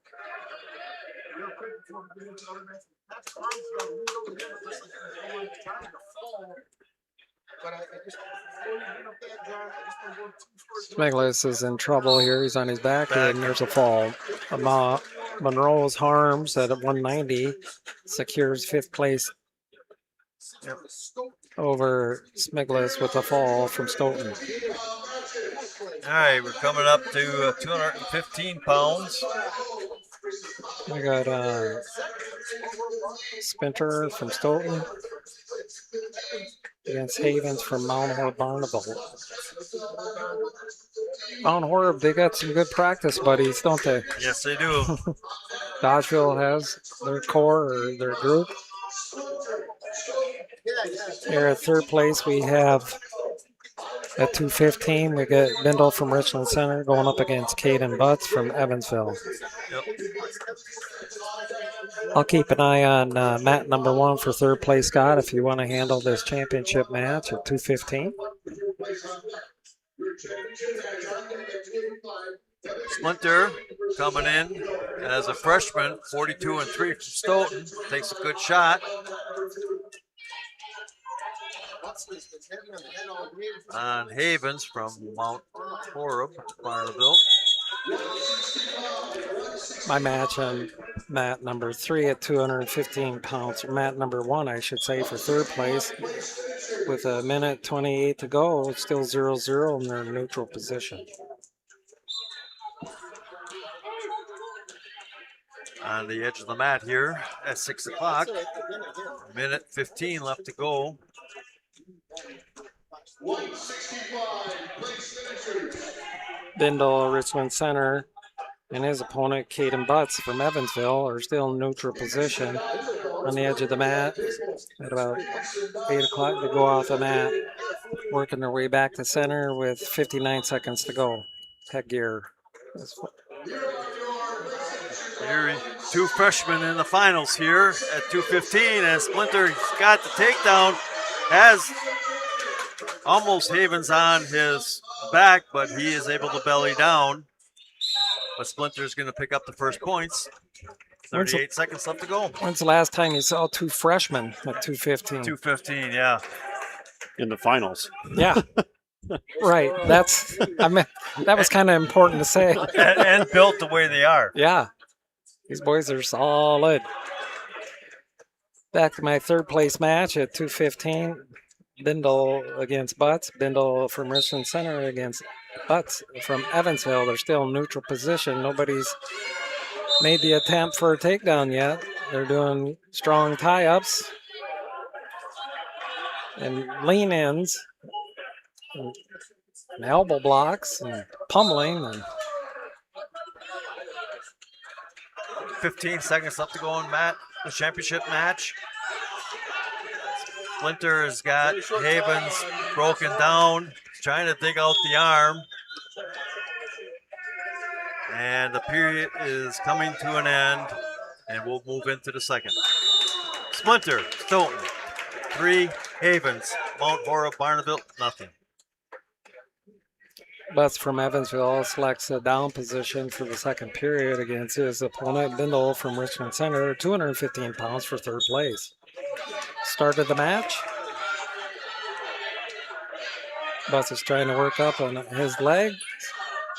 And Bindle breaks him back down. Bindle's on the side and can't control Butts any longer. He lets him go. Butts is ahead 1-0.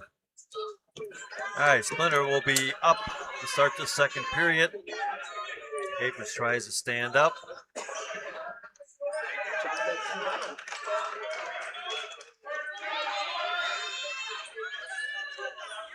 Splinter trying to ride the spiral. Havens comes up to his base again. Splinter is able to break him down. Go out of bounds, 117 on the clock. Third place match. Butts is still ahead 1-0 in the second period with 1:15 to go. They're both in neutral position.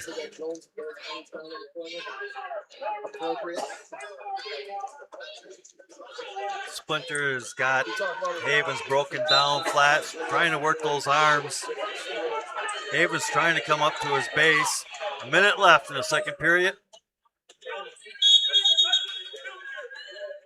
Third place match. They both went out of bounds here with 53 seconds going in the second period. Still 1-0 neutral position in favor of Butts, Evansville over Bindle, Richland Center. Havens gets called for stalling. They go out of bounds and have a restart. 50 seconds left to go in the second period.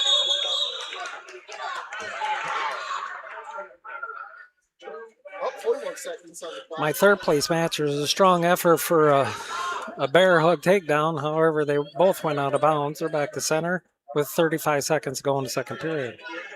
1-0 in favor of Butts, Evansville.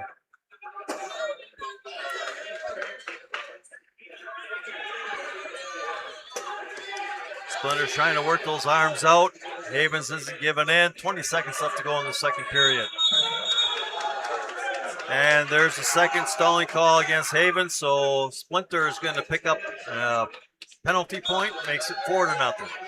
Havens comes back up, kicks out, but Splinter's able to react fast enough to re-grab him. And they will go out of bounds. 4 seconds left in the second period. Bindle and Butts with 6 seconds left in the second period. Still 1-0. No score change. And the second period will come to an end. Second period came to end at the third place finish. Third place match at 215 pounds on mat number 1. Bindle from Richland Center takes the down position. Butts will be riding on top. The nurse whistle. Butts immediately grabs an ankle to break down his opponent, Bindle. Over in the fifth place match, Wellman from Monroe will take fifth. All right, start of the third period. We're in a neutral position.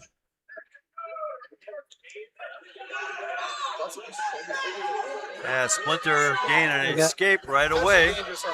Had a pretty active match here for third place. Bindle is moving up fast. It was potentially dangerous on the neck. They're back down in the... There's a shot by Havens, but Splinter is able to counter it. Spins behind, gets the takedown. Now leads 8-0 with 1:15 left to go in the third period. We still have a 1-0 match with Evansville ahead of Bindle from Richland Center, 1-0 in the third period with 1:23 to go. Bindle doesn't quit. He's in the down position. Butts has got to do all he can to stay behind him or keep him broke down. But here we go. We're going to start again here at the referee's whistle. Right away, Butts grabs the ankle to try to break Bindle down. Bindle is down flat now, but he's working himself back up to the base with 1:14 to go. Still 1-0 in favor of Bindle. All right. Or Butts. Down to 50 seconds left to go in the championship match. Splinter is leading 8-0. Splinter from Stoughton. Havens from Mount Ora Barneville. And Splinter's got an arm bar here. He's trying to take Havens over. Havens is able to roll out of it with no points given up. 30 seconds left to go. I got blood time on my mat. Splinter trying to roll those arms under, work those upper body. Throws in a cross face, tries to take the arm out. Havens is trying to hold on. Now he's going to get called for stalling again. Splinter's going to pick up a point, and this is the way it's going to end. As time runs out, Splinter from Stoughton is going to be your champion.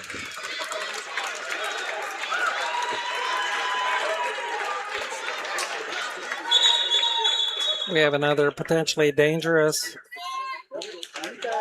Bindle gave up 3 near fall back points to Butts. Butts is ahead now 4-0 with 56 seconds to go for third place match on mat number 1.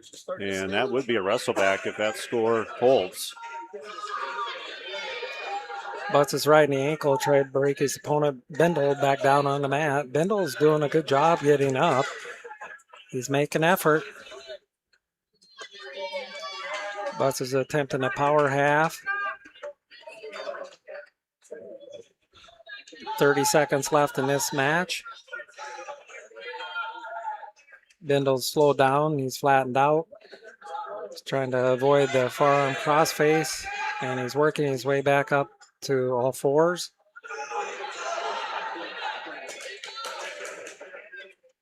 And Butts comes in with a power half. Works off to the side to try to run a tilt. And then Bindle squirms out of this. 4 seconds left.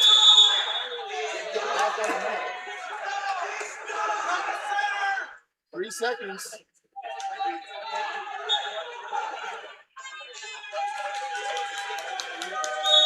There it is.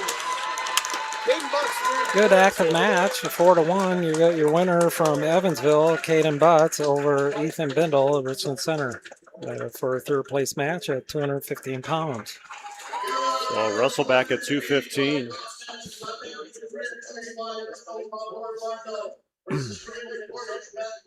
Evansville showing up again for the championship match at 285 against Galen Empey of Stoughton. I'd have to guess that that Stoughton boy Empey is Bob Empey, their coach. Coach's son. We'll, of course, keep our eyes on a third place match. That's Kastner, Belmont, Platteville.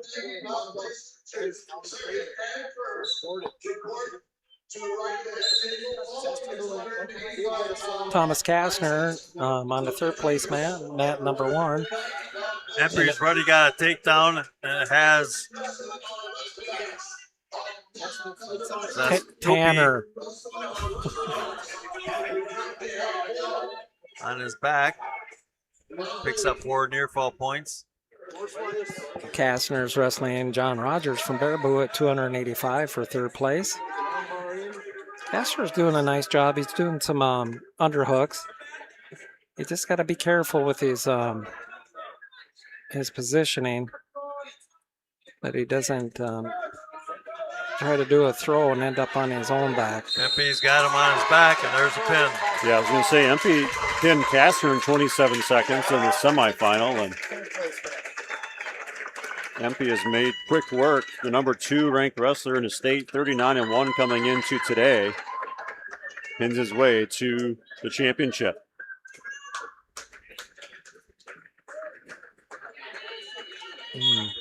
I'm quite certain that's the father. He hugged his father.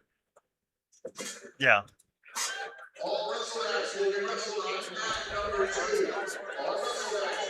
Wrestling, it's a family affair. Back on mat number 1, third place match, 285 pounds. John Rogers over Thomas Kastner. Wrestling, Thomas Kastner is still neutral position in the first period with 20 seconds to go. Kastner's trying to get a headlock in on his opponent, Rogers from Baraboo. And Rogers squirms out, backs out. And they go back in, tie in to each other again. Underhooks, overhooks. Over on the 5th place side, still no score between Mount Horeb and Portage. Back to our third place match. The second period will be starting here. The top decision goes to Baraboo. Baraboo selects down in the second period position at 285 pounds for third place against his opponent, Thomas Kastner from Belmont Platteville. Thomas is trying to do a leg ride and a leg hook. And what we're going to do is get ourselves in trouble. Stalemate. Quite often you get into that type of position. If you don't break your opponent down right away, then you might lose a reversal to getting too high. Yep. And here Kastner brings his opponent back to the mat after they started again. He's riding him with a knee behind the butt and trying to break him down. Rogers is tough to break down. He's coming back up to his feet, and he does turn into his opponent, Kastner, and receives 1 escape. Rogers Baraboo had 1-0 over Thomas Kastner at 285 pounds. Third place match.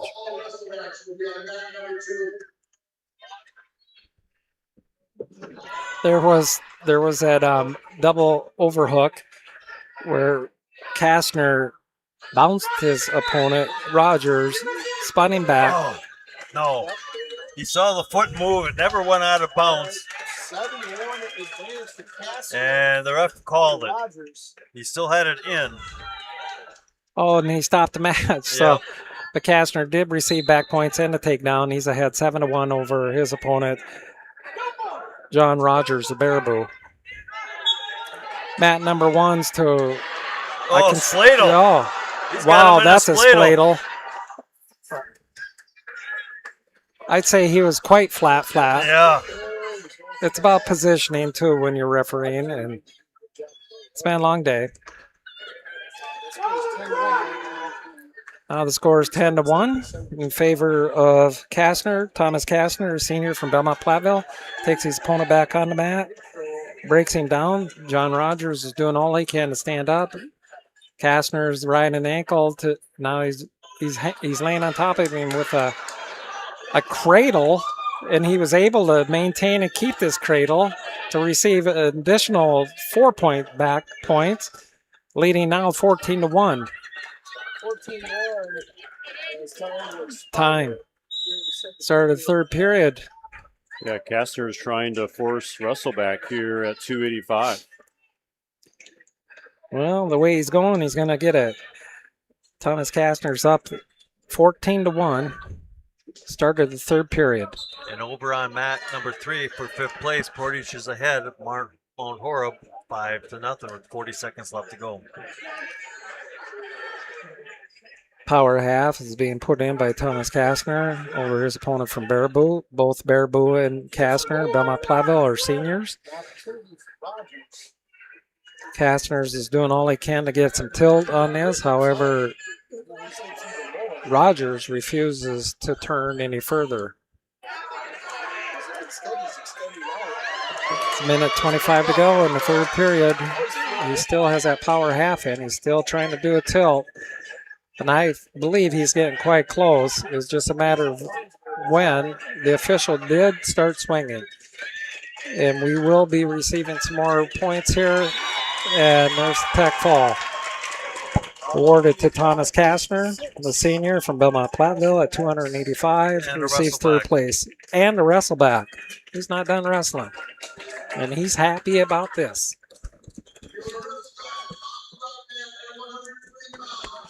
You can stay and I'll go home. I just kept with it, didn't I? Yeah, let's see. But there was nothing else going on. 7:30. All right, we're starting wrestlebacks here at 120. We are coming with Rashawn from Dodgeville taking on Lomar from Broadhead, Judah. The winner goes to state. There's the start. There's a shot by Roshan. Picks it up. Slides off to a single to a double. Comes out the back door. Earns his first 3-point takedown. Roshan reaches across. He's going to run that barbed wire. Lomar kind of stacks himself out. Now Roshan's got him over. Going to gain 2 near fall points. Again, he reaches across for the firearm. He's going to try that barbed wire again. This time Lomar balls up, keeps it from happening. Got to be careful because he could get launched backwards. Lomar. This time Roshan flattens him out. Walking that time over. Walking. He's got that pretty tight. He's working it. He's got Lomar almost pinned here. He's got it stuck. Lomar's able to roll out of that barbed wire. But he will pick up 4 near fall points to make the score 9-0 with 50 seconds. Now he's got Lomar back on his back to a Turk. But nothing counting yet. Lomar is still trying to keep from going. Now the official is counting with 40 seconds left to go. And there's 4 near fall points. Makes it 13-0.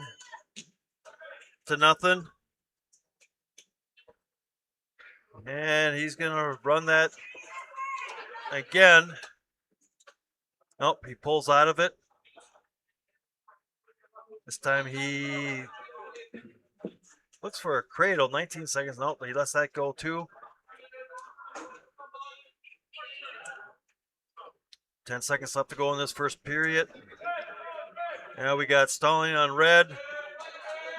And Roshan trying to get some quick near fall points, but he's going to run out of time. Definitely Roshan is regrouped from his loss. A very tough loss in the championship round.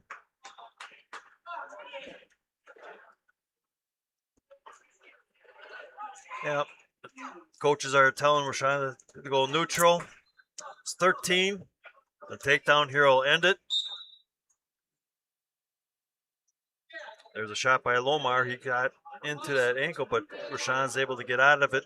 Rashawn's got the front headlock. Now he catches Lomar with the head chancellor and puts him on his back. So he's got the takedown and 3 near fall. And that will be it. Rashawn from Dodgeville will advance to state.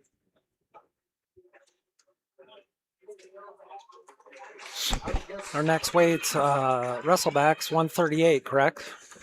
Yep. And I'll let you have that one so I can take Mr. Johnson and his wrestleback.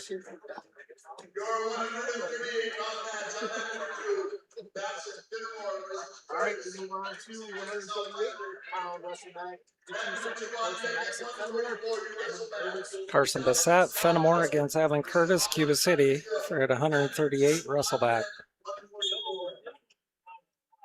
Whoever wins this goes to state.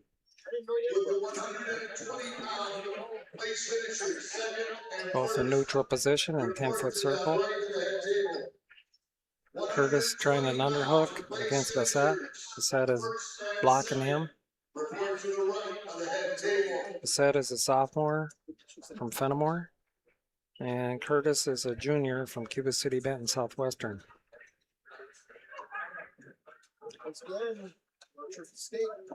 Bassett shoots in on a single leg. Bassett counters with a whizzer.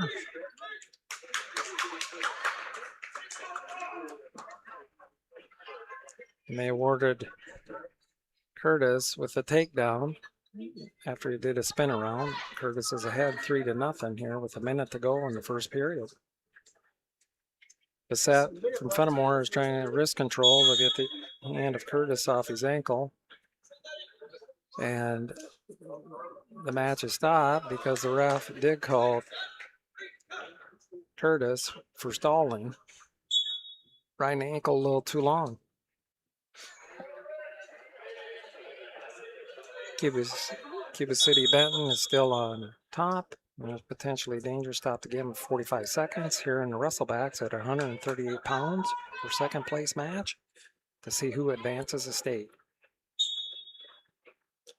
Evan Curtis, a junior at Cuba City Benton Southwestern, is in top position. Bassett faces him and a quick stand-up. An escape, scores 3-1 in favor of Evan Curtis of Cuba City Southwestern over Carson Bassett of Fenimore. Both in a 10-foot circle. Tapping back and forth. Wrist control. There's a nice duck under attempt by Bassett of Fenimore, who's in on a single leg of his opponent, Evan Curtis of Cuba City Benton Southwestern. No activity. End of the first period. Evan Curtis, junior from Cuba City Benton Southwestern, is in 3-1 in favor of him over Bassett, Carson Bassett, sophomore from Fenimore. Start of the second period. Cuba City Southwestern's Curtis takes the down position. Bassett from Fenimore about to get on top. And there's the referee's whistle at the start of the second period. Right away, Evan Curtis stands to his feet, does a sprawl out, and Bassett's taking him down, and the ref stops it, potentially dangerous, because there was no arm control, or all the arms of the wrestler from Cuba City Benton were tied up, and they didn't want to slam his head in. So he stopped the match for potentially dangerous. We're back to neutral referee's position, in which Bassett is doing a tough ride against his opponent, Evan Curtis, Cuba City Benton Southwestern. Cuba City Curtis is trying to stand up and get wrist control here. Now he's trying to do hip control, and Bassett is doing a tilt, trying to do a tilt, but there is no action there or availability for near fall points, and they are on the edge of the mat here at about the 7 o'clock position, out of bounds to go back to center with 1:21 to go in the second period.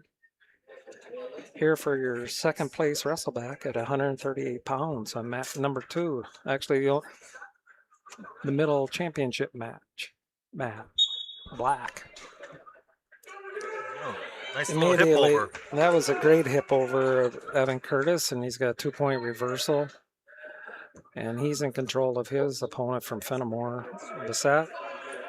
And Bassett turns in on him, and he gets an escape, and we got a score of 5-2 in favor of Evan Curtis from Southwestern. And Evan just received another takedown at the demise of the Carson Bassett, who attempted to grab a leg. Evan Curtis did a spin around, and he's in top and control. He's trying an armbar, and he needs to keep it legal. It's a little floppy here, and the referee's watching it, and he does stop it for potentially dangerous. Evan Curtis is ahead 8-2 over his opponent, Carson Bassett of Fenimore. We have 33 seconds left in the second period. Go back to neutral position, referee's position, I should say. Evan Curtis on top. There's the whistle. Right away, Bassett stands up. That's why kids do it. They want to be the toughest. Evan Curtis lets the Fenimore opponent go. There's a 1-point escape. There's a whistle. There's either a hand or a forehead that tapped Evan Curtis pretty good on the eye or something. Now, does he have to take injury time? Otherwise, they better start it up right away here. Yep, now they will take injury time.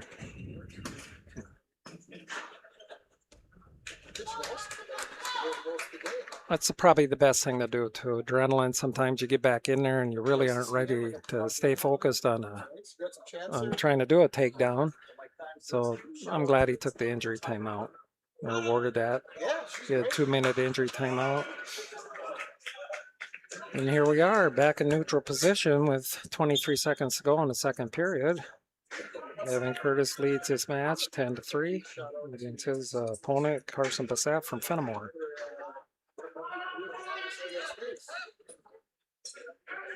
Evan Curtis has a bear hug on his opponent. They're on the edge of the mat.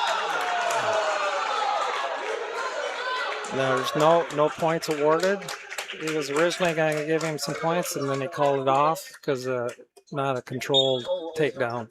They're back to center with no seconds left, and that's the start of the third period here. Where Evan Curtis, a junior from Cuba City, Benton, Southwestern, is leading his opponent, Carson Bassett, the sophomore from Fenimore, 10-3. Bassett takes a down position. Referee asks for Curtis on top. There's the whistle. Bassett right away is up on his feet, trying to wrist control, sitting on his butt, trying to do a spin in. And he does get an escape here. Scores 10-4. Bassett's working hard here. Evan Curtis has an underhook and left hand wrist control. Once again, whoever wins this match does go to state for the 138-pound representation out of here, the Richland Center Super Sectionals. Yeah, I've got to create kind of your own energy this point in the meets, and so it's your chance to get to state. So yeah, they're both working for it. Nobody's giving up here at all. I'm kind of proud of this Bassett. He's still shooting in on his opponent, but he isn't coming up with it. The referee called him for stalling for probably not coming up with it, but then again, I'm not real certain what Cuba City is doing. So they're both kind of locked up, and we're probably going to get a stalemate out of this situation. Yeah. Fenimore's asking for a discussion on that last call of stalling against his opponent, or against his kid, Carson Bassett, in red. So, as I discussed, so he had to mark a warning against the coach from Fenimore for going against his thoughts, and we're back in neutral position. Jeez, I would have been in a lot of trouble with you because I always went against you. I can't believe you guys haven't started wrestling up here. Yeah. Scott would walk towards the table, and I would tell him, just keep going. And then I'd smile at him, and he would keep going. A couple times he never came back. No.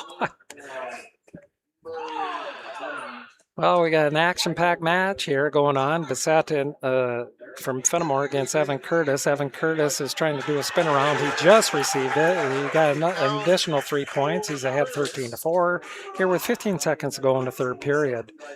On this 138-pound second-place wrestle-back match, we're down to 5 seconds, and it looks like unless something happens odd, Curtis is going to advance the state, representing his Cuba City Benton Southwestern at 138 pounds. All right, Evan Curtis. Over Carson Bassett from Fenimore. Carson kept it moving, that's for sure. So congratulations, Cuba City here. Move on to 144 pounds. All right, moving on to 144 pounds in the wrestleback. It's going to be Nate Johnson taking on Evansville. Grace Howlett. Howlett, there you go. Forgot, they both came. Got to look at the upper bracket there. All right, there you go. There's a quick ankle pick by Johnson, takes Howlett down. Leads 3-0. Howlett stands up. Johnson's trying to pick him up and trip him. Again, tries to pick him up and trip him. Isn't able to bring him back down. And he's going to just cut Howlett.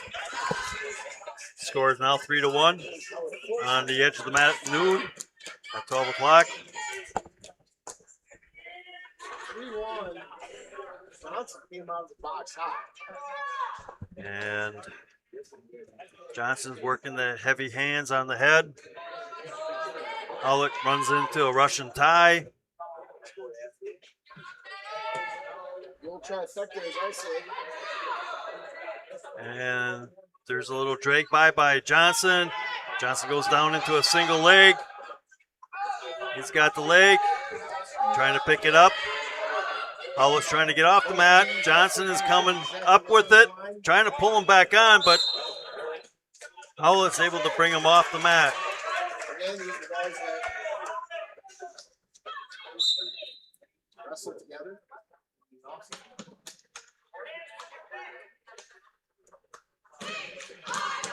Tie up in the middle of the mat. 40 seconds left to go in this first period. Johnson leads Howlett 3-1. There's a shot by Howlett.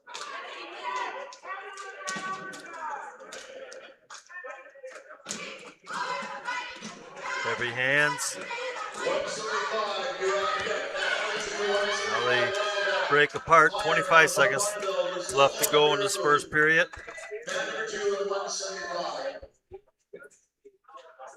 There's another quick shot by Johnson. Isn't able to get it. 10 seconds left to go in this first period. Johnson's got an underhook in. Always trying to pull it down. Does, and that's the way the period is going to end. We move into the second period. Our Grant Regional Health Center and People State Bank coverage of high school sports is presented by Cuba City, Kieler, and Darlington Family Dental and Carey Seamless Gutters and Overhead Doors. Wrestling here on Dubuque Super Hits KIYX and SuperHits106.com, and of course our Queen Bee Radio Sports YouTube channel. Howlett will start the second period down, gets the escape. Johnson, quick shot in, comes out the back door, and is going to pick up the takedown. Howlett comes back up, stands up. Johnson working to try and break him down. He's just going to let him go. It's 6-3. Working on the edge of the mat at about 4 o'clock. There's a duck under attempt by Howlett, and then we'll go out of bounds. Minute 28 left to go in the second period. There's the whistle. They tie up in the middle of the mat. There's a shot attempt by Howlett. Johnson tries to chuck them by. Back up on their feet. There again, rush out of a Russian tie. Johnson tries to pick an ankle. Now this time, Howlett catches Johnson with an ankle pick. It ties the score up in the second period. 6-6. Johnson kind of got caught flat-footed there. 52 seconds on the top of the second period. 6-6.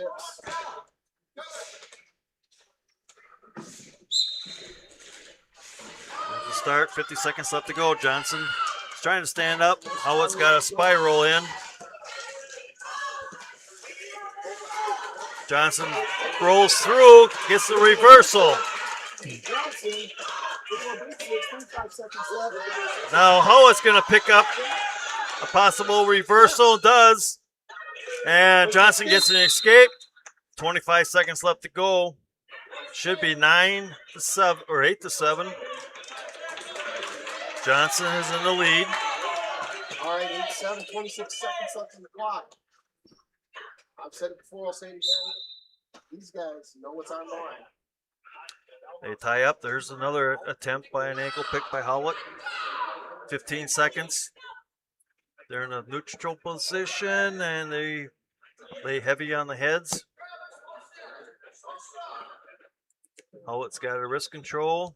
Johnson is blocking, and there's another attempt by Howlett. 2-1, and Johnson is able to get this leg out. We're going to the third period. Johnson chooses down going into the third period. He is ahead, 8-7. There's the whistle. Howlett tries to go with a coffee grinder. Johnson stands up, peels. Howlett goes right down to a single but loses it. Now Johnson picks up the escape. Leads 9-7. Howlett tries to do a quick stuck under single. Doesn't get it. There's again. Johnson blocks. They're on the edge of the mat at 9 o'clock, and they go out of bounds.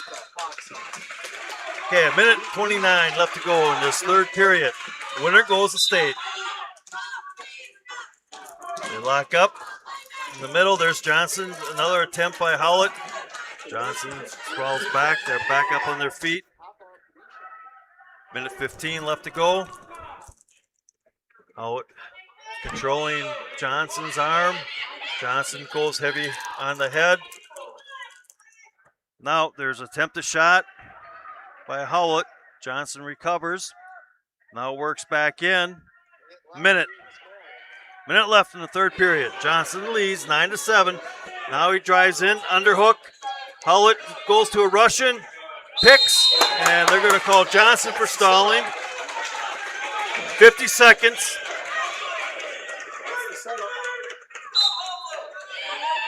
There we go. 45 seconds. Johnson sweeps into a double, switches off to a single, and Howlett's able to counter both of them, and they're back up on their feet. 30 seconds. Johnson working.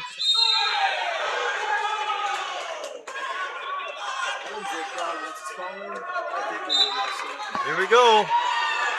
Down to under 30 seconds. Johnson and Howlett tied up in the middle. They're in a neutral. Johnson's ahead, 9-7. Howlett needs a takedown. Johnson fighting it off. There's another attempt. Johnson tries to slide it by. There's 15.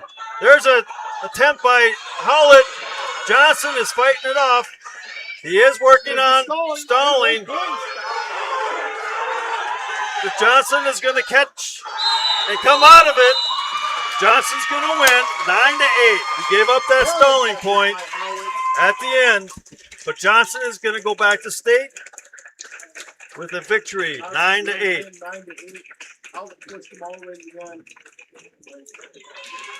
Incredible wrestle back there. Nathan Johnson with Dodgeville hangs on, does enough to earn his spot at the Kohl Center.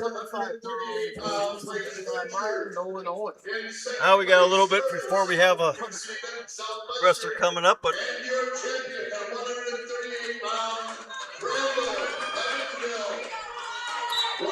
this is what? It's 175. 175. Mount Horeb Barneveld against Baraboo.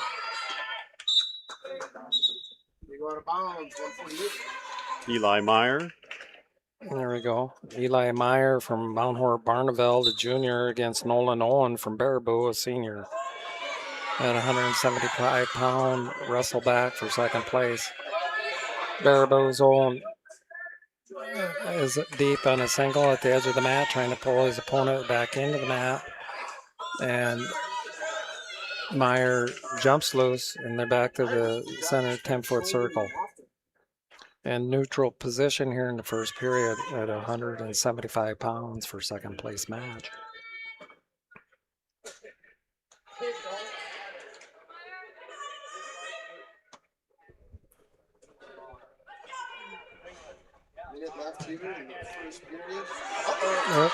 There was a double reshot, and Eli Meyer is awarded the takedown. He's ahead now 3-0 over Nolan Owen at 175-pound second place wrestleback. Meyer's got a deep waist on his opponent, Owen from Baraboo. Now he's trying to work a half. He's got his opponent from Baraboo broke down flat. They're on near the edge of the mat at approximately number 4 o'clock. Meyer's trying to work an arm bar, that of Nolan Owen, senior from Baraboo. Nolan Owen has just been called for stalling to be more aggressive from the bottom position. And both wrestlers are out of bounds. Welcome back to the center with 10 seconds left here in the first period of this 175-pound second place wrestleback match here at Richland Center Super Sectionals. Yeah, these two wrestled last weekend at the Badger Conference Championship, and Meyer a 9-5 victory last week. 10 seconds left here in the first period.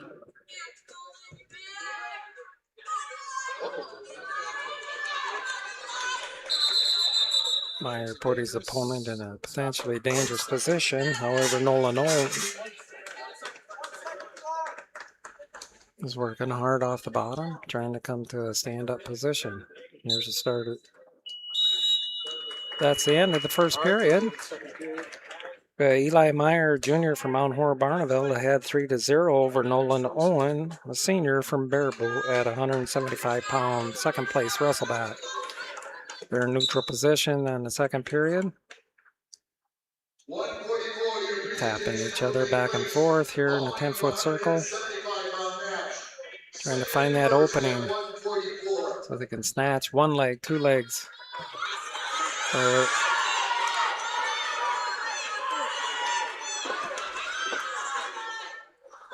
lot of speed involved here. They're on the edge of the mat and out of boundary. Nolan made an attempt on a takedown. Meyer was trying to do a spin around and back to center in neutral position here with 1:33 to go in the second period. Meyer's up 3-0 over his opponent, Nolan Owen, senior from Baraboo. They're in neutral position. Nolan tries for a Russian. Eli didn't want anything to do with it. Twisted out of that, and he's tapping back and forth. Nolan did another sweep, an arm drag, and almost had a takedown. But I tell you, Eli Meyer kept his hips up and pulled his head out, and he receives the 3-point takedown, leading now 3-0. 6-0 now. There's 6-0.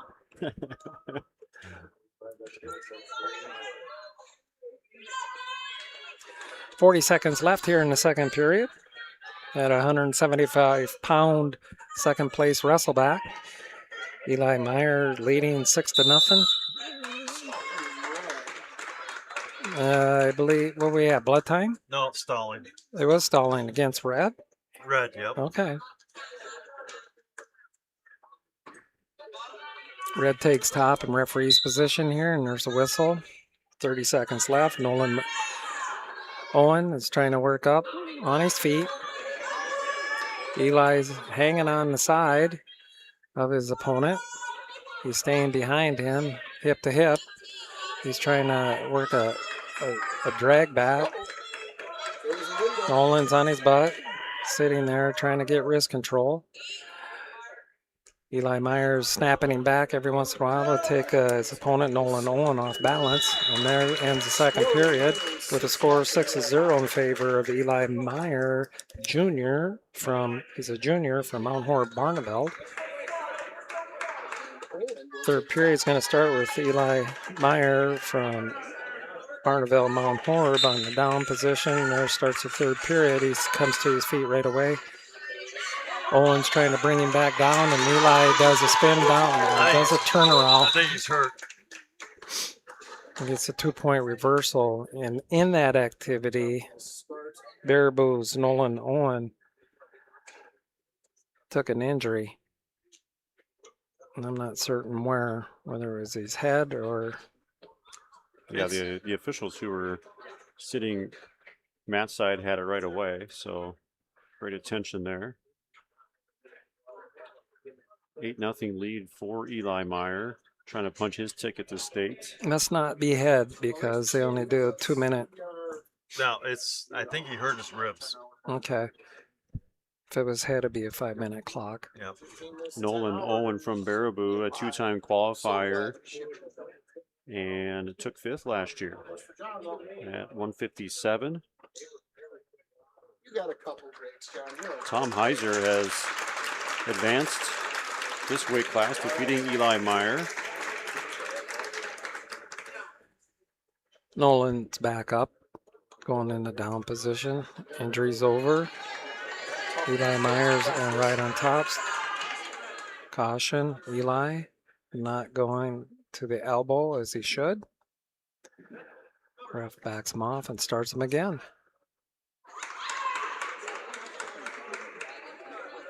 Did he hit him with the second one? Second one, yeah. Max will be a point. It should be a point. Should be a point. Tell you, Nolan comes up feverish and trying to do a reversal on this his opponent Eli. They got each other's legs locked up, and Eli is still in position of control here. Eli from Mount Horeb Barneveld is still in control. He's leading 8-0 against his opponent, Nolan Owen from Baraboo.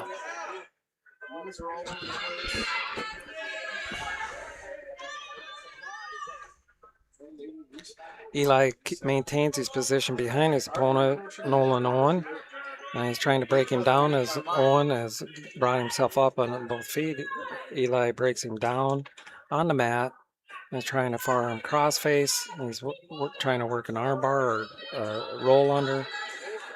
Going for a pinning combination here. The activity continues. Nolan Owen is back up on his butt, trying to spin back. However, Eli Meyer snaps him back down flat.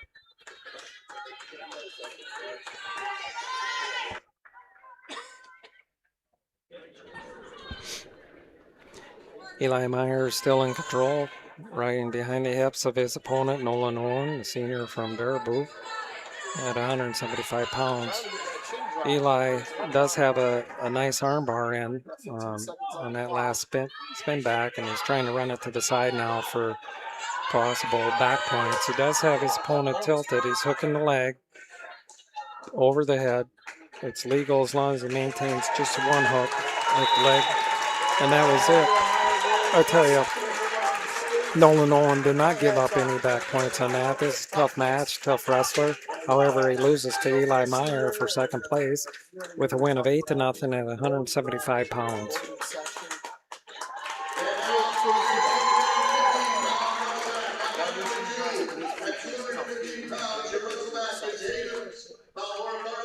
All right, we move on to 216 pounds.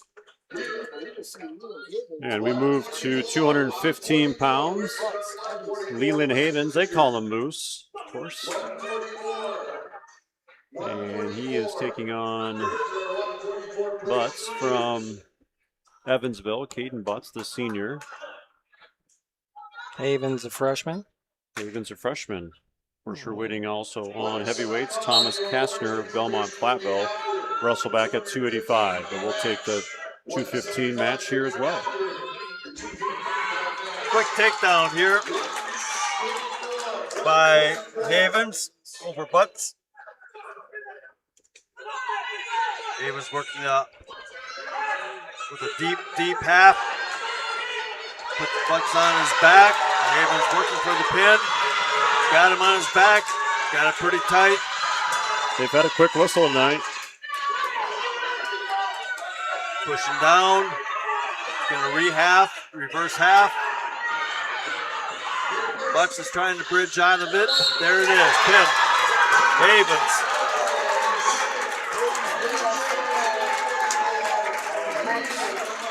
It's a freshman wrestler with 215 pounds from Mount Horeb Barnabelle.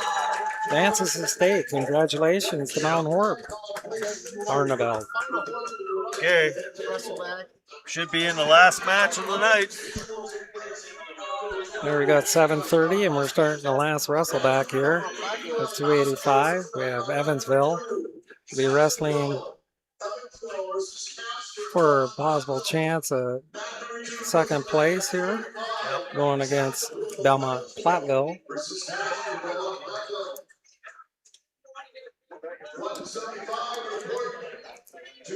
Thomas Kastner, senior from Belmont Platteville, going against Tanner Zasterpool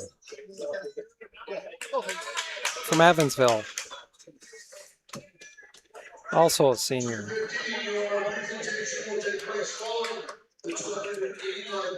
Starting a neutral position in first period, and they're off. Here we are in the 10-foot circle. They're looking at each other. They're circling each other. A few taps here and there. An underhook, arm drag. Heavy hands. Tapping on the heads. Belmont Platteville has moved himself out towards the outer circle as Evansville is tied in for a bear hug. And has taken his Belmont opponent straight to his back here. And Belmont is in trouble with a possible pin to happen here with Evansville. However, the strength of Thomas Kastner rolls flat to his stomach. And with the takedown and the near fall points, he's behind 7-0.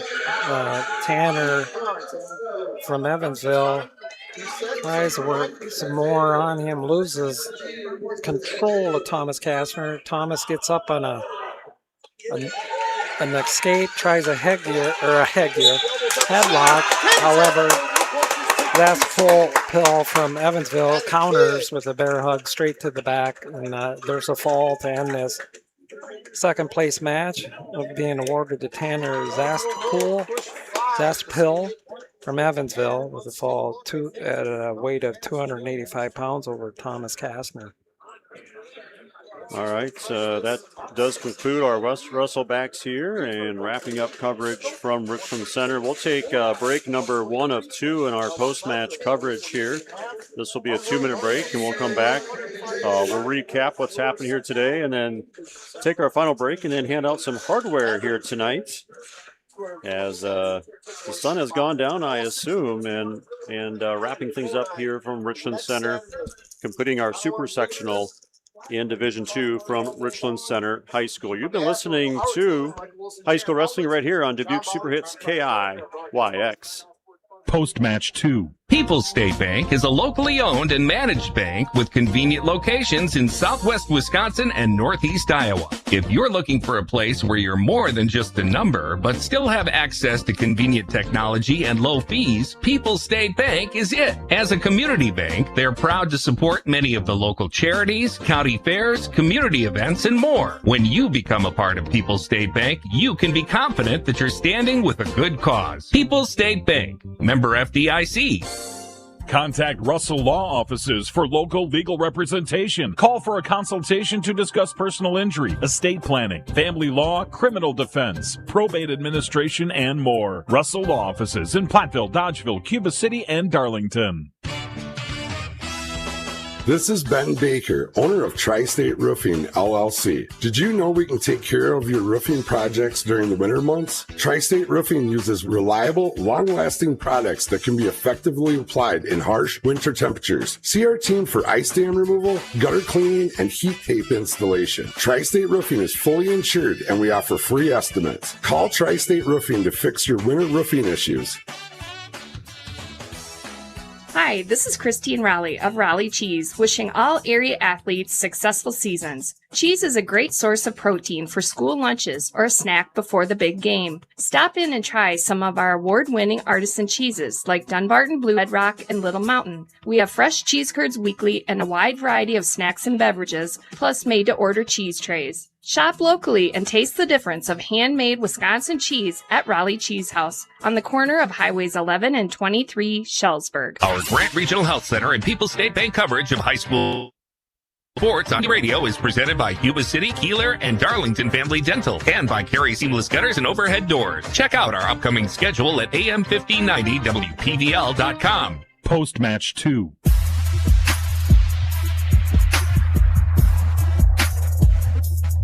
And welcome back to Richland Center High School. As we wrap things up here, we will do a rundown of the weight class results here and then take a break and then hand out a little bit of hardware and end our night here at Richland Center. So, recap of tonight's action. Okay, I'll start at 106 pounds. First place goes to Mao from Sugar River. Second place goes to Madden from Mount Horeb, Barneville. And third place is Kastner from Belmont Platteville. I can do 113 pounds. Okay. It is Frey of Evansville taking first place. Second place is Garcia of Cuba City, Benton, Southwestern. And third place, Dorshort of Lodi. At 120 pounds, Bowlake from Evansville taking the championship. Rashawn from Dodgeville, second place, and Lomar from Broadhead, Judah, third. At 126 pounds, it was Caves from Lodi, the champion here today. Severson from Baraboo taking second, and it's Braunschweig from Evansville taking third. All right, at 132, it's going to be Briggs Weigel from Belmont Platteville taking the championship. Second place goes to Stevens from Mount Horeb, Barneville, and your third place, Kellogg from Lodi. 138, I'm not sure. It's a little messed up here on USA Bracketing, if you guys can recall. But Crandall from Evansville, the champion here. And do you recall where Evan Curtis ended up? Yes, he is going to end up in second place. Second place. And then third place went to Spurley, is that correct? Nope, that's going to go down to Fenimore's Bassett. Okay, yep, okay. All right, at 144 pounds, Dylan Weigel from Belmont Platteville is your champion. Johnson from Dodgeville is your second place finisher, and Howlett from Evansville takes third. At 150 pounds, it was Hunter Stevens of Mount Horeb, Barneville, the champion at 150. And from Reedsburg, Jablonski taking second, and Keller from Evansville taking third. All right, we're at 157. Glassbrenner from Fenimore is your champion. Burning from Lodi is your runner-up, second place, and Keismore from Belmont Platteville is third place.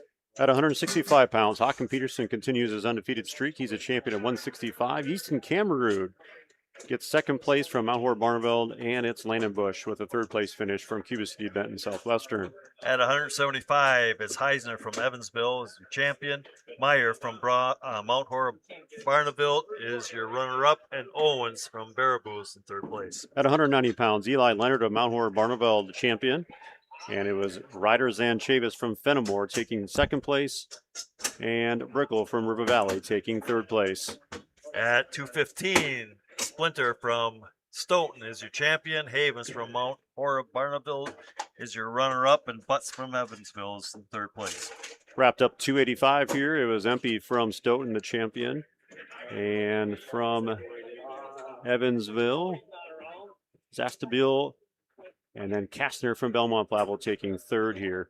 So wrap up of the brackets. All right, you want to quickly do the team scores before we go into our... Sure, yeah. All right, in 16th place is Broadhead Judah with 20 and a half points there. 15th place Portage, 25. And 14th is River Valley with 28. 13th, Richland Center with 29 and a half points. And 12th is Monroe with 64 points. And 11th is Baraboo with 64 and a half points. 10th is Cuba City with 87 and a half points. 9th is Dodgeville with 97 and a half points. Fenimore finishes 8th with 105. Belleville or Sugar River is 7th with 111 and a half points. And these 6 teams will advance on to team sectionals next week, and I do believe that's at Lodi. 6th place is Reedsburg Area Schools at 128. 5th is Stoughton with 136. Lodi finishes 4th with 143. Belmont Platteville finishes 3rd with 143 and a half, at half a point. In 2nd place is Mount Horeb with 205 and a half points. And 1st is Evansville with 246 and a half points. All right. Trying to call me. All right, wrapping things up, one final break, and then we'll hand out some hardware and wrap things up from Richland Center High School Wrestling right here on Dubuque Super Hits KIYX. Post-match 3. Are high bank fees draining your wallet? It's time for a change. At People's State Bank, they believe in low fees that put you first. Tired of being charged for using your debit card, sneaky paper statement fees, or monthly maintenance fees? With People's State Bank's People's Checking Account, those fees are a thing of the past. Worried about ATM fees? At People's State Bank, they reimburse you for up to 3 ATM fees per month. They work hard to keep your money where it belongs, in your pocket. Make the switch to People's State Bank today. Visit a branch near you or peoplesfinancial.com. Member FDIC. Contact Russell Law Offices for local legal representation. Call for a consultation to discuss personal injury, estate planning, family law, criminal defense, probate administration, and more. Russell Law Offices in Platteville, Dodgeville, Cuba City, and Darlington. Streaming on this Queen Bee radio station is powered by Cunis, Chrysler, Dodge, Jeep, Ram of Platteville. The Cunis Service Department cares for all makes and models. Open Monday through Saturday with shuttles and loaner vehicles available too. Head to Cunis in Platteville. Post-match 3.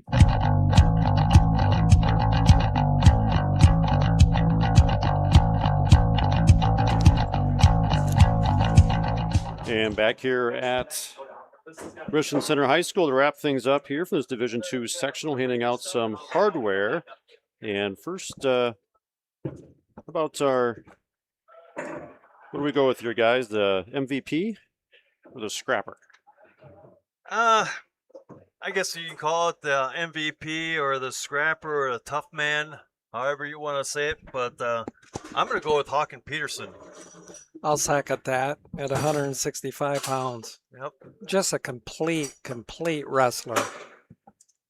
Yeah, doing work here and staying undefeated. The scrapper of the game. It's time to name the West End Salvage scrapper of the game. It's the player whose hustle and scrappiness stood out in trying to lay the opponent to waste, presented by West End Salvage of Lancaster. Also gets a nod for the most valuable wrestler here tonight, brought to you by Hermson's Ace Hardware and Home Center in Bloomington, and Hermson's Ace Hardware at the bottom of Main. In Platteville, Hermson's will be the MVP for your next project in your home. Go to Hermson's Ace Hardware in Bloomington and in Platteville.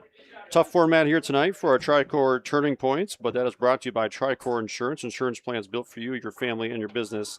Contact Tricor Insurance. And then final piece here is our match of the meet. Well, I think our match of the meet is that 120-pound championship between Bullig and Rashawn. It went into Southern Victory, where Bullig is going to end up getting a takedown and defeating Rashawn. Those two met for the state championship last year, and Bullig ended up pinning Rashawn, so they could be a rematch. All right, that is our match of the meet. Brought to you by Wolf's Grandland Graphics, a block off the square in Lancaster. Wolf's offers full-service copying and printing, available in wide format for banners, posters, canvas prints, and much more. Wolf's Grandland Graphics of Lancaster. Well, that will do it from our time here at Richland Center High School. We named some conference or some sectional champions and moved quite a few on to the state tournament in 2 weeks. Want to thank Scott Tolsman and Dan Engelke, especially for being here today. I'm Brad Richardson. Want to thank you all for listening. It's been a long day for Richland Center High School, but it's been a good one here.